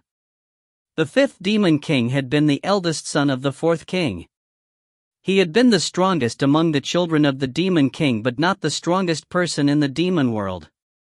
He then became obsessed with the bloodline of the ancient king and made a law that only the children of the queens could inherit the throne among the children of the Demon King. The fifth Demon King had many concubines, but his queen had been a Sura who was his cousin and had been with him since childhood. In the fifth generation, the king and queen only had one child. Therefore, the sixth Demon King had been able to rise to the position without any competition. However, ironically, the sixth Demon King was the strongest person in the demon world, unlike some of his predecessors. He was the Sura King, Mitra, the current Demon King. And the Demon King stayed alone in a room covered in darkness. More than 10 years had passed since he left his bedroom in the Black Castle and moved to a place where only the Sword Duke knew how to approach. Among the previous Demon Kings, Mitra had the largest number of queens and concubines as well as the largest number of children. First Prince Baikal Ragnaros, the eldest of the Demon King's children, was only in his late 20s. In the eyes of the various species in the demon world, Baikal was still just a child. All the children of the Demon King were young. Based on the demon world, the differences in their ages were extremely small. All the children had been born between 30 and 10 years ago. That period had also been when the Demon King began living with his illness. Decades had passed by, and the Demon King's illness hadn't improved. There had been a period of stagnation, but that was it. Unlike his predecessors, the Demon King had grown up in the sanctuary. Therefore, he could understand why the second Demon King had inherited the throne from the first Demon King. The Demon King wasn't the ruler of the demon world, he was the demon world's protector. The reason why the strongest person in the demon world had to become the Demon King wasn't to press everyone else down. A clearer reason existed. The Demon King's gaze moved away, and he got up in the darkness. And Archlich Schuttenberg wasn't a fool. It had been over 1,000 years since he became a lich. In the era of struggle, he had been referred to as the half-king. Schuttenberg had lived a long life before becoming a lich. If he combined all the years he had lived, there were more than 1,000 years. This wasn't a small number. However, he wasn't the oldest existence. There were those who had lived for much longer in the demon world. Archlich Schuttenberg thought about one of them, the oldest being in the demon world. Compared to him, even the elder dragons could be called new. A bitter smile appeared on Schuttenberg's skeletal face as he recognized those who were heading towards his realm. There was Sword Duke Ishgard, an elder of the Sura and the one who had taught the Demon King. And second Prince Zephyr Ragnaros, the strongest prince. The day he was born, the dragons had felt a tremor because of how gifted he was. There was also Warrior Locke, a miracle born among the hundreds of millions of humans. He was the Draken Kechatella raised by Guardian Kaeon. Along with Locke, there was the ninth prince, Shutra Ignus, the conquest knight in the demon world's Draken Kechatella. He was more dangerous than Zephyr and Warrior Locke. Lastly, there were the ones with them as well. All the children of the Demon King had come, except for third Prince Victor Nikrian. Archlich Schuttenberg sat back in his throne. They were all gathering in one place. And, as Indara had said, the cold and blizzard became weaker as they proceeded to the north. However, it was still comparable to the coldest region in the demon world. Moreover, as the blizzard and cold weather weakened, the attacks of various creatures increased. The undead created by Schuttenberg attacked extensively, and they had to fight several times a day. In-gong understood why the Sword Duke had prepared a small army of elites to advance through the north. Only the elites would be able to march through the north towards Schuttenberg's castle without collapsing of exhaustion. They didn't know when the attacks would come, so they couldn't afford to make a hot spring like when they had first met Locke. All they could do was eat and sleep in the shelter which Felicia and Daphne kept on making. In the midst of the snowstorm, Amita pounded their hammer. Their small raccoon hand was wielding a big hammer with force, but the sound of the wind was so loud that there was no need to worry about the sound leaking out of the shelter. What is it? Amita, who was repairing the weapons destroyed by repeated battles, looked next to them with a frown. Carrick smiled and replied from the rock where he was watching Amita. No, you just look like a real craftsman this time. Are you a craftsman? I don't see the same person who drank bath water until their stomach became sore. Cack! Amita growled angrily, and Carrick just laughed. Despite everything else, Amita was genuinely skilled. Moreover, they had started listening to In-gong obediently thanks to the heavenly wine. Prince, you must keep this a secret.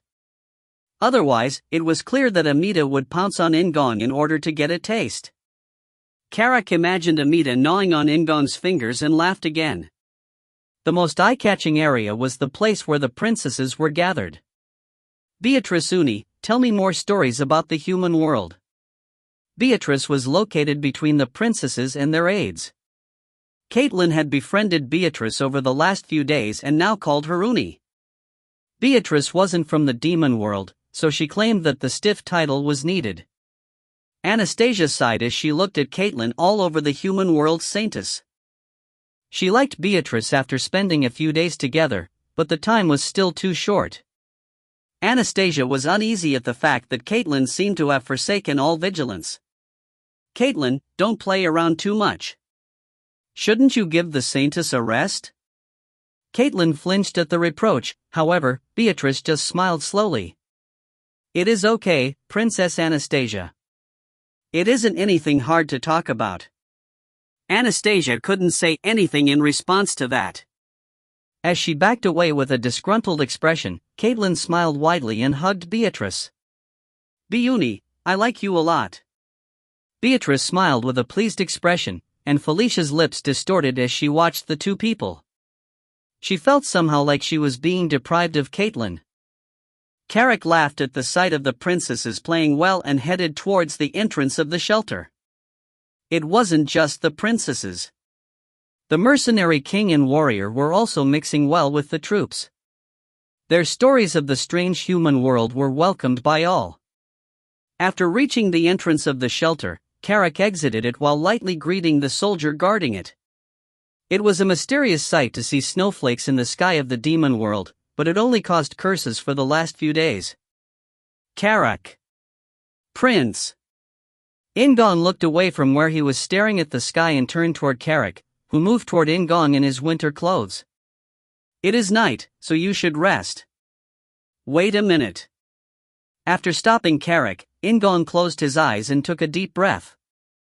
Instead of looking at In-gong, Karak looked up at the sky.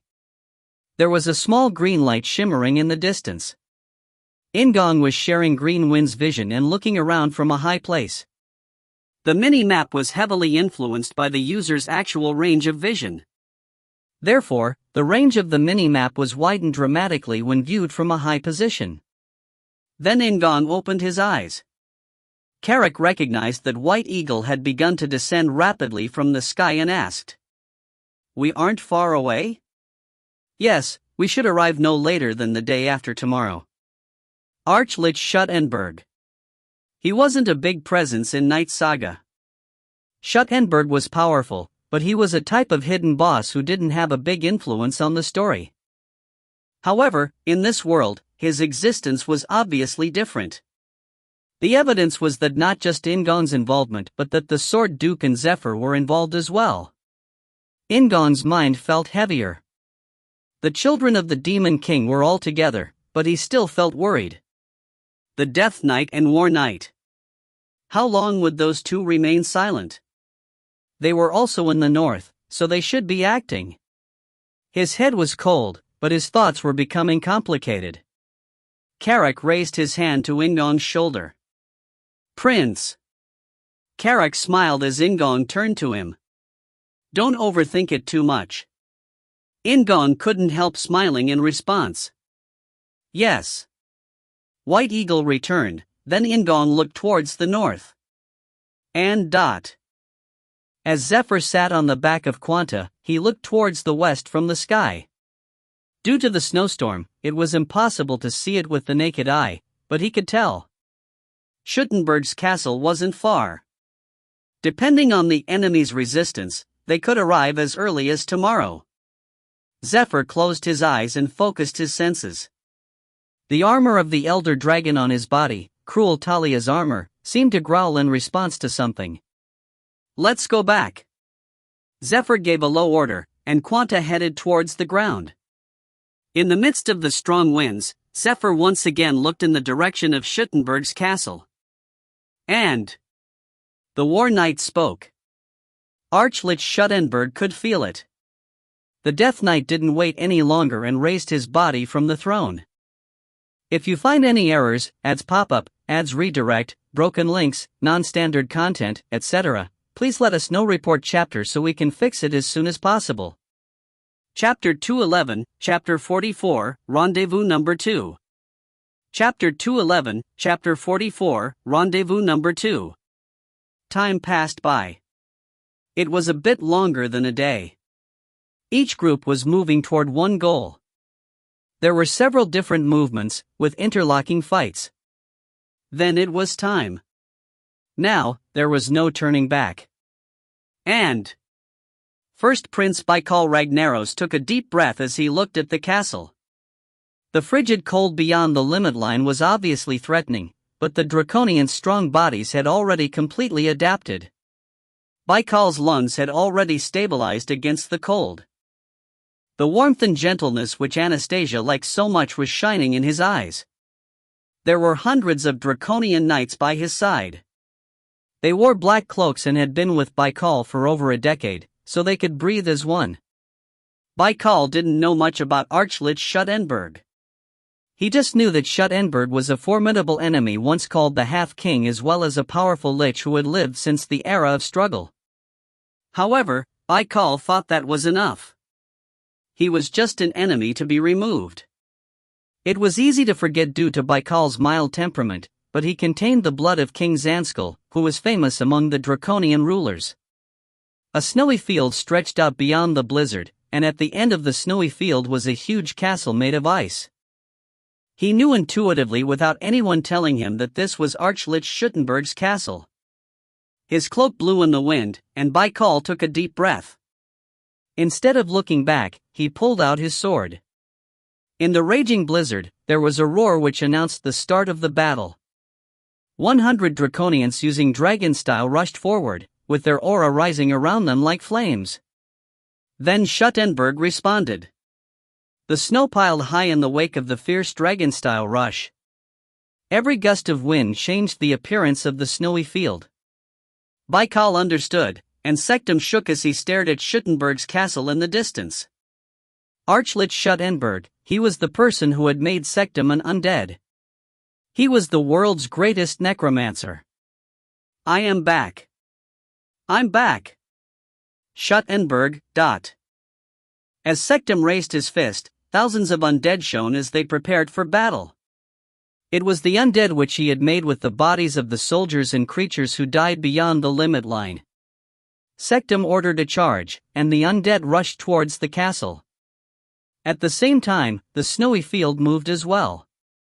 Tens of thousands of undead raised themselves from the snow. So far, it was like he had expected. It was a number they could face. However, Sektum realized something. It wasn't just tens of thousands. It hadn't been the wind which changed the appearance of the snow. The whole snowfield moved, revealing the snow had covered all the undead. Hundreds of thousands. An enormous number of undead stepped forward at the same time like a huge tsunami. And The War Knight ran, and the Red Woman embraced the War Knight's shoulders. The flames of war were rising. No one could stop them now. War thought of conquest. She remembered the face of the White Woman who she both loved and hated, and a lovely smile emerged. And he didn't scream. Baikal stared in front of him. Rather than being overwhelmed by the tsunami of Schuttenberg's undead, he looked at the entire battlefield.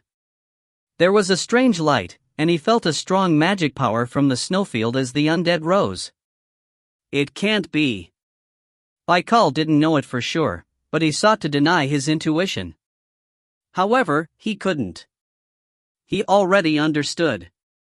Sektum swallowed back a scream and remembered why he had fled instead of fighting against Schuttenberg. Thousands of undead clashed with hundreds of thousands of undead. As they trampled on and destroyed each other, the draconians led by Baikal rushed forward.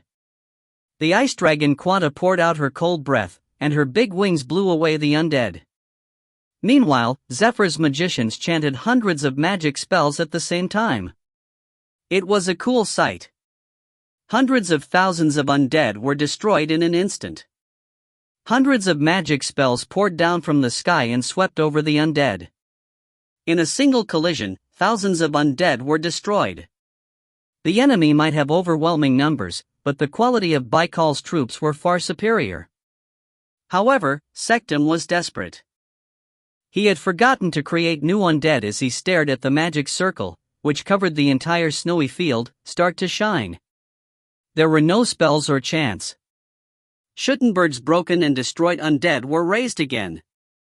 The skeleton's broken bones were restored, while the ghouls gained new bodies. The tsunami didn't stop, and the army of the Demon King gulped.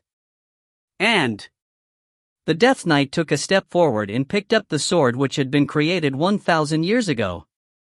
As he put on the blue and black armor, he only thought of one death. And the rush of hundreds of thousands of undead was like a tsunami. There seemed to be nothing which could stop it.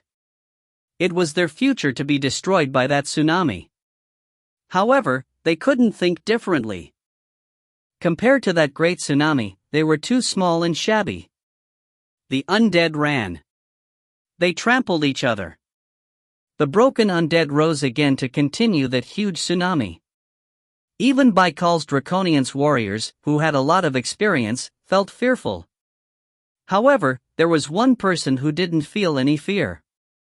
He stood in front of everyone, grabbed the handle of his sword and greeted the nearest undead.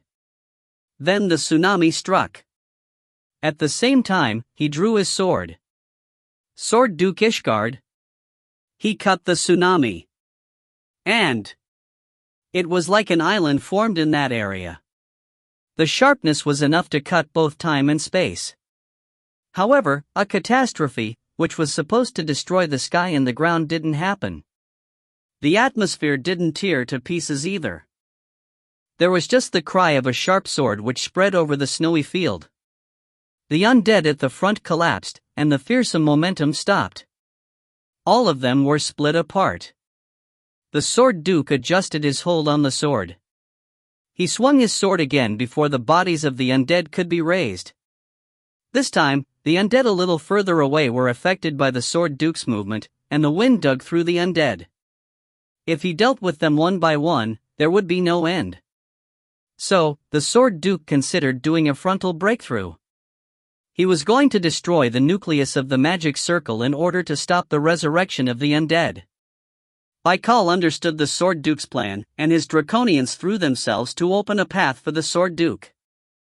Sectum once again created more undead, while Zephyr's 100 magicians and 200 knights became a fortress on the battlefield. Dark Saintess Altesia started praying. She was calling the great powers of Erebos to the earth. Quanta struck the undead from the sky, and Zephyr looked down from her back. For the first time since entering the battlefield, he shouted at the Sword Duke. The Sword Duke heard Zephyr's cry. Simultaneously, he confirmed it with his own eyes. There was a person rising up from among the undead. He rode a giant black horse and was holding a giant sword in his hand. The Sword Duke changed the direction of his sword hastily and cut to the right instead of the front. His sword swept away the undead, but he couldn't cut the black horse.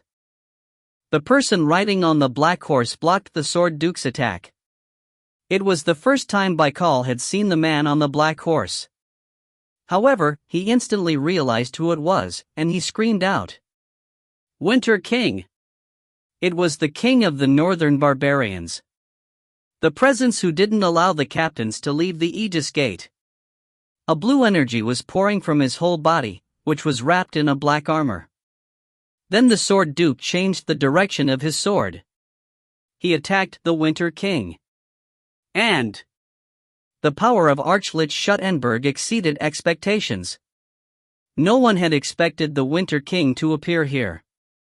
Schuttenberg's magic circle was still being maintained.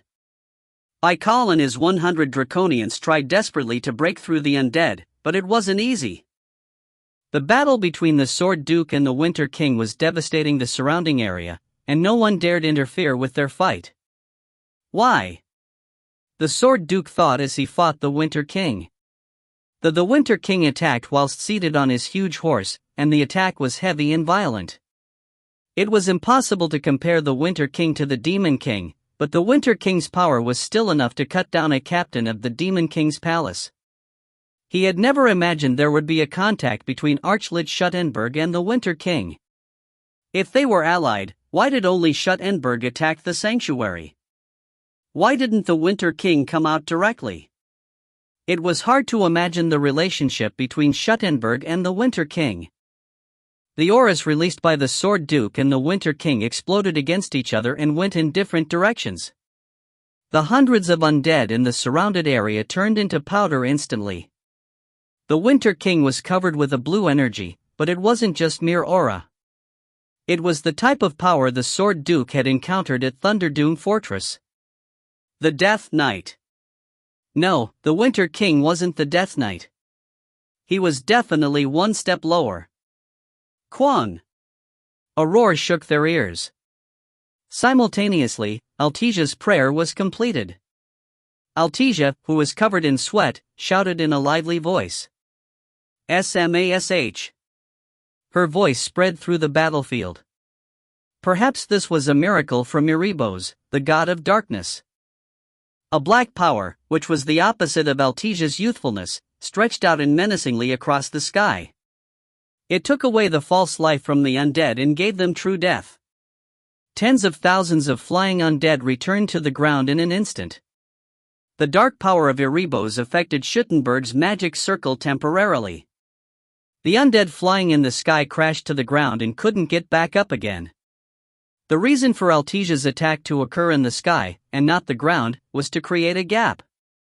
As she leaned on a long staff, Altesia stared into the sky. Meanwhile, the ice dragon Quanta was rushing toward the center of the circle. However, it was an enormous magic circle with a diameter of several kilometers. Even the approach of flying from the air didn't make sense. Quanta aimed her frost breath towards the ground. The undead which were using the power of the magic circle were frozen. Zephyr prepared a powerful spell from his position on Quanta's back. Even if it was Zephyr, it was impossible to crush a magic circle of this size with one blow. It was best to prevent the resurrection of the undead by destroying key functions. Zephyr chanted his spell quickly. Quanta had almost reached the center of the circle. At that moment, a huge hand rose from the ground. Made of tens of thousands of undead, the giant hand grabbed Quanta's neck and the undead ran along her back. Quanta struggled but couldn't escape the giant hand. Then Altesia started to chant a new prayer. Zephyr gave Quanta a command, and she turned into a Gandharv. Zephyr kicked in the air and used telekinesis to stay there. In mid-air, Quanta turned her body. She was once again in the form of the giant ice dragon and swung her tail in a huge sweep. Quanta didn't stop there as she used the magic power in her body to devastate the surroundings. Zephyr once again kicked in the air. He was still quite a distance from the center of the circle. Shwa-hak! Thousands of bats flocked before Zephyr. These were senior undead vampires which hadn't shown up until now. They were an ancient vampire species, different from the Daywalkers. The vampires took on the appearance of bats and used powerful magic. In an instant, bursts of lightning, wind, and ice flew toward Zephyr. Then Zephyr saw someone in the center of the magic circle, beyond the vampires. Just like Yoserina, it was another one of Schuttenberg's subordinates. She was called Kabalina, the Frost Monarch. She had silver hair, white skin, and blue eyes that glared at Zephyr. Right then, Zephyr made a decision in a split second. He exploded the magic, which he had prepared beforehand, at the vampires rushing toward him. There was a fierce storm of magic power, and the magic of the vampires was swept away and destroyed. The vampires could no longer maintain the form of bats and crashed into the ground. They were strongly affected by the magic storm and vomited out blood. The undead were also affected. All undead in a radius of 100 meters around Zephyr collapsed. Within the influence of the mighty magic storm, even Schuttenberg's enchantments couldn't raise the undead again. However, Kabalina just laughed loudly. It was because she thought that such a great amount of magic would be impossible to produce again. She ordered the undead to charge. The center was guarded by many senior undead, and many death knights raised their swords. Zephyr exhaled and stood up straight. The wave of undead would appear again after the magic storm disappeared, but he didn't lose his composure. Instead of watching Kabalina, Zephyr turned his gaze somewhere else. The Sword Duke, who was fighting against the Winter King, smiled for a moment. A flurry of wind was coming from the south. No, it was faster than the wind. Without realizing it, Altesia had stopped her prayer as she gazed in that direction. Quanta and Sectum were no different. The finest Saintus battery, ... There was an unknown cry. At that moment, a white flag appeared behind an orc who gave a large battle cry. The white mass sped up. They didn't slow down and literally tore through the undead. From the front of the charging white mass, the sound of hundreds of birds flapping could be heard. Chwa-ak! Dark blue smoke crossed hundreds of meters of undead, and the undead were all smashed by black blades. Then the dark blue smoke ended. There were two people standing there.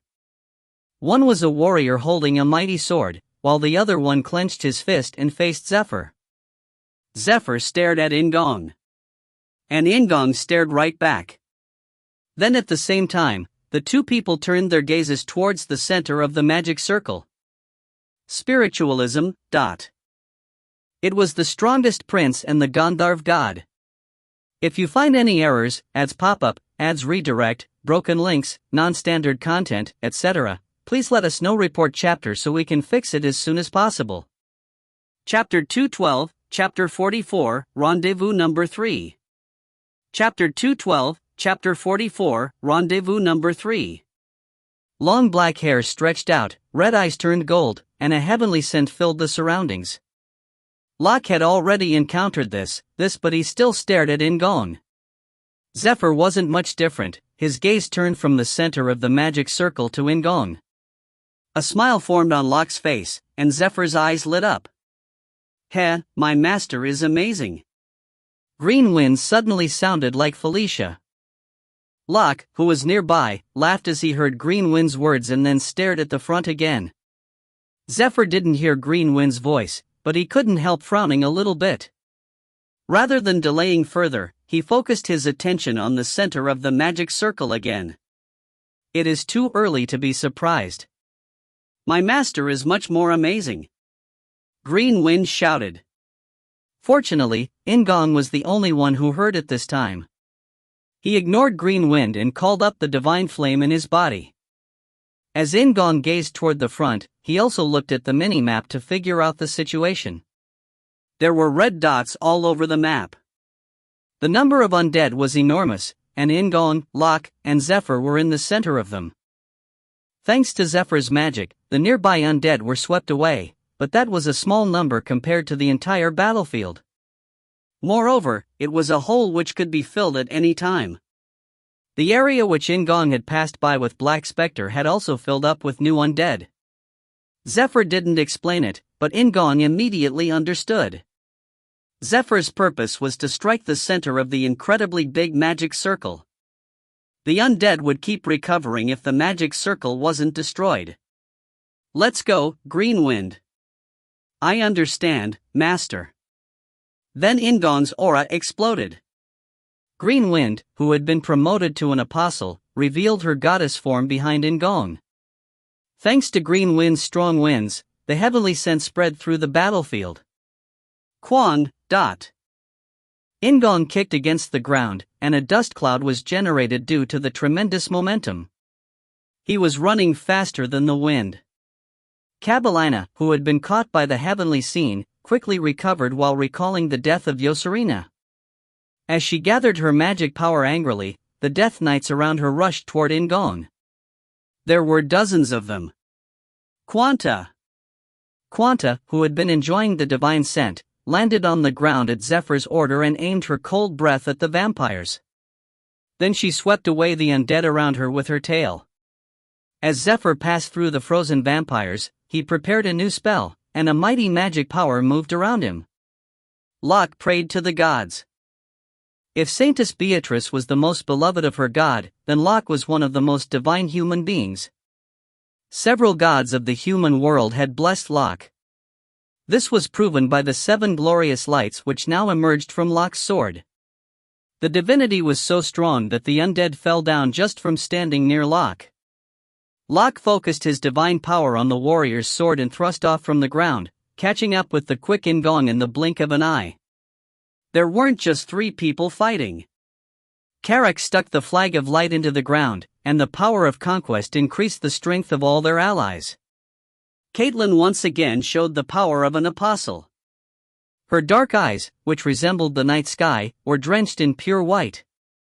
However, that wasn't the only change. Caitlin became more mature. She completely conquered the lycanthrope blood in her body, and like Chris, she exploded it. Caitlin's fangs sharpened, a wolf's tail sprang out, and the pupils of both her eyes changed into a beast's. As her height grew, her breasts enlarged as well. However, Caitlin maintained her mind. Rather than rushing randomly, she protected her territory with angry roars.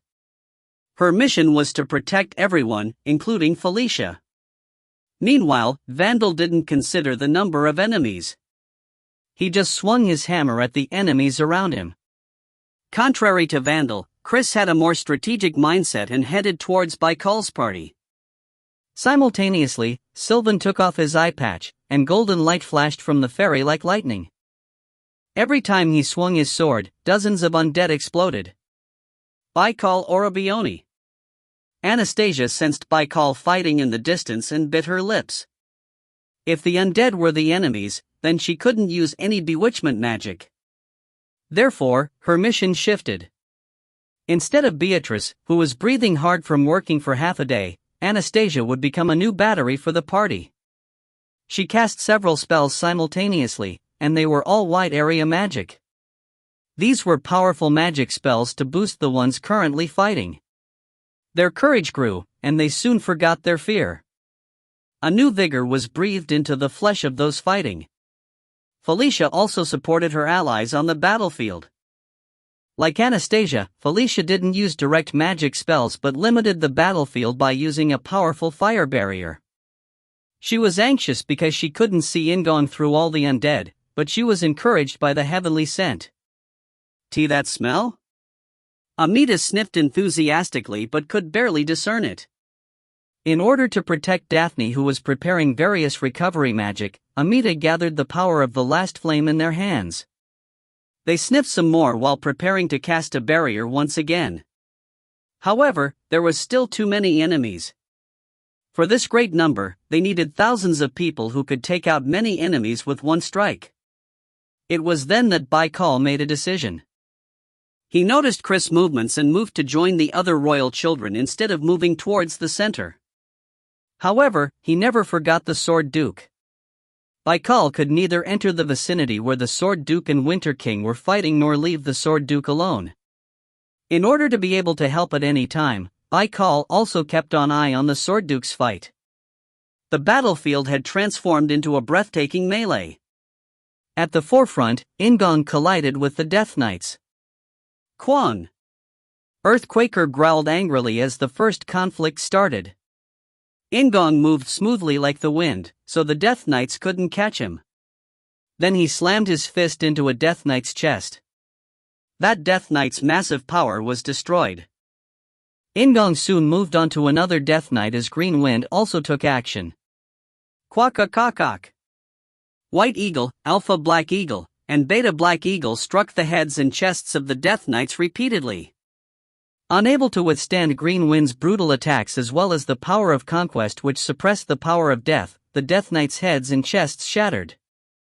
In-gong adjusted his breathing, then he took a deep breath and threw himself between the pincer attacks of a second and third Death Knight.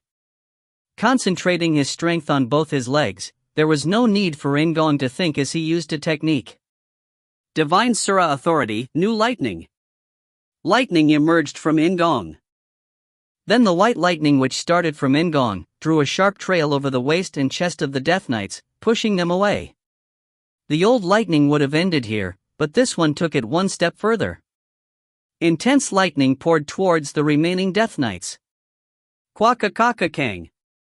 The sound of thunder rang out, and the Death Knights couldn't catch up with In-gong's movements. The sounds of the Death Knights' chests, waists, and legs being destroyed fired up White Eagle and Black Eagle. Then new lightning ended, but In-gong still didn't stop. He turned into blue smoke to avoid a Death Knight's attack from the side. His body was soon reconstructed, and he rushed towards the center of the magic circle. The Frost Monarch, Kabalina, panicked. She didn't know what to do as In-gong defeated the Death Knights and advanced. Additionally, In-gong wasn't the only one here. Zephyr's magic power was getting heavier. Quanta was still showing great strength, and there was the warrior who was emitting a resplendent light. Kabalina had to protect the magic circle, but she couldn't think of any methods to do so. The Death Knights and vampires rushing in were just like new firewood being thrown into roaring flames. As Kabalina gritted her teeth, she erased all complicated thoughts and stared at In-gong who was charging toward her. She focused her magic power and prepared to fight. Then at that moment, Kabalina felt her magic power swell up. The Death Knights as well as the vampires became stronger, and there was a vortex of mighty magic power in the center of the magic circle. Ah! Kabalina was filled with joy. She had no choice. It was the master of this magic power. This was his power. The magic circle, which covered the entire battlefield, started to shine once again. Dark clouds filled the sky, then a blizzard started due to the flow of magic power. Beatrice, who had barely recovered thanks to Anastasia's recovery magic, gasped and grabbed her chest. Altesia, the Dark Saintess, showed a response similar to Beatrice. This new power was a power beyond reason. The light of the magic circle became stronger, and so did the vortex in the sky and on the ground. There was only one person who could create such a miracle on the battlefield. Both of the vortexes exploded. The space distorted, and there was a huge crack in the air. The undead stopped fighting and shouted towards the sky. There were hundreds of thousands of them, so it seemed like the earth and sky were shaking. The Winter King and Sword Duke stared at the center of the magic circle, and the Winter King smiled joyfully. The crack in the air grew bigger, then finally, it broke. As the sky shattered, a huge presence emerged. Blue lightning struck between the dark clouds. The dark clouds headed towards the ground, while the blizzard soared towards the sky. In the heart of this scene, magic power swirled. Quanta shook with fear. Everyone within the center of the magic circle reacted in the same manner. Anastasia's breathing became harsh, while Felicia's hands shook involuntarily. The always present smile disappeared from Altesia's face, and Sectum fell to the ground, struggling against the pain. Chris had thought that the power invested into this mission was far too excessive, but it was different now. He understood the reason why the Sword Duke had concentrated so much power here. The new presence was huge. He wore purple clothes which were closer to black, and his right hand held a staff while his left hand held a sharp sword. Specters roamed around him. His skull had a golden crown on it, and blue lights gleamed from where his eyes were supposed to be. Archlich Schuttenberg, also known as the Half-King. His gaze turned toward In-gong. If you find any errors, ads pop-up, ads redirect, broken links, non-standard content, etc., please let us know. Report chapter so we can fix it as soon as possible. Chapter 213, Chapter 44, Rendezvous Number 4. Chapter 213, Chapter 44, Rendezvous Number 4. The War Knight gazed far away, while War looked on with trepidation. A new battlefield appeared in the War Knight's sights. And the Half-King stared at In-gong. Then all the undead on the battlefield looked at In-gong as well. Hundreds of thousands of eyes swallowed up In-gong like a flood. It was truly excessive. Green Wind was overwhelmed for a moment. For the first time since she had joined In-gong, her shoulders slumped with fear. It was a brutal evil. The hundreds of thousands of eyes felt like swords and axes slicing at her spirit. Green Wind trembled. Her complexion was pale, and she couldn't breathe. Tears poured from her eyes like she was a child. Death. Ceasing to exist. Destruction. That was what she thought. She couldn't think of anything else. At that moment, just as her spirit was about to be crushed, In-gong raised his hands. Before the numerous gazes, he raised his arm horizontally like he was hiding Green Wind. In-gong faced the hundreds of thousands of eyes as well, and Schuttenberg's gaze was heavy. However, In-gong faced it straight on. He didn't back down. His divinity grew, and the white woman shouted from In-gong's soul. Conquer. Obey and rule. Quan. An explosive sound rang out, and In-gong forced back Schuttenberg's power of compulsion. As the white light collided with Schuttenberg's power, it caused an explosion. This was the power of conquest. Simultaneously, it was also the power of Dhritarashtra. Green Wind gasped for air and regained control of herself. As she once more felt her affection toward In-gong, she created a strong wind to keep him safe. There were two more people, and not just In-gong, who cut off Schuttenberg's power. One of them had grabbed the warrior's sword, while the other had pulled out his dragon slayer. One was Warrior Locke, the protagonist of the human world in Knight Saga. The other one was Second Prince Zephyr Ragnaros, the protagonist of the demon world in Knight Saga. The two people accompanied In-gong, raising their weapons against the same enemy. A smile flashed on In-gong's face.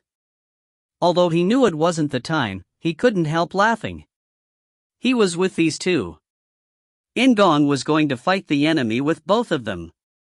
Locke laughed as well. Zephyr frowned like he thought both of them were crazy. He's coming, Locke said, and Zephyr agreed. Schuttenberg raised his staff and sword at the same time. The specters wandering around Schuttenberg rushed towards the three people with loud screeches.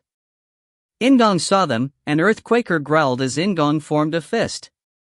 Then In-gong cried out with the full power of conquest. Below the king's flag. Kwang! Once again, there was a deafening sound. A brilliant flag of white light struck the ground, and the enormous power of conquest pushed back Schuttenberg's blue power. Green Wind, Locke, and Zephyr were also strengthened by the power of conquest. Let's go! In-gong declared, and Locke and Zephyr wielded their weapons. And the Death Knight looked into the distance, while Death smiled happily. The War Knight approached the Death Knight.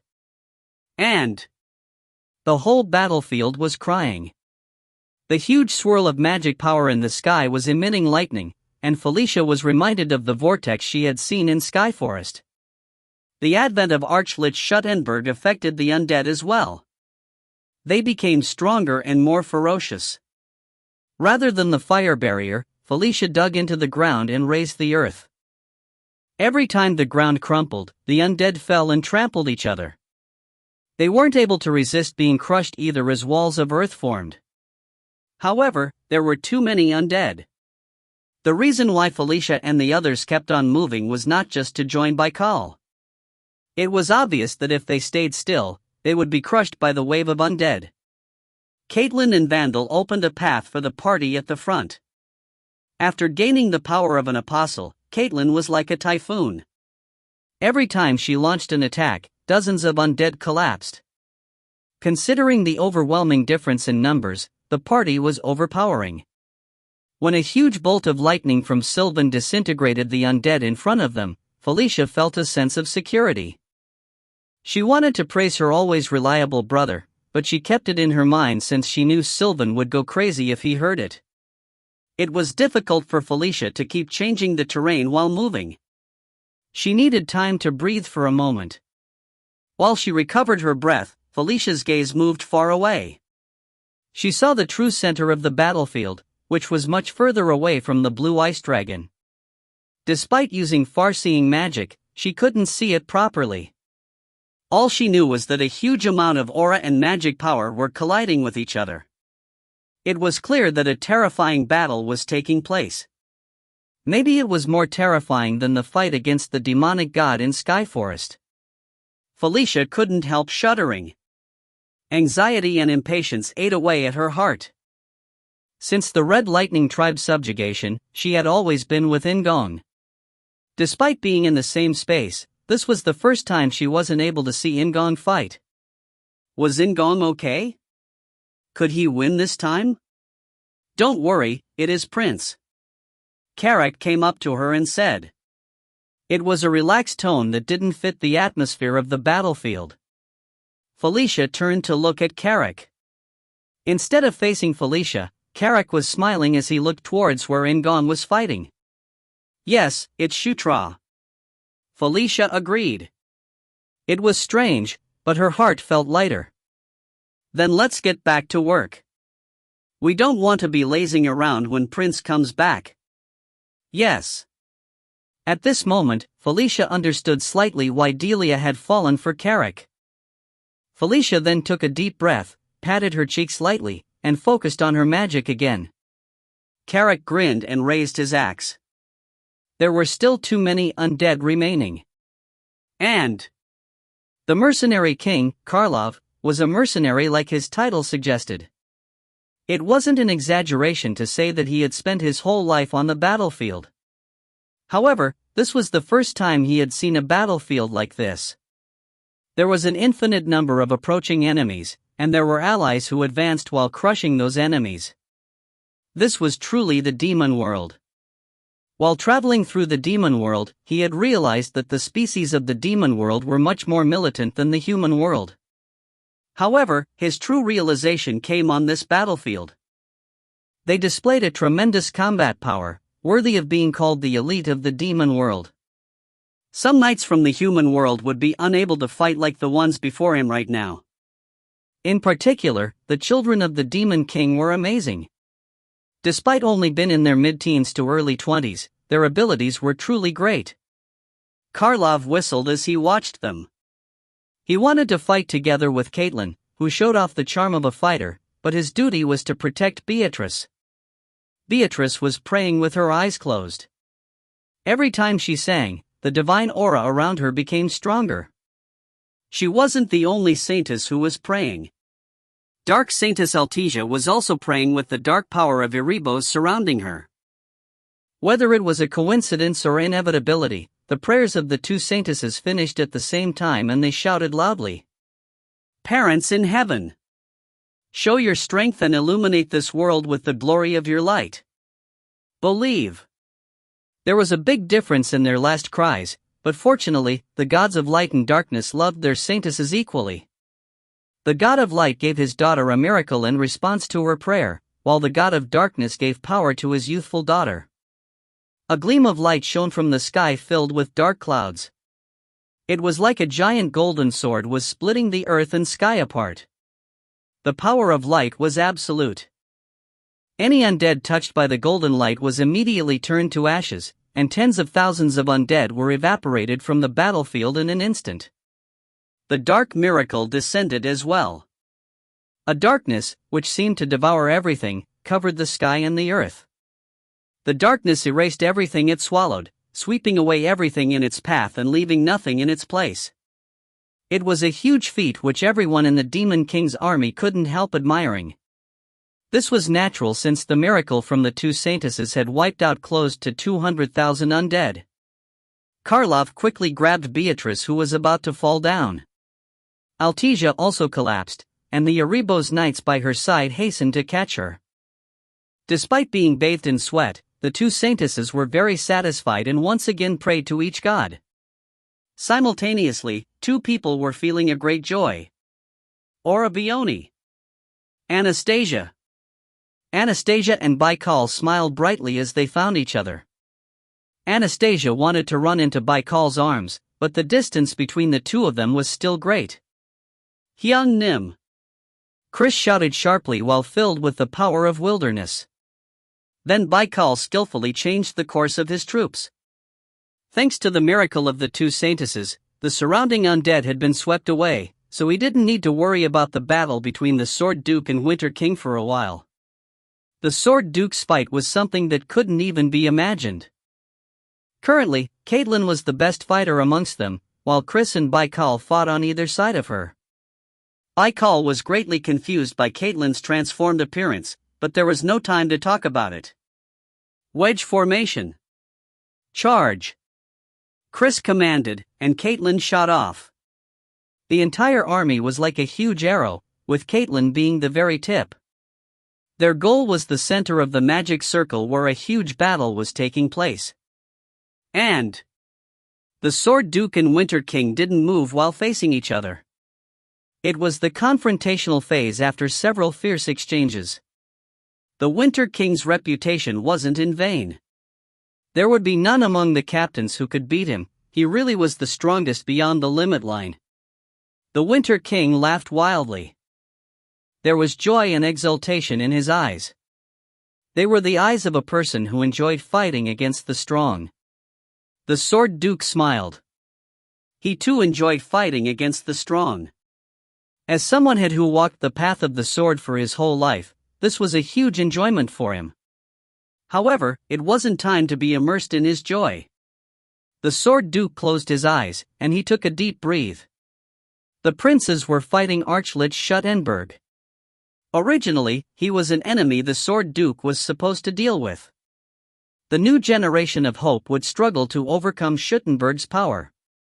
The Sword Duke opened his eyes. It was the same with the Winter King, who sensed that the time had come. The stillness which existed between the two people broke.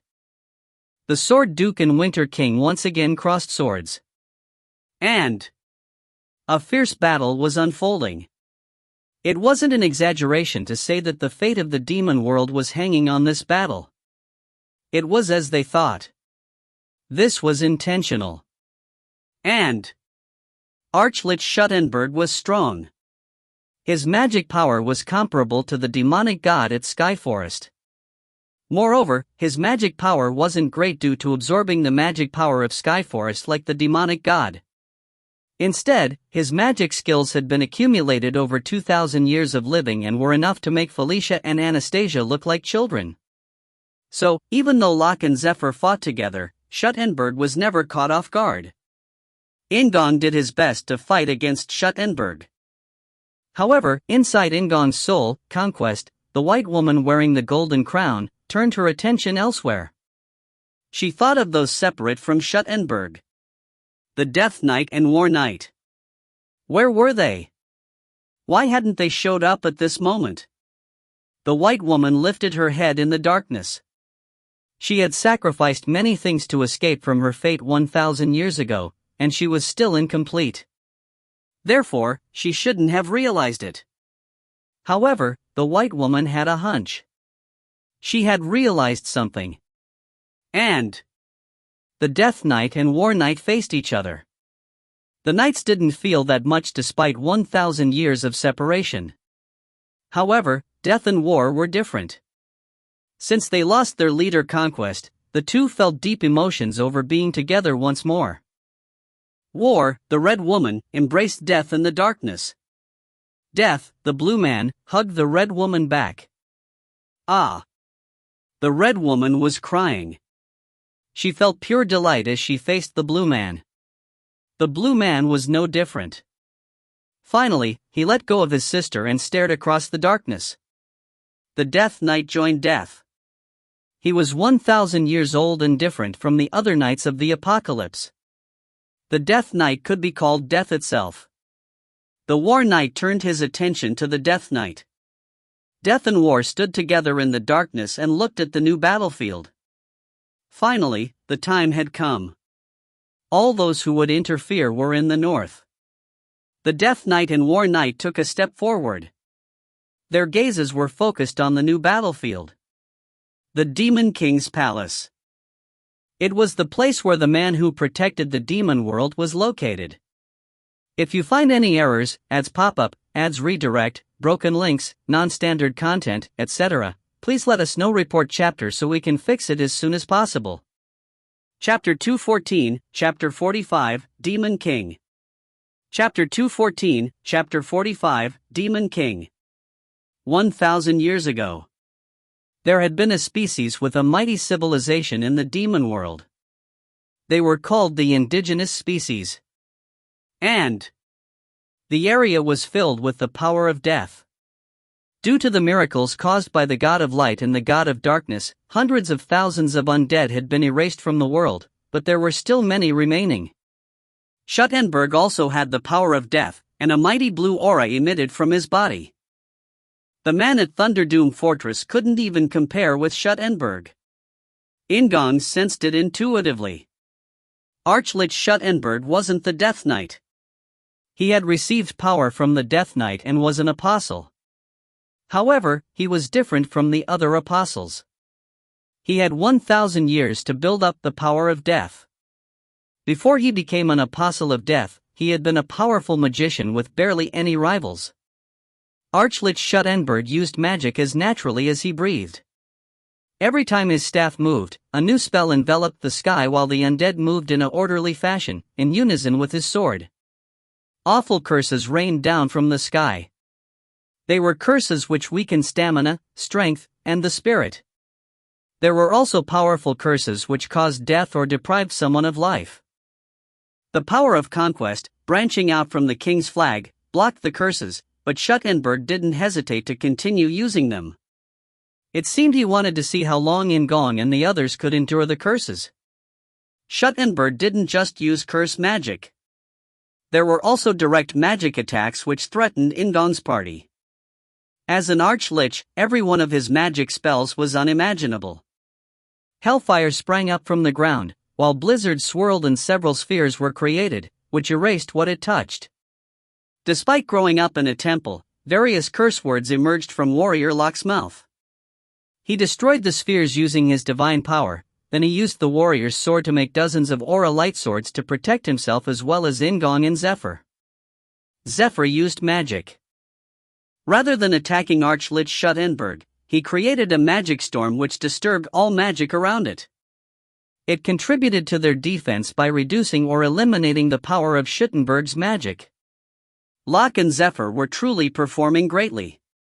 However, when one took a step back from the scene, they see that Locke and Zephyr were just doing their best to defend.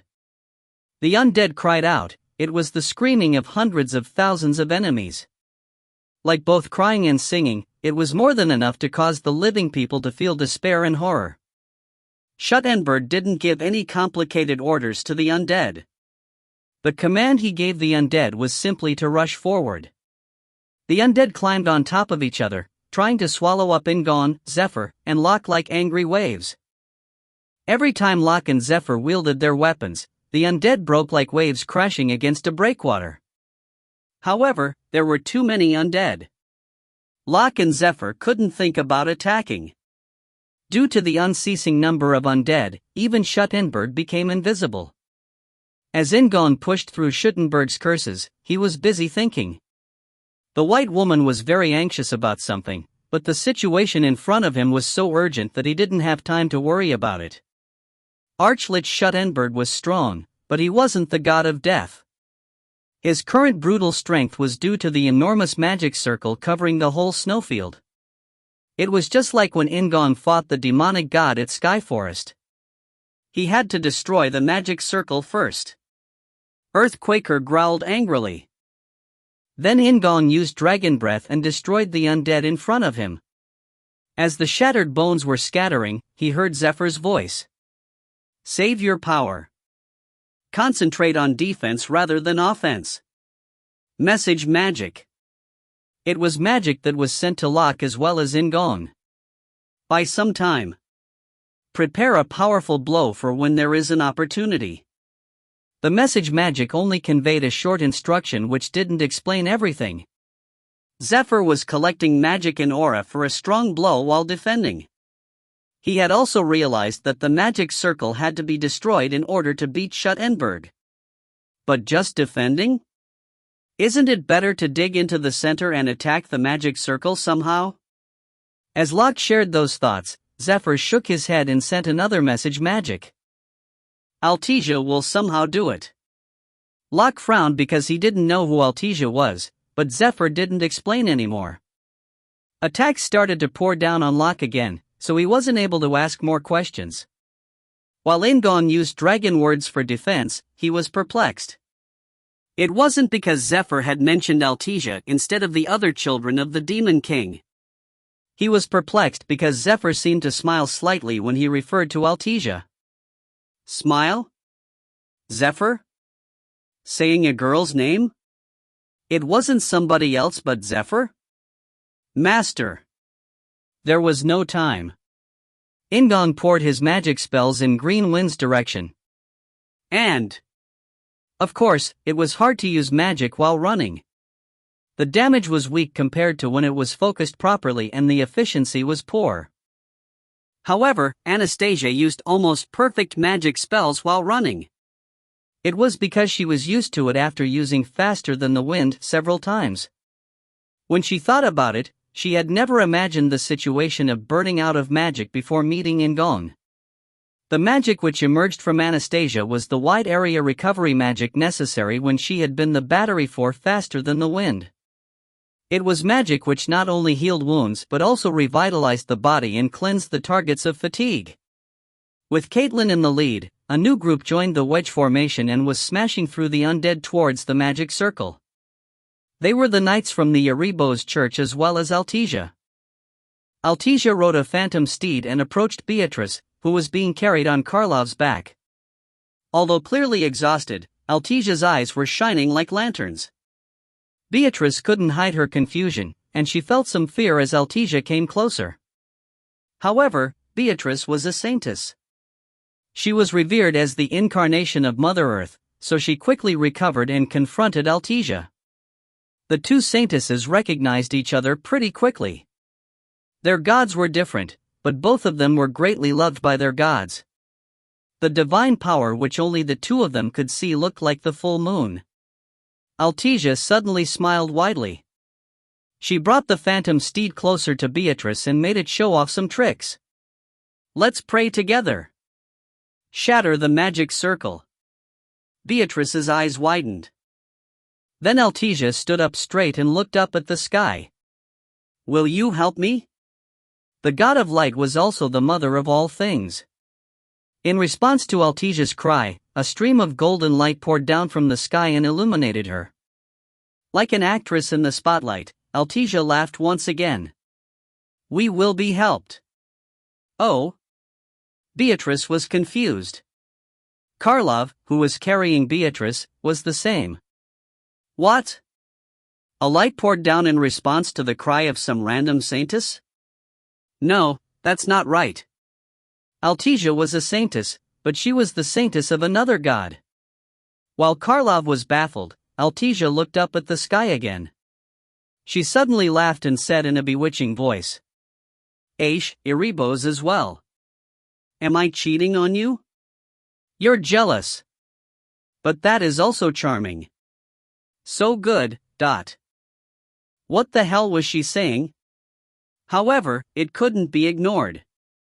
Just like the golden light, a darkness poured down from the sky. Beatrice gave up thinking about it. "Let's pray together." Beatrice closed her eyes and Altesia nodded. The two saintesses prayed to their gods. And two swords crossed.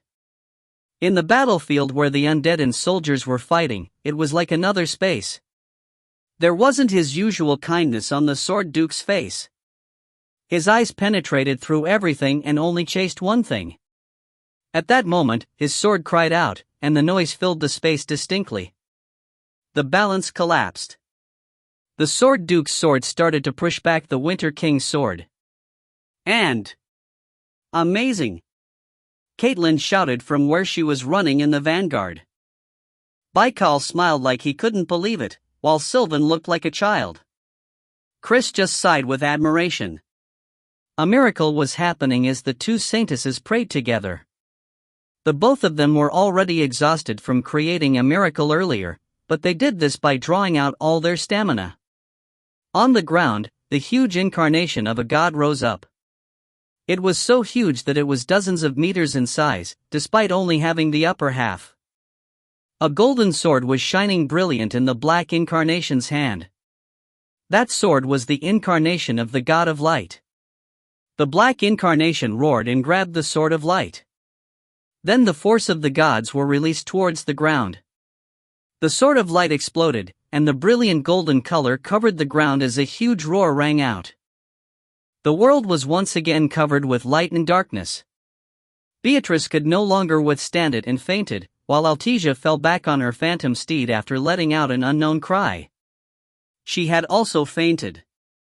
However, the miraculous effect of the two saintesses was certain. A part of the huge magic circle covering the snowfield was now destroyed, and Felicia and Anastasia didn't miss this crack in the magic circle. The two princesses cast their magic desperately. Baikal added his magic power to the two princesses, while Sylvan didn't stay still either. The magic power of the fairy caused the crack in the magic circle to widen. The magic was still alive, but it didn't function properly. The undead stumbled for a moment as their supply of magic power was disrupted.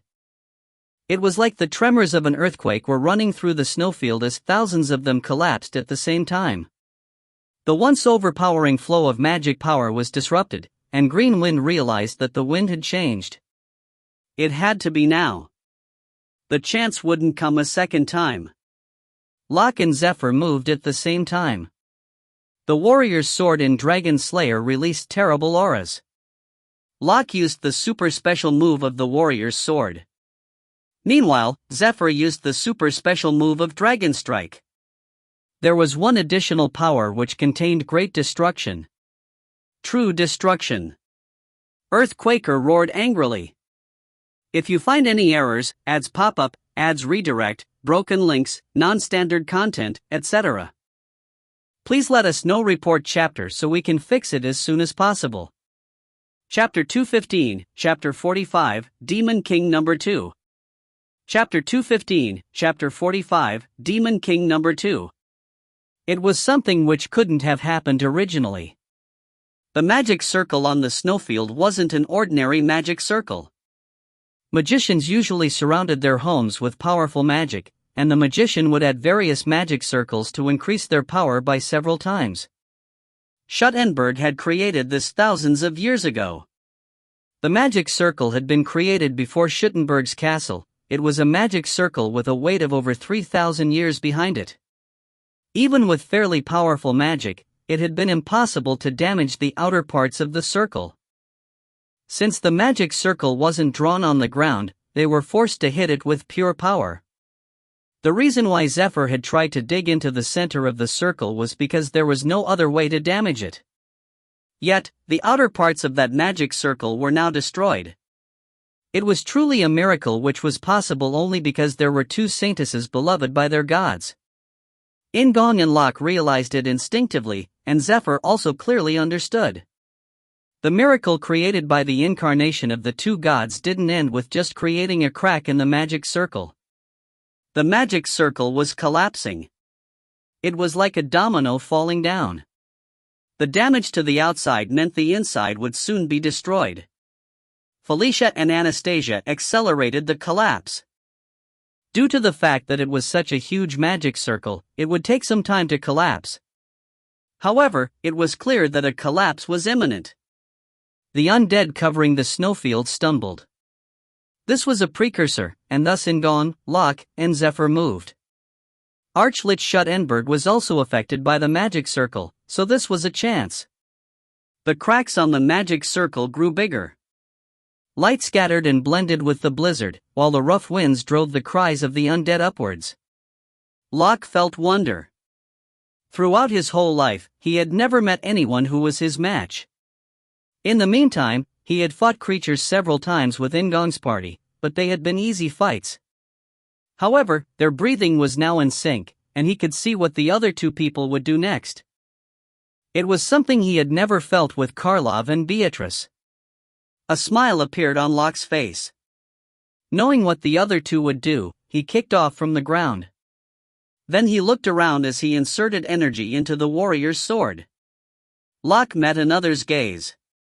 Second Prince Zephyr Ragnaros was doing the same thing.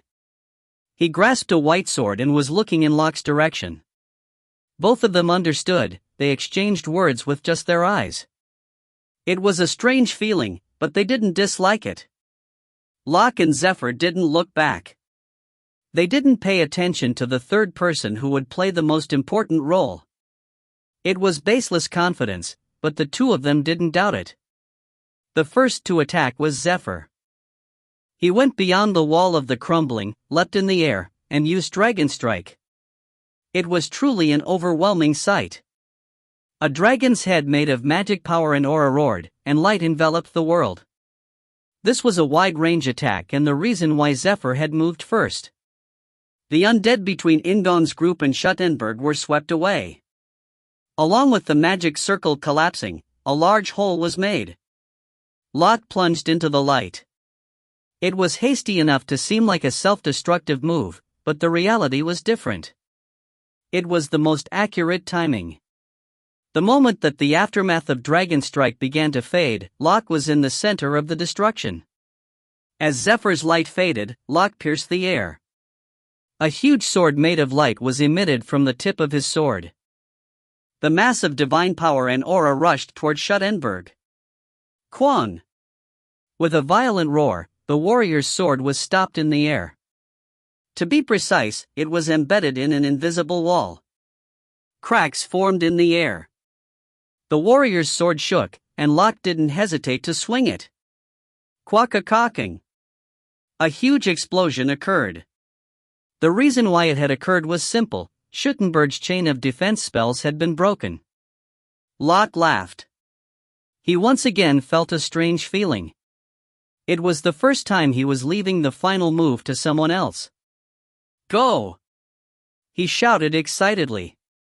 And with that sound, In-gong charged forward, using wind style to surpass the speed of the wind. In-gong broke through the crumbling defense and became mist. Then as he arrived in front of Shutra, his fist lunged out. True destruction. Earthquaker howled. The dragon blood flowing in In-gong's body roared with it. This true destruction was the most powerful one that In-gong had used so far. However, Shutra was the opponent, and he had already started preparing a powerful magic the moment the magic circle had started to collapse. Rather than defending against In-gong's destructive power, Shutra responded with the same destruction. In-gong's fist came into contact with Shutra's sword, not Shutra. This was the result of Shutra reading the flow of magic power created by Blink. The power of true destruction encased Shutra's sword, while the magic contained in Shutra's sword sought to destroy true destruction. Earthquaker was enraged at such a challenge. As it cried out angrily, true destruction started to overwhelm Shutra's attack, and the sword that Shutra held was quickly turned into pieces. The power of destruction continued to advance. At the same time, Shutra used several magic spells, and magic power poured from his staff toward In-gong. Papang. In-gong turned into dark blue fog again, while White Eagle and Black Eagle moved in front of In-gong to block the attacks. The power of the green light blocked Shutra's enchantments. However, Archlich Shutra didn't let up. The wicked and aggressive magic hurt not only White Eagle and Black Eagle but Green Wind as well. Green Wind screamed with pain, while In-gong angrily moved more power into Earthquaker. However, Shutra still didn't stop generating new magic. The powerful curses seemed to break through the force field. Locke and Zephyr didn't look. The two people were attacking the undead which had started to recover. Locke had dozens of small swords made from magic power and aura around him, while new spells formed in Zephyr's hands. Master! Green Wind cried out. However, it wasn't just a cry from pain. In-gong understood what Green Wind was saying. There wasn't much left. The undead pushing against them right now were the last flicker of a candle that was about to go out. Kwaong! The undead joined together and formed a giant hand. The giant hand rose high into the sky above In-gong's, Locke's, and Zephyr's heads. Shutra! Felicia shouted from far away. Caitlin hurled away all the undead which were blocking her eyes. The warrior's sword created by Locke headed into the sky. Zephyr invoked magic on both his hands, while In-gong released his aura. Then the giant hand hit the ground. There was a fierce tremor, and a brilliant light flashed. White Eagle and Black Eagle escorted In-gong from the remnants of the giant hand, while Locke and Zephyr escaped the wreckage simultaneously. It was at this moment that the blizzard swirling started to head towards the sky. The crack in the magic circle finally reached the center, and the destruction began. Fragments of magic poured down from the sky. A tremendous amount of magic power was released as the undead collapsed. In-gong took deep breaths, while Zephyr called out urgently. It's coming, dot. In-gong's group weren't the only ones who had predicted the collapse of the magic circle. The moment the magic circle collapsed, Shutra invoked magic which could only be used once. The magic circle gathered the spirits of the undead. This was how the already broken undead could stand up and fight again. The souls of the undead no longer had any reason to stay on this land once the magic circle was broken. However, they could do great harm. And Shutra gave these souls a direction. The randomly scattering souls were caught in his magic power and turned into a strong current.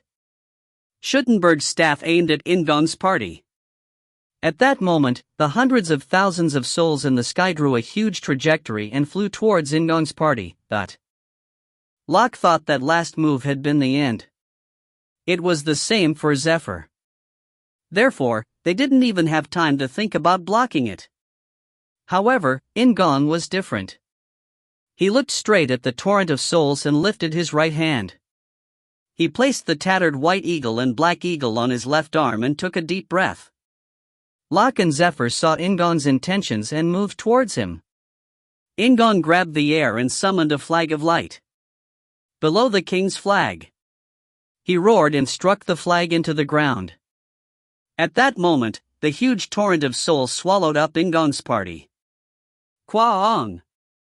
The power of conquest rose from the flag of light, and In-gong didn't budge before the torrent of souls. The torrent of souls split apart into two across the flag of light. Green wind embraced In-gong from behind. Locke smiled at him, while Zephyr gulped. The flag of the light shook, and In-gong groaned with pain. The white woman shouted, "Conquer! Kwang!" Then the torrent of souls ended. In-gong had endured until the end. There was nothing else. The souls scattered and no more torrent of magic power appeared in the snowfield. Schuttenberg stared at In-gong. In-gong glared at him, despite having exhausted an enormous amount of aura and magic power. Schuttenberg's skull seemed to smile. Locke and Zephyr swung their weapons at Schuttenberg, and his arms were cut off. He then fell to his knees. In-gong transformed the flag of light into a spear and threw it at Schuttenberg's chest, piercing through the lump of magic power in Schuttenberg's chest. Schuttenberg didn't fight it, and his body gradually started to collapse. Felicia sat down with relief as she saw it from a distance. After witnessing several miracles, she prayed to the gods several times. Caitlin laughed loudly. As always, In-gong could be depended on. However, Carrick's eyes then widened, and Anastasia had an ominous feeling. Zephyr and Locke attacked Schuttenberg urgently.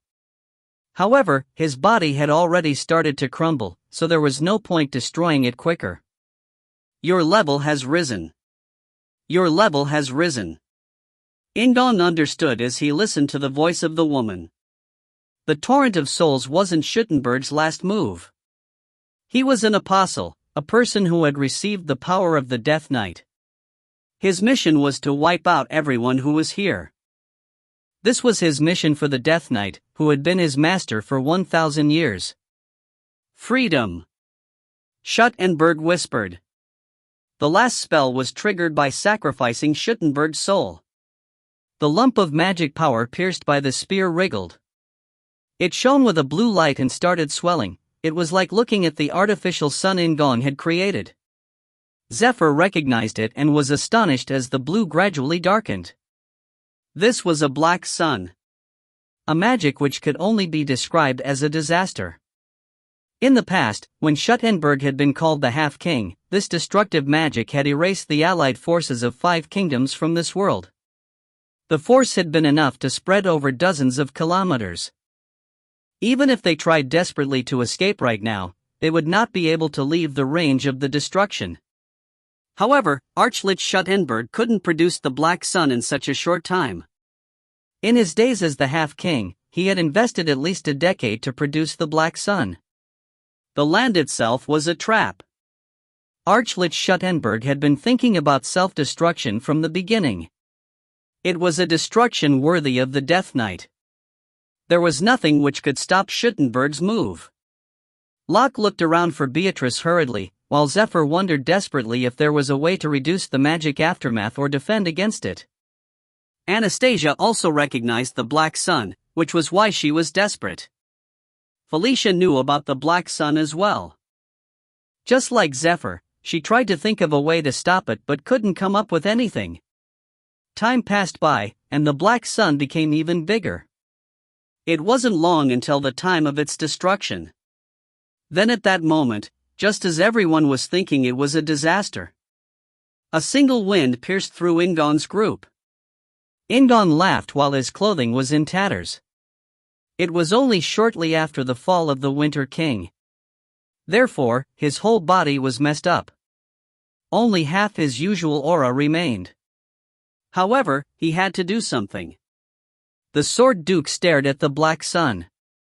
He closed his eyes and took a deep breath. The extreme nothingness reached by the Demon King. The Sword Duke hadn't reached it. However, he could imagine beyond that.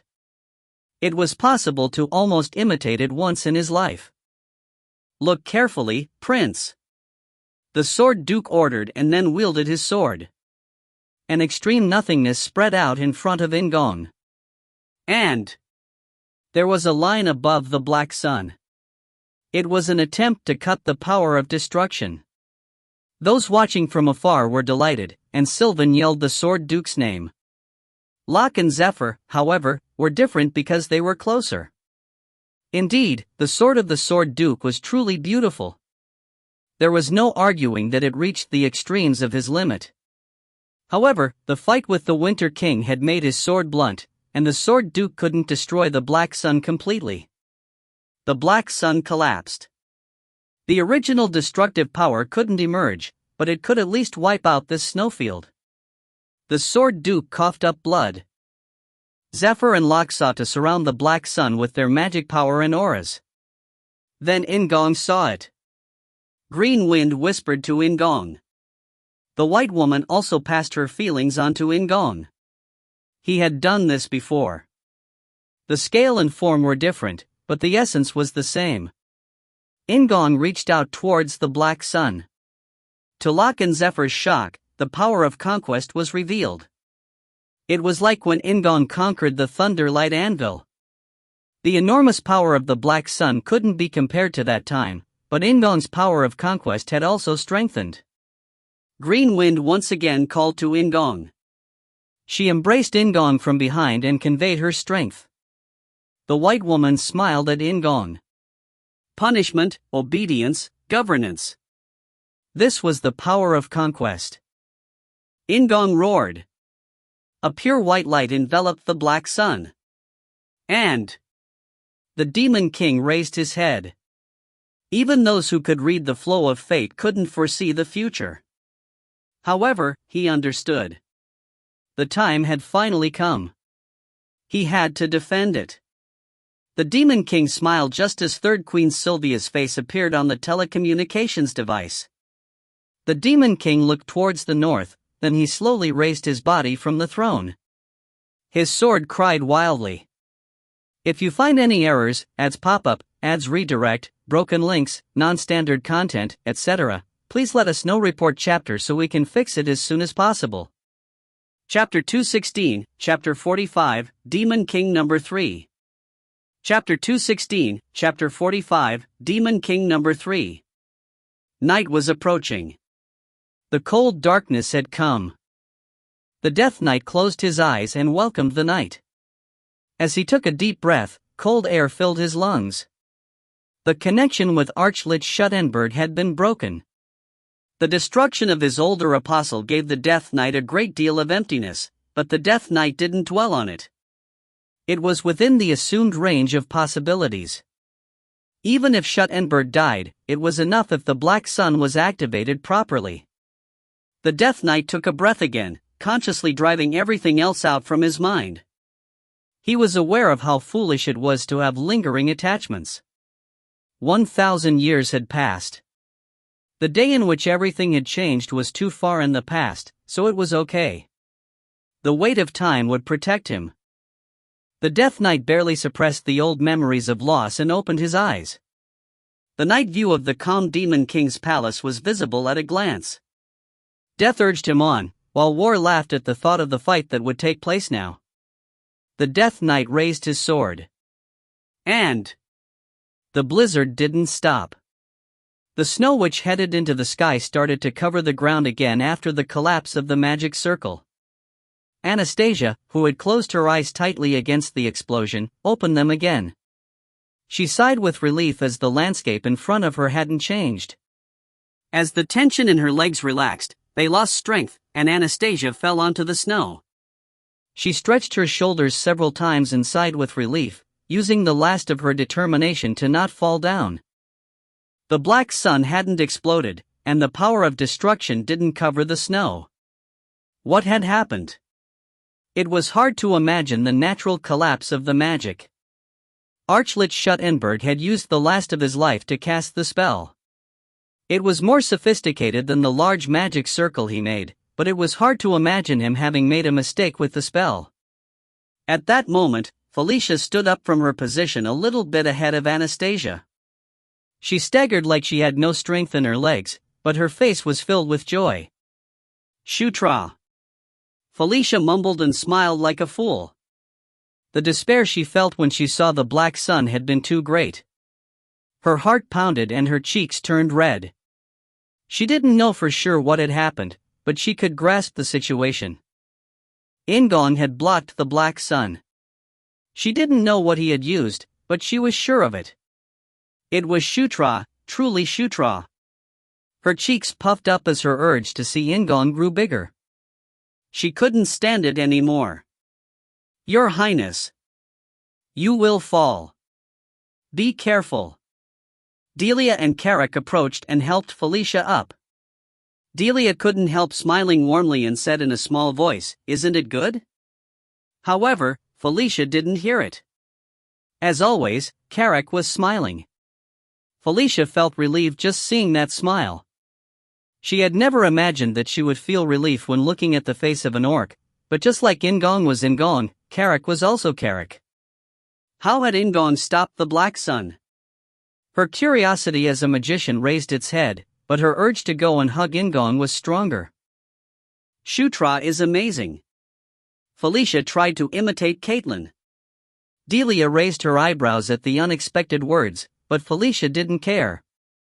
In-gong was truly amazing. She took one step and then another one. Although the souls of the undead had been liberated, it was hard to accelerate because of the snow. In the end, Carrick offered to help the frustrated Felicia. Despite her feelings for Carrick, even Delia thought it was rude, but Felicia nodded readily. Her heart sped up even more as she saw Caitlin and Chris in front of him. Embrace him tightly. Embrace him tightly. Bury my head in Shutra's chest. And then.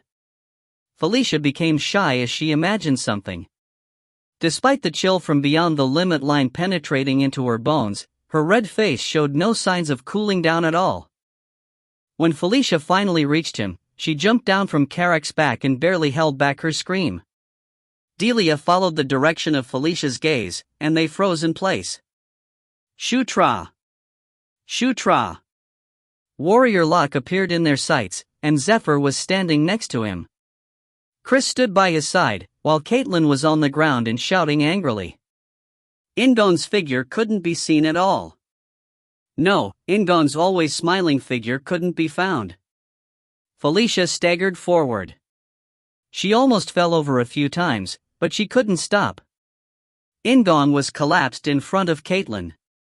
His face was pale like he was dead. Uni, Uni. Shutra. Caitlin cried out as she noticed Felicia approaching. She could barely speak properly. Felicia closed her eyes and breathed heavily as her heartbeat sped up even more. His face was white. Carrick rushed over to In-gong and touched his hands and arms. Felicia also touched him with trembling hands. His hands and feet were very cold. On the other hand, his chest was burning hot. In In-gong's body, magic power was leaking out. His aura was no different. There seemed to be a big hole somewhere. Felicia was stunned. She could see why Caitlin was crying with despair while holding onto In-gong's arm. Caitlin was connected to In-gong through the Moonlight Core and Sunlight Core. Therefore, she knew it better than anyone else. In-gong was dying. His life was leaking out like sand slipping through her fingers. It wasn't just a simple trauma, his soul itself was damaged. Almost all the rings connecting his soul to his body were cut off. Recovery magic was useless. Despite knowing this fact, Felicia still used a recovery spell. Nevertheless, there was no change. Caitlin cried even more after seeing Felicia use her magic. What is happening? Felicia muttered. There was no answer, and Felicia closed her eyes tightly. She screamed. What is going on? Felicia cried. She couldn't hold back the tears. Green wind. Green wind. Do you know? Answer me. Green wind. She shouted desperately, but there was no reply. There was no response from White Eagle, which was lying next to In-gong. Felicia had always felt the power of green wind, but she couldn't feel anything there anymore. "Uni, what should we do?" Caitlin asked. Felicia couldn't give Caitlin an answer. She just touched In-gong's cool cheeks with trembling hands.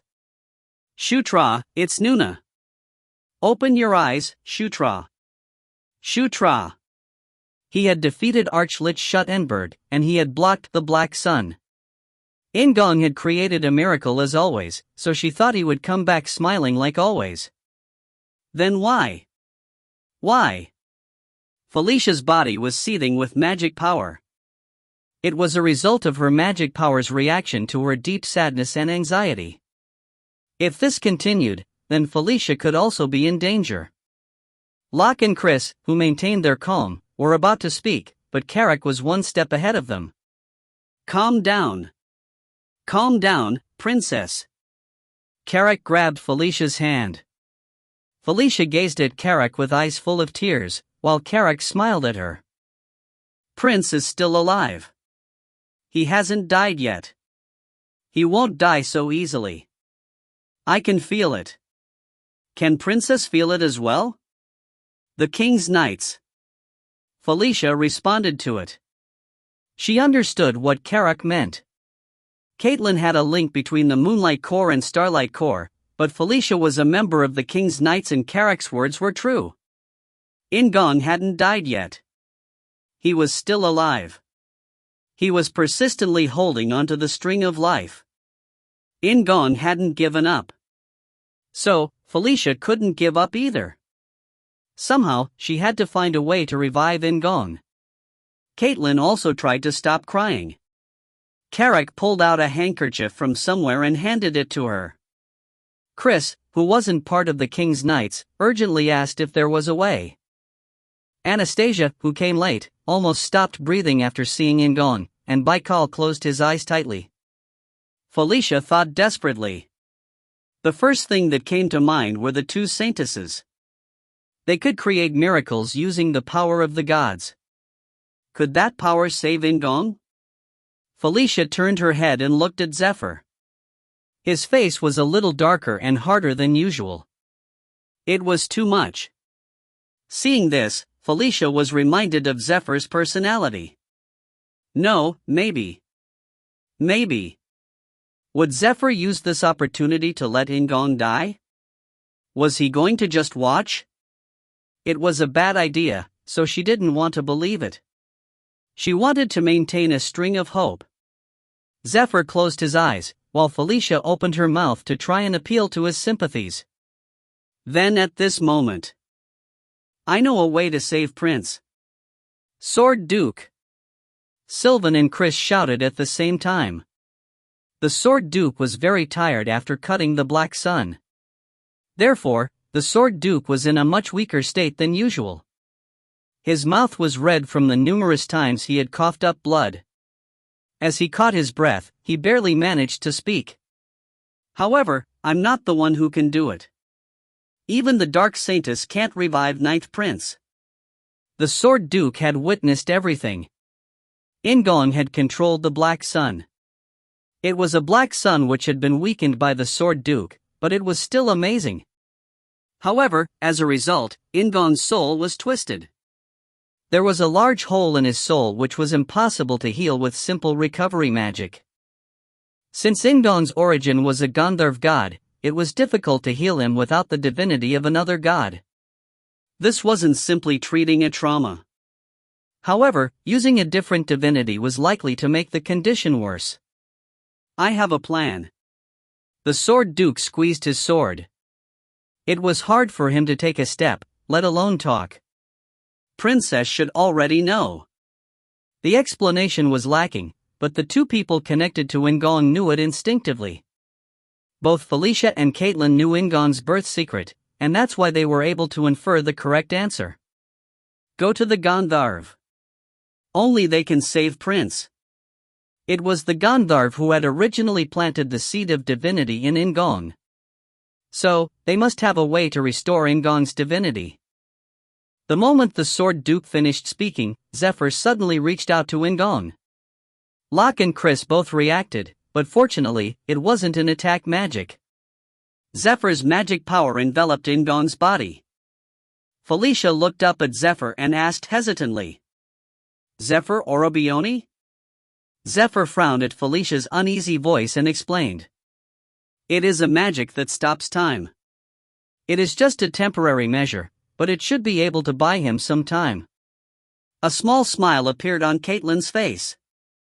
Felicia bit her lip and looked at Zephyr. She felt sorry that she had doubted him. No matter what, Zephyr was In-gong's brother. Chris was still suspicious, but Baikal was very relieved. He was the one who felt the greatest joy at Zephyr's action. However, Locke looked at Zephyr with a complicated expression. It was because he had read a small hesitation in Zephyr's actions. There had been a small moment of distress in Zephyr's eyes just before he activated the magic. Maybe the first thing he prepared hadn't been time-stopping magic but attack magic. However, it was the time-stopping magic that Zephyr eventually used. Therefore, Locke didn't make any comments. "Sword Duke, do you know where the Gandharv are confined?" Anastasia recovered after hearing there was a way to save In-gong and asked carefully. There was hardly anyone who knew the location of the Gandharv after they were imprisoned by the Sword Duke. "I know. We can't go there the usual way, so I will guide, Kook." While the Sword Duke was replying, he coughed up blood. The Sword Duke had used up all his energy against the Winter King and the Black Sun. Although it wasn't as bad as In-gong's state, the Sword Duke's aura flow was also a mess. The Sword Duke was in a precarious state, and he couldn't afford to guide the party quickly. However, the Sword Duke was the only one who could guide the party to the Gandharv. Therefore, Chris and Sylvan couldn't tell him to rest. "No, there is one more person who knows the location of the Gandharv," Karak said suddenly. Everyone looked back at Karak, who pointed to the succubus rushing towards them. It was a familiar face to Felicia and Caitlin. Nyatra. It was her. If you find any errors, ads pop up, ads redirect, broken links, non-standard content, etc., please let us know. Report chapter so we can fix it as soon as possible. Chapter 217, Chapter 45, Demon King Number 4. Chapter 217, Chapter 45, Demon King Number 4. Unlike the children belonging to Shutra's faction, Anastasia didn't know In-gong's birth secret.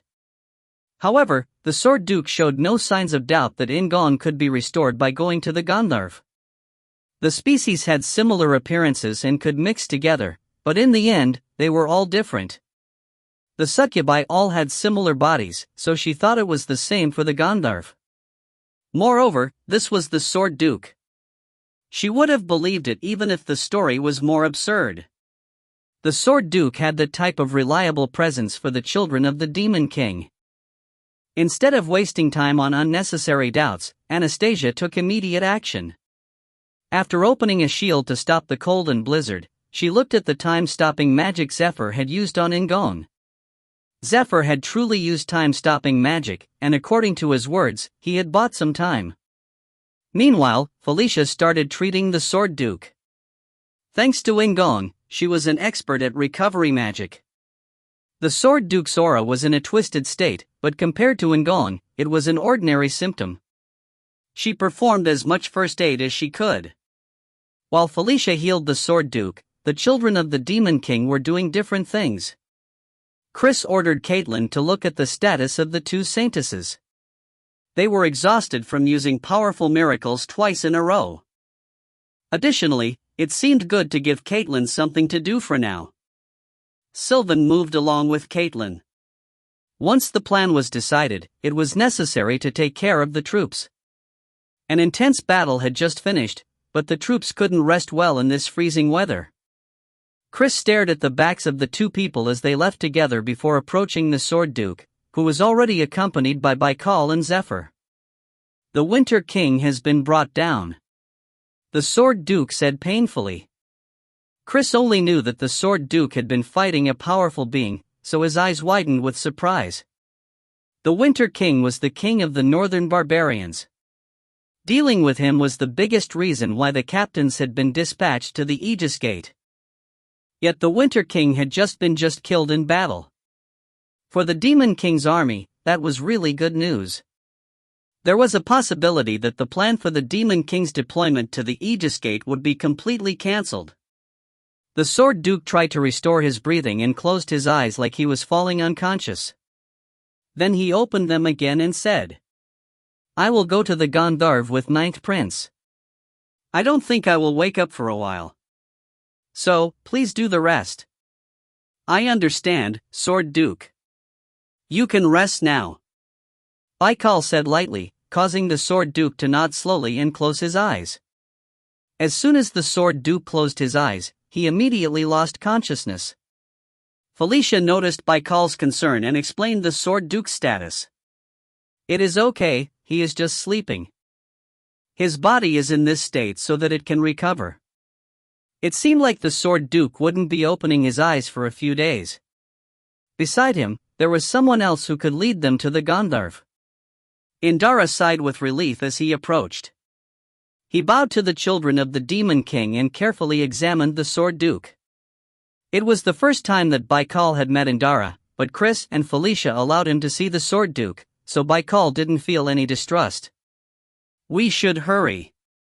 I am concerned about Shutra." "Yes, Orabioni." Felicia smiled with difficulty through a face covered with tears and headed back to In-gong, who Karak, Vandal, and Nyatra had gathered around. Baikal looked at them before shifting his gaze away towards where Locke was standing still while watching In-gong. "Chris, I'm sorry. But can I ask for an introduction?" Baikal hadn't seen that person before, so he decided to ask Chris. Chris looked at Locke and started explaining directly instead of calling out to him. "His name is Locke. It seems that he is a warrior from the human world. He joined us over the limit line." "Warrior? A warrior from the human world?" Baikal asked with amazement, while Zephyr looked like he already knew it. Chris looked between the two people and nodded. "Yes, a mighty warrior. He said that he came to make sure the fight in the demon world doesn't spill over to the human world." "The fight? The one with Shut-Enberg?" "Something similar. The people with him are the Saintess and the Mercenary King." Archlich Shut-Enberg had showed tremendous abilities in the previous life. Although he had built up the magic in this land for many years, the fact that he had managed to create the magic circle in the first place proved his greatness. Moreover, Shut-Enberg had mobilized the Winter King for this battle, which meant that Shut-Enberg had a close connection to the northern barbarians. If Shut-Enberg had summoned all the northern barbarians here, then it would have been a much bigger fight. Saintess and Mercenary King. Baikal's gaze moved towards the warrior's companions. Baikal might have had a gentle nature, but he wasn't foolish, nor did he trust easily. Unlike Chris, who had spent several days with the warrior, Baikal lacked the materials to judge him. He didn't know if he could trust the warrior or not. Could he leave his younger siblings unattended with this warrior? There was no Shutra right now, so there was no one among Shutra's group who could stop the warrior. The battle against Shut-Enberg proved that the warrior was much stronger than Chris. However, Baikal decided to have faith. It was a unique situation, but he also trusted Chris' eyes. "Unfortunately, I'll have to postpone meeting them until next time." The best thing was to move together, but that was unreasonable. At this point, the party would have to scatter. "Chris, Shutra and the Sword Duke, as well as Felicia and Caitlin, please look after them. I have to return to the Aegis Gate and inform the captains about the situation." "Yes, Hyungnim. It was as Chris had expected. The flow of magic power beyond the limit line was so violent that telecommunication magic was extremely difficult to use. Someone had to go to the north to pass on the situation to the captains. "Zephyr, what will you do?" "I will go back to the north," Zephyr replied quickly. His response was also as expected, so Baikal just smiled. He wanted to entrust escorting In-gong's group to Zephyr. Although he trusted Chris' eyes, he still worried about his younger siblings. In-gong was currently collapsed, so Zephyr was the only one who could go against the warrior. And it is really surprising. Baikal had heard that In-gong had become stronger, but he had never imagined it would be by this much. He had only seen the fight from a distance, but he could tell with one glance, In-gong was currently on par with Zephyr's strength. Maybe he was even stronger. Baikal was reminded of the In-gong Shutra he had seen last year. It was a big change, but Baikal had almost no contact with In-gong previously.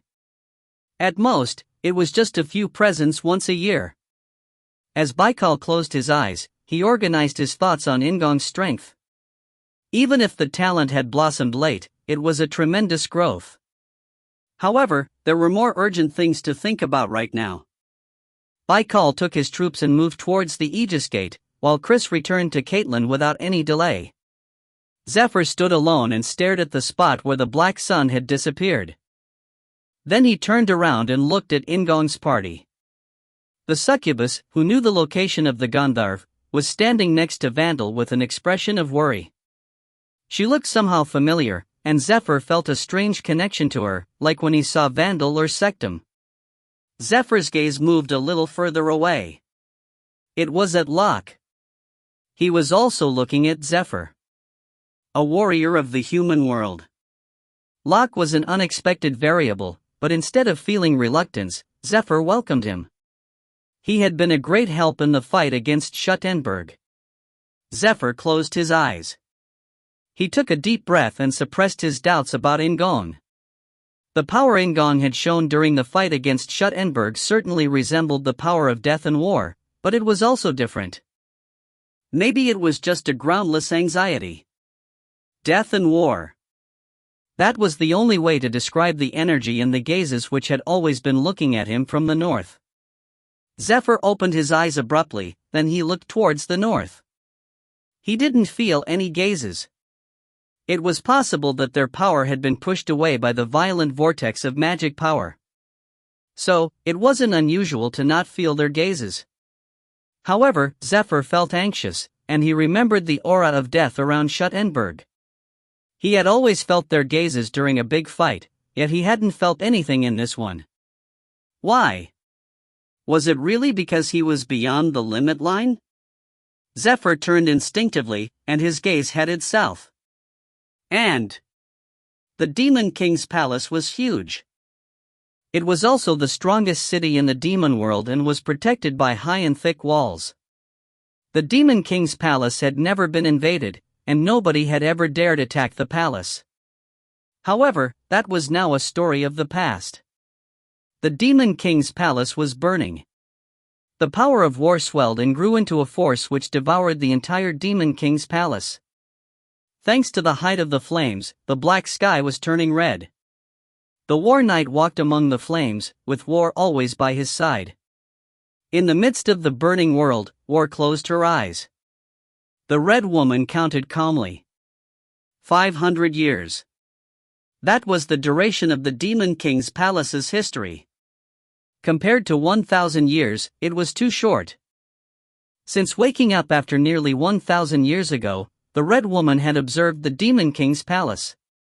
So, she was sure of it.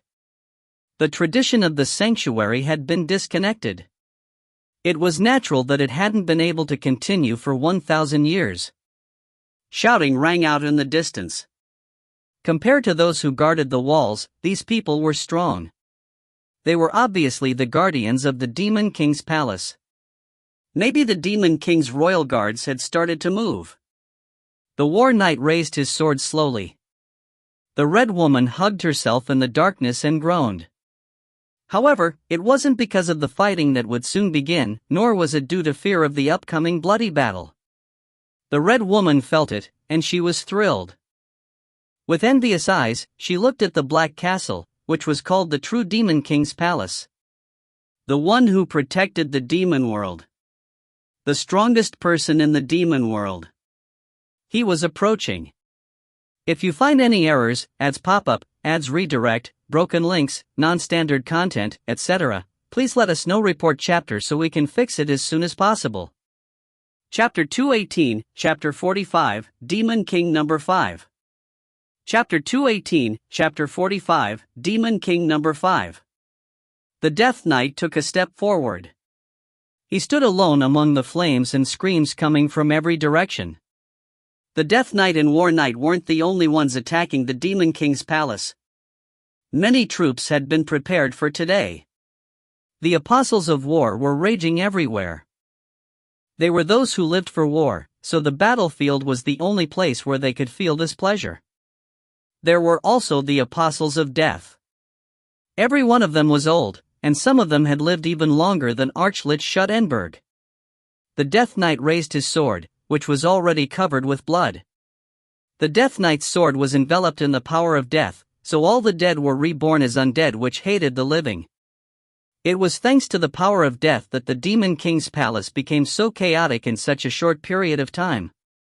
It was a horrible chain where the mother bit the child and then the child bit the father. The Death Knight recalled the past. Even though a long time had passed, the memories still remained clear in his head. He remained silent as he gazed at the scene he had created with his own hands. There wasn't much left. He had exhausted everything in today's fight. The Famine Knight had disappeared before even joining them. Then Archlich Shutra and the Winter King had disappeared beyond the limit line along with the Conquest Knight, the Warrior, and the other children of the Demon King. The attack on the Demon King's palace was using the last of the Death Knight's forces. He had no more troops. It would be foolish to take a step back. The four knights of the apocalypse desired the destruction of the world, not the collapse of the Demon King's palace. The Demon King's palace was just a single city. Its disappearance wouldn't cause the whole of the demon world to collapse. It would just cause confusion. Since the focal point of the demon world was gone, there would clearly be an uproar. The Death Knight hoped the war between species would happen again. However, that was still far from destruction. Even if Archlich Shutra disappeared with the other children of the demon, Third Prince Victor still remained in the west. There were also children of the concubines who were performing missions outside the Demon King's palace. Additionally, the queens were outside the palace. First Queen Ashar Ragnaros remained at the Demon King's palace, but there was a big difference between her and the other queens. The first queen was the daughter of King Zanskal of the Draconians, while the other queens were the leaders of their species.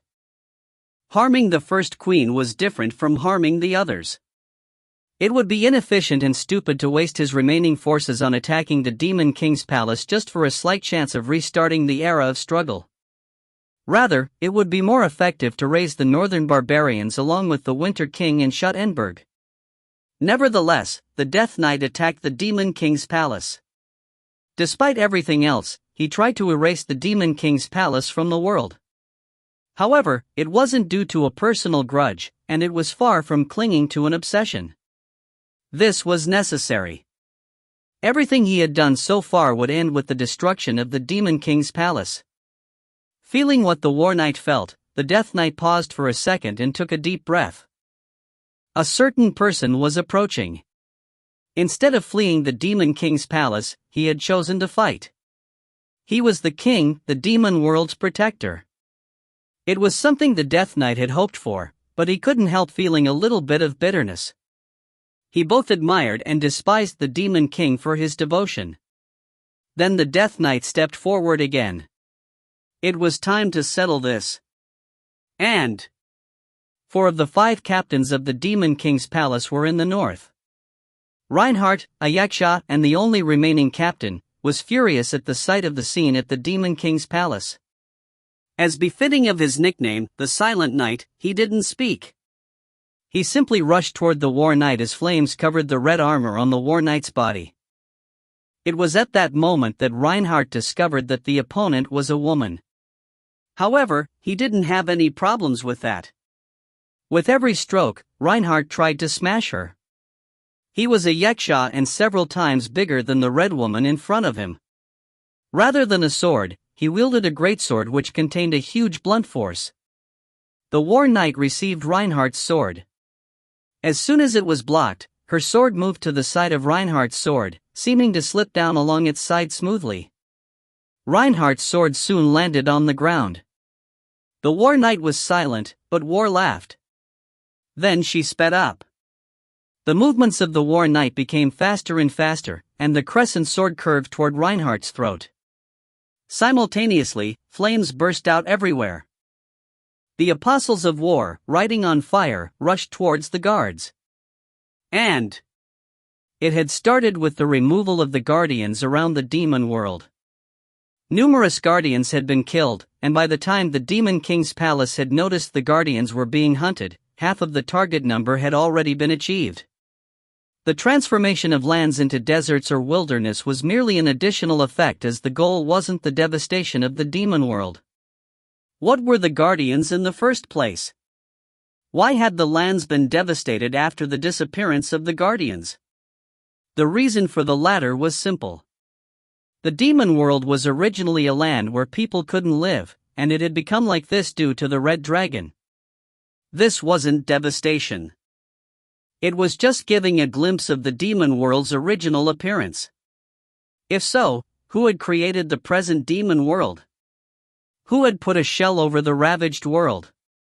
Moreover, if it wasn't for the sake of destruction, why had the Death Knight peeled off the shell? There was one more meaning to the shell.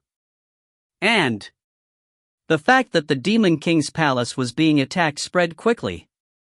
In addition to the 3 queens outside the castle, the 4 captains in the north also heard about the urgent situation. However, the transportation formations didn't activate. They had been destroyed before they could even be used. The first job of the Death Knight's underlings was to destroy the transportation formations. The 3 queens showed different actions.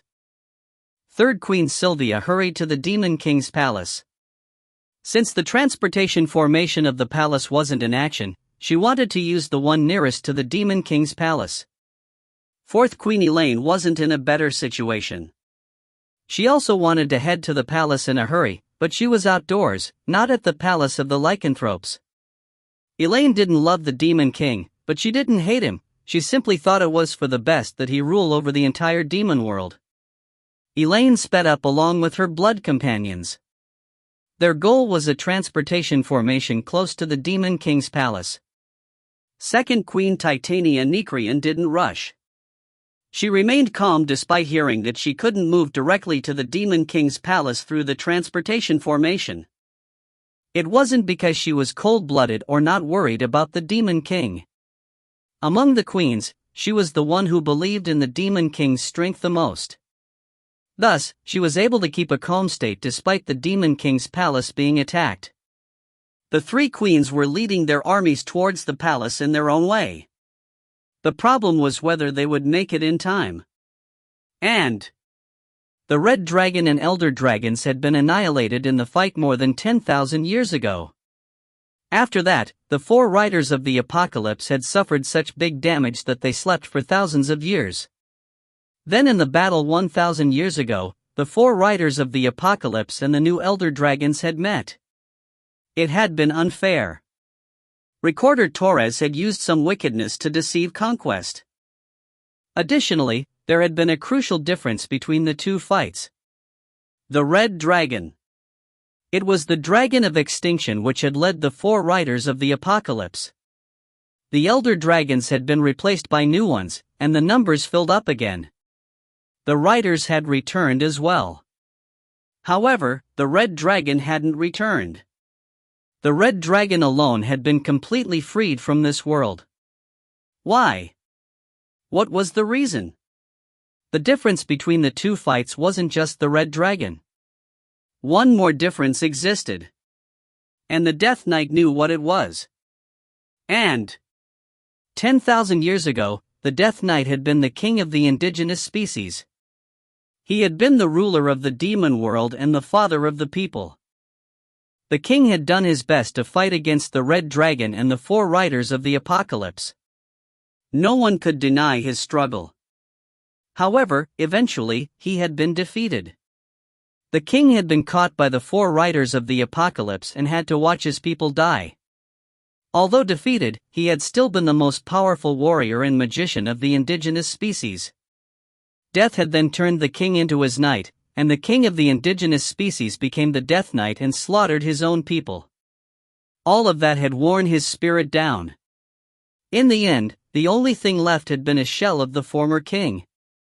The indigenous species hadn't despaired over losing their king and continued the desperate resistance.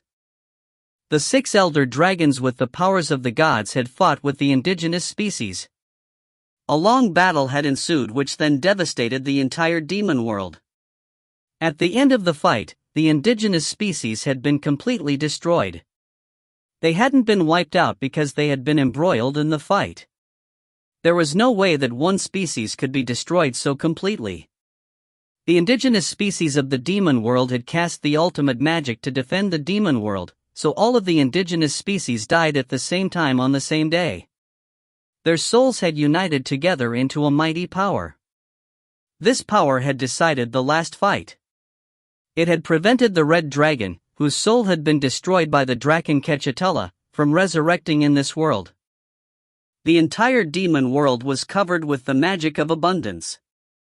One of the new elder dragons born after the Great War, Watcher Ankle, imitated the magic of the indigenous species and enriched Enger Plains. Simultaneously, the magic of abundance was also a seal. Every spell of abundance in an area was one seal. There were hundreds of barriers between the demon world and the place where the red dragon's soul was expelled to.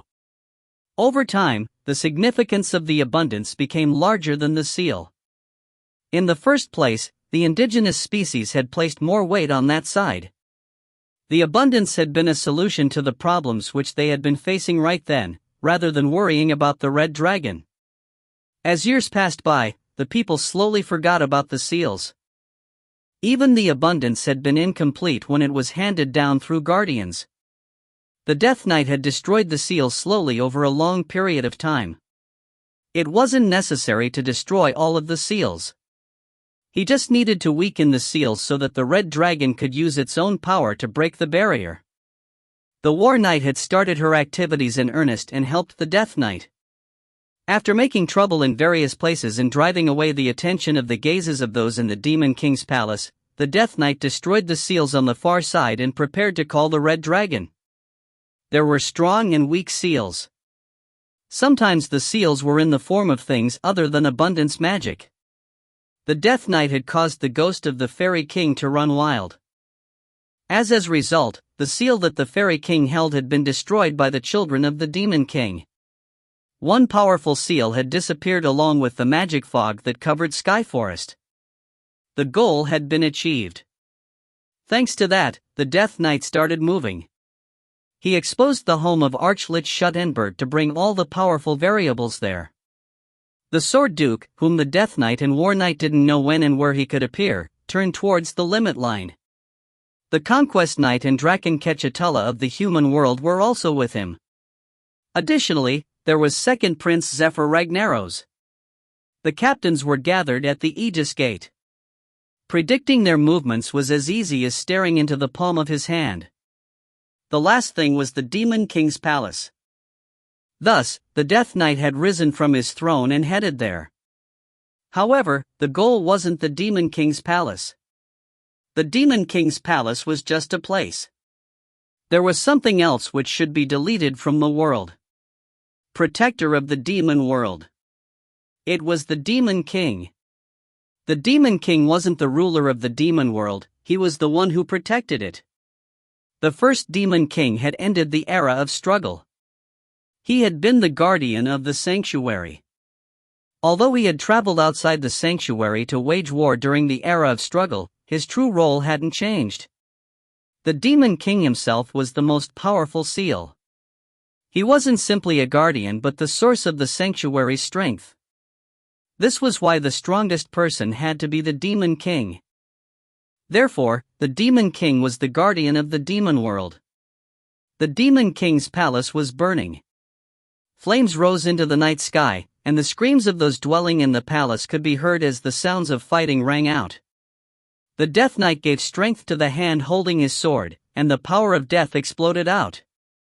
The color of death was blue, and that dark blue energy swallowed up the surrounding area. Simultaneously, the Apostles of Death appeared. Their goal was the same. The current Demon King, the Sura King, Mitra. He had made his way straight to this place like he knew who was responsible for everything. The sword in his hand cried out wildly. The aura of death was like a great snake as it tried to swallow the Demon King. The various aura, magics, and psychic powers of the Apostles of Death headed toward the Demon King simultaneously. The guards behind the Demon King couldn't respond properly. They were overwhelmed by the power of death and could only watch. The Death Knight stared at what was before him, while the Demon King faced the Death Knight from a distance away. Then he wielded his sword towards all the malice in front of him. It was just one swing, but it wasn't an ordinary swing. The sword cut through the air and crushed the power of death. All the auras, magics, and psychic powers heading toward the Demon King disappeared. It was like the world itself had been cut apart. The Apostles of Death gulped. The guards were also overwhelmed by the absolute power of the Demon King.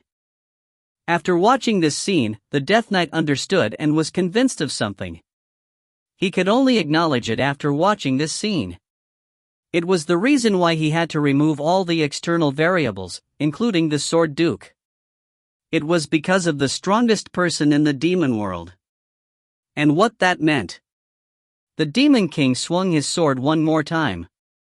If you find any errors, ads pop up, ads redirect, broken links, non-standard content, etc., please let us know. Report chapter so we can fix it as soon as possible. Chapter 219, Chapter 45, Demon King Number 6. Chapter 219, Chapter 45, Demon King Number 6. In-gong opened his eyes. It was dark. Although the sky and the earth was dark, In-gong could see himself clearly. He was dressed in the white clothing he frequently wore in everyday life. He didn't see any of the equipment from the Elder Dragons, such as White Eagle and Earthquaker. Additionally, he was barefoot. For sure. In-gong had used the power of conquest to defeat Archlich Schuttenberg's Black Sun, and he couldn't remember anything after that. He thought he had died, but he then shook his head. His attempt to save everyone hadn't been unsuccessful.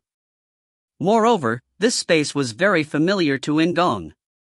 It was the first time he had entered it, but he had seen it several times. In-gong turned around slowly. As expected, a woman with white hair and a golden crown was standing before him.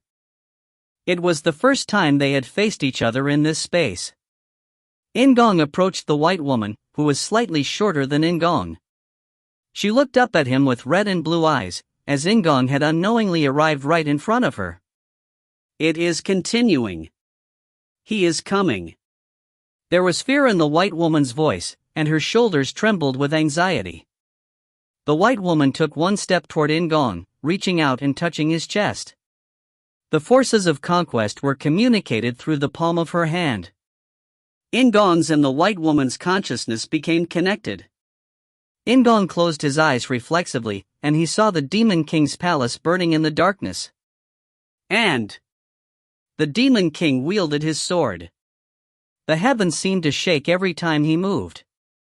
The Apostles of Death couldn't receive the Demon King's sword. Only the Death Knight was barely able to meet it. The Demon King's strength was absolute, his aura and magic power were beyond imagination. It was impossible for the Apostles of Death to approach the battlefield itself. The Death Knight felt both astonishment and wonder. The power of the Demon King, Mitra, was the strongest among the previous guardians of the sanctuary. He had expected the Demon King to be strong, but he never imagined things to be like this. The Demon King's overwhelming magic power dominated the whole space. The flow of the magic power sealed off all use of magic in the area. The Demon King couldn't use magic either, but it didn't matter to him. His sword and aura exceeded his magic. In-gong was watching the Demon King's fight, and naturally, he understood why he was seeing it. The powers of the 4 riders of the apocalypse were getting stronger. This was one of Conquest's lost powers, as she had originally been in charge of leading the 4 riders. It was a situation where the Demon King was superior to everyone else. However, In-gong gritted his teeth with nervousness. The Demon King was rushing. He was suffering from a deep illness and couldn't exert such power forever. "He is coming," the white woman said in a trembling voice. As the conquest knight, In-gong could feel it as well. The sky was beginning to turn red. And Recorder Torres had thought the red dragon had already vanished. He hadn't been able to imagine that a soul without a body could endure outside the world for such a long time. However, Torres' prediction had been misguided. And Third Queen Sylvia gasped for breath. After exiting the transportation formation with her troops, she looked in the direction of the Demon King's palace. The sky was red, and an unbearably ominous feeling filled her entire body. She had picked the closest transportation formation, but she was still a considerable distance away from the Demon King's palace. This was a distance which couldn't be narrowed instantly with magic power. "Please, please," Sylvia begged while shaking her head to stop her tears from escaping. She had pretended not to know, but she had already guessed about the Demon King's illness. The magic power in Sylvia's body sprang up energetically. And the dying War Knight killed Reinhardt. Her right arm was cut off, and her abdomen and shoulders were severely injured. Additionally, the armor wrapped around her body was almost completely broken. She had fought hastily against Reinhardt, but War still smiled brightly despite knowing the War Knight was dying. After filling the broken body with the energy of war, the War Knight ran to where the Death Knight and the Demon King was fighting. The power of the Demon King was enormous enough to be felt from a huge distance, but over time, the strength of the sanctuary became weaker. War shouted loudly towards the sky. Over the years, the War Knight had set magic spells all over the demon world, and the result of this was the strongest light shining out from the Death Knight's throne beyond the northern limit line. The power of numerous sacrifices had been gathered in one place for many years. The power called out angrily. This was a cry which could reach them. As a result of the sanctuary's barrier distorting, a crack started to appear in the red-tinged sky. War was delighted, and the War Knight moved quickly. And the white woman cried out. He was coming. The red dragon was approaching outside the world, but he still couldn't reach. The sanctuary's barrier was blocking him. However, it was only a matter of time. Conquest didn't want to perish. She didn't want so many lives to burn again. The white woman begged and cried. However, regardless of her will, the power of conquest rose. In-gong looked at the sky above the Demon King's palace. The crack was growing. And it was lucky. The Death Knight truly thought so. Originally, he had thought that killing the Demon King would cause a crack. However, the Death Knight's calculations were wrong. Everything was different from what he had expected. The Demon King's illness was deeper than he'd thought. Over the last 10,000 years, the power of the sanctuary had weakened, while the Red Dragon's power was preserved beyond imagination. The Demon King also noticed the extraordinary event in the sky. Whether he knew about the existence of the Red Dragon or not didn't matter. He just had to keep his promise. The crack grew bigger, and the aura rising from the body of the Demon King became stronger. Now, the Death Knight couldn't take the Demon King's sword anymore. The Apostles of Death were already virtually wiped out, and the disturbances happening in various parts of the demon world subsided. However, this wasn't a good thing. War burst out laughing. Then the War Knight ran between the Death Knight and the Demon King. There was a dazzling aura around her, like she was burning her last flame.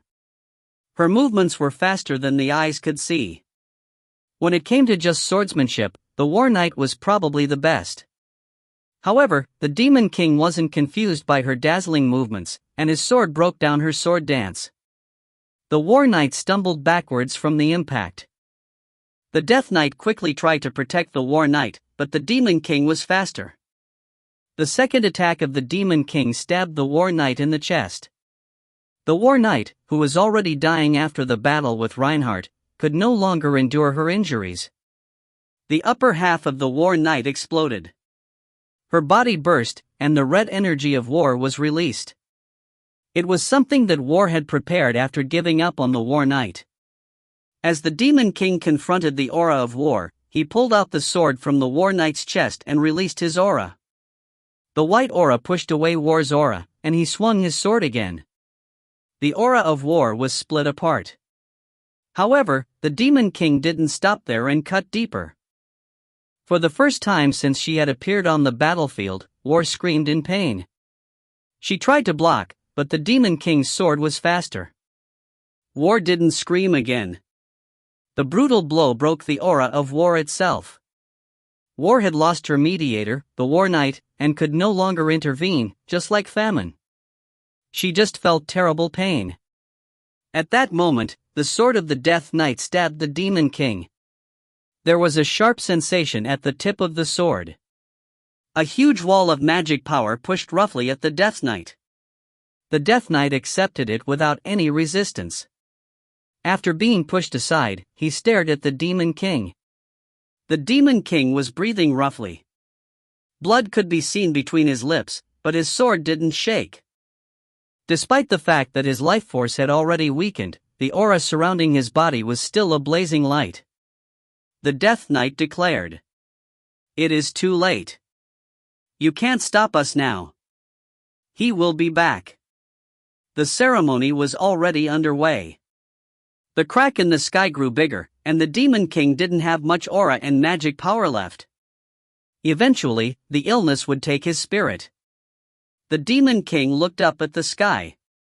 He was able to see the flow of destiny, and it was just as the Death Knight said. Beyond the crack, a presence was looking this way. It wasn't an exaggeration to say that the presence was the end of everything. However, the Demon King closed his eyes. Instead of letting go, he calmed his breathing and whispered using magic power. Sylvia then heard the Demon King's voice. She cried and tried to refuse his words. Elaine, who was running towards the Demon King's palace, froze in place. She saw the red-tinged sky and the big crack, and understood the Demon King's words. Thus, she shed tears for the Demon King. Second Queen Titania couldn't believe his words. The Demon King was an absolute existence for her. Meanwhile, First Queen Ashar bit her lip and stopped herself from crying. All the survivors running away from the Demon King's palace spoke the name of the Demon King, and he issued his last command. In-gong saw all of this as the white woman cried sadly. The crack became bigger, and the outline of the red dragon started to appear. The Demon King didn't run away. He knew that if that crack was left alone, the formidable presence would descend to the ground without any interruptions. He had to stop it. At the very least, he needed to buy some time for everyone in the Demon King's palace to run away. Shutra, Semitas, and my child. The Demon King said. In-gong was confused but quickly understood. The Demon King could feel In-gong watching through conquest. The Demon King didn't talk for long. Now wasn't the time to share questions and answers.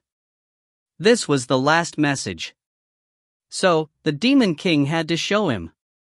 The thing he was planning to do now, he could only show it once.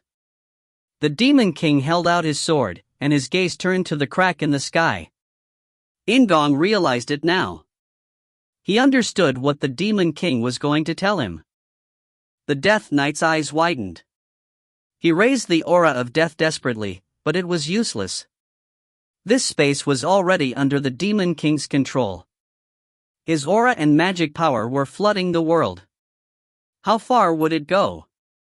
The Demon King didn't feel any doubts, nor had he been deceived. A faint smile appeared on the Demon King's face. The Demon King's sword turned towards the sky. The Death Knight screamed, and the red dragon roared from behind the shattered crack. Watch carefully. This is extreme nothingness. Those were the Demon King's last words. Then a pure white light split the sky. If you find any errors, ads pop up, ads redirect, broken links, non-standard content, etc., please let us know. Report chapter so we can fix it as soon as possible. Chapter 220, Chapter 46, Warrior God. Chapter 220, Chapter 46, Warrior God. The last thing In-gong saw was the Demon King's back. White light covered his field of view and nothing more could be seen. His eyesight was blurry, so In-gong closed his eyes reflexively. When he opened them again, he saw the White Woman instead of the Demon King's palace. The connection was closed. It was the power of conquest which had allowed him to see the Demon King's palace in the first place. However, the disconnection wasn't due to the White Woman. The problem was clearly with the Death Knight and death at the Demon King's palace. In-gong felt lightheaded. The White Woman also had a pained look on her face. In-gong, be my master. The White Woman called out in a small voice. It had been a long time since he had been called In-gong instead of Shutra, so In-gong felt a slight discomfort. The White Woman's hand was still on In-gong's chest. Although the link was now thinner than at the beginning, their minds were still connected. Several images entered his head. The White Woman bit her lip before speaking again. The Demon King, he created time. The White Woman couldn't tell what exactly had happened, but the growing power of conquest had subsided. The connection with the Red Dragon was also unstable. The Demon King had used a move which contained extreme nothingness. It overturned the entire situation. The advent of the Red Dragon, which had been planned by the Death Knight, became a mess. The will of the Red Dragon had been about to devour the will of the White Woman, but it couldn't reach her anymore. The Demon King had created time. He had made some time for them. In-gong understood.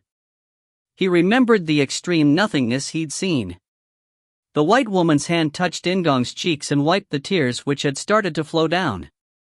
It was Shutra's tears which hadn't been able to be expressed until now.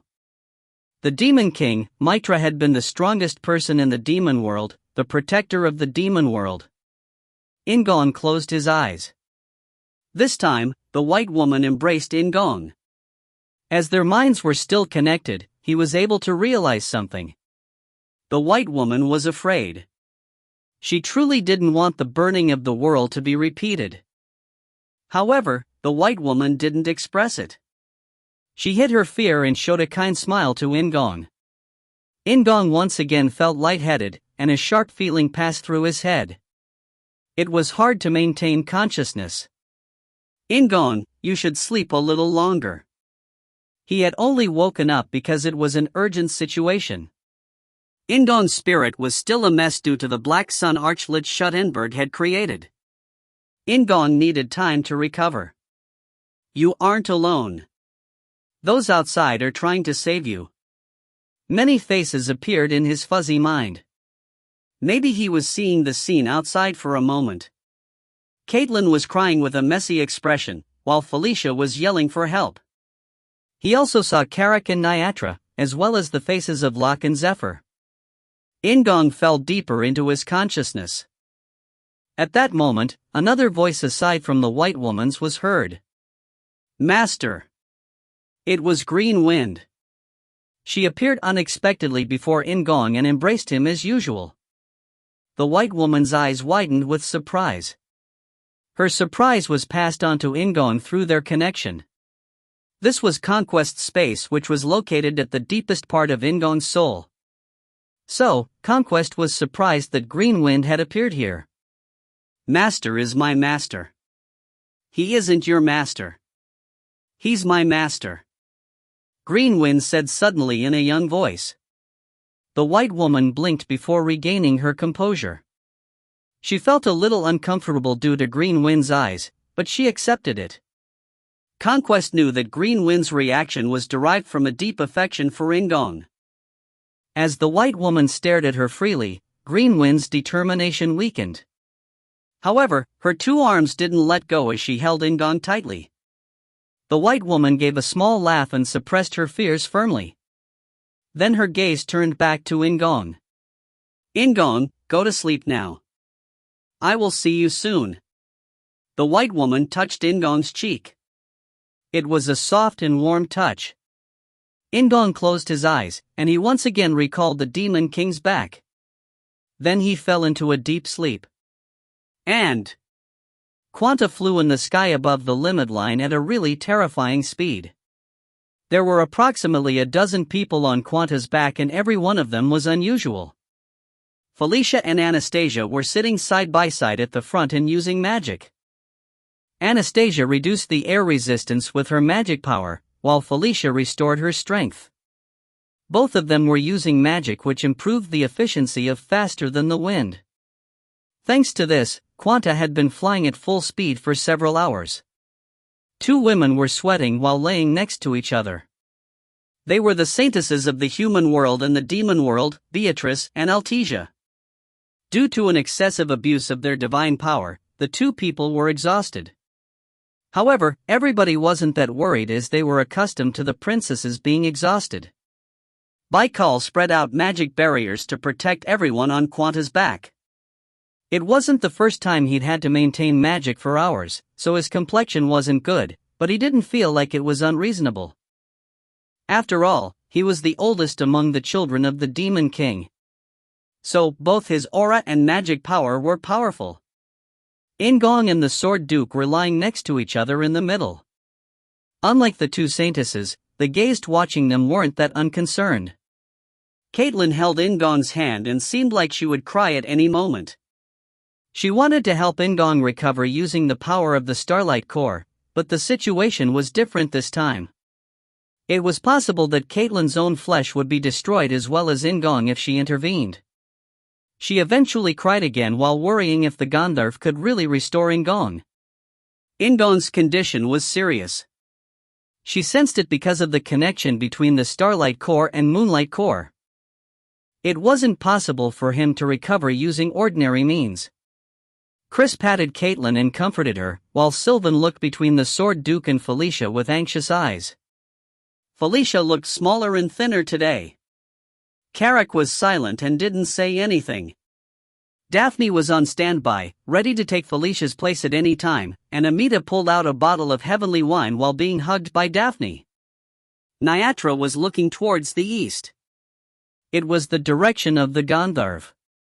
As the Sword Duke said, it wasn't a place which could be accessed through ordinary means. Their Gandharv were in a very remote location, and a considerable distance had to be crossed using the transportation formation. It had already been a few hours since there was any dialogue amongst the group. Locke raised his head and looked around. His gaze moved past Karlov toward Zephyr, who was sitting alone. The work over the limit line regarding Shutra Ignus was done, but the children of the Demon King weren't moving hastily just because of In-gong and the Sword Duke's injuries. At first, the group had decided to head to different places. However, Zephyr suddenly got on Quanta's back and said they should all move together. Even though Quanta was heading east, Zephyr often looked to the south towards the Demon King's palace. Locke got up and approached Zephyr.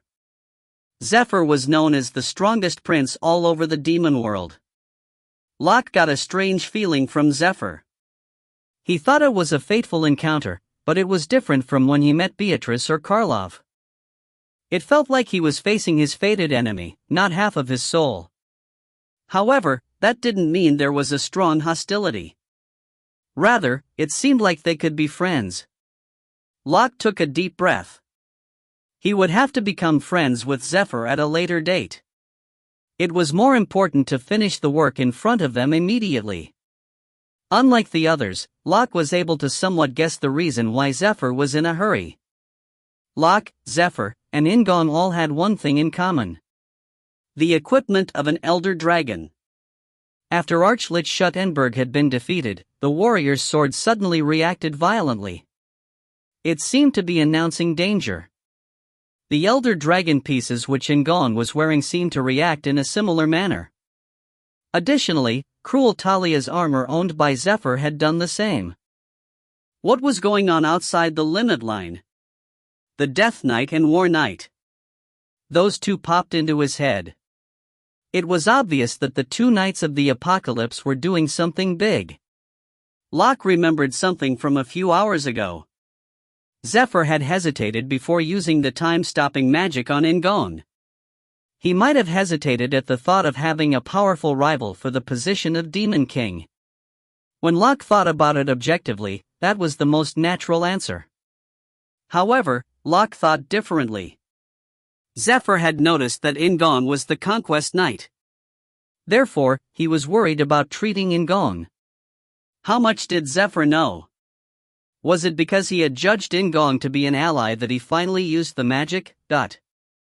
Zephyr turned his attention to Locke, who was approaching him, but it was only for a moment. Then he looked back towards the south. Zephyr had no expression on his face, but he couldn't hide the worry in his eyes. He was truly concerned about the demon world. Instead of speaking, Locke turned towards the south. It wasn't far from the limit line. If you find any errors, ads pop up, ads redirect, broken links, non-standard content, etc., please let us know. Report chapter so we can fix it as soon as possible. Chapter 221, Chapter 46, Warrior God Number 2. Chapter 221, Chapter 46, Warrior God Number 2. Dawn arrived after the night, but the darkness wasn't completely pushed away. Dark clouds covered the sky. An angry wind swept across like a blade, and it seemed like the atmosphere was screaming. Under the dark sky, fourth Queen Elaine Moonlight gulped. The Demon King's palace had disappeared. Literally, the Demon King's palace had disappeared overnight. The high walls and streets where tens of thousands of people had lived were all destroyed. It was hard to find traces of anything as everything had been turned into ashes. The only thing visible was a wilderness, as if nothing had been there in the first place. It felt like a dream that the Demon King's palace had been there until yesterday. Elaine felt lightheaded. Her breathing became heavy just from looking at it. It wasn't just the wilderness which caught her eyes. At the center of the wilderness, perhaps the center of the Demon King's palace, a gigantic red vortex was swirling. It started from the ground and reached up into the sky, swallowing up the dark clouds. Lightning flashed at the edge of the vortex. Elaine didn't know what it was. She just knew that a group of invaders had attacked the Demon King's palace last night. She didn't know who they were or what they were aiming for. Elaine closed her eyes tightly. She tried to breathe as she recalled the Demon King's voice. He had said to run away, but those hadn't been his only last words. The Demon King had been fighting in absolute existence. Instead of feeling fear or despair, he had tried to protect all of the Demon King's palace. He had been the king of the demon world, the demon world's protector. The Demon King had known about Caitlin. He had noticed that she wasn't his child. However, he had recognized her as his own child. Why? Had he simply been showing his generosity as the king? Did he feel pity towards Gallied and Elaine, who had a deep love for each other since childhood? Did he not care because it was just a political marriage anyway? So, that was why he had turned a blind eye to their mistake? Elaine thought despairingly. She would never know the reason now. No, she already had some idea, and it felt like her heart would be torn apart by the feelings she was suppressing. The Demon King hadn't been indifferent. He had never been an indifferent person. Elaine gasped for breath. Her breathing, which had been about to calm down, became rough again. However, it wasn't just due to the Demon King. The red vortex caused Elaine to tremble with fear. Elaine opened her eyes forcefully and saw the red vortex again. Although the vortex swirling into the sky was far away, she could feel it from where she stood. It was the end. That was the only way she could describe that power. There was something in the red vortex. It was the enemy the Demon King had fought against. She didn't know exactly what had happened last night. However, Elaine was convinced that the Demon King had done something. If it hadn't been for the Demon King, Elaine and all the people around the Demon King's palace wouldn't have been saved. However, there was no Demon King now. His back could no longer be seen. Elaine stared at the red vortex. What would happen once it started moving? What would happen if the thing sleeping inside woke up? Demon King. Elaine gritted her teeth. She couldn't afford to feel fear like a fool. Elaine herself was a ruler. Just like the Demon King, she had to protect the lycanthropes and everyone else. She turned her back against the red vortex and hurried. And as soon as they left the limit line, Quanta headed toward the nearest transportation formation. There, the party encountered unexpected news. The Demon King's palace had been attacked. It had completely vanished, leaving not a single trace behind. Felicia couldn't believe it. She blinked with a dumbfounded expression before asking suddenly, "Abba-mama, dot." Caitlin looked up as well.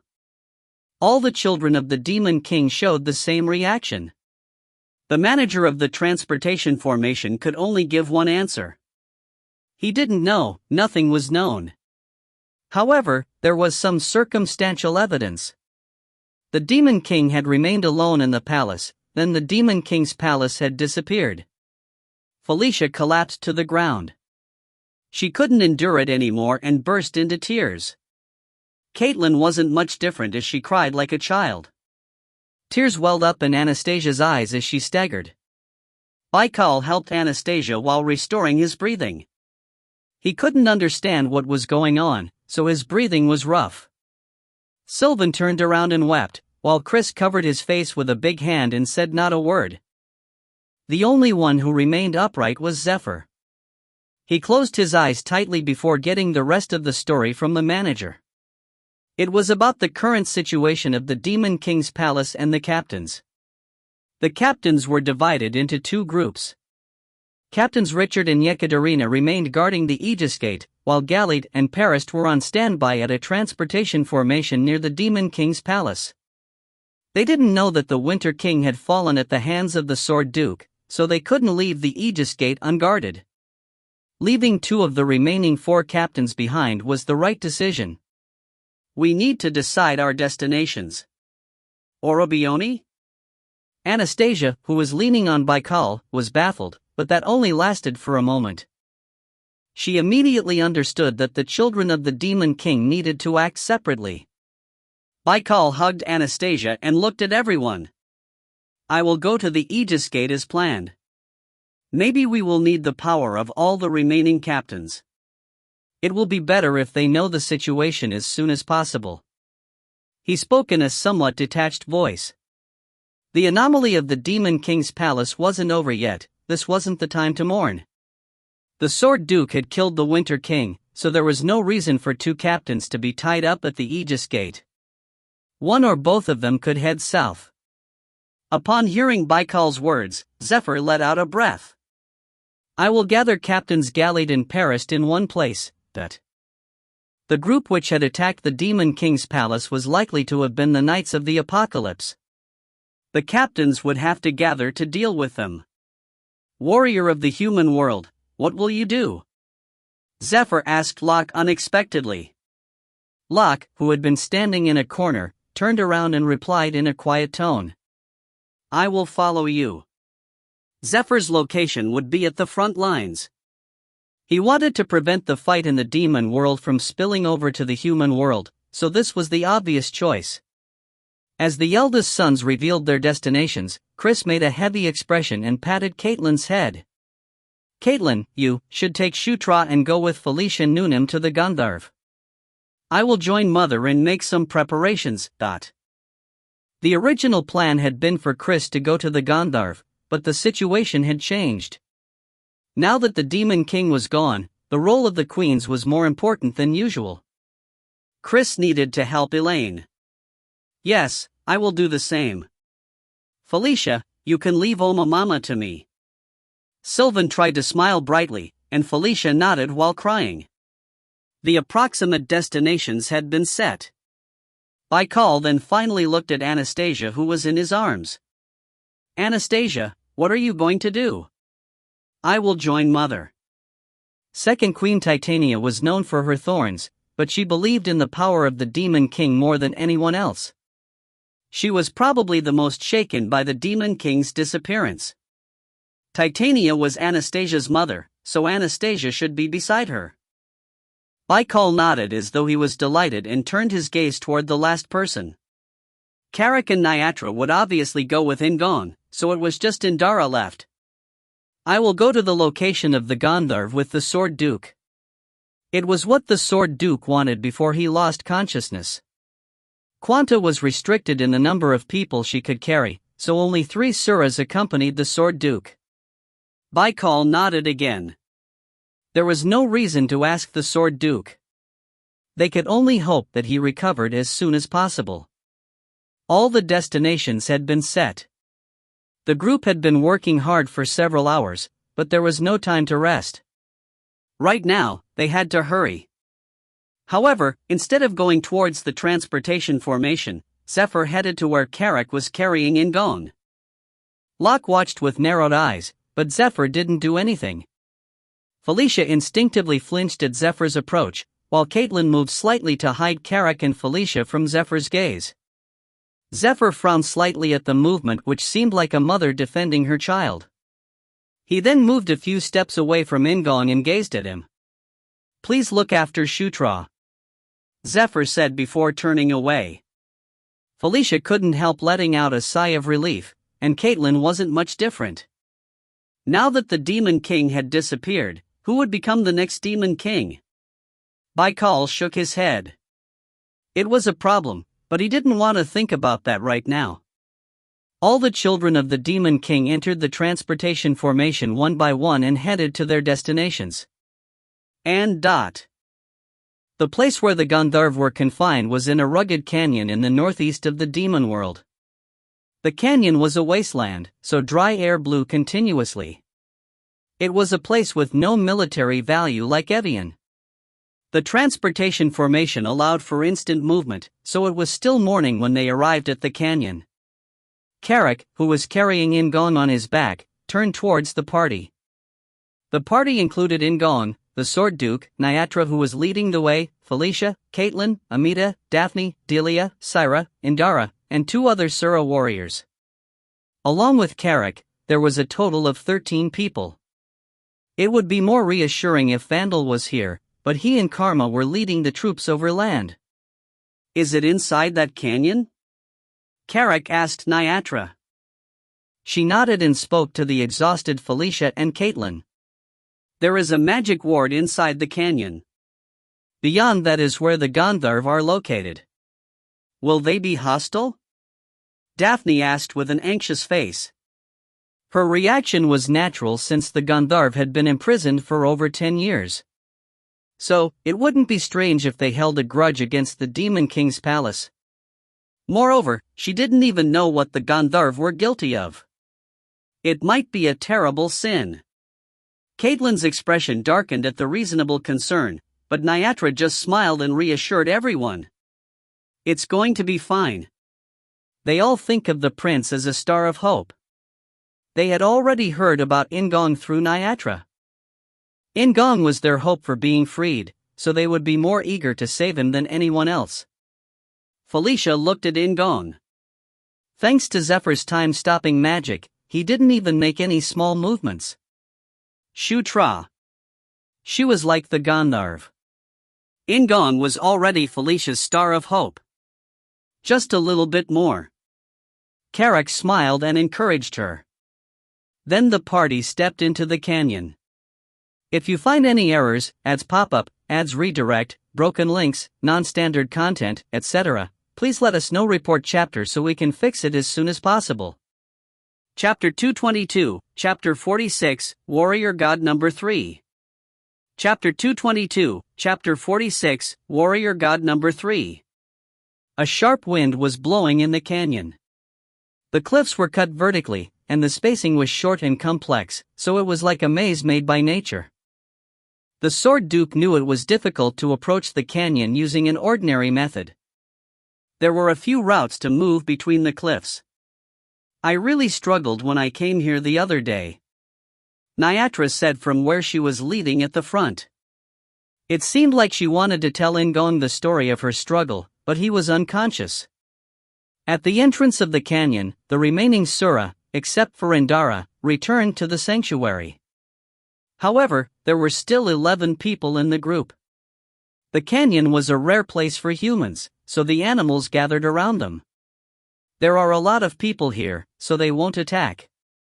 Don't worry. We are almost there. Nyatra raised her hand and pointed to a cave set in a large cliff. It was the entrance to where the Gandharv were imprisoned. Felicia was confused because she couldn't feel any magic power, but that only lasted for a second. As soon as she entered the cave, she was startled. There was a strong magic power which didn't leak outside the cave. 10 meters inside the cave, there was a huge magic circle. Felicia moved closer and bit her lip. It was the Demon King's magic power. Clearly, the Demon King had created this magic circle. 2 large stone golems were standing nearby, but they didn't interfere with the party. Perhaps they were just here to protect the magic circle, not control who entered or left. I was told that this is a type of transportation formation. Once we go inside, we will arrive at the Gandharv's location, which is in a completely different place. But after her explanation, Nyatra entered the magic circle. The blue surface rippled like she was entering water. As Nyatra entered, the remaining party members were forced to follow her. With the curious Caitlin at the lead, the party entered one by one. The last to enter was Felicia. Felicia flinched as she passed through the magic field. It wasn't because she was in an open place with a sky, instead of the cave. She had used the transportation formations before and was used to these types of sudden environmental changes. It was the smell. Felicia was surprised by the sweet scent was all over the place. Caitlin and Amita, who had entered before her, were busy sniffing. The aroma resembled In-gong. Felicia covered her face with her fan and looked around. It looked like a peaceful, secluded countryside. There were many trees under the sky and small houses which the Gandharv seemed to live in. The Gandharv, who hid or lowered their stances, looked at the group with curious eyes. Most of them were young adults and children. Someone will come to meet us soon, Nyatra told Felicia. She passed through the magic circle first and asked a Gandharv to spread the word. As Nyatra said, some Gandharv were approaching. At first glance, they were rushing there. Whether it was due to being imprisoned or the Gandharv's traditional clothing, all of them were wearing plain, solid clothing. The blonde man in black bowed first and Felicia bowed back. I am the 6th princess, Felicia Doomblade. I am the 8th princess, Caitlin Moonlight. Caitlin followed Felicia's example as her gaze was drawn to the leader. The man in front of them was tall and gave off a cold impression, but he looked somewhat like In-gong. I am Naraka, leader of the Gandharv. It is great to see your highnesses. Felicia's eyes widened with surprise. The man in front of her was Shutra Ignus, the older brother of 5th Queen Shutra Ignus. She was sure since she had investigated this with In-gong. Naraka maintained a calm look at their greeting, but those behind him couldn't hide their confusion. It was natural since the princesses of the Demon King's palace had suddenly arrived to meet them. Moreover, it wasn't just Felicia and Caitlin who were confusing them. The Gandharv couldn't keep their eyes from the person on Karak's back. Shutra. Even Naraka couldn't maintain his calm expression when he found In-gong. An expression of strong pleasure mixed with guilt appeared on his face. Anyway, they had to sort out the situation. Felicia opened her mouth to explain when a voice was heard from behind her. Naraka. Not just Naraka, but everyone turned at the voice. The Sword Duke on Indara's back had regained consciousness. Sword Duke. Naraka spoke in a confused voice. The Sword Duke got down from Indara's back and closed his eyes tightly. Although his complexion was still pale, he seemed to have gained some power compared to when he collapsed beyond the limit line. The Sword Duke gave a short explanation. The prince's condition is serious. His spirit is severely twisted. Can you do what we were talking about the other day? Naraka's expression changed again. It seemed like he was more surprised by the Sword Duke's words than In-gong's appearance. He gazed at the Sword Duke for a moment before sighing. Then Naraka replied in a relatively calm voice, like he had made a decision. "I'll prepare it right away. Please wait a moment." He turned away from Felicia and Caitlin and left. The other Gandharv followed after Naraka, leaving the party where they were. Sword Duke. Felicia called the Sword Duke with a question in her tone. The Sword Duke frowned and said, "I'm sorry. I will explain it gradually. I'm not in a good shape right now." Usually Felicia would listen to the Sword Duke's words, but the situation was different right now. She said in a desperate voice, "The Demon King's palace is gone." "What did you say?" the Sword Duke asked with a bemused face. Felicia tried to explain without breaking down, but it wasn't easy. The emotions that she suppressed were rising. "Princess, don't overdo it. I will explain." Carrick told the Sword Duke what they had heard at the transportation formation.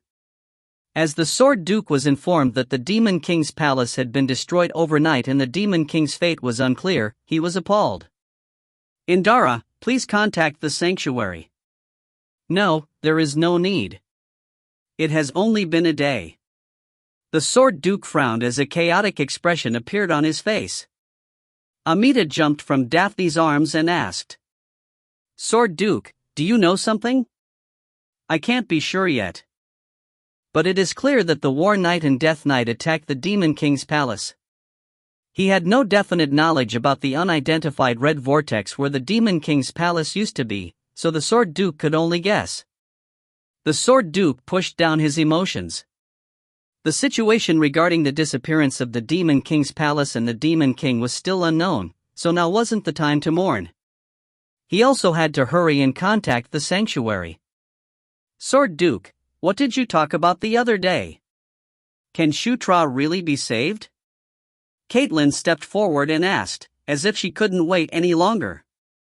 They had come to this place due to the Sword Duke's words, but they still didn't know how to save In-gong. "Maybe, it is possible." The Sword Duke was about to explain briefly, but by then the Gandharv had returned. As soon as he heard that they were ready, the Sword Duke stopped the explanation and urged the party. "Let's go. We need to hurry. I will explain after we arrive." They almost ran through the village until they reached a small temple hidden among thick trees. It was a single-story building, but the ceiling was very high and the roof had a large window which could be opened and closed. The Sword Duke motioned for Carrick to lay In-gong on the altar. Four Gandharvs dressed in priest robes took their places on the magic circle under the altar.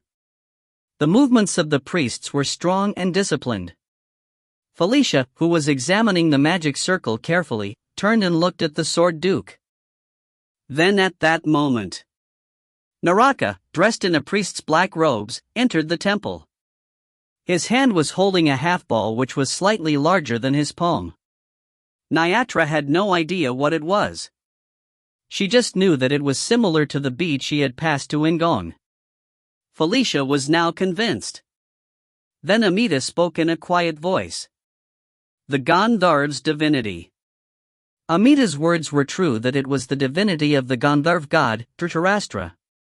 Moreover, it wasn't an ordinary object, this was the essence of a god. 15 years ago, half of the essence had been used to give birth to Shutra. Shutra Ignus, uncle of 5th Queen Shutra Ignus, had spoken to the Sword Duke before leaving this world. He had explained what the Gandharv really wanted. If Shutra was born safely, then this would be for him. The completion of the Gandharv god. A soft light shone from the magic circle around the altar. Naraka approached In-gong, who was lying on the altar, and he raised Dhritarashtra's essence. And everybody was busy. Baikal had reached the Aegis Gate, while Zephyr had joined Galid and Paris, who were near the Demon King's palace.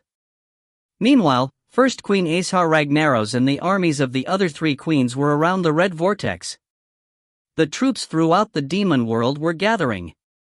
On top of a hill, Locke faced the red vortex and thought of the red dragon. He had heard from Guardian Kaeon that the red dragon had been destroyed, but the reality in front of him couldn't be denied. Locke! There was a call from behind Locke. As expected, Karlov and Beatrice stood there. The call was from Beatrice, who was leaning against Karlov. She still needed a little more rest. Locke made a bright expression.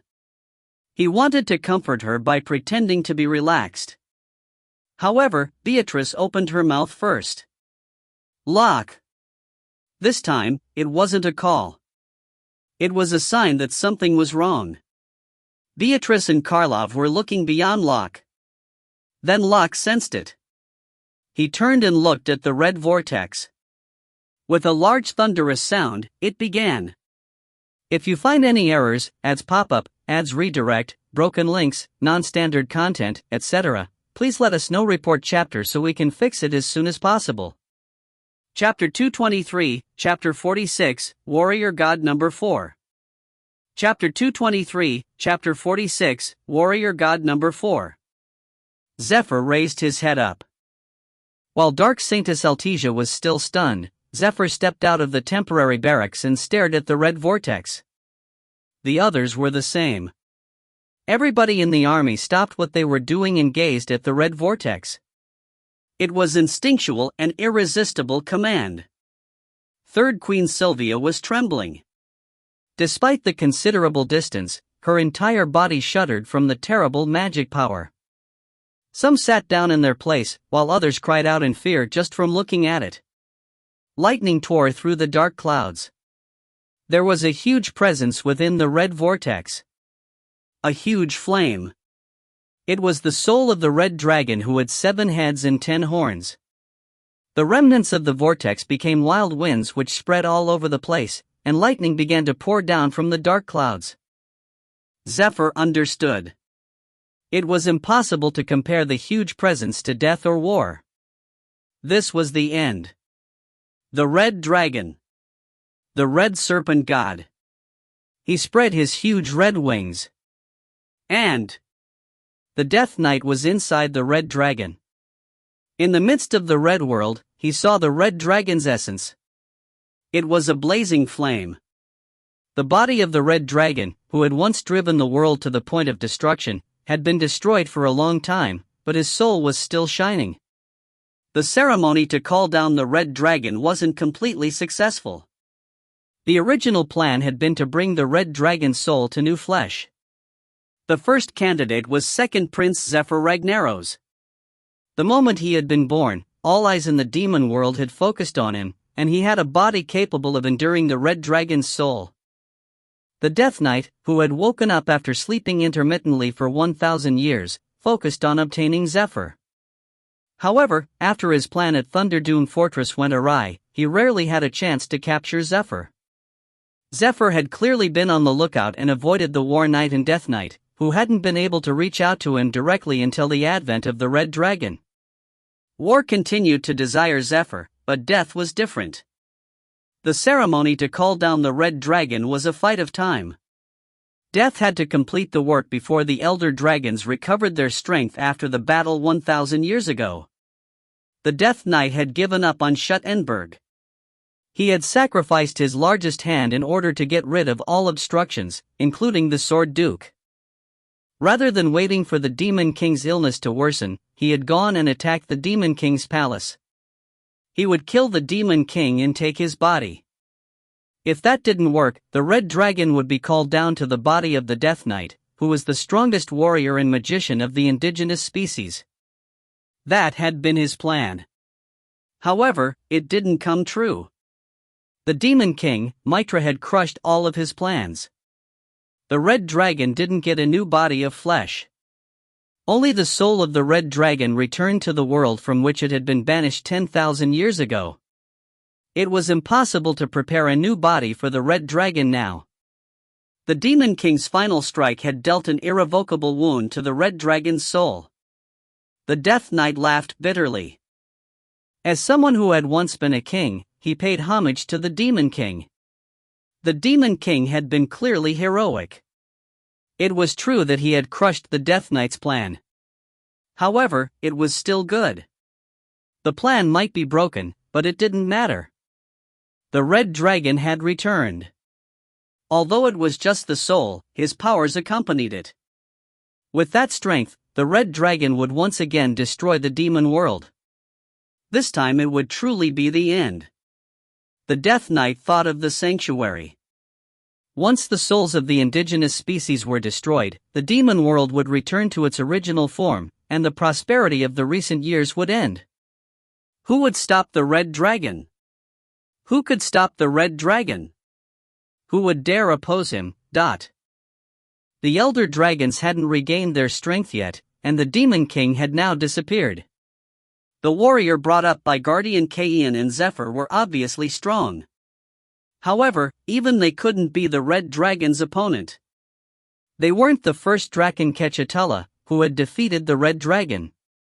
The Death Knight shared the Red Dragon's gaze. He looked down at the army which had come from all over to surround the Red Vortex. They were merely lambs afraid of destruction. None of them could stop the Red Dragon. It was doubtful if they would even fight. The Red Dragon spread his wings. Seeds of destruction were sprinkled on the desolate land, and beasts of destruction sprang from the ground. The Red Dragon started moving as the black beasts that emerged from the ground moved ahead of him. He moved in the direction of the sanctuary, the true center of the demon world. And the Death Knight wasn't wrong. The elder dragons thought the Red Dragon's soul had already vanished. Therefore, they weren't prepared for the Red Dragon's return. As they were only prepared to stop the 4 Knights of the Apocalypse, they couldn't fight the Red Dragon.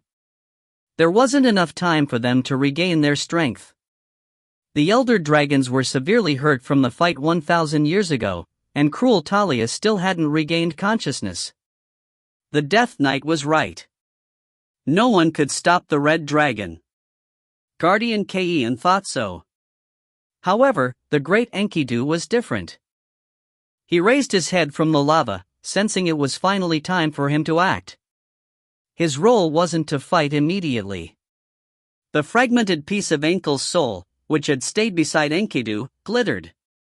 The great Enkidu remembered Recorder Torah's words. The equipment of the Elder Dragons. They contained the power of the Elder Dragons. There was one thing which he could do right now. Enkidu remembered one person, and he sent his will to the equipment of the Elder Dragons. And the white woman lifted her head in the darkness. She could feel it clearly. The Red Dragon's spirit had woken up. He was marching through the demon world to destroy the sanctuary. The ones who would stop him. The ones who joined him. Coincidences and inevitability. The white woman felt the flow of fate. She understood why she existed in this world. The power of conquest was swelling up. It responded to the Red Dragon. Conquest didn't want to destroy civilizations and burn lives like she did in the past. The white woman didn't want it, and she knew how to escape from the influence of the Red Dragon. Wake up and become my master. Conquer me now. The white woman said quickly. Green Wind was startled, but she didn't care. The white woman Conquest stretched out her hand and touched In-gong's cheek. And the Sword Duke accepted the Demon King's death. The years they'd spent together weren't short. The Sword Duke had known the Demon King since the first time Mitra picked up a sword. He was able to clearly envision the time Mitra became the Demon King. The Sword Duke remembered laughing as the Demon King picked up his first child, Ikal, in an awkward manner. His heart felt empty. Since learning about the Demon King's illness, he had been prepared to face this moment. However, no matter how prepared he was, the Sword Duke couldn't stop the sharp sword from slicing his heart. The Demon King and the Sword Duke were protectors of the sanctuary. It was their duty to protect the sanctuary which gave abundance to the demon world, a land where people couldn't live. He knew about the fight 1,000 years ago. It was a secret of the sanctuary, so he had pretended not to know about the 4 Knights of the Apocalypse to the 9th Prince. After the sanctuary had been revealed to 9th Prince, the 4 Knights of the Apocalypse had already been revealed, so there was no need to speak of it. Despite the illness, the power of the Demon King was still worth mentioning. It was hard to imagine that he would lose against the War Knight and Death Knight. The red vortex which had been created at the place where the Demon King's palace used to be. The Sword Duke felt something ominous from it. Suppressing his feelings, he looked at what was before him. The ceremony was in progress.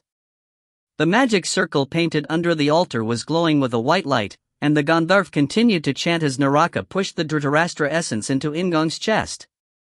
A half-ball was sucked into In-gong's chest with a bright light.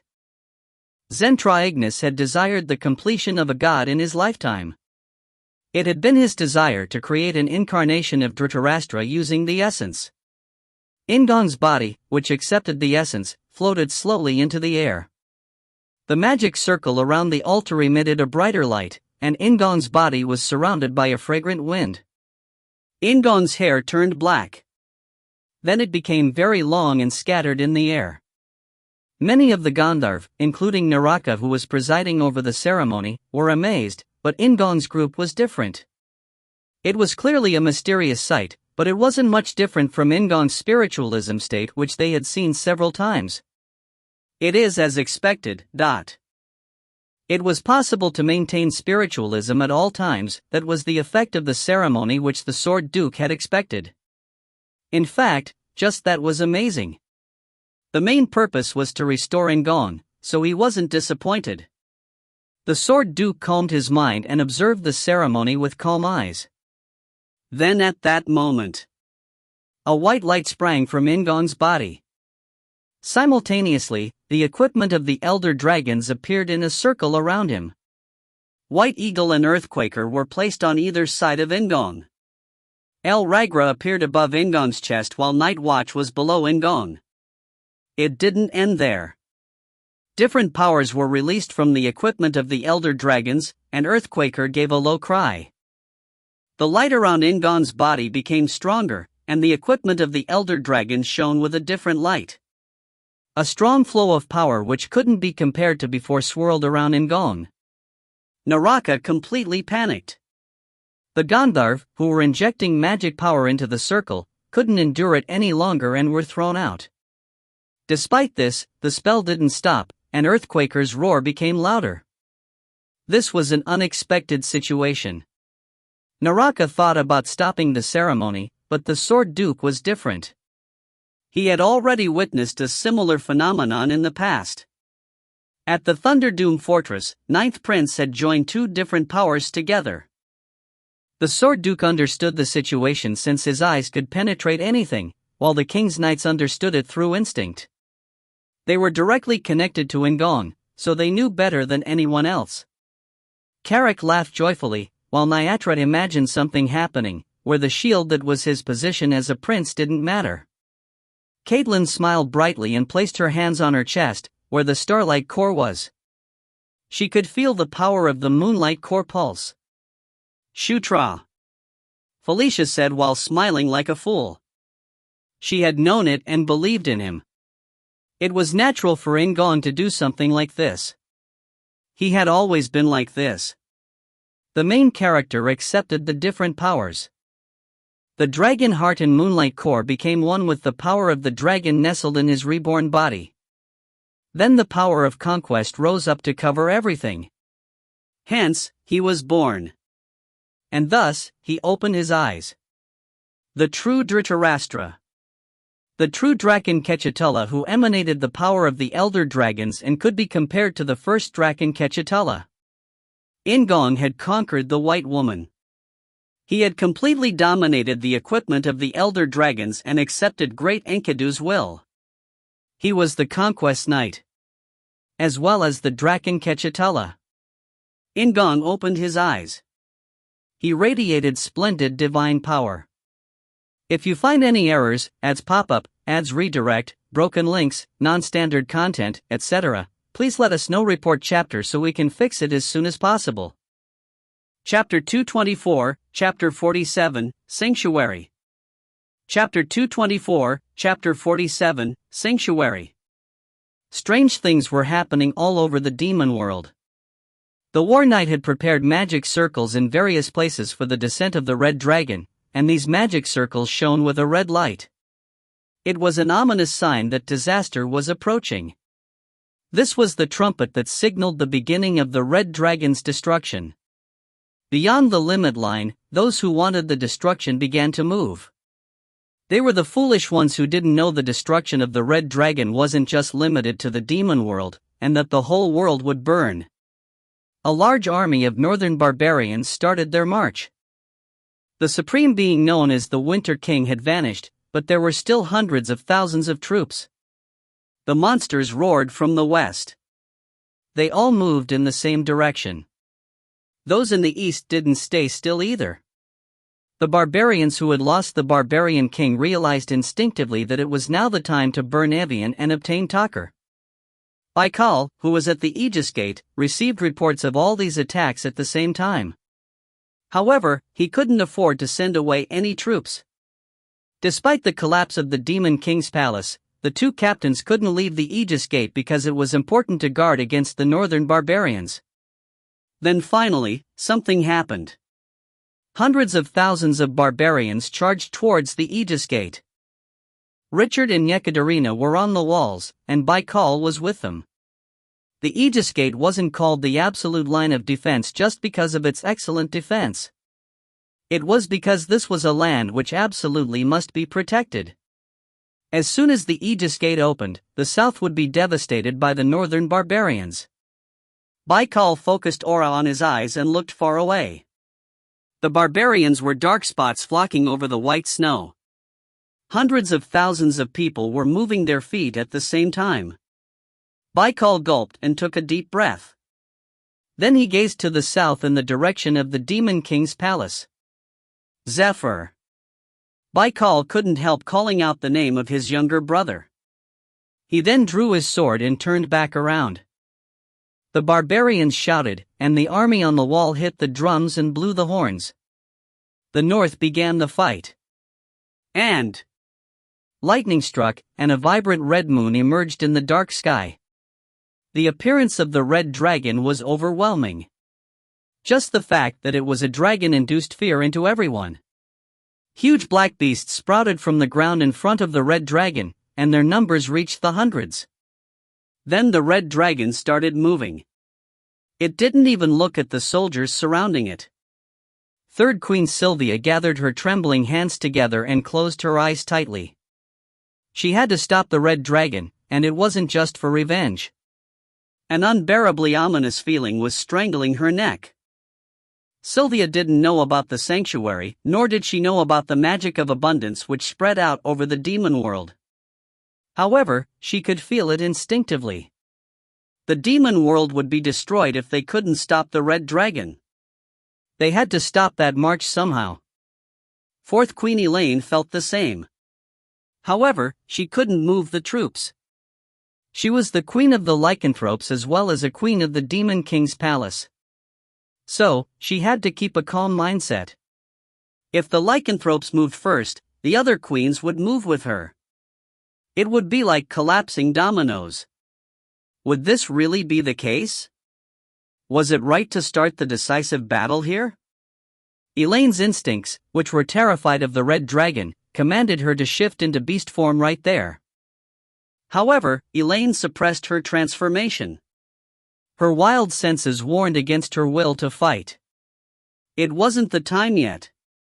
The right moment hadn't arrived. She needed to persevere. It was easy to command a charge, but once it started, there was no reversing it. Second Queen Titania waited with narrowed eyes. She wasn't waiting for the decisions of Third Queen Sylvia and Fourth Queen Elaine, but for the decision from the one closest to becoming the Demon King.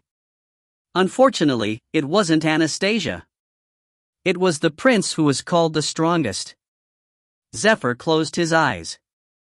Gallied and Parist, standing next to him, were ready to draw their swords at any time.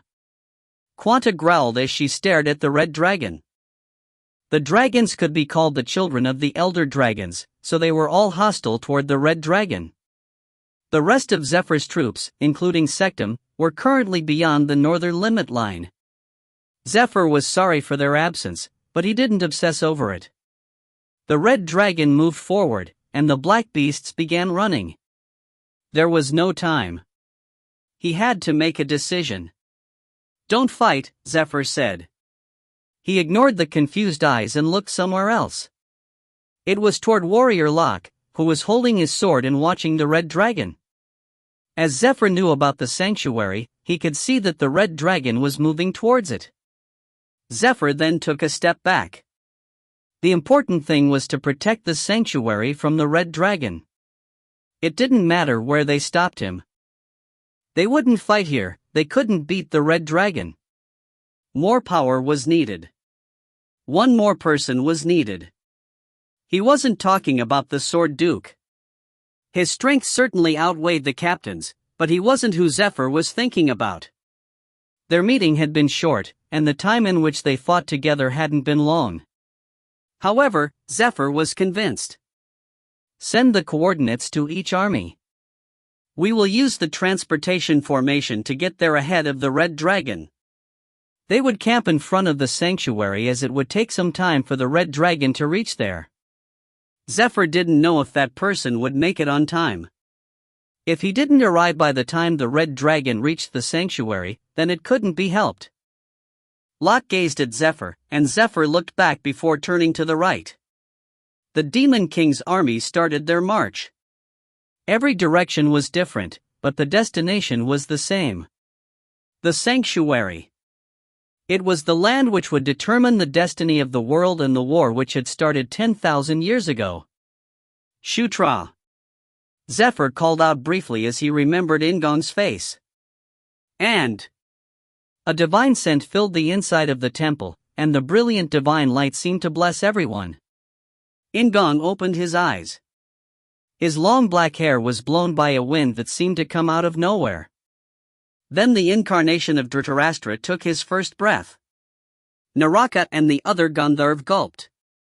They were so excited that they couldn't speak. Even Nakara, who condemned his uncle for his reckless conduct, had no choice but to cry as the Gandharv god appeared before him. In-gong exhaled. He cleared his throat and stood up slowly. His body was light, like he had been born again. It was similar to the metamorphosis when he got the dragon heart. In-gong waved his hands around slightly. Then the equipment of the elder dragons around In-gong started to move. El Ragra was the first to take its place on In-gong's finger of his right hand. Then Earthquaker settled on his right arm, while White Eagle was on his left arm. Lastly, Night Watch wrapped gently around In-gong's neck. Instantly, In-gong was armed, and he stepped down from the altar. He looked around at everyone gathered before the altar. Shutra.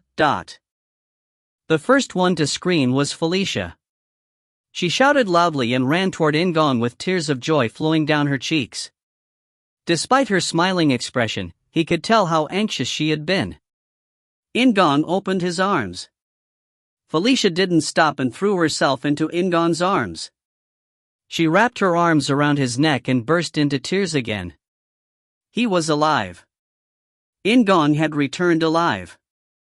Her heart was already pained due to the absence of the Demon King. So, when her emotions rose, she couldn't suppress it anymore. Felicia placed her lips against In-gong's. In-gong responded to Felicia's action, hugging her slender body and pulling her closer. Caitlin's eyes widened with shock from where she had been running beside Felicia. Delia also covered her mouth to conceal her surprise, while Nyatra stomped her feet with frustration. When the short and intense kiss finished, Felicia stepped back with a surprised expression. However, she was still being held in In-gong's arms, so she couldn't really step away from him. "What is it?" In-gong blurted out. Was it amazement that she had kissed him? That wasn't it.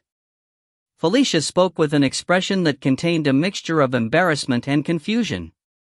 "Why, you are so delicious." In-gong was shocked for a moment, then he laughed out loud. This time, In-gong was the one who kissed Felicia first. It was a longer and more intense kiss. Amita responded to the word delicious as they gazed between In-gong and Felicia. Then Felicia withdrew inside again. In-gong looked at Caitlin, who was approaching him. Her eyes were wide and her face was red. She looked so cute that In-gong kissed Caitlin on the forehead. Caitlin flinched. She made a dissatisfied expression, but it couldn't be helped. "This isn't the time to play around," Carrick said in a scolding tone, but he was also smiling. In-gong nodded, agreeing easily. Like always, Carrick was right. The situation wasn't good enough to waste time on the joy of his recovery. In-gong's resurrection ceremony hadn't been short. It had been a few hours since it began, and in the meantime, news had been transmitted through Indara. In-gong hadn't received Indara's report, but he knew about the situation through conquest. The Red Dragon was advancing towards the sanctuary. "Sword Duke, do you want to join?" In-gong looked at the Sword Duke.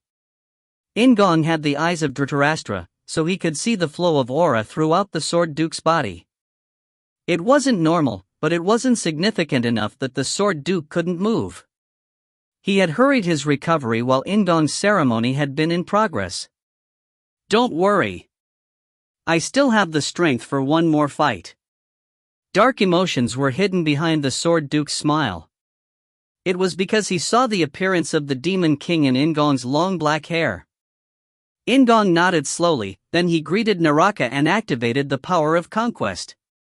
An illusion of the white woman with the golden crown appeared behind In-gong.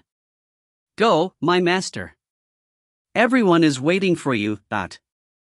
Conquest had been conquered by the Conquest Knight.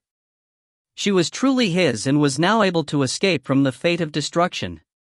Felicia, Caitlin, and Carrick belonged to the King's Knights, so they intuitively understood that the white woman was Conquest. The power of conquest wound around them. However, there was one person alone who expressed dissatisfaction. "This thieving cat. Master is my master. He isn't your master." Greenwind cried out as she appeared beside the white woman, but the white woman just laughed. Greenwind quickly looked at In-gong for help. In-gong laughed awkwardly, but he didn't take sides. Right now, it was imperative that he reach the sanctuary. "Shall we go? Faster than the wind?" Carrick asked with a laugh. In-gong pulled out the flag of light and replied, "Yes, faster than the wind." As the leader, Carrick received the flag of light. The power of conquest and the blessing of the wind stretched out like they were competing with each other. Their goal was the sanctuary. Then the sprint, which was faster than the wind, began. If you find any errors, ads pop up, ads redirect, broken links, non-standard content, etc., please let us know. Report chapter so we can fix it as soon as possible. Chapter 225, Chapter 47, Sanctuary Number 2. Chapter 225, Chapter 47, Sanctuary Number 2. The fight in the north wasn't easy. The northern barbarians didn't fear death. They didn't think about what would happen to the body when they died. So, the barbarians just charged over the corpses. There were too many of them, and they weren't focused on just one point. Thanks to the absolute power of the captains, it was easy to protect the gates, but that was it. The barbarians weren't obsessed with the gate. It seemed as though they wanted to knock down the walls of Aegis Gate itself. However, it was inefficient. Even if they won, there would be huge sacrifices. Indeed, many barbarians lost their lives before they could even fight properly. Yet, they didn't stop. Baikal, who guarded the gates, realized that the northern barbarians weren't afraid of death. They had forgotten death itself. War's madness dominated them all. Baikal, who had been using his magic without rest, looked up at the sky. He saw the red moon made of magic power. Down below, the barbarians were moving forward endlessly. It was just like the fight against Archlich Schuttenberg beyond the limit line. The barbarians before him were no different from Schuttenberg's undead. The tsunami pushed against the wall.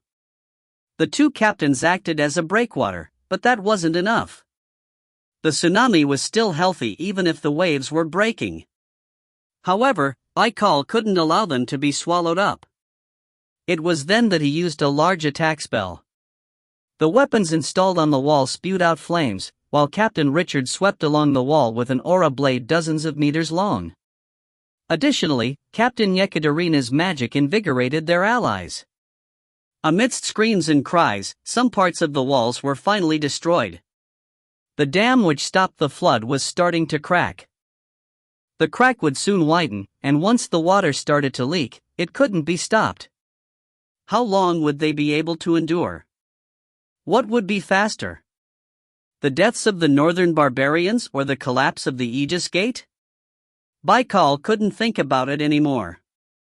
Part of the eastern wall had collapsed with a big bang. And the new chief of the Piran clan, Belavaki, was used to fighting against the monsters from beyond the western limit line. However, this was the first time he had seen so many monsters. The monsters, which were huge even when compared to the Piran clan, threw their heavy bodies against the walls. The giants felt a big shock as the walls of the fortress crumbled. The members of the Piran clan weren't the only ones in this position. There were tens of thousands of lizardmen, the Gulam tribe, and Victor. When Belavaki had first seen them, he had thought of victory. He thought they would be able to defeat any enemies. However, he was wrong. Belavaki swung his axe and struck the neck of the nearest monster. The moment the neck was struck, the massive monster's tail flew up and struck Belavaki's back. As Belavaki fell to his knees in pain, Galan, the Gulam clan's best hunter, rushed to save him, but there wasn't enough time. Galing's two legs couldn't move fast enough. With a roar, Galing threw the spear he was holding. It was just as a monster aimed its mouth for Belavaki's neck. Belavaki thanked Galing, but simultaneously, he was sure that this was his last moment. The monster's teeth were a little faster than Galing's spear. And Evian was burning while the eastern barbarians marched quickly. It was a land they had already stepped on, so there was no delay. Since the chances of an invasion were low, there weren't many soldiers guarding the limit line. Diotima, the new defense captain of the bases, started cursing. Reports flew from all over the area. The barbarians were burning every soldier of the Demon King's army they encountered. The meaning of the barbarians burning the soldiers alive was clear. It was time to fight again. In order to create that time, they needed people to stand up and fight. Diotima cursed once again and prepared to fight. Not far from here, the cries of the eastern barbarians could be heard. And the Demon King's army was running. They greatly reduced the distance they had to travel by using the transportation formations, but the speed of the Red Dragon and his beasts was too fast. There was no time.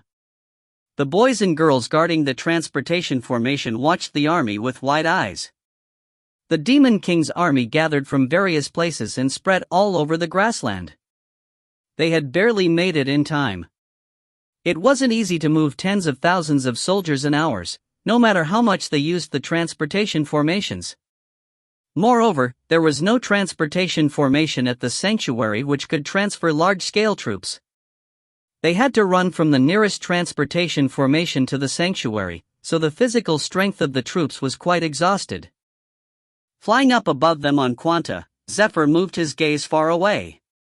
The Red Dragon and Black Beasts were heading straight towards the sanctuary. Zephyr knew about the existence of the sanctuary. The sanctuary was the center of an enormous magic which sustained the abundance of the entire demon world. Without the sanctuary, the magic of abundance couldn't exist, and that magic was the lifeline of the demon world. So, he had to stop them here. He couldn't allow for the destruction of the sanctuary. Zephyr explained the secret of the sanctuary to the queens, children of the Demon King and the captains. The reason why the guardians had hidden the role of the sanctuary was simple. The secrecy was a shield to protect the sanctuary. It wouldn't be good if the existence of something which could destroy the demon world was known. Making sure that no one knew about it was the best barrier, as it eliminated people attacking it. However, the circumstances were different this time. At the very least, the ones leading the army needed to know the importance of this land. Zephyr closed his eyes. Fortunately, none of the queens wanted to give up. They were the leaders of each species and knew it would be meaningless to escape from this land. If the lands became devastated, then neither the lycanthropes, the succubi, nor the dark elves could maintain their current prosperity. That wasn't all. The queens all wanted to get revenge for the Demon King. Third Queen Sylvia was famous for her deep love for the Demon King, while Second Queen Titania and Fourth Queen Elaine had the same thoughts. He heard the cry of the black beasts from afar. There was no more time. Soon, the trumpets would blow to signal the start of the battle. Zephyr opened his eyes. He naturally looked over at Locke, who was also looking at Zephyr. This was a strange coincidence. It had only been one day since they met, but it felt like they had known each other for a long time. Locke smiled at Zephyr and grasped the warrior's sword. Zephyr didn't smile, but he responded by tapping Cruel Talia's armor. The two of them could feel it through the equipment of the elder dragons. In-gong was coming.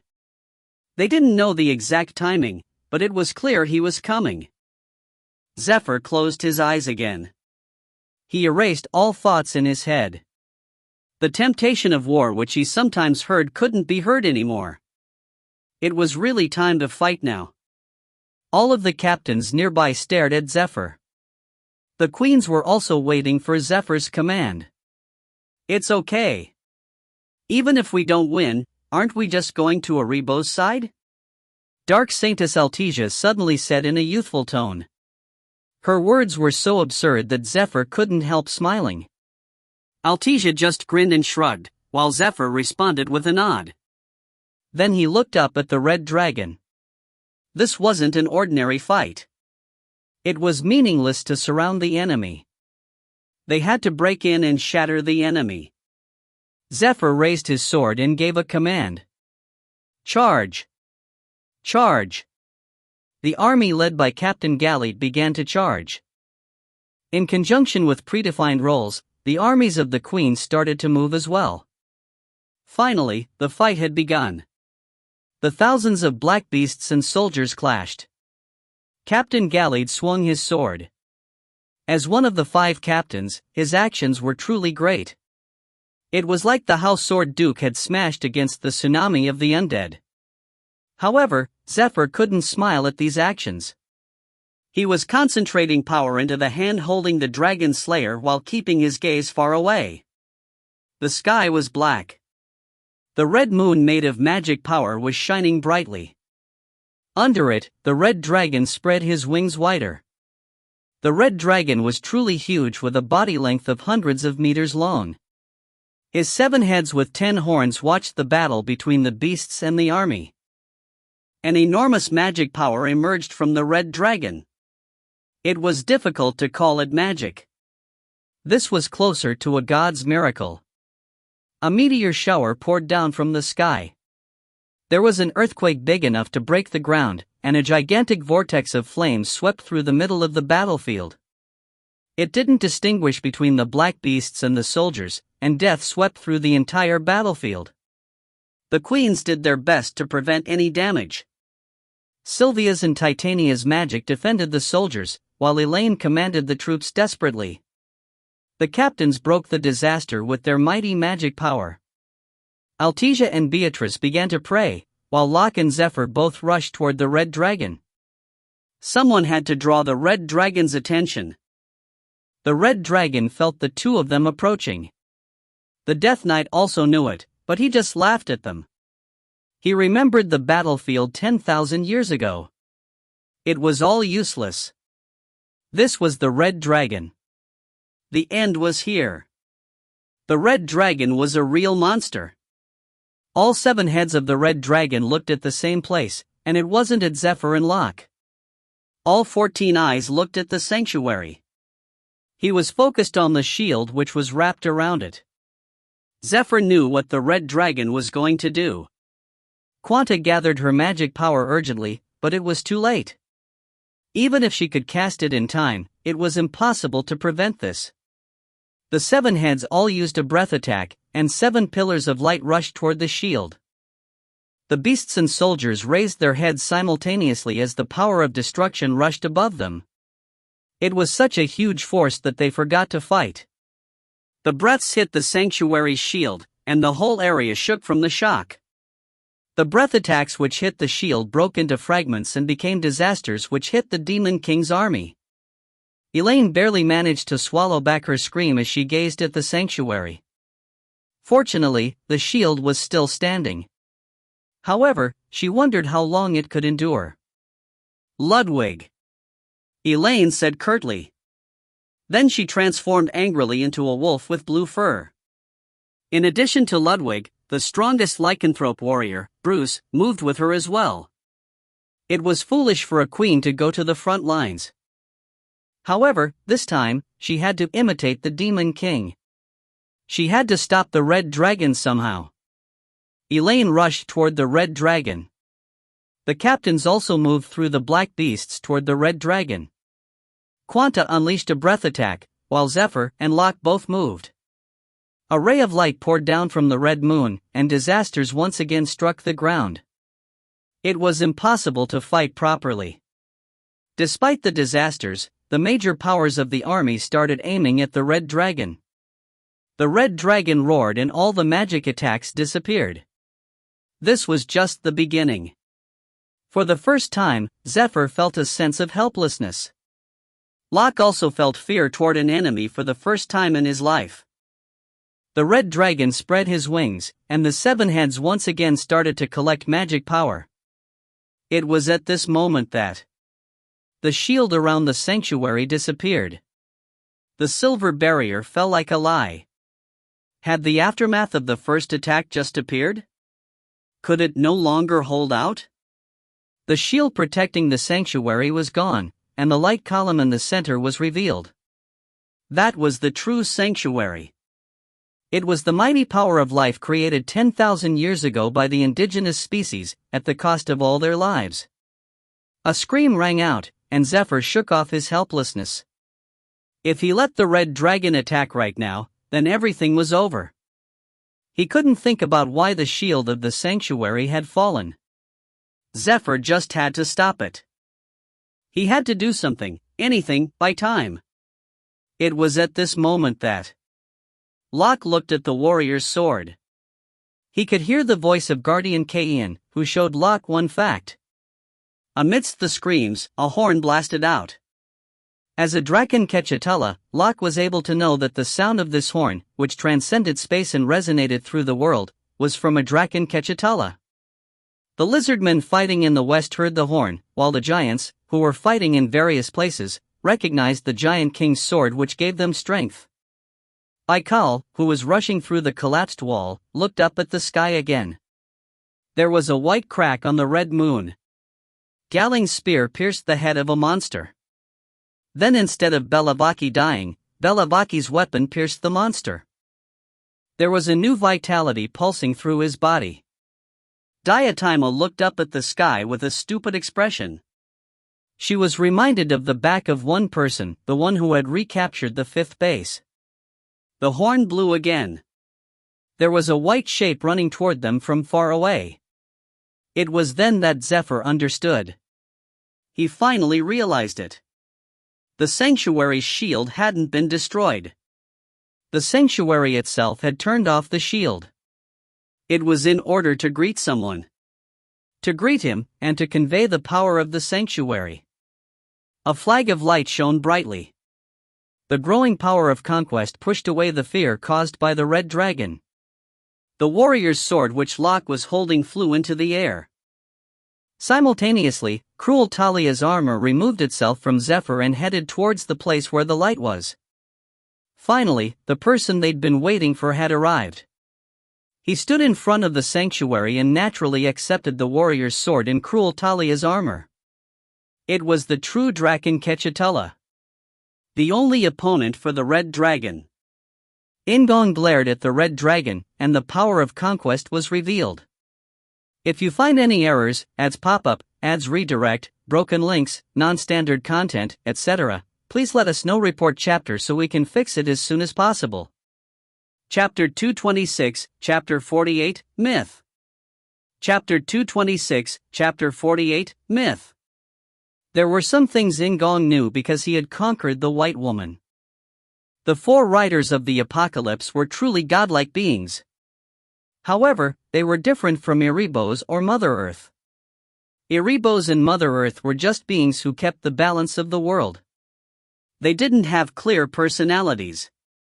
Although it was possible to interact with them, it was impossible to establish a dialogue or emotional exchange with them.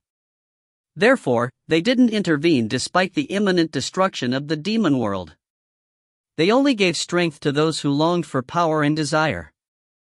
The elder dragons resembled the four riders of the apocalypse. Like them, the elder dragons were gods with personality and flesh. 1,000 years ago, all four riders of the apocalypse had lost their bodies.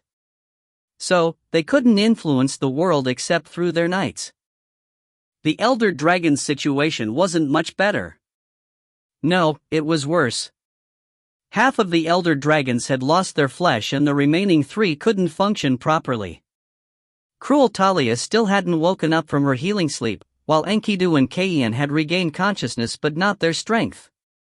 In-gong understood conquest, and the White Woman shared her feelings with him. She had her own unique personality and feelings. Conquest refused the fate of destruction. Despite being born as one of the four riders of the apocalypse, she longed for the world to be protected. Her wish was small and trivial, a flower which bloomed in the ruins of her mind. It was small and beautiful, slender and pathetic. However, despite the harsh winds, it didn't give up on living. The fluctuation was small, but her mind shook surely. Every time she took one step toward the end of the world, the shaking got bigger. The other riders also had feelings. Due to that, they still felt affection towards Conquest who had betrayed them. They both loved and hated her, and those sentiments were confusing. The elder dragons were similar. Recorder Torres gave his heart for Conquest. Watcher Inkle sympathized with Conquest, and Guardian Keian didn't believe Conquest. There was doubt and hate. If so, what about the Red Dragon? Did he have a personality or was he just a monster? Despite being banished from the world, he had maintained his existence for thousands of years. That tenacity was indeed amazing. His will to destroy the world was very solid. However, In-gong had made up his mind. He just didn't think about it. I don't care. So what if he had personalities and feelings? The Red Dragon wanted to destroy the world, and the riders were just helping him.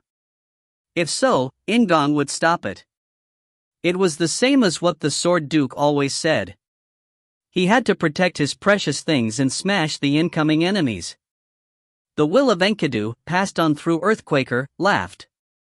Feelings of embarrassment were passed on from Guardian Keian through the warrior's sword. My master.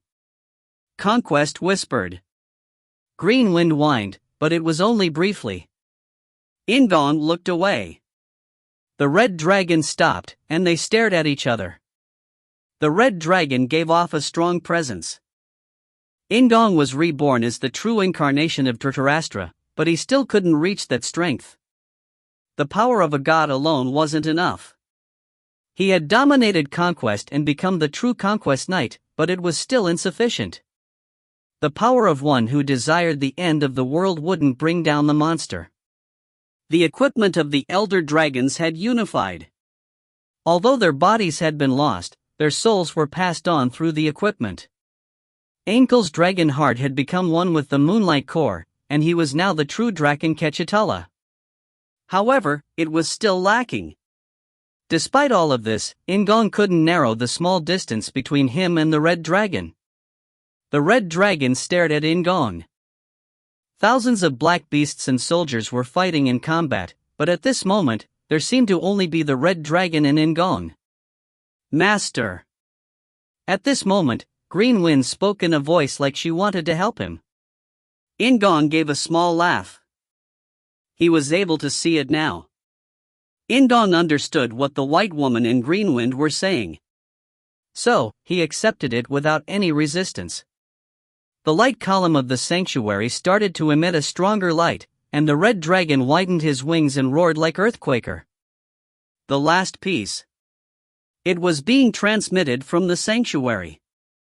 This was something that only he could inherit from the sanctuary.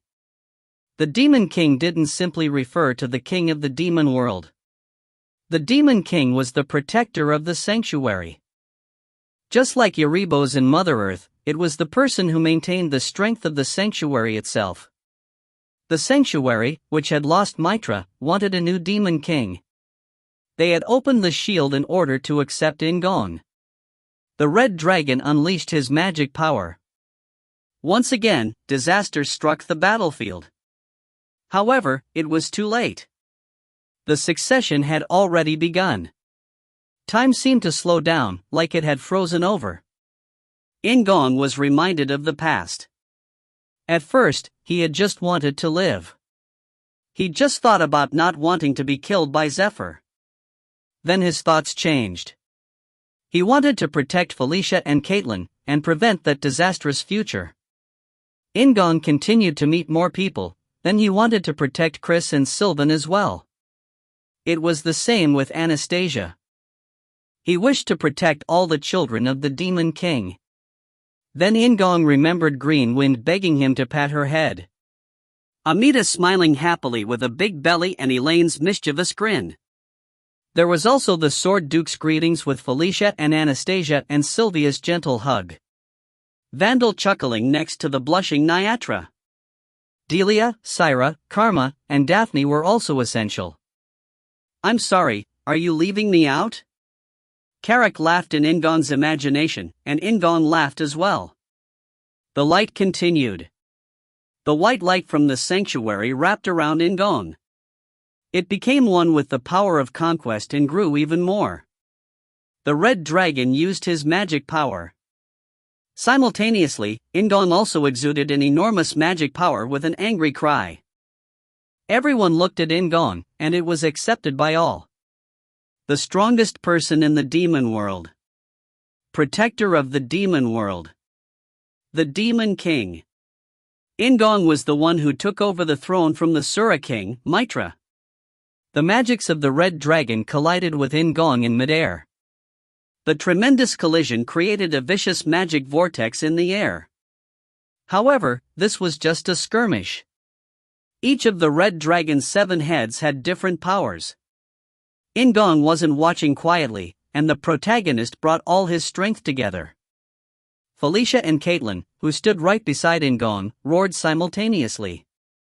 The two people awakened as apostles of conquest. Felicia, who was on the verge of exhaustion from faster than the wind, laughed.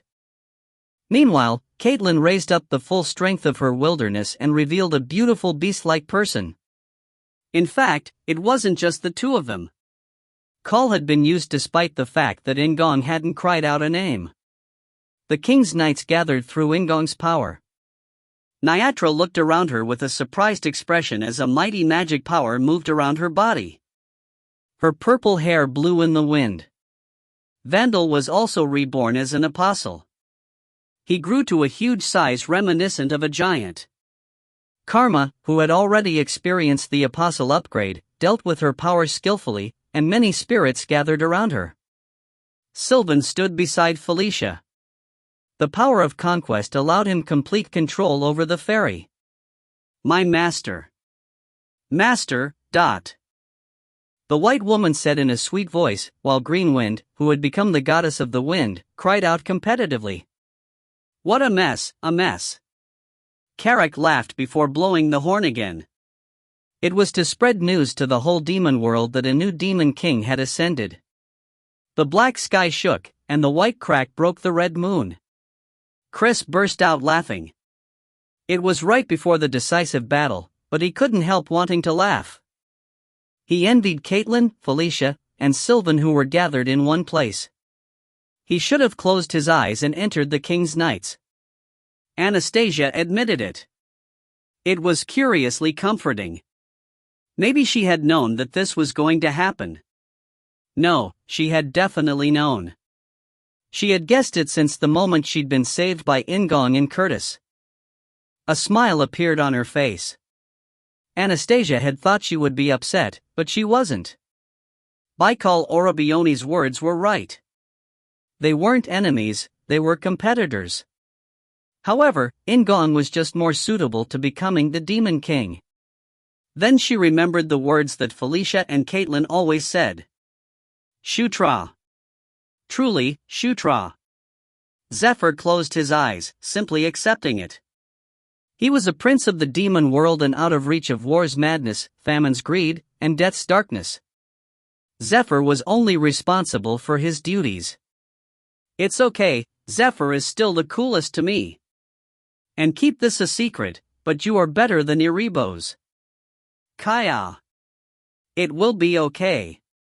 I'm telling you. Altesia's voice was heard in his head. She used message magic on such useless words, but Zephyr couldn't help smiling. Warrior Locke grabbed another sword while listening to the sound of the horn in the sky. Guardian Kaien had given him another powerful sword which contained the magic of a dragon. The true Draken Kechatula had returned, but Locke was still a warrior of the human world. Beatrice prayed while Karlov tied his hair up. 7 pillars of light emerged from the red dragon's 7 heads. At the same time, In-gong and everyone else started to move. Rather than fleeing from the fearsome power of destruction, they faced it head-on. The Sword Duke wielded his sword. He cut through one pillar of light like he'd done with the tsunami of undead. Sylvan and Felicia held hands and used the magic power of the fairy to block one light column. Zephyr and Quanta blocked another pillar. Altesia and Beatrice used their miracles of light and darkness to crush one light pillar, while Locke roared and attacked another. 5 pillars of light were thwarted. One of the remaining 2 were handled by the queens. Sylvia's and Titania's powers twisted the trajectory of the light pillar, while Elaine concentrated the auras of the blood companions and destroyed the light pillar. 1 pillar of light remained. In-gong rushed toward it as it extended straight to the sanctuary. Caitlin followed In-gong. He moved through the air and aimed White Eagle at the giant pillar of light. Then Green Wind cried out with him. Absolute area. It was White Eagle's super special move. A brilliant green light collided with the column of light and split it into hundreds of branches. The trajectory was reflected, and the branches aimed for the red dragon instead. However, In-gong didn't stop. He reached for Caitlin's waist while casting another skill. Black Spectre. He triggered the super special move of Night Watch, Violent Cultine's equipment. In-gong turned into blue smoke. There was the sound of hundreds of wings flapping as he rushed toward the red dragon. If you find any errors, ads pop up, ads redirect, broken links, non-standard content, etc., please let us know. Report chapter so we can fix it as soon as possible. Chapter 227, Chapter 48, Myth Number 2. Chapter 227, Chapter 48, Myth Number 2. Hundreds of fragments from the light pillar scattered. Those that collided with the red dragon were destroyed. Kwaong! There was a loud burst of thunder. Then the dark blue smoke turned into a person again. In-gong couldn't completely narrow the distance to the red dragon as the magic power of the red dragon had pushed the blue smoke away. The red dragon didn't stop there. As a result of his strong will, the black beast leapt toward In-gong. In-gong felt it too and had already been preparing for the next move the moment the blue smoke ended. He grasped the warrior's sword in his left hand. The black beasts opened their mouths. It seemed like they were going to swallow In-gong in one breath. In-gong held Caitlin's waist tightly. He pulled her to him firmly and rotated his body. Wielding the warrior's sword in his hand, In-gong activated its super special move. Beta emerged from the warrior's sword. This was one of the hidden super special moves in Knight Saga. It was a technique that was a simple thrust attack. A white glow exploded from the blade and smashed the black beasts in one strike. The red dragon's magic power, which pushed at In-gong, was no exception. It left a big scar in the field of magic power. In-gong smiled faintly. It was a pleasure to use the warrior's sword, but it wasn't just the joy. He was convinced the moment he used it. In-gong felt the mighty power of Guardian Kaien from the warrior's sword. It was the same as the riders exercising their power through their knights. Shutra! Caitlin suddenly exclaimed. The black beasts were pouncing again. Instead of answering, In-gong triggered Blink and penetrated through the gap in the magic field. The red dragon stared at In-gong. 3 of the 7 heads were pointing at him.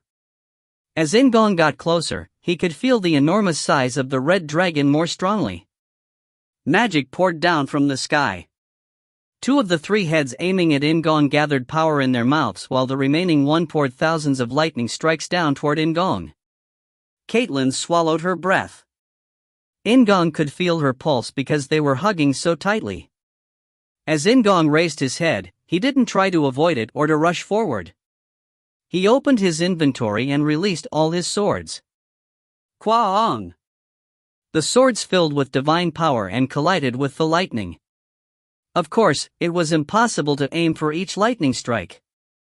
It was a type of barrage. No, it was a sword explosion. The sword duke would have scolded him if he saw it, but In-gong needed to defeat the lightning.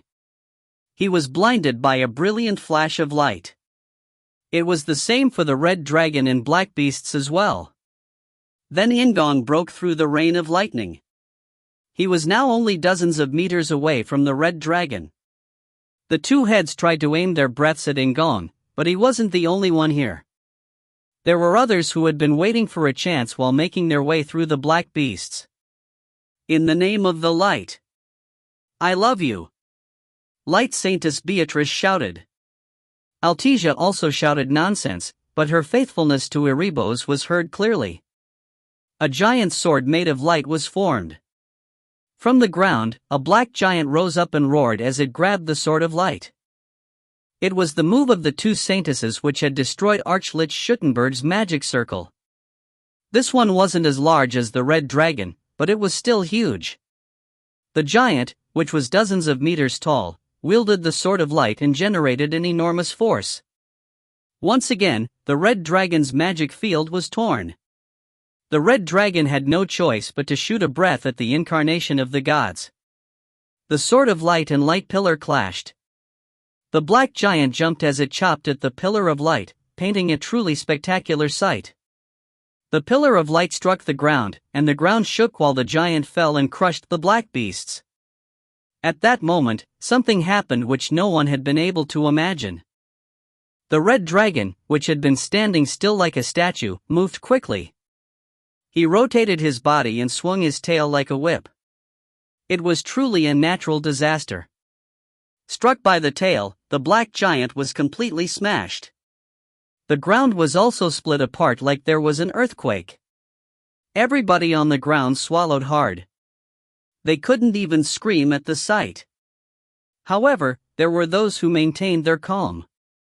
The Sword Duke saw it clearly with his aura. The red dragon had forgotten about In-gong due to the black giant. The Sword Duke's eyes followed In-gong's figure moving in midair. A sacred green flame was around him. The sacred flame he had received from the last flame burned the air around the red dragon. In-gong narrowed the distance to the red dragon, and simultaneously, he began to think. Indeed, he had no solution to this problem if it was a huge red dragon. It was a huge opponent which was 100 times larger than In-gong. Wasn't it like a human stepping on an ant? But it is different. The red dragon had no flesh. Right now, this was just a giant soul shaped like a red dragon. There was no need to focus on his heads. From the very beginning, In-gong had been racing toward the red dragon's chest, instead of his 7 heads. He pulled out the warrior's sword from his inventory and changed the arm holding Caitlin. He clenched his right fist and shouted happily. The finest princess battery. Caitlin hugged In-gong while feeling several emotions at once. There was a strange joy mixed in with resentment. Shutra is too much, Caitlin declared. At the same time, she focused all her strength on the Starlight Core. Her aura, which had been amplified after she'd been reborn as an apostle, rushed toward the Moonlight Core. Currently, In-gong had only one aura heart. It was both the Dragon Heart and Moonlight Core, meaning it responded to the Starlight Core. This was just a dual core, but its power greatly exceeded that of the past Pentacore. Recorder Torres El Ragras showed its strength. At the same time, Earthquaker roared loudly, and Great Enkidu generously gave In-gong strength. Korararara. It was the roar of a dragon, Enkidu's call. Oh, dot. In-gong's fist pierced through the air, executing Earthquaker's super special move, True Destruction. The destructive power hit the red dragon's chest. The vortex tore into the red dragon's chest significantly. In an instant, the vortex of destruction reached dozens of meters in diameter. The red dragon screamed and wobbled from the pain. However, it was lacking. As In-gong had recognized, the red dragon wasn't a being made of flesh and blood. It was just a huge soul. The red dragon emitted magic power. He pushed out with the power of destruction which could make the whole battlefield shatter. In-gong was swept out like he was caught in strong winds. The red dragon with a huge hole in his chest once again used magic. He tried to wipe out the battlefield with all types of disasters. Black beasts emerged steadily from the ground, and the soldiers, who were defending the sanctuary after the shield disappeared, did their best to fight against the beasts. Lightning, explosions, and flames struck these soldiers. There was pandemonium everywhere. In the meantime, In-gong was holding Caitlin on the ground. He'd been struck by the red dragon's magic power, so his body was a mess. If Green Wind hadn't caught In-gong, he would have had a few broken bones. However, In-gong was sure of something. It had an effect. He had confirmed it with that blow. One more time. Just one more time. However, the red dragon didn't allow it. Although he was scattering disasters across the battlefield, the red dragon didn't forget In-gong. All 7 heads aimed at In-gong. Master, dot. Green Wind shouted hurriedly as she steered White Eagle and the 2 Black Eagles. She defended against the rain and lightning pouring down on In-gong while pushing out with strong winds against the force trying to choke him. Prince! Vandal came running while striking at the black beasts. Nyatra, who was riding on Vandal's shoulders, used her magic and cast spells at the attacks on In-gong. Run! This was the only thing they could do to buy a few minutes for In-gong. However, it was enough. In-gong was grateful to both of them. He took an elixir out of his inventory and swallowed it while climbing on White Eagle. This time, Caitlin wasn't the only one with In-gong. Felicia and Sylvan followed right behind them. In-gong didn't have to look back to feel both of them. He grabbed Caitlin tightly around the waist and stared straight ahead. The distance of several hundred meters seemed quite far, but he had to cross it once again. Faster. Faster than the wind. Quan! White Eagle launched with a roar. The black beasts threw themselves to stop him, but it was unreasonable because there was someone who had run forward to coincide with In-gong. The sword Duke cut the air. The flash of light cleared away the black beasts, and a path was opened in front of In-gong. White Eagle flew. The 7 heads of the red dragon focused on In-gong, while 3 pillars of light aimed straight for In-gong. This time, the queens didn't stay still. Chris raised his power of wilderness, while Sylvia cast magic on his back. They rushed along with the blood companions. Chris and the blood companions blocked their auras, while Sylvia and Elaine crushed the pillars of light. Sylvia swallowed back her pain, and Elaine coughed up blood. This was the last time she could stop it. Another attempt wouldn't work. The two queens fell to the ground. Titania protected both of them as she pushed back the black beasts. She raised her eyes to see the back of the running In-gong. The interference continued, but nobody managed to interfere with In-gong. Felicia and Sylvan followed behind him. Then Sylvan sprang forward while grabbing Amita's sword. Just like the Sword Duke, he opened a path. Sylvan used the lightning created by the fairy. The red dragon's magic power reached out toward In-gong. The red dragon was trying to attack him directly, but Locke didn't allow it. He released all his aura and divine power, producing a great sword. The sword was dozens of meters large. It was around the size of the Sword of Light which Beatrice had created. This Sword of Light struck the red dragon. No matter how powerful the red dragon was, it was impossible to ignore the attack which contained all of Locke's power. The red dragon's attention was drawn away as it used magic power to block the sword. The red dragon destroyed the sword with the power of destruction. The distance between In-gong and the red dragon narrowed further. At that moment, Quanta fired her cold breath. The black beasts near the red dragon were frozen. Zephyr, who was standing on Quanta's head, fired at the red dragon. It was a beautiful blow.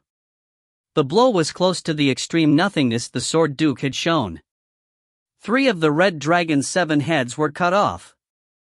Zephyr exhausted all his aura and magic power doing it, but he was satisfied. He smiled faintly and shouted, "Go!" In-gong moved past Zephyr. The red dragon roared angrily. Huge flames emerged from the dragon and tried to swallow up In-gong. Felicia didn't tolerate it. A wall of her flames opposed the red dragon's flames. It was unreasonable to block the power of destruction, but she didn't care. She just needed to buy time, enough time for In-gong to break through. Looking at In-gong's back, Felicia gathered all her magic power and pushed back the red dragon's fire. She used the last of her magic power to use recovery on In-gong. Felicia was more exhausted than all the times she'd used faster than the wind, but she was satisfied. Caitlin once again delivered aura through the starlight core, while Green Wind pushed away the red dragon's flames with strong winds. Then finally, In-gong found it. In the midst of the flames, he found the essence of the red dragon's soul which was being guarded by the Death Knight. The Death Knight rushed toward In-gong, and Death poured out violent emotions towards Conquest. Conquest wrapped herself around In-gong. She was sad to be facing Death, who felt both deadly love and hatred for her, but Conquest didn't step back. The essence of the red dragon trembled tremendously. A terrible power of destruction could be felt from behind the Death Knight. The Death Knight swung his sword. In-gong stared straight forward and shouted, "Karak! Koraha!" It was Call. Karak cried out excitedly as he appeared in front of In-gong. He aimed his axe, which contained the pure power of conquest, at the Death Knight. This was an unbelievable blow which made it possible for In-gong to go through. As Karak blocked the Death Knight, In-gong sprang off White Eagle. "Go!" Karak shouted. Caitlin remained on White Eagle and cried out the same thing. Green Wind pushed In-gong's back, while the White Woman faced the Red Dragon with the power of conquest. The essence of the Red Dragon fired the power of destruction at In-gong. It was a tremendous force from the Red Dragon. However, In-gong wasn't afraid. There was an irreversible wound remaining on the essence of the Red Dragon. It prevented the Red Dragon from gaining a new flesh. This was what would allow the Red Dragon to be destroyed. In-gong pulled back his fist, and the power of Guardian Kayin and Great Enkidu wrapped around In-gong. The power of the sanctuary defended In-gong from the destructive power. Then In-gong remembered the move he'd been shown previously. The last will left behind by the protector of the demon world. It finally sprouted from the depths of his heart. This was the last power given to In-gong, who had been reborn as the guardian of the demon world. He only used one thing, the ultimate power which destroyed even destruction. In-gong raised his fist and shouted the name of the move which would shatter the destruction that had tried to end the world 10,000 and 1,000 years ago. Extreme nothingness. The white light struck the essence of the red dragon. If you find any errors, ads pop up, ads redirect, broken links, non-standard content, etc., please let us know. Report chapter so we can fix it as soon as possible. Chapter 228, Final Chapter, In-gong. Chapter 228, Final Chapter, In-gong. All the lights and sounds were violent.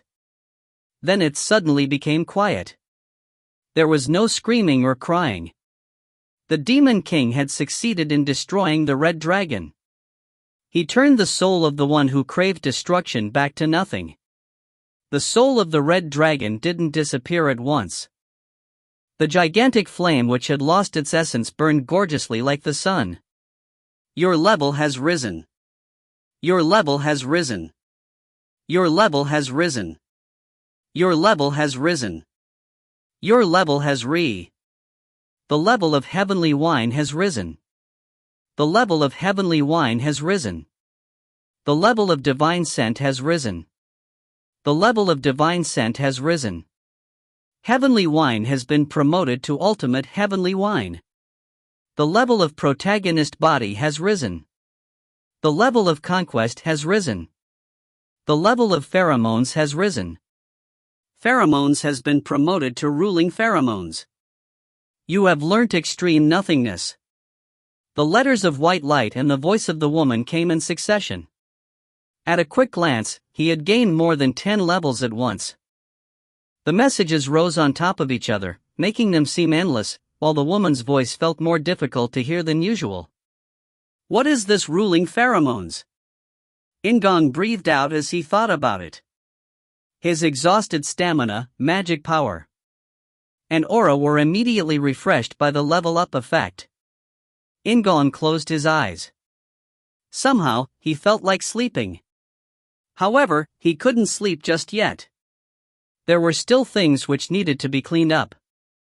Master. Prince. Shutra. 3 voices called out behind him at the same time. There was no need for him to open the mini-map. In-gong raised a fist again, then he turned around as he felt the sadness and pain of the white woman.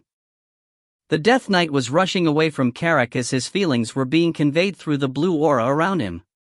Resentment, rage, and hatred sought to choke the white woman's neck, and In-gong felt the Death Knight's own emotions amidst that vortex of emotion. In-gong could see that the Death Knight was connected with the indigenous species. The Death Knight had been king of the indigenous species in the past, and the king had lived in deep regret and despair. In-gong laughed, then he clashed with the Death Knight. In-gong's clenched fist reached the chest of the Death Knight, causing a deep dent. The Death Knight then started crumbling slowly from his chest, like old wood crumbling after too much time passed. It was natural. The Death Knight had to endure for too long. He had already been broken in the fight against the Demon King. Then death rose up, and conquest pushed against death. The 2 powers collided before death disappeared in red flames. This time, In-gong sighed with relief. At this moment, something seemed to tackle In-gong. Shutra. It was Caitlin. In-gong hugged her and laughed. Then he understood why had she run to him so urgently. He was able to keep standing in the air due to conquest, but the flames filling the surroundings were disappearing, making her unable to maintain her position. It was also true for Carrick, who was falling. Kawia? Greenie. In-gong called out the abbreviated version of Green Wind's name. It was a desperate call and Green Wind answered. White Eagle flew at maximum speed and caught the falling Carrick. Ha! In-gong felt like he had lost 10 years of his life. The final boss and intermediate bosses were now defeated, so it should be a happy ending. However, it would have been a bittersweet ending if Carrick had died. There is no happy ending without Carrick. In-gong laughed at the thought. Then Caitlin got his attention from her spot within In-gong's arms. In-gong looked down with a questioning expression, only to see Caitlyn's face draw nearer. He felt a moist and soft texture. Caitlyn had touched her lips to his. Moreover, Caitlyn's eyes were wide open. He couldn't help smiling at the "this isn't it?" expression on her face. "What is it?" In-gong asked as he withdrew. Caitlyn pouted and said, "I don't know if it is delicious or not." In-gong laughed and kissed Caitlyn again. Caitlyn's eyes widened at the completely different kiss, then she closed them and hugged In-gong tightly. However, this didn't last long because White Eagle had started to roam around In-gong while carrying Carrick. "This isn't the time for that," Carrick said with a half-hearted expression. In-gong released Caitlyn as she stared at him with blank eyes. Although Carrick's pronunciation was messed up, he was able to understand the meaning. The red flames had died down. Therefore, In-gong could see the battlefield. Despite the death of the red dragon, the black beasts were still fighting the soldiers. He had thought the situation would be fixed after their creator, the red dragon, died. At that moment, both In-gong and Caitlyn thought the same thing. They looked at each other and cried out in panicked voices. "Felicia! Felicia Uni!" Felicia had crashed into the ground after pushing In-gong and Caitlyn forward. If the black beasts were still attacking, then her safety couldn't be guaranteed. "Felicia!" In-gong shouted again quickly. It was the same call he had used to summon Carrick. A crack opened in the air and Felicia appeared. She was exhausted and sweaty, but she didn't seem to have any big injuries. In-gong reached out and embraced Felicia hurriedly. Felicia sighed with relief once she was in In-gong's arms and whispered in a small voice, "Sylvan." Sylvan had protected Felicia as always. From the sky, they watched the army fight against the black beasts. "Prince." Carrick glanced at In-gong, who took a deep breath. He held Felicia and Caitlyn with each arm, but he didn't put them down. In-gong rose up higher and passed down a command as the Demon King. "Retreat. Move away from the center of the battlefield."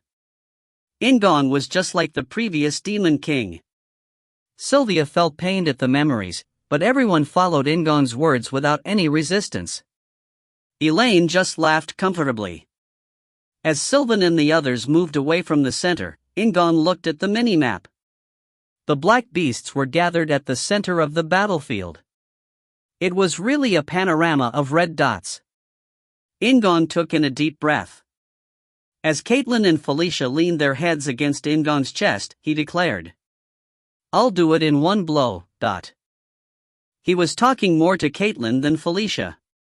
Caitlyn read In-gong's intentions and nodded. In-gong stared at the air. As the new Demon King, he built up a massive ball by adding magic power and aura, and Caitlyn's aura transmitted to the Moonlight Core. Black Sunday. Of course, it wasn't exactly like Schuttenberg's. If the destructive power was the same, then he wouldn't be able to use it. He would vaporize the army as well as the beasts. This was a smaller version at level 1, but this was good enough. Caitlyn hugged In-gong tighter as she looked at the massive aura and magic power. Then he dropped the black sun to the ground. A great silence swept the ground, and the army of black beasts was instantly gone. "Your level has risen." The level up was as expected since he had also defeated the Death Knight. A white light appeared around In-gong as his magic power and aura were restored. However, unlike In-gong, Caitlyn's aura and stamina were still exhausted, so she couldn't help grumbling. "Shu tries too much." Then she leaned her head forward cutely like she was sleeping. "Well, you are the same as always." Carrick nodded at the exhausted Felicia and Caitlyn on both sides of In-gong. It really was a common sight. "Prince, don't you care about the princesses?" "Of course." Carrick clicked his tongue at In-gong's shameless answer while Greenwind appeared with a pout. In-gong wanted to pat Greenwind's head but both his hands were full. He felt sorry as he used telekinesis to do it, but Greenwind still smiled happily. my master, look at the sky. The white woman's voice was heard. In-gong suddenly looked up at the sky. The last flames had disappeared and the blue sky could now be seen. The darkness was scattering and the red moon created by the red dragon's power had also disappeared. As a Draken Kechatula, he was able to know this. However, it wasn't just that. The same phenomenon was happening throughout the demon world, and In-gong could hear the giants and lizardmen. In-gong's gaze moved to a place far away. He looked at the sky, but what he actually saw was the white woman deep in his soul. She was smiling with both joy and sorrow. Setting aside the red dragon, death, war, and famine were her lovers, friends, and siblings. I'm okay, my master. You have conquered me, the white woman said jokingly. In-gong smiled and looked down at the ground. Familiar faces appeared. Everyone was looking this way, except for Anastasia, who was desperate to hear news about Baikal in the north. Sylvia and Elaine had strange smiles on their faces. In-gong exchanged looks with the sword duke before finally locking eyes with Locke and Zephyr. They were far away, but he could see both their expressions. Locke was smiling with satisfaction, while Zephyr nodded slowly before hugging Altesia, who was exhausted from her miracles. It seemed like there was no need to worry. In-gong hugged Felicia and Caitlin tightly again. Despite it being on the verge of sexual harassment, Felicia didn't say anything while Caitlin complained about the pain. In-gong descended slowly like he was walking on stairs. Despite defeating the Red Dragon and the Death Knight, not everything was over yet. In-gong gazed at the pillar of light in the center of the sanctuary. Then the white woman whispered in In-gong's ears. You can only talk to it once.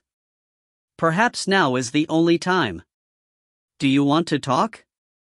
There was no reason to resist. No, this was a conversation that he needed to have, even if it was through force. It was at the sanctuary's pillar of light, where the people of the indigenous species were located. In-gong closed his eyes, and their minds were connected. If you find any errors, ads pop up, ads redirect, broken links, non-standard content, etc., please let us know. Report chapter so we can fix it as soon as possible. Chapter 229, Final Chapter, In-gong Number 2. Chapter 229, Final Chapter, In-gong Number 2. It was a familiar darkness.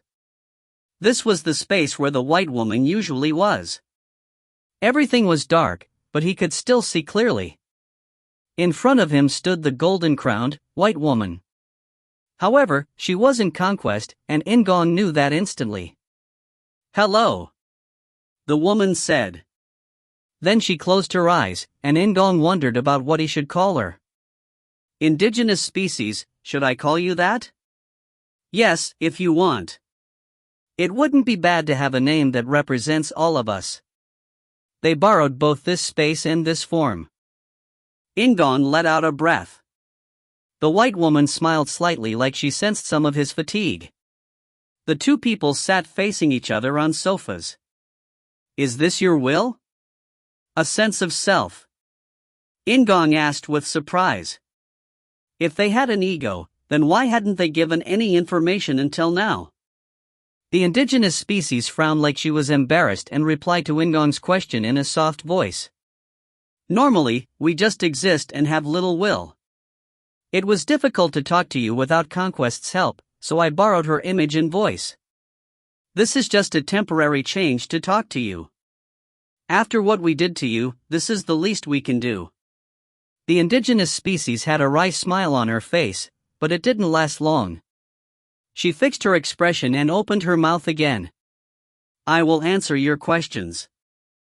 Ask me anything you like. Finally, it was time to get some answers to his questions. There were many questions running through his head, but the one that popped out first was unexpected. Is the red dragon completely dead? It was a little strange since he had definitely felt it. After he used extreme nothingness, he had sensed the disappearance of the red dragon. However, the red dragon had come back once already. So, In-gong couldn't afford to be careless. The indigenous species smiled at In-gong's question. She probably hadn't expected In-gong to ask such a question. Her eyes were still closed, but she seemed to gaze into the distance. Then she turned to face In-gong again and said, "He was destroyed. One day a similar presence might appear, but for now, the threat has disappeared." The red dragon was the embodiment of destruction, so there was a possibility that a similar existence would appear again after a long time. However, not right now. It would clearly occur in a much longer time after In-gong was dead. In-gong sighed with relief and stretched a little bit. He gazed at the indigenous species. Once again, an unexpected question popped out of his mouth. "Were you the ones who called me?" "That's right. But it wasn't just me. I want to explain a little to help you understand. Is that okay?"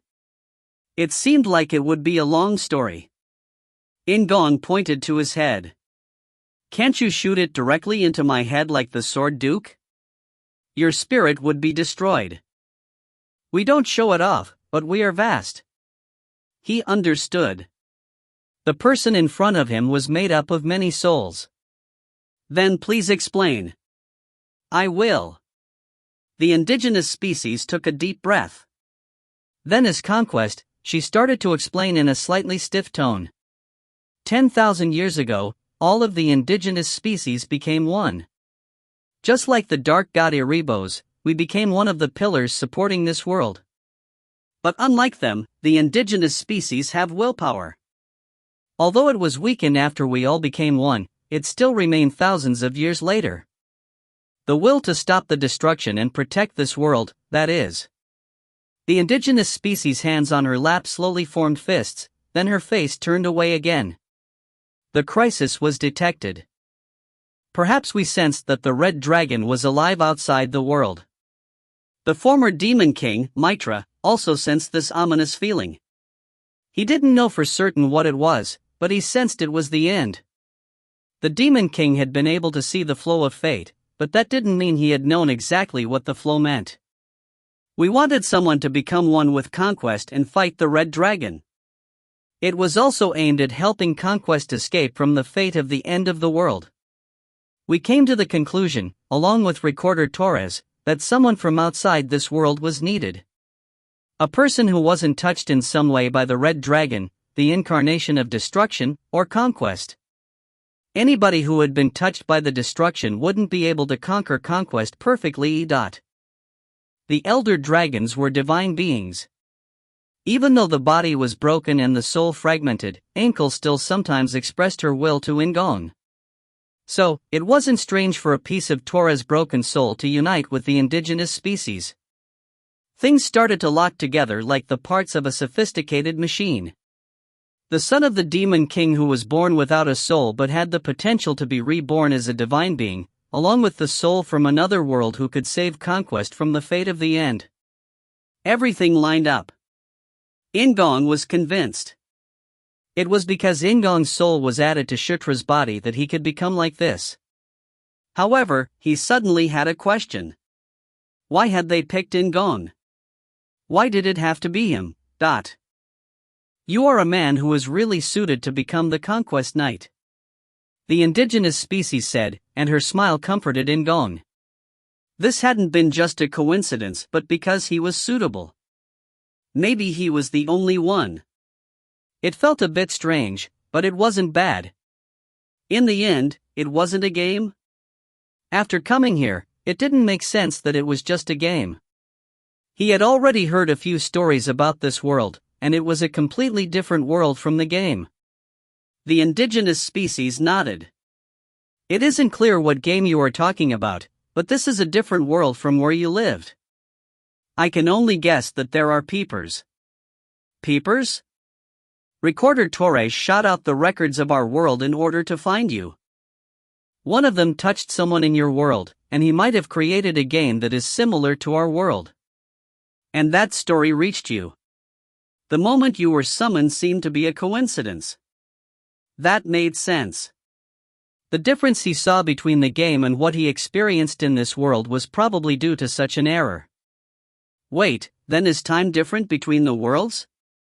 Knight Saga had already come out 10 years before. However, In-gong had arrived at Knight Saga when the storyline of the game hadn't even occurred yet. Then time must be different if it was based on Torres records. In order for there to be a story, there needed to be a time lag between the worlds. It does exist. However, it isn't that simple. For a while, our time was slower than your world, but now, it will be the opposite. In-gong was once again convinced. He immediately asked another question. If it isn't a game system or a game world, what is protagonist correction? You are the chosen savior of our world. You can be called the protagonist of our world. It was just occasionally pushing your back, but is it strange that the world is helping you?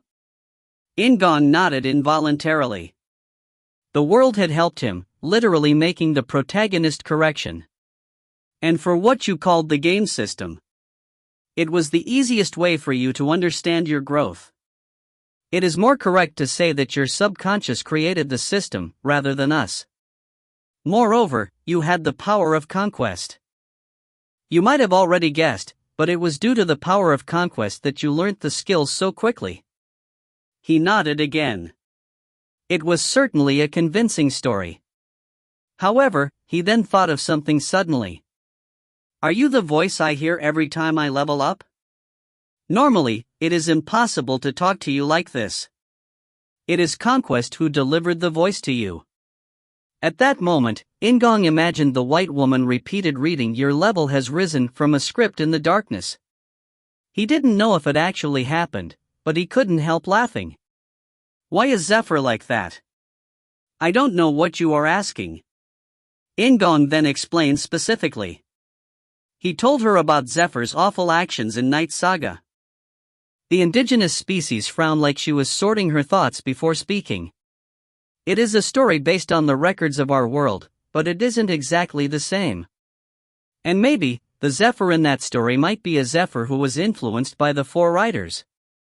Death and War were aiming for Zephyr. But thanks to your intervention, Zephyr was able to avoid that first contact. Small changes piled up to cause big changes. In-gong thought about Gerard who had become the Famine Knight. Maybe Death and War really had caused Zephyr's actions. Then there won't be something like the Day of Massacre? Zephyr won't cause a rebellion? That is all up to Zephyr. A predetermined future doesn't exist. The Zephyr right now was a rational and good prince of the demon world, but there was no guarantee that he would submit quietly to In-gong. Although Zephyr wasn't a brutal murderer like in Knight Saga, he was still a powerful man with great ambitions and strength. However, In-gong wasn't greatly troubled. It was only a short period of time, but the Zephyr he'd encountered wasn't a match for him. Are all your questions answered now? Well. In-gong nodded before suddenly standing up. He had almost forgotten to ask the most important thing. Can I return to my original world? Return. Just as the beings in this world were precious to him, the people in his previous world were as well, such as his parents and his friends. The indigenous species shrugged slightly and said, It is hard at the moment. But it might be possible one day. The most difficult thing about moving through worlds is lining up the coordinates of your world and this world. Moving across worlds also requires a tremendous amount of magic power. In-gong had already secured the most important thing. His eyes shone while the indigenous species had a sorry expression on her face. I can give you the coordinates right now. I'm sorry, but I will have to leave everything else to you. Once I go to sleep this time, I probably won't be able to wake up again. I should do as much as I can for you while I'm awake. In-gong was disappointed for a moment at the thought that returning was impossible. He didn't hide his expression, which caused the indigenous species to laugh awkwardly. Don't make such an expression. Although my words are somewhat shameless, aren't you glad that you came to this world? Ha! You met Felicia and Caitlin. Carrick and Greenwind as well. You met them and changed their fates. Perhaps if you didn't appear in this world, there would be more events before the Red Dragon returned. You might have blocked a terrible future for them. The day of massacre and subjugation of the lycanthropes were things that could have happened. In-gong remembered the last he'd seen of Felicia and Caitlin in Knight Saga. He shuddered at the thought. I hate to admit it, but I am glad. In fact, it wasn't just the two of them. It included Zephyr and all the children of the Demon King. Sylvia and Elaine as well.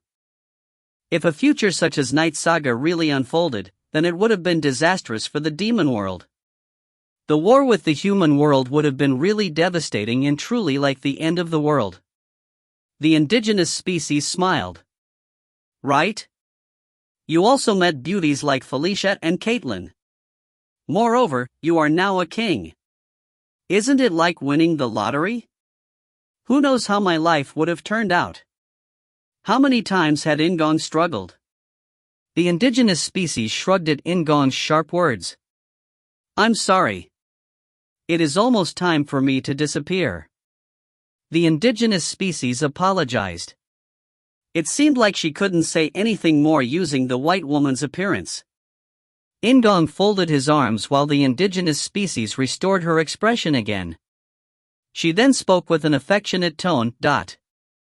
Coincidence and inevitability meet to create fate. In-gong's meeting with this world, the branches of all his bonds started from there. Thank you. Thank you for saving our world. The indigenous species got up from her seat and approached In-gong. Then she kissed In-gong's forehead gently. It was a blessing from this world. May your destiny always be full of blessings. The indigenous species smiled. Then white light filled darkness. And In-gong opened his eyes. It was still the battlefield. Felicia was dozing off on In-gong's chest, while Caitlin was sipping from an elixir In-gong had given her before. Shutra? Caitlin asked as In-gong suddenly raised his head. In-gong glanced back at her before turning his head. Karak. What is it? I'm here because of you. What does that mean? Karak looked confused, but In-gong didn't answer. Instead, he turned to Felicia and Caitlin within his arms. He pulled the two of them close to him again. Shutra? Caitlin asked with surprise while Felicia muttered about the pain. However, In-gong didn't release the strength in his arms. It's a good thing. What? Just, all of it. He had changed the ending so that this would be the future and not the terrible one he'd seen. In-gong smiled and kissed Caitlin. Then he also kissed Felicia's forehead several times. It was a sudden affection, but the black beasts were cleared out, so Karak couldn't criticize him. Karak clicked his tongue and said, Prince, do it moderately. Sixth princess can't stand properly. It was certain that Felicia and Caitlin needed to rest. Moreover, there was one more thing that In-gong had to take care of. Master, are you going to praise me? I have been waiting for a long time. Green Wind appeared with a pout before In-gong. In-gong stretched out the arm holding Caitlin and stroked Green Wind's head. Good. Good. Green Wind hugged In-gong's neck, and Karak started laughing again. In-gong's gaze moved to a place far away. He saw those heading in this direction. They were all welcome faces, yet it would still take them some time to arrive. In-gong waited for them and asked, The Demon King's palace, should I build it again? The new Demon King needed to be crowned. Felicia nodded with a gloomy face as she was reminded of the Demon King. In-gong held Felicia's waist a little tighter and whispered, Then we will get married. Felicia hurriedly opened her fan, but it was useless. Caitlin hit In-gong's chest on behalf of the blushing Felicia. Let's go back first. After we rest, I'll tell you everything. Huh? Felicia blinked with confusion while Caitlin shook her head. Green Wind didn't care about anything as she closed her eyes and clung to In-gong. Prince! Karak called out to In-gong. The one who In-gong had first seen when he opened his eyes in this world said to him, "You did your best." "Yes, you too." What more was needed to be said? In-gong looked at the pillar of light where the indigenous species was located, then he looked back in the direction of the Demon King's palace. A pleasant wind hit In-gong's cheeks. If you find any errors, ads pop up, ads redirect, broken links, non-standard content, etc., please let us know. Report chapter so we can fix it as soon as possible. Chapter 230, Epilogue Number 1. Chapter 230, Epilogue Number 1. The battle for the sanctuary was over, but that was it. The attacks in the north and east were still going strong. Thanks to this, In-gong and the other children of the Demon King didn't have time to rest as they were forced to enter the battlefield. In particular, the situation at the Aegis Gate in the north was serious after parts of the walls had collapsed. It managed to be protected thanks to Baikal and the captains, but the situation was still very precarious. Since the new Demon King wasn't officially crowned yet, the royal children and queens gathered to take defensive measures. After a short debate, it was decided where the royal children and the captains would be dispatched. Sylvan and Felicia were sent to the west. Chris and Caitlin headed east, while Zephyr and Anastasia accompanied the two captains to the north. In-gong would visit the north, east, and west in a sequential order. As the next Demon King, it was necessary for In-gong to look at all three battlefields. It took more than 2 months to defeat all the barbarians in the northeast. The battle with the northern barbarians, who had partially destroyed the Aegis Gate, was particularly fierce, but the Aegis Gate was defended thanks to all 4 captains, Baikal, Zephyr, Anastasia, and In-gong. 3 months after the battle against the Red Dragon, In-gong was finally able to return to the center. Baikal remained in the north to restore the Aegis Gate, but he declared his support for In-gong just before In-gong left. Even though In-gong's position as the next Demon King was almost certain, the support of Baikal, as the eldest son and leader of one of the 3 factions, was huge. The succession of the new Demon King occurred smoothly. There was no civil war between princes, as suggested by Baikal's support. Anastasia also expressed her support. Zephyr didn't make a declaration, but 2 of the 3 factions already supported In-gong, so his silence was sufficient. After In-gong returned to the area where the Demon King's palace was being rebuilt, he met up with warrior Locke. Locke had been on almost all the battlefields in the last 3 months. They watched each other's back and now knew how to read each other. Therefore, Locke immediately understood why In-gong had called him. The 2 men faced each other under the night sky with the bright moon and laughed awkwardly. In-gong was the one to open his mouth first. "Now, I think this is occurring a little bit late." In-gong was holding the warrior's sword in his hand. Rather than taking the sword right away, Locke folded his arms and asked with narrowed eyes, "Are you returning it?" "It is because the name is the same as the brave warrior." In-gong could keep it, but it felt uncomfortable. Locke was the brave warrior in Knight Saga. Moreover, In-gong was more of a fists martial artist, so he didn't have much use for it. Locke suddenly laughed at In-gong's words. "Isn't it too late to say this? The sword is too good, so I am giving it back." In-gong responded mischievously to the question. Locke and In-gong looked at each other and laughed. "Okay, then I will hand the name to you." "Locke?" Locke sighed at In-gong's surprised response. He closed his eyes for a moment before saying, "As you said, this is the warrior's sword. It matches the one who defeated the Red Dragon and defended the peace."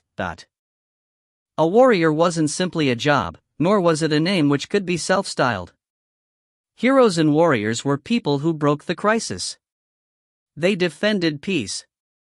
Locke thought that the name befitted In-gong more than him. "Instead of taking it, please come to the human world and help me if anything happens. Just like my business trip this time." "Well, there are still problems in that area." In-gong smiled as he recalled the human world in Knight Saga and nodded. After talking to the indigenous species, he knew that this world wasn't quite like Knight Saga. However, a lot of the basic information coincided. Unlike the demon world where In-gong had changed many things, it was likely that the human world was more similar to Knight Saga. Rebellions, civil war, mad apostles who want to call down the god of destruction, there are many things. The number of events was actually more than in the demon world. Locke frowned as he looked at In-gong. What do you mean by problems? Nothing. I guess I'll be busy in the future. In-gong placed the warrior's sword into his inventory and held out a hand for Locke to shake. This time, Locke grabbed In-gong's hand without any resistance. Thanks again. I enjoyed our time together. Yes, I did as well. They exchanged warm glances and shook hands a few times, seeming to convey their hearts through the tight grip. If Locke returned to the human world straight away, this would have been perfect. However, Locke didn't show any signs of going back. In-gong asked somewhat awkwardly, "But aren't you returning to the human world?" "I will go with you for now. In the near future, you will be crowned. I have to see my friend become the king. This is a great moment, so how can I miss it? I don't have to return to the human world immediately." In-gong had to hear it again. It was a situation where the fighting had just ended. Locke wasn't a mercenary, but In-gong still felt uncomfortable. Locke knocked his shoulders against In-gong's. "Then let's go back. Carrick will ask why two men are meeting in the middle of the night." Yes. In-gong nodded and headed back to his accommodations with Locke. It was awkward, but it seemed more awkward to say anything, so In-gong and Locke walked in silence. All the queens were the leaders of their species except for First Queen Aeshar Ragnaros. Due to this, they were more likely to stay at their own palaces instead of the Demon King's palace. However, this past month was different. The queens didn't stay in the Demon King's palace but a small castle they built near it. The rebuilding of the new palace was an issue, but there also wasn't much time left until the coronation. The day after his conversation with Locke, In-gong was sitting down with a very uncomfortable expression. A white table was set up in the indoor garden, with In-gong being the only male present. The remaining people were all females. They were also composed of queens and princesses. Well, it makes sense to arrange the marriages now. It is a good thing. Anastasia said as she put down her cup. After declaring her support for In-gong as the next Demon King, her attitude and tone had become lighter than before. It felt like a heavy load had been put down. In-gong remained silent, and it was the same for Felicia and Caitlin, who were sitting next to 3rd Queen Sylvia Doomblade and 4th Queen Elaine Moonlight respectively. Both of Felicia and Caitlin had red cheeks. Anastasia glanced at both of them before looking back at In-gong. Then she threw a bomb in her usual elegant manner. But who will be the first queen among the two of them? It was almost certain that Felicia and Caitlin would become In-gong's queens. Then the question was who would become the first queen. "Master, this is a strange atmosphere, but..." Green Wind murmured as she appeared in her semi-solid state. The white woman also whispered in In-gong's ears. "It would be better to stay quiet at this time, my master." It was really proper advice, so In-gong did as she said. As In-gong remained silent, Felicia and Caitlin looked at each other with subtle expressions. Felicia was the first one to open her mouth. Aren't I older?" Felicia sent a glance asking, "Is it okay?" to Caitlin. Caitlin puffed up slightly before muttering in a small voice. "Uni is cheap." Caitlin didn't intend to step back. No matter what anyone said, this was about being in the first position.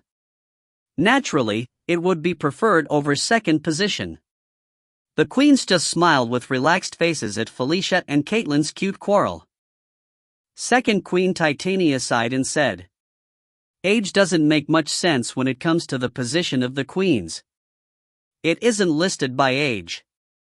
In fact, First Queen Aeshar was younger than Second Queen Titania. Felicia and Caitlin alternated between being apologetic and happy at Titania's words. However, that only lasted for a second. Just like Anastasia, Titania threw a bomb with a smiling face. But if it is age? Anastasia, what do you think? Don't you want to be the first queen? The Dark Elves and Lycanthropes, who had the third queen and fourth queen, were once again in the process of setting up queens.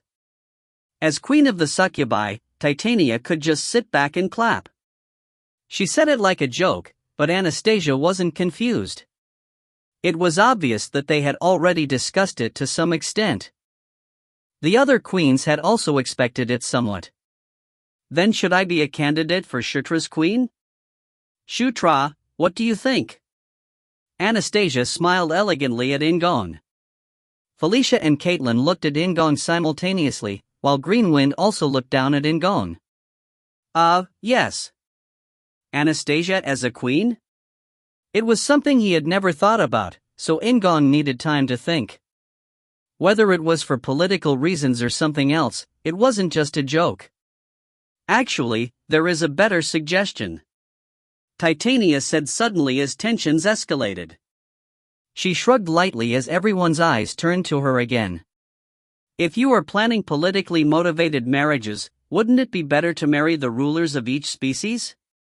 What do you think, Shutra? In-gong blinked with confusion as he didn't understand what she was talking about for a moment, hence his confused reply. What did she mean? Elaine giggled as Anastasia and the other princesses stared in shock. That is a good idea, although it is unprecedented in history. Isn't this the right answer when approaching it from a political point of view? Sylvia, what do you think? Stop joking around. Sylvia said rationally with narrowed eyes. Felicia and Caitlin sighed at her words, while Elaine pouted with vexation. Oh, it was so much fun. Then she winked at In-gong. In-gong tried to ignore Elaine's gaze, but Titania added more mean words. Shutra, don't miss me too much. In-gong didn't know what to do and chose the silent path. However, silence wasn't the correct answer as Felicia's eyes narrowed and Caitlin puffed up angrily. My master, it isn't good to be too quiet. Master, I agree with the thieving cat. In-gong was smarting from everyone's looks. He hadn't done anything wrong, so why were things like this? Carrick, I miss you right now. In-gong lifted his cup as he remembered Carrick's smiling face. He wanted to use call to summon Carrick, but he couldn't. Count Carrick, the close aide of the next Demon King, had returned to his hometown with his wives. It was the first vacation Carrick had taken since meeting In-gong, so he couldn't interfere. Shutra, who will be your first queen? Anastasia asked elegantly and In-gong laughed awkwardly as all eyes looked at him. If you find any errors, ads pop up, ads redirect, broken links, non-standard content, etc., please let us know. Report chapter so we can fix it as soon as possible. Chapter 231, Epilogue Number 2. Chapter 231, Epilogue Number 2. The coronation is soon. The wedding will be soon. Sylvan and Chris stood side by side in the temporary Demon King's palace. Normally, they would be awkward standing together, but today was a bit different. The two people stood with comfortable expressions. How surprising. What? Sylvan asked. Then Chris shrugged and spoke with playful eyes. I thought you would be crying due to Felicia ignoring you. Sylvan was truly an idiot when it came to his sister. Rather than getting angry, Sylvan just laughed and responded in a similar manner. Don't you feel the same way? Chris also treasured his sister. No, Chris treated her more like his daughter than his little sister. He was truly overprotective. It was surprising that he had ever let her onto the battlefield. It was an effective counterattack, but Chris just scoffed. You might have forgotten, but I was the one to propose the marriage to Shutra. Yes, you were the villain. Bad person. Sylvan and Chris laughed like idiots. It had been a long time since they could stand side by side and exchange jokes. Then Chris took a deep breath. He looked at Sylvan's golden eyes, which weren't covered with an eye patch, and asked unconsciously, "Oh, can you control it now?" "Somewhat," Sylvan replied with a grin. Chris nodded at the reply. "Then it is okay." It had already been 10 years since the incident. Moreover, it hadn't been intentional. Chris hadn't wanted to admit it, but it hadn't been Sylvan's fault. As a child, Sylvan's fairy had gone wild and almost killed Caitlin and Chris. It had been such a great shock that Sylvan and Caitlin didn't remember what had happened, but Chris did. It had been an accident. Fortunately, there had been no casualties, nor had it caused tension between 3rd Queen Sylvia and 4th Queen Elaine. However, Chris never forgave Sylvan after that, until now. When had this change of heart occurred? Was it when Sylvan showed he could control the fairy? Or when they became active in the same faction? Chris recalled the Dark Elves' Sky Forest. The image of Sylvan rushing to save people by using the fairy came to mind. By the way, Sylvan suddenly opened his mouth. Chris turned around and grinned. Sylvan had the same expression he always showed Felicia. Doesn't Felicia look fantastic as a bride? There was no doubt about it. Chris frowned but soon smiled. He spoke with a strong tone. Caitlin is cuter. Absolutely. The two fools looked at each other and laughed. And the reconstruction work was continuing at the Demon King's palace. It had only been a few months since they'd started construction, but the shape of the castle was already appearing thanks to the enormous number of people helping. It still seems like it will take a long time. It is because the Demon King's palace is a large city. It will take a few years to restore its old appearance. Vandal, who was a newly appointed captain of the Royal Guards, was wearing flashy armor. He wanted to take it off all the time, but his position as a captain didn't allow him to do so. Standing next to Vandal was the beautiful succubus, Nyatra. She wore neat clothing which signified she was part of the Demon King's intelligence agency, but she would soon form a new organization. Vandal looked around the construction site and sighed again. The coronation is in a month. It seems like it would be better to celebrate it elsewhere. The construction speed was fairly fast, but as Nyatra said, the Demon King's palace was a big city. There wasn't much which could be done in a month. Perhaps the limit was the area around the Black Castle where the ceremony would be held. Nyatra nodded in agreement, but her mouth turned slightly downwards. It is because the palace is a symbol. Apart from the sanctuary, this is the only place where we can have the ceremony. It can't be helped. Eventually, Vandal was convinced again.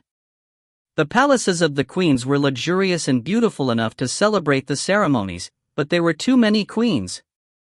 Picking one of their palaces would offend the others. Politics was a complicated thing. Vandal shook his head to get rid of the complicated thoughts and turned to Nyatra. Is your work going well? He was asking about a specific thing, and Nyatra understood. She replied with slightly pouted lips. Well, there is progress. The queens are overcrowded, but it seems possible to be a concubine. Unfortunately, her rivals were too powerful. Moreover, the position of queen wasn't something which could be achieved through love alone. She needed strong supporters, but Nyatra didn't have anyone. Additionally, according to information collected by Nyatra, it was undisputed that Anastasia would be crowned as first queen. It was tradition for other succubi to become the concubines. Originally, the concubines of the Demon King were the species which lacked the resources to establish a queen. Although it was a story without any romance, the queens and concubines were the definition of political maneuvering. Cases like the former Demon King and the third queen, Joo In-gong, Caitlin and Felicia were rare cases. Vandal gazed at Nyatra with a sorry expression and said, "It is sad. It is realistic. Simply needing the prince was enough of a miracle." A charming smile appeared on Nyatra's face. There is a high chance of winning. I already have a strong relationship with Prince No, the Demon King, Nyatra said with confidence. In-gong's story was frankly unbelievable. It was difficult to understand about the concept of a game. However, she had to believe it, and she was very satisfied with the things he'd told her about herself. Those in the Demon King's palace who knew the truth about In-gong could be counted on one hand. Well, as long as you don't dislike it, I'll cheer you on. Captain, thank you for the support. Vandal burst out laughing at Nyatra's cool answer. It was a louder laugh than usual, so Nyatra grinned. What is it? I feel like you are really familiar. It was as if there was a chain of fate between them. Nyatra laughed as she recalled In-gong's story and said coyly, I do as well, but you know that I'm not going to fall in love with you, right? Don't worry. I am not Carrick. He was an orc, but his wives weren't orcs. That's right. Nyatra once again agreed. It was pleasant to hear the sound of hammering as the sun set. And time passed quickly. After a month of vacation, Carrick returned with his wives. In-gong felt reassured after seeing Carrick's relaxed face. Invitations were dispatched all over the demon world for the coronation. Baikal, who was responsible for the restoration of the Aegis Gate, as well as Victor, returned after nearly half a year in the West. Victor, who had been alone during the events which determined the destiny of the demon world, became a strange presence in the new kingdom, but nobody was concerned. There was a lively atmosphere due to the marriage ceremonies which would occur 1 month after the coronation. The wedding would be held 3 times in a row, so there would be a festive atmosphere for a few months. During the night before the coronation, In-gong stood next to Zephyr on a dark terrace. Among the people who led the 3 factions of the Demon King's palace, Zephyr hadn't declared support for In-gong, but it was enough that he showed up today. This alone expressed his intentions. Demon King. No, it is enough if Abamama had already decided it. Zephyr, who had been the most powerful prince until In-gong appeared, knew many things. He knew about the Demon King handing over the seat of extreme nothingness, Caitlyn's birth secret, and even the fact that In-gong wasn't the real son of the Demon King. However, he hadn't said anything until this day. Zephyr had kept quiet. It was due to the previous Demon King. Zephyr was a proud member of the demon world's royal family. He had no desire to challenge his father's will. Moreover, he had one belief. The Demon King should be the strongest person in the demon world. The Demon King is the one who protects the demon world. It was why Zephyr had returned. In-gong quietly smiled at Zephyr's story. He tried to hold it back, but the corners of his mouth curled up. Zephyr frowned at the sight. Be vigilant. You need to maintain your position as the strongest. This was a warning that things might be different if Zephyr became stronger, but In-gong's smile stayed. It wasn't because In-gong was confident that, as a descended god, he could beat Zephyr. It is great. In-gong was standing next to Zephyr. It was difficult to compare this Zephyr to the brutal killer who had caused the day of massacre in the game. As In-gong continued to smile, Zephyr narrowed his eyes with a worried expression. His choice had been made in this meeting. In-gong laughed and relieved Zephyr's worry. The night passed by, and the morning of the coronation dawned brightly. And everybody was gathered in the Demon King's palace. Lords, various officials, and influential figures from other areas were lined up on the left and right of the red carpet leading up to the elevated altar. As In-gong sat in the waiting room, he looked at a welcome face. They were outdoors, not indoors, and many things were different, but he couldn't help feeling nostalgic. These clothes are still tight. Carrick, who wore a black suit, said as he touched his neck. Instead of answering, In-gong stood up. Ninth Prince's entry. Isabella called from the podium. It was the last time he would officially be called the Ninth Prince. This wasn't a bad thing, but he couldn't help feeling regret. As In-gong stepped on the red carpet, Carrick followed quietly behind him, and those on the left and right bowed their heads. In-gong saw ferocious eyes in Vandal. He also saw Nyatra and the other children of the concubines. The finely dressed Felicia, Caitlin, and Anastasia were waiting at the altar. Felicia was wearing a red dress with a high degree of exposure as always, while Caitlin wore a blue dress which gave off a cute feeling. It was due to Chris' influence that her shoulders were covered up. Anastasia, standing beside them, was dressed in white and looked like an elegant goddess. Felicia's smiling eyes could be seen above her fan. Caitlin laughed brightly, while Anastasia smiled and moved a little closer to In-gong. The Sword Duke was standing close to the altar with a crown in his hands. It was a new crown which Amita had created just for today. Amita was a slave to the heavenly wine as always, so they had made it despite their tail thumping against the ground. It was a joyful day, so In-gong had provided Amita with enough heavenly wine to make them smile happily. The effect continued on. Despite wearing a collar, Amita was shaking their tail with a happy face from where they stood by the Sword Duke's feet. Behind Amita and the Sword Duke, Daphne was smiling. "Go." Carrick stopped in front of the altar and said in a small voice. In-gong looked at Carrick before nodding. Then In-gong stepped onto the altar. Felicia, Caitlin, and Anastasia walked behind In-gong as he followed the Sword Duke toward the highest point of the altar. The throne of the Demon King. In-gong had inherited it after Mitra. The previous Demon King had always been silent but never heartless. Rather, he was a warm-hearted person. The protector of the demon world. Mitra was the watcher of the demon world. Felicia's eyes were red. In-gong gently wiped at Felicia's eyes before standing before his throne. He then looked out over the Demon King's palace. "Master, how great!" Green Wind said as she suddenly appeared. Due to being upgraded to an apostle for this occasion, she looked like a goddess. Although Green Wind wasn't a queen or concubine, she was sensitive to the occasion. It was important for her to be with In-gong. "My master." The white woman with a golden crown appeared in front of In-gong and took the crown from the Sword Duke. She stared directly at In-gong and declared in a soft voice. "Punishment, obedience, governance." It was the true power of conquest. The white woman bowed to In-gong, then she placed the golden crown on his head. This was the birth of the new Demon King. The queens of the former Demon King looked at In-gong with a mixture of regret and joy. Chris and Sylvan applauded loudly, while Baikal smiled.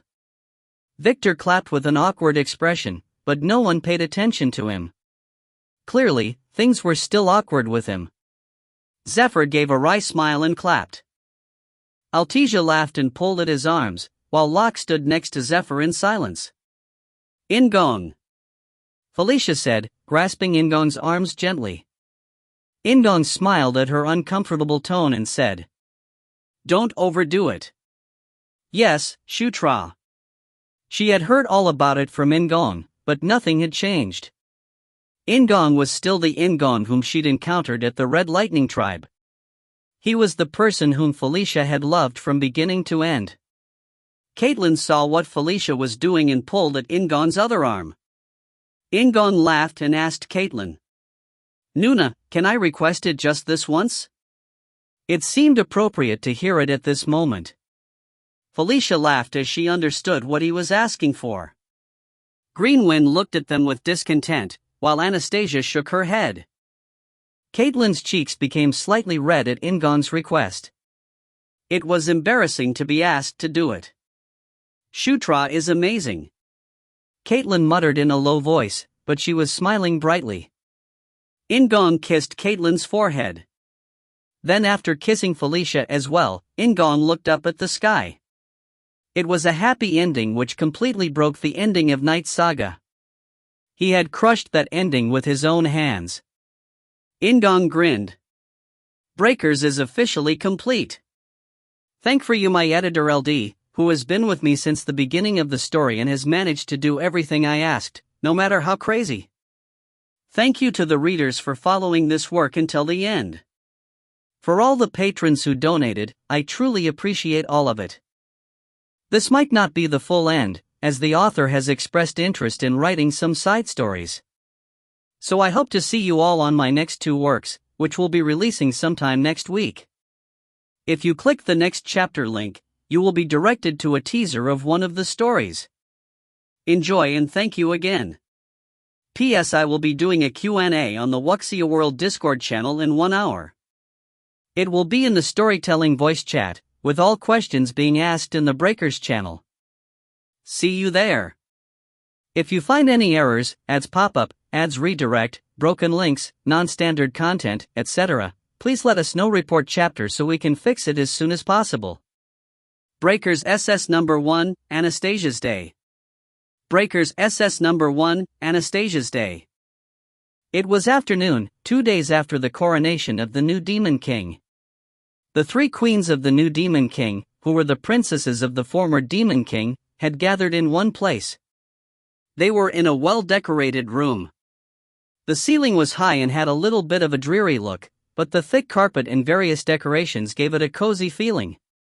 As the princesses sat opposite each other on a round table filled with sweets and tea, 2 of them were arguing. 4th Princess Anastasia Nikrian, who was to be the first queen, watched her sisters with a somewhat relaxed face. Since Anastasia Uni is to be first queen, shouldn't the next oldest be the second? Felicia said with a smile. However, Caitlin immediately puffed up in response. Uni is petty. It was because being second was better than being third, just like being first was better than being second. The Dark Elves and the Lycanthropes had forces of almost equal size, and they also had a similar degree of influence in the Demon King's palace. Therefore, it wasn't easy to set the order of the king's favor. The other person is Shutra. Shutra was the magic word here as well. Anastasia reached for her teacup elegantly and sighed. Just do rock, paper, scissors. Or draw lots. Both Felicia and Caitlin puffed up at Anastasia's suggestion. In fact, they had good reasons for it. Anastasia had suddenly taken the spot of first queen. The reason why Anastasia was the first queen was simple. 1. The power of the nightmares was stronger than the Dark Elves and Lycanthropes. 2. 3rd Queen Sylvia and 4th Queen Elaine had accepted 2nd Queen Titania's offer. In other words, the queens had discussed among themselves and made Anastasia first queen. Felicia and Caitlin wanted to protest, but it couldn't be helped. This was what a royal marriage was. A royal marriage couldn't be established with affection alone. Anastasia ignored her younger sister's disgruntled eyes and asked again. Do Sylvan and Chris have any opinions on this? They wanted to duel with each other to decide. Felicia answered with a sigh, causing Caitlin to sigh as well. Anastasia laughed. Those children. Chris, who was normally cold, was losing his rationality for Caitlin's sake. There was no need to mention Sylvan.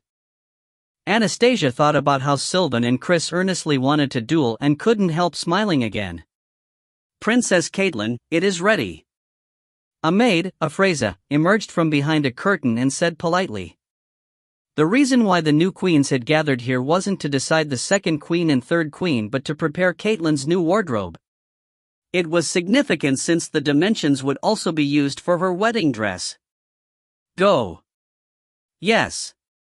Felicia said with a wide smile, causing Caitlin to nod. Caitlin was very glad to be picking new clothes without Chris' intervention. They fought so hard until now.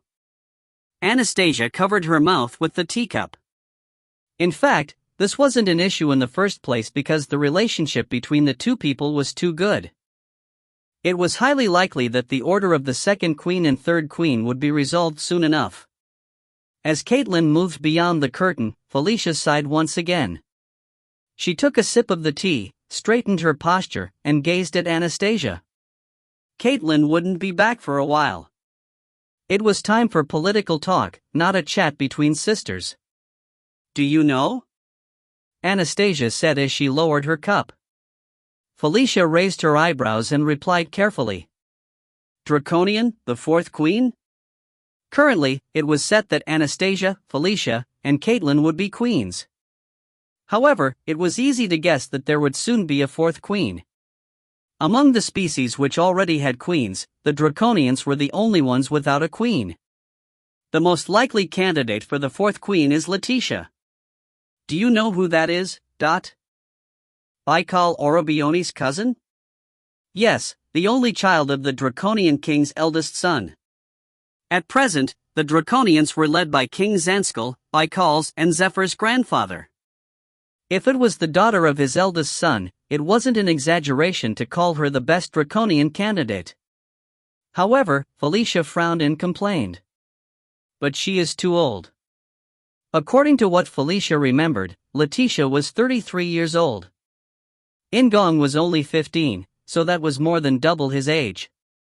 However, Anastasia just laughed. The Draconians are long-lived.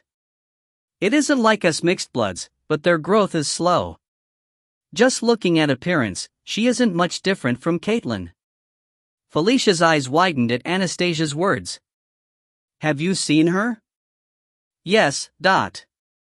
Anastasia was the leader of one of the three factions, so she couldn't miss out on any information about the Draconians. If Baikal Orobioni or Zephyr Orobioni had become the Demon King, Letitia would probably have become the first queen. The Draconian King had calculated that both the Demon King and Queen would be from his own blood. However, all those plans had been broken abruptly because of Shutra. So, is she pretty? Felicia asked with a hint of irritation in her voice. Anastasia smiled gently and said something else instead. The story is still below the surface, but it will soon be formalized. Since the first, second, and third queens were decided at almost the same time, they don't want the fourth queen to be too late. Pretty? In the end, Anastasia couldn't hold back her laughter. Don't worry, you are the prettiest. Realizing she was acting like a child, Felicia quickly covered her face with her fan at Anastasia's words. Anastasia changed the direction of the story instead of embarrassing her little sister more. Baikal Orobioni and Zephyr Orobioni also need to be given new titles. Like Grand Dukes? Yes, otherwise there will still be people who think they deserve to be the Demon King.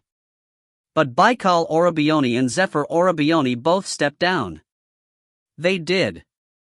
But that is just their opinion. The Draconians, including the Draconian King, don't want to accept the situation. Felicia understood their feelings, but it couldn't be helped. Shutra saved the demon world. He killed Abomama's enemies. As Felicia spoke in a voice filled with suppressed anger, Anastasia shrugged. That's right. That is a fact. But, ironically, the problem is that the Red Dragon was defeated too quickly. It didn't make sense at first glance. However, Felicia understood right away and bit her lips. The Red Dragon would have surely destroyed the demon world. Without Shutra, the sanctuary would have been eliminated and the demon world destroyed. Felicia tried to protest, but it was useless. Anastasia closed her eyes gently and responded. But very few people know about the sanctuary. The whole fight against the Red Dragon was too small for everyone in the demon world to see, especially the Draconians fighting at the Aegis Gate. The Red Dragon had certainly been a mighty enemy. He had murdered the Demon King and destroyed the Demon King's palace. If left alone, he would have surely destroyed the sanctuary and turned the demon world back into a barren land.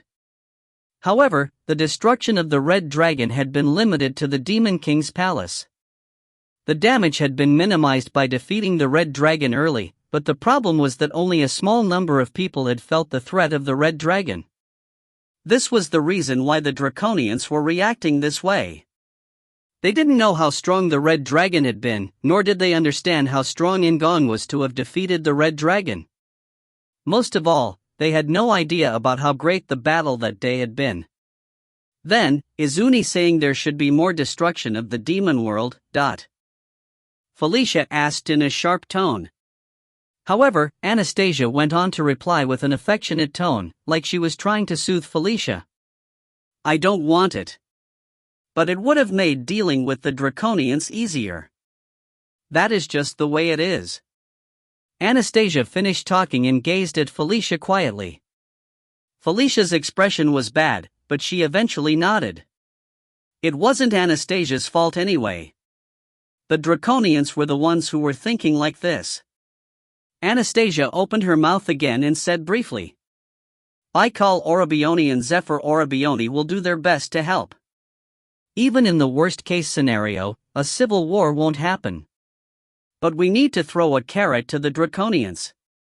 Even if we refuse to give the title of Grand Duke, we can't refuse a fourth queen. Maybe they thought about it and that's why they brought up the story about the titles. Ha! Felicia understood. She understood, so she couldn't refute it, which made her more frustrated. Anastasia gently brushed back Felicia's hair and smiled slightly. Felicia, this is just the start. I don't know about queens, but won't there probably be more concubines in the future? The previous demon king had over 10 concubines. It wasn't an exaggeration to say that the fate of the demon king was to make an alliance with the leaders of each species. All the previous demon kings were like that. Felicia's face creased even more, but Anastasia continued. Well, it is still a long time away, but... The age of the demon king was only 15 years old, while according to his mental age, he was only in his early 20s. Uni. Just then, a youthful voice was heard from beyond the curtain. Caitlin, who had changed clothes, twirled in front of Felicia and Anastasia. Felicia and Anastasia examined Caitlin's clothes with serious eyes. It was a blue dress with a radical design which revealed some cleavage, unlike Caitlin's usual dressing. Felicia narrowed her eyes and said, It is too much. What did you place on her? Why? It's cool and looks good. Cute. Can you say that when you are wearing those clothes? Just that piece of cloth? Anastasia swallowed the words in her throat. Caitlin's dress was essentially similar to what Felicia was wearing. There was cleavage and the shirt was short, revealing her thighs. The back was also open. However, Felicia shook her head with a stern expression. You can't. It is dismissed. You are just like Chris Appa. Caitlin muttered with a dissatisfied voice, and Felicia's eyes sharpened. Caitlin, do you really want me to be like Chris? Do you want to cover up your shoulders? At Felicia's threat, Caitlin shut her mouth and went back behind the curtain. Anastasia let out a small laugh. It is really good. Caitlin is cute. Felicia answered as she hid her face behind the fan and leaned back in the chair. There was still something she had to talk about with Anastasia. The Draconians weren't the only problem. It was important to figure out how to deal with the Gandharv, who were the Demon King's family. It was natural for the new Demon King to release them, but it wasn't that easy. The current queens of the Demon King's palace knew what the Gandharv were guilty of. This was a sin that couldn't be easily dismissed. Moreover, there could be a bigger mess if the Demon King's birth secret was revealed. Of course, letting them stay imprisoned was unreasonable. If the Gandharv were left alone, then In-gong would be seen as a puppet of the late Demon King. We'll have to handle this properly. It is impossible to release them instantly. Felicia nodded in agreement at Anastasia's words. Shortly after, Caitlin appeared in a new outfit. Felicia was satisfied because her shoulders were revealed while her chest was covered. Caitlin just pouted with a vexed expression. Anastasia looked between the two people and lifted her cup back up with an elegant posture. And after Caitlin's fitting was over, Anastasia returned to her home and called in a woman who had been waiting. It was the succubus Nyatra, who had the honor of being the first concubine. There would be 3 queens and 1 concubine half a year after the coronation. It was truly happening at an unprecedented speed. There are 2 others. Anastasia smiled as she thought about Green Wind and the White Woman, but she hid her expression. Nyatra was nervous as she seemed to have misunderstood the smile. Sit down. Nyatra was older, but in the first place, age wasn't important in the palace. Nyatra bowed politely and sat in front of Anastasia. Thanks to Anastasia and Titania working in the background, Nyatra had been able to climb to the position of first concubine. It was obvious that the influence of the nightmares would become stronger if the first concubine was a nightmare. The queens and concubines weren't necessarily enemies. Anastasia and Nyatra both understood this, which was why they were facing each other in this position. Anastasia had already drunk enough tea at the previous meeting, but tea couldn't be left out from a meeting. She took a sip from her teacup, while Nyatra also lifted her cup. The conversation between the two succubi began. And in no time, it was sunset. After Nyatra left, Anastasia changed clothes and headed to the residence of the Demon King. The first place to be rebuilt in the Demon King's palace was the Demon King's home. Although the construction time was only a month, it could be perfectly completed thanks to the amazing craftsman called. It could almost be called a piece of art, not a castle. The Demon King In-gong turned around on the balcony, where he had been waiting for Anastasia. Anastasia appeared elegantly and went to stand close to him. Count Carrick, who was the closest to the Demon King, bowed and closed the door of the balcony, leaving In-gong and Anastasia alone. After looking back, In-gong sighed suddenly and turned to Anastasia. Nuna, is it really okay? What are you talking about? Marrying me. There was no doubt about it. Anastasia held back her smile and widened her eyes. Then is it okay for Felicia and Caitlin? The two of them like me. In-gong said with a blush. Anastasia once again smiled and deliberately tilted her head. HRMM, is it like that? In-gong's eyes narrowed. He looked both embarrassed and disgruntled, causing Anastasia to finally laugh. Both of them love you enough to die for you. Actually, I just want to restrain them. Anastasia shrugged and passed by In-gong to lean against the balcony. A cool breeze was blowing, and she could see the sunset. Anastasia slowly turned around and said, Anyway, this is an arranged marriage. But I still like this marriage quite a bit. She meant it sincerely. Anastasia smiled at him. Isn't it possible for me to become the Demon King's first queen?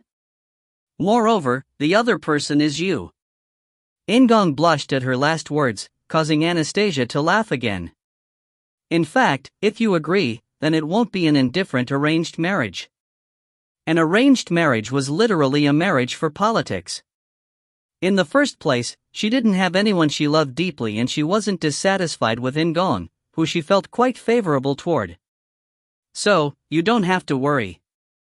Oh, do you dislike it? What about Nuna?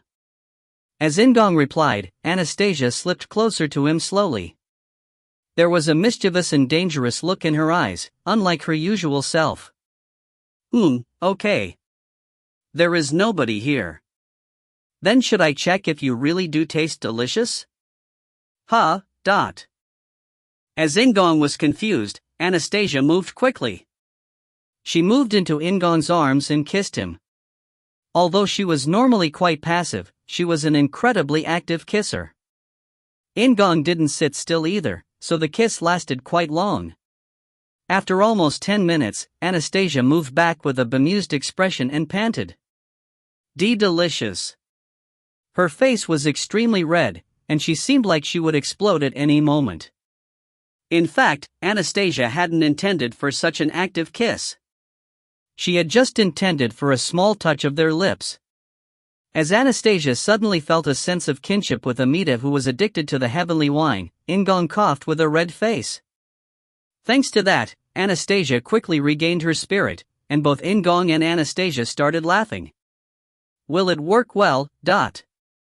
Anastasia asked frankly, and In-gong immediately nodded. I will treat you like Felicia Nuna and Caitlin Nuna. In-gong said confidently.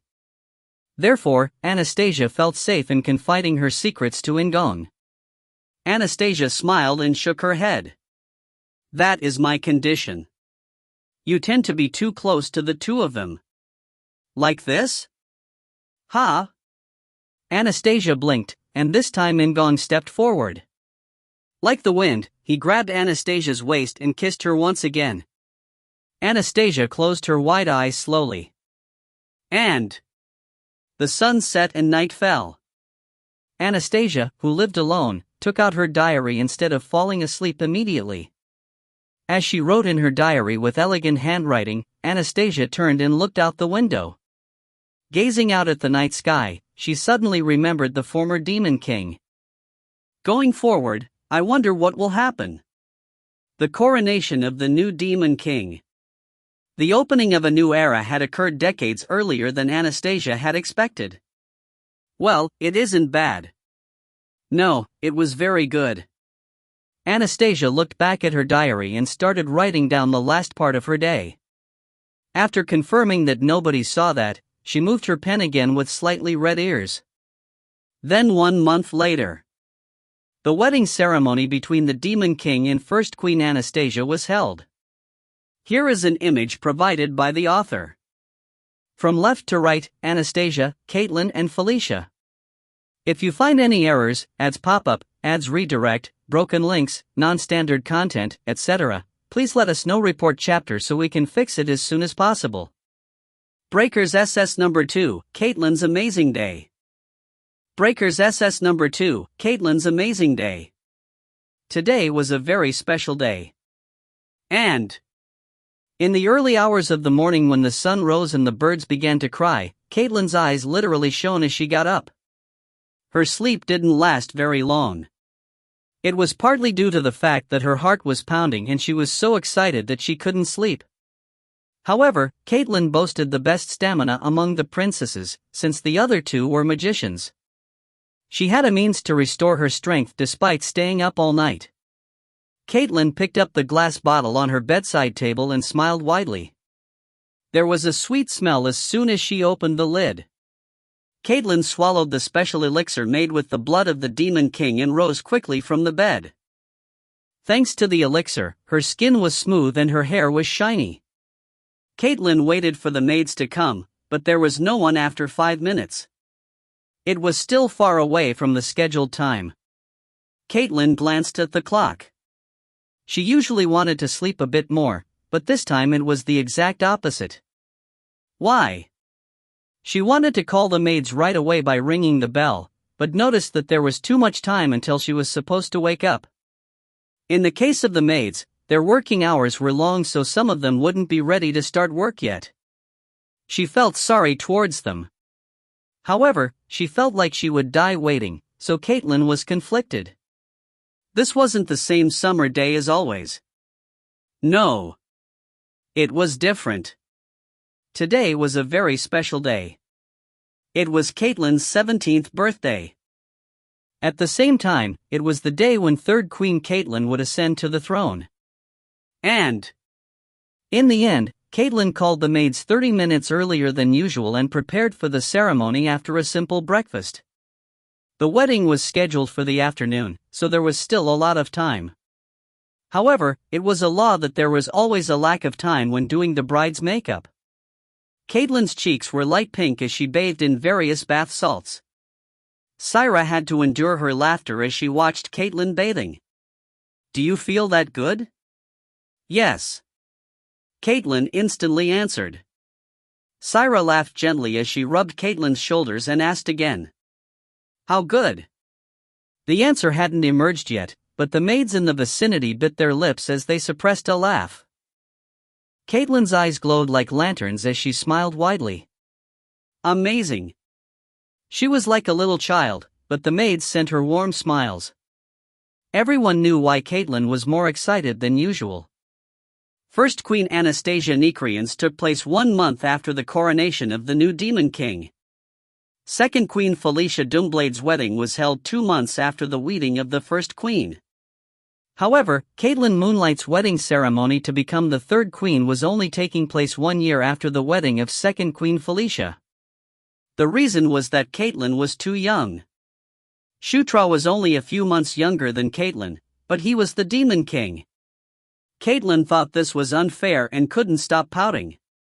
In any case, Caitlin had to wait a year and several months. The day had finally come. If she had to wait until 18 years old as first intended, would she be able to wait? Syra smiled and devoted herself to washing Caitlin. She would try to make this the best wedding possible. Caitlin closed her eyes at Syra's familiar touch. There were only a few hours left, causing her heart to pound. And you are the prettiest in the world. The bath was over, the wedding dress was worn and the bride's makeup finished. Syra laughed as she stood in front of the Caitlin, who was sitting in the waiting room and waited for her wedding ceremony. And a man was standing tearfully next to Caitlin. Who is crying now? Chris laughed when Sylvan cried at Felicia's wedding, but now he was no different. He wasn't full-on crying like Sylvan, but tears were falling from his eyes. Cook, the Caitlin who I raised is getting married. Chris gazed into the distance as he recalled the past. Caitlin laughed slightly at the sight and said, "Appa, aren't you only 2 years older than me?" It might be different if it was a 4 or 5 year age difference, but it was only 2 years. But Syra shook her head at Caitlin's rebuttal. Princess Caitlin, Prince Chris is correct. Eh? You are growing too fast. Chris smiled and took out a few things. It was a magic tool to record moments, and Chris played an image of Caitlin as a baby. As the tallest among the children of the Demon King, Chris was over 2 meters tall. When he was 2 years ago, he was already the size of a child who was 1.5 years old. Caitlin was quiet as the magic images played, while the silent Felicia sighed. She hit the crying Chris and stepped forward.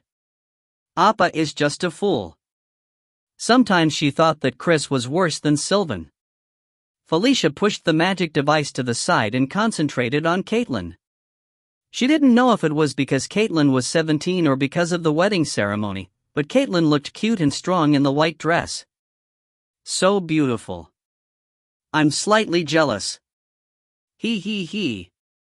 Caitlin giggled at Felicia's wink. She was so cute that Felicia couldn't help hugging her, making sure not to mess up the makeup. Chris spread open his arms, but Felicia and Caitlin both refused to embrace Chris.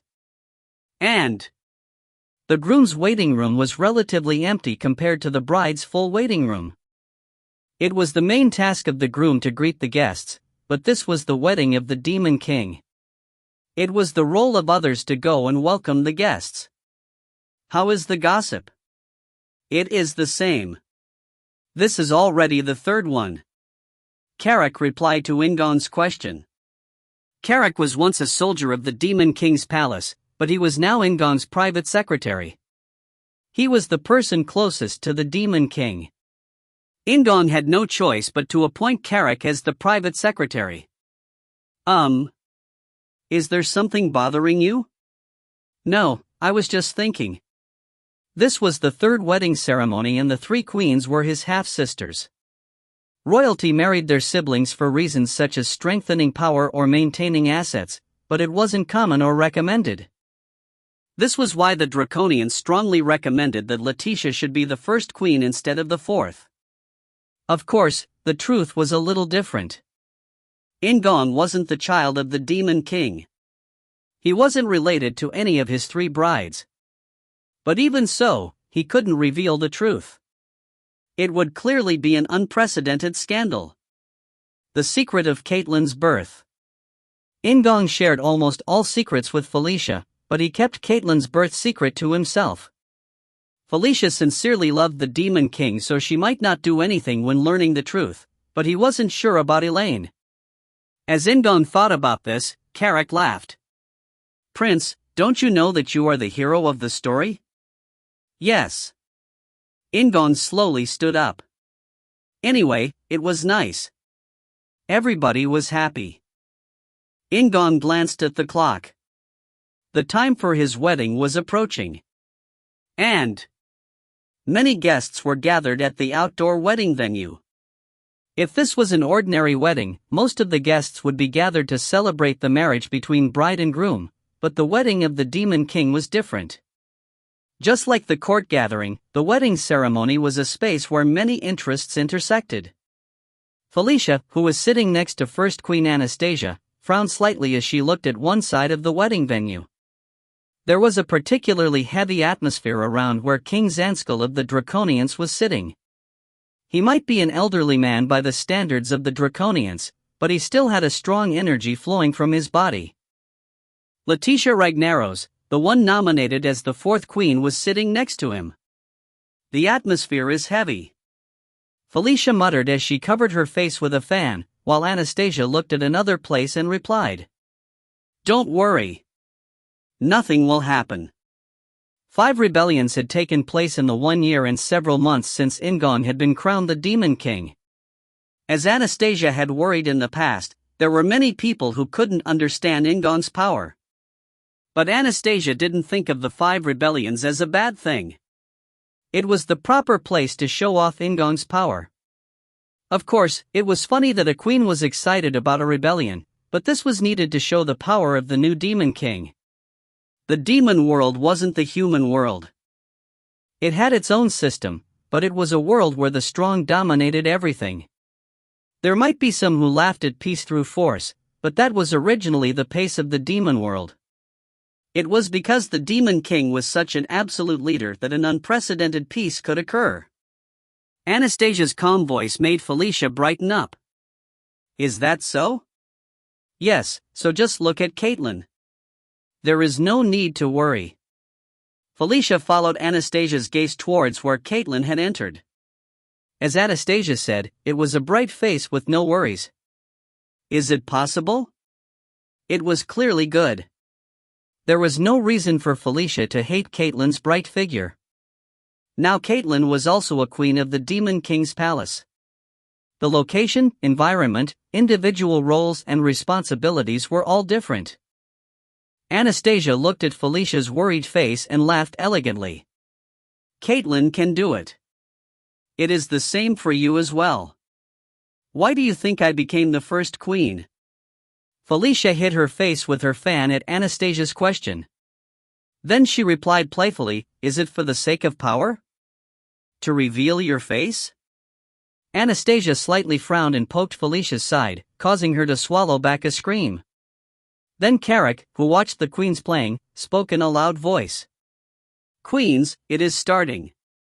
It wasn't simply to stop them. Anastasia and Felicia looked at the front as a horn sounded to announce the beginning of the wedding. And the wedding finished with great success. Time passed rapidly and night arrived. Caitlin sat on the bed and looked down at her hands. The ring that Amita made sparkled. In-gong sat down next to Caitlin with a slightly awkward expression. A few minutes later, Caitlin laughed as she looked at the still awkward In-gong. "Shutra. Ha?" In-gong turned and saw Caitlin staring shyly at his lips.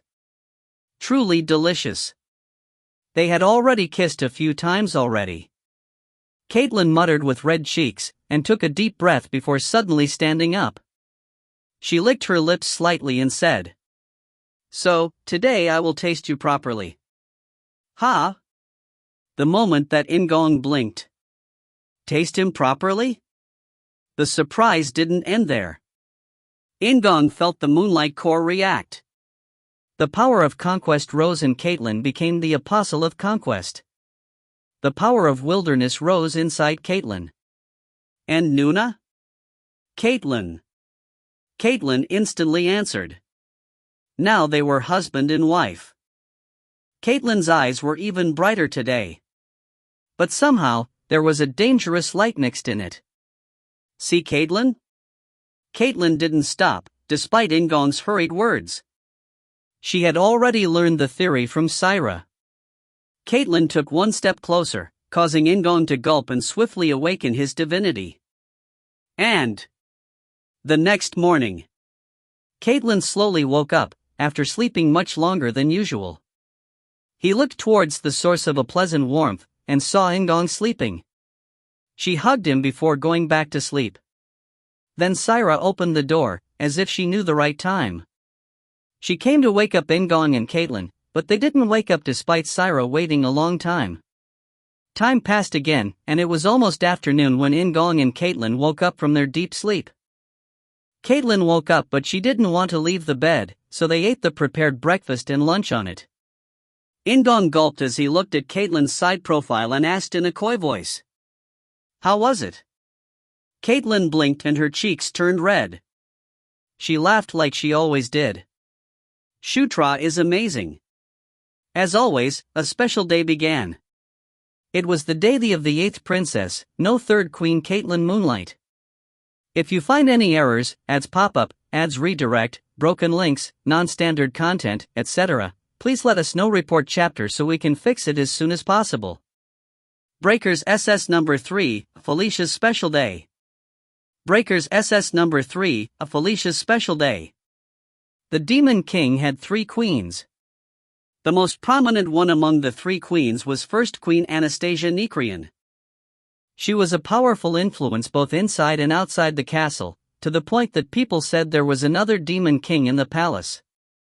Among the former queens of the Demon King's palace, there were a few who were similar to Anastasia. Titania Nikrian, her mother, was famous for her political power and talent. The 3rd and 4th former queens were also the owners of a tough political power. But there was a crucial difference between them and Anastasia. 2nd Queen Titania Nikrian couldn't make the 3rd and 4th queens join her side. Even the 3rd and 4th queens, who were known to be quite close, didn't have a fully cooperative relationship. And above them, there was the 1st queen who could be called Zanskull's agent. The queens of the former Demon King all kept each other in check. No matter their exceptional abilities, there was a limit to raising their voices in the palace. But Anastasia was different. Anastasia had a good relationship with the 2nd and 3rd queens, who were her half-siblings. The 2nd and 3rd queens didn't keep her in check. Rather, they gave her strength, so the environment itself was different from the other queens. She was truly unbeatable in the Demon King's palace because she had half-sisters as the queens, or because the Demon King was truly in love with his queens. Count Carrick, who stayed in the shadows, was able to block her, but he also maintained a friendly relationship with the 1st queen. Now 1st Queen Anastasia ruled the Queen's decree, but she kept to the appropriate line. All of her actions was for the Demon King and Demon King's palace. She stated that she was the Queen, not the Demon King. After 1st Queen Anastasia, the one who stood out was 3rd Queen Caitlin Moonlight. She was regarded as the mascot of the Demon King's palace, and represented it whenever there was a foreign event. The 1st queen had the most power in the palace, but the 3rd queen was the one who appeared as the Demon King's partner in most events. For that reason, there were many in the demon world who chose the 3rd queen as the most favored queen. Compared to the prominent 1st and 3rd queens, 2nd Queen Felicia Doomblade wasn't so conspicuous. She often held tea parties as one of the queens, but she didn't meet with the main people inside the palace or show up to outside events like the 3rd queen. Because of that, 2nd Queen Felicia was treated as the Queen of Emptiness, who didn't have both power or love. Some even compared 2nd Queen Felicia to former 1st Queen Aesar Ragnaros, because both of them were trapped in the Demon King's palace without noticeable activity. In fact, that was very wrong. 2nd Queen Felicia was indeed bound to the Demon King's palace. But the reasons for it were different from the expectations of others. "Shu tries too much," Felicia cried out as she laid the pen down in front of piles of paper stacked like a mountain on her desk. Unlike the criticism of Felicia doing nothing, she was suffering every day. The Demon King was suddenly crowned, so his support base was weak. There were supporters of the queens, but it was naturally lacking compared to the former Demon King. The scarcest thing was the number of the trustworthy servants. The Draconians, who boasted the most powerful forces in the demon world, were in a political confrontation with the Demon King. Of course, it was possible for each queen to bring in people from the outside, but a ruler with a weak political base would make the kingdom shaky. First Queen Anastasia also prevented the influence of the former Queen Titania Nekrian, causing a chronic shortage of workers. I committed to filling that gap. She couldn't give the task to Caitlin, who wasn't an adult yet and who would be clumsy with paperwork. Someone who eats meat can't be seen to be eating, Anastasia had said as she handed over a large amount of paperwork to Felicia. Of course, Anastasia was also suffering from a tremendous amount of pressure, so Felicia couldn't complain. Anyway, Shutra is too much.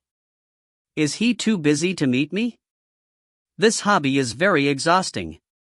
It wouldn't have been so difficult if it was only paperwork. The greatest cause for Felicia not leaving her desk all day was the Demon King. Please, Nuna is the only one who can do this. She closed her eyes and could still recall In-gong begging her in a sweet voice. His pheromones were fully released, so she couldn't refuse at the time. No, she didn't even think about rejecting it as she nodded. So, her days were busy. It had been over 2 years, but she still hadn't finished the task. Felicia took a breath again and lifted a piece of paper. It was from Amita. There isn't enough heavenly wine. I should receive 5 heavenly wines for the wedding dress and wedding gifts. Heavenly wine. Heavenly wine. Felicia briefly looked at the paper and frowned. The contents of Amita's protest were correct, but she wasn't frowning because of Amita.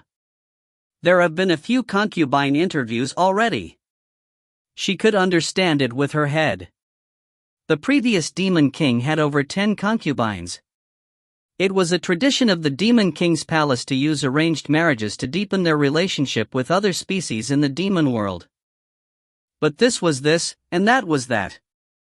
Even time a new concubine entered for assessment, Felicia oversaw the screening, filing, etc. But are concubines really necessary? It would be nice if concubines weren't needed. Felicia murmured before focusing on the papers again. It had already 2 years, but Amita still didn't know that the main ingredient of the heavenly wine was the Demon King. Won't it be really serious if they know? Maybe Amita might turn into a woman to become a queen or concubine candidate. The memory of when Caitlin said Shutra is delicious flashed through her head. Amita was originally someone who became a fool over the heavenly wine. Felicia smiled and wrote down her acceptance on the piece of paper. They could make many transactions due to the heavenly wine. It was better to listen to this demand. She filled in a few more documents before receiving one concerning Carrick. It was about the manner that Carrick ruled, and Felicia paused for a moment as she recalled Delia, who was Carrick's first wife and master of his estate. Delia's belly had been slightly swollen a few months ago, so she would give birth soon. Oh my God. Delia would become a mother. Felicia couldn't help laughing and unconsciously touched her belly. She thought it would still be a while before she had a child, but it was a strange feeling. HRMM. Felicia spread out her fan and bit her lips. It was at that moment. Uni. Caitlin opened the door to her office. Even though she became a queen, she still dressed in clothing comfortable for fighting. Caitlin. Felicia meant for her to calm down a bit, but Caitlin kept approaching Felicia with flushed cheeks. Uni, I brought you a gift. Every time Caitlin went on a trip for an event, she would bring back a souvenir. This time it was a small box, so Felicia could guess by the size and shape of the box. Is it food? In fact, Caitlin often brought food as gifts. Caitlin nodded. Yes, it is a really delicious special product. It is delicious, but not as much as Shutra. Felicia smiled and opened the box. A sweet scent filled her nose. And, well, this is truly more delicious. Deep in the night, Felicia suddenly spoke in the middle of a passionate kiss. The words were strange, but In-gong laughed and stroked Felicia's cheeks. Nuna is also delicious. Delicious like chocolate. That makes me cringe. It wasn't a joke. No, who did he learn that from? Was it from Carrick? But In-gong just kissed her again and licked his lips. Yes, it really is the taste of chocolate. It was nonsense. Unlike In-gong, who was like living food, Felicia was an ordinary dark elf. But Felicia was curious, so she asked with a slight frown, "What is chocolate?" "Well, it is like this."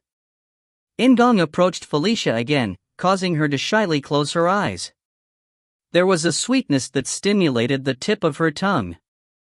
And it is a good ending.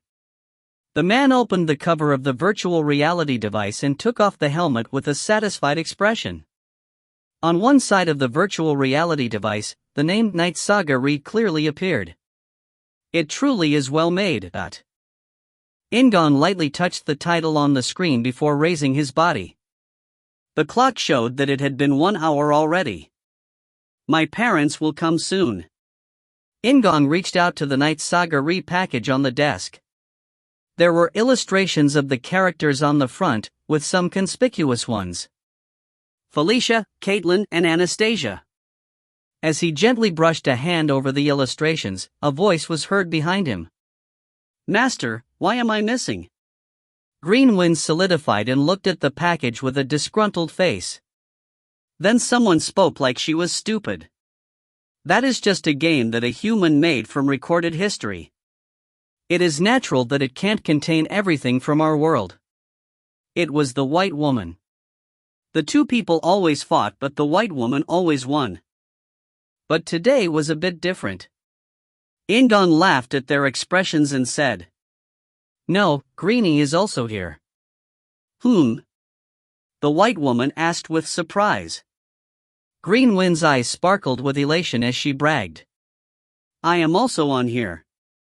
"What is this?" This was only one set of illustrations, so not everyone appeared. Green Wind was elated by In-gong's words, while he dealt the heaviest blow to the white woman. Of course, Conquest doesn't appear. This caused the white woman to pout, while Green Wind poked out her tongue. Green Wind was the only one who could make the mild-mannered white woman like this. Instead of watching the reversed relationship between the two, In-gong placed the package back on the desk. Then In-gong heard a strange voice. Young. It is just a massage chair. Nuna doesn't need to make sounds like that." In-gong glanced at Felicia, who was sitting in the massage chair.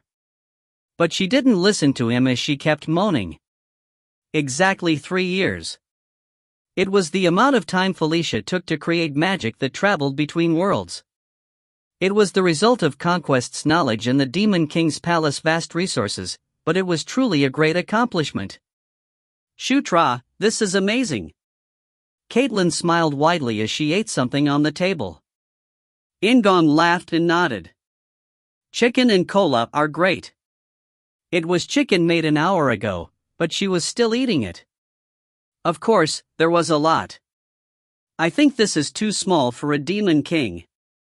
Anastasia, who was sitting on the couch, looked around and said with a displeased expression. It was a big apartment, but for Anastasia, it felt like a room. Well, it is natural. She had been a princess since she was born. "Prince, can I eat some more?" Carrick, who was rummaging through the fridge and kitchen, asked In-gong. The rice cooker for 6 people looked like nothing in Carrick's big hand.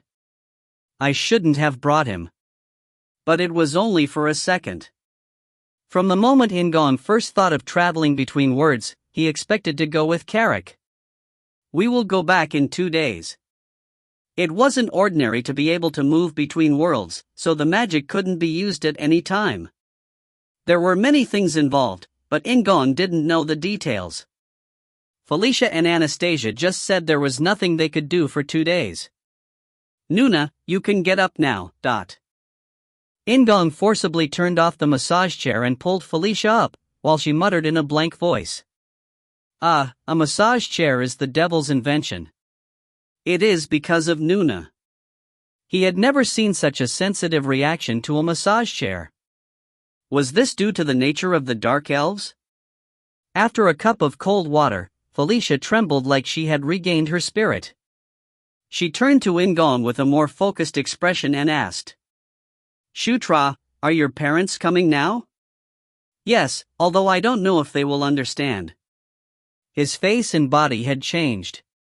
He thought of ways to convince them, but he wondered if things would turn out that well. It will turn out okay. Shutra. Felicia smiled, as if telling him not to worry. In the Demon King's palace, Shutra was a magic word that made anything possible. Please explain it if I become stuck. Believe in me. Yes, I'll let you experience the taste of chocolate. In-gong gently kissed Felicia and looked back at the front door. At that moment, Felicia's ears pricked and she stiffened. She could hear footsteps beyond the door. They're coming. Caitlin put down the chicken and cola, while Karak closed the refrigerator door. Anastasia remained elegant, but her shoulders were slightly stiffened due to tension. In-gong gulped. Felicia grasped In-gong's hand tightly. The two people reflexively exchanged glances and laughed. Many things happened, but these two people were always together. Then the door opened. At the same time, In-gong and Felicia opened their mouths. If you find any errors, ads pop up, ads redirect, broken links, non-standard content, etc., please let us know. Report chapter so we can fix it as soon as possible.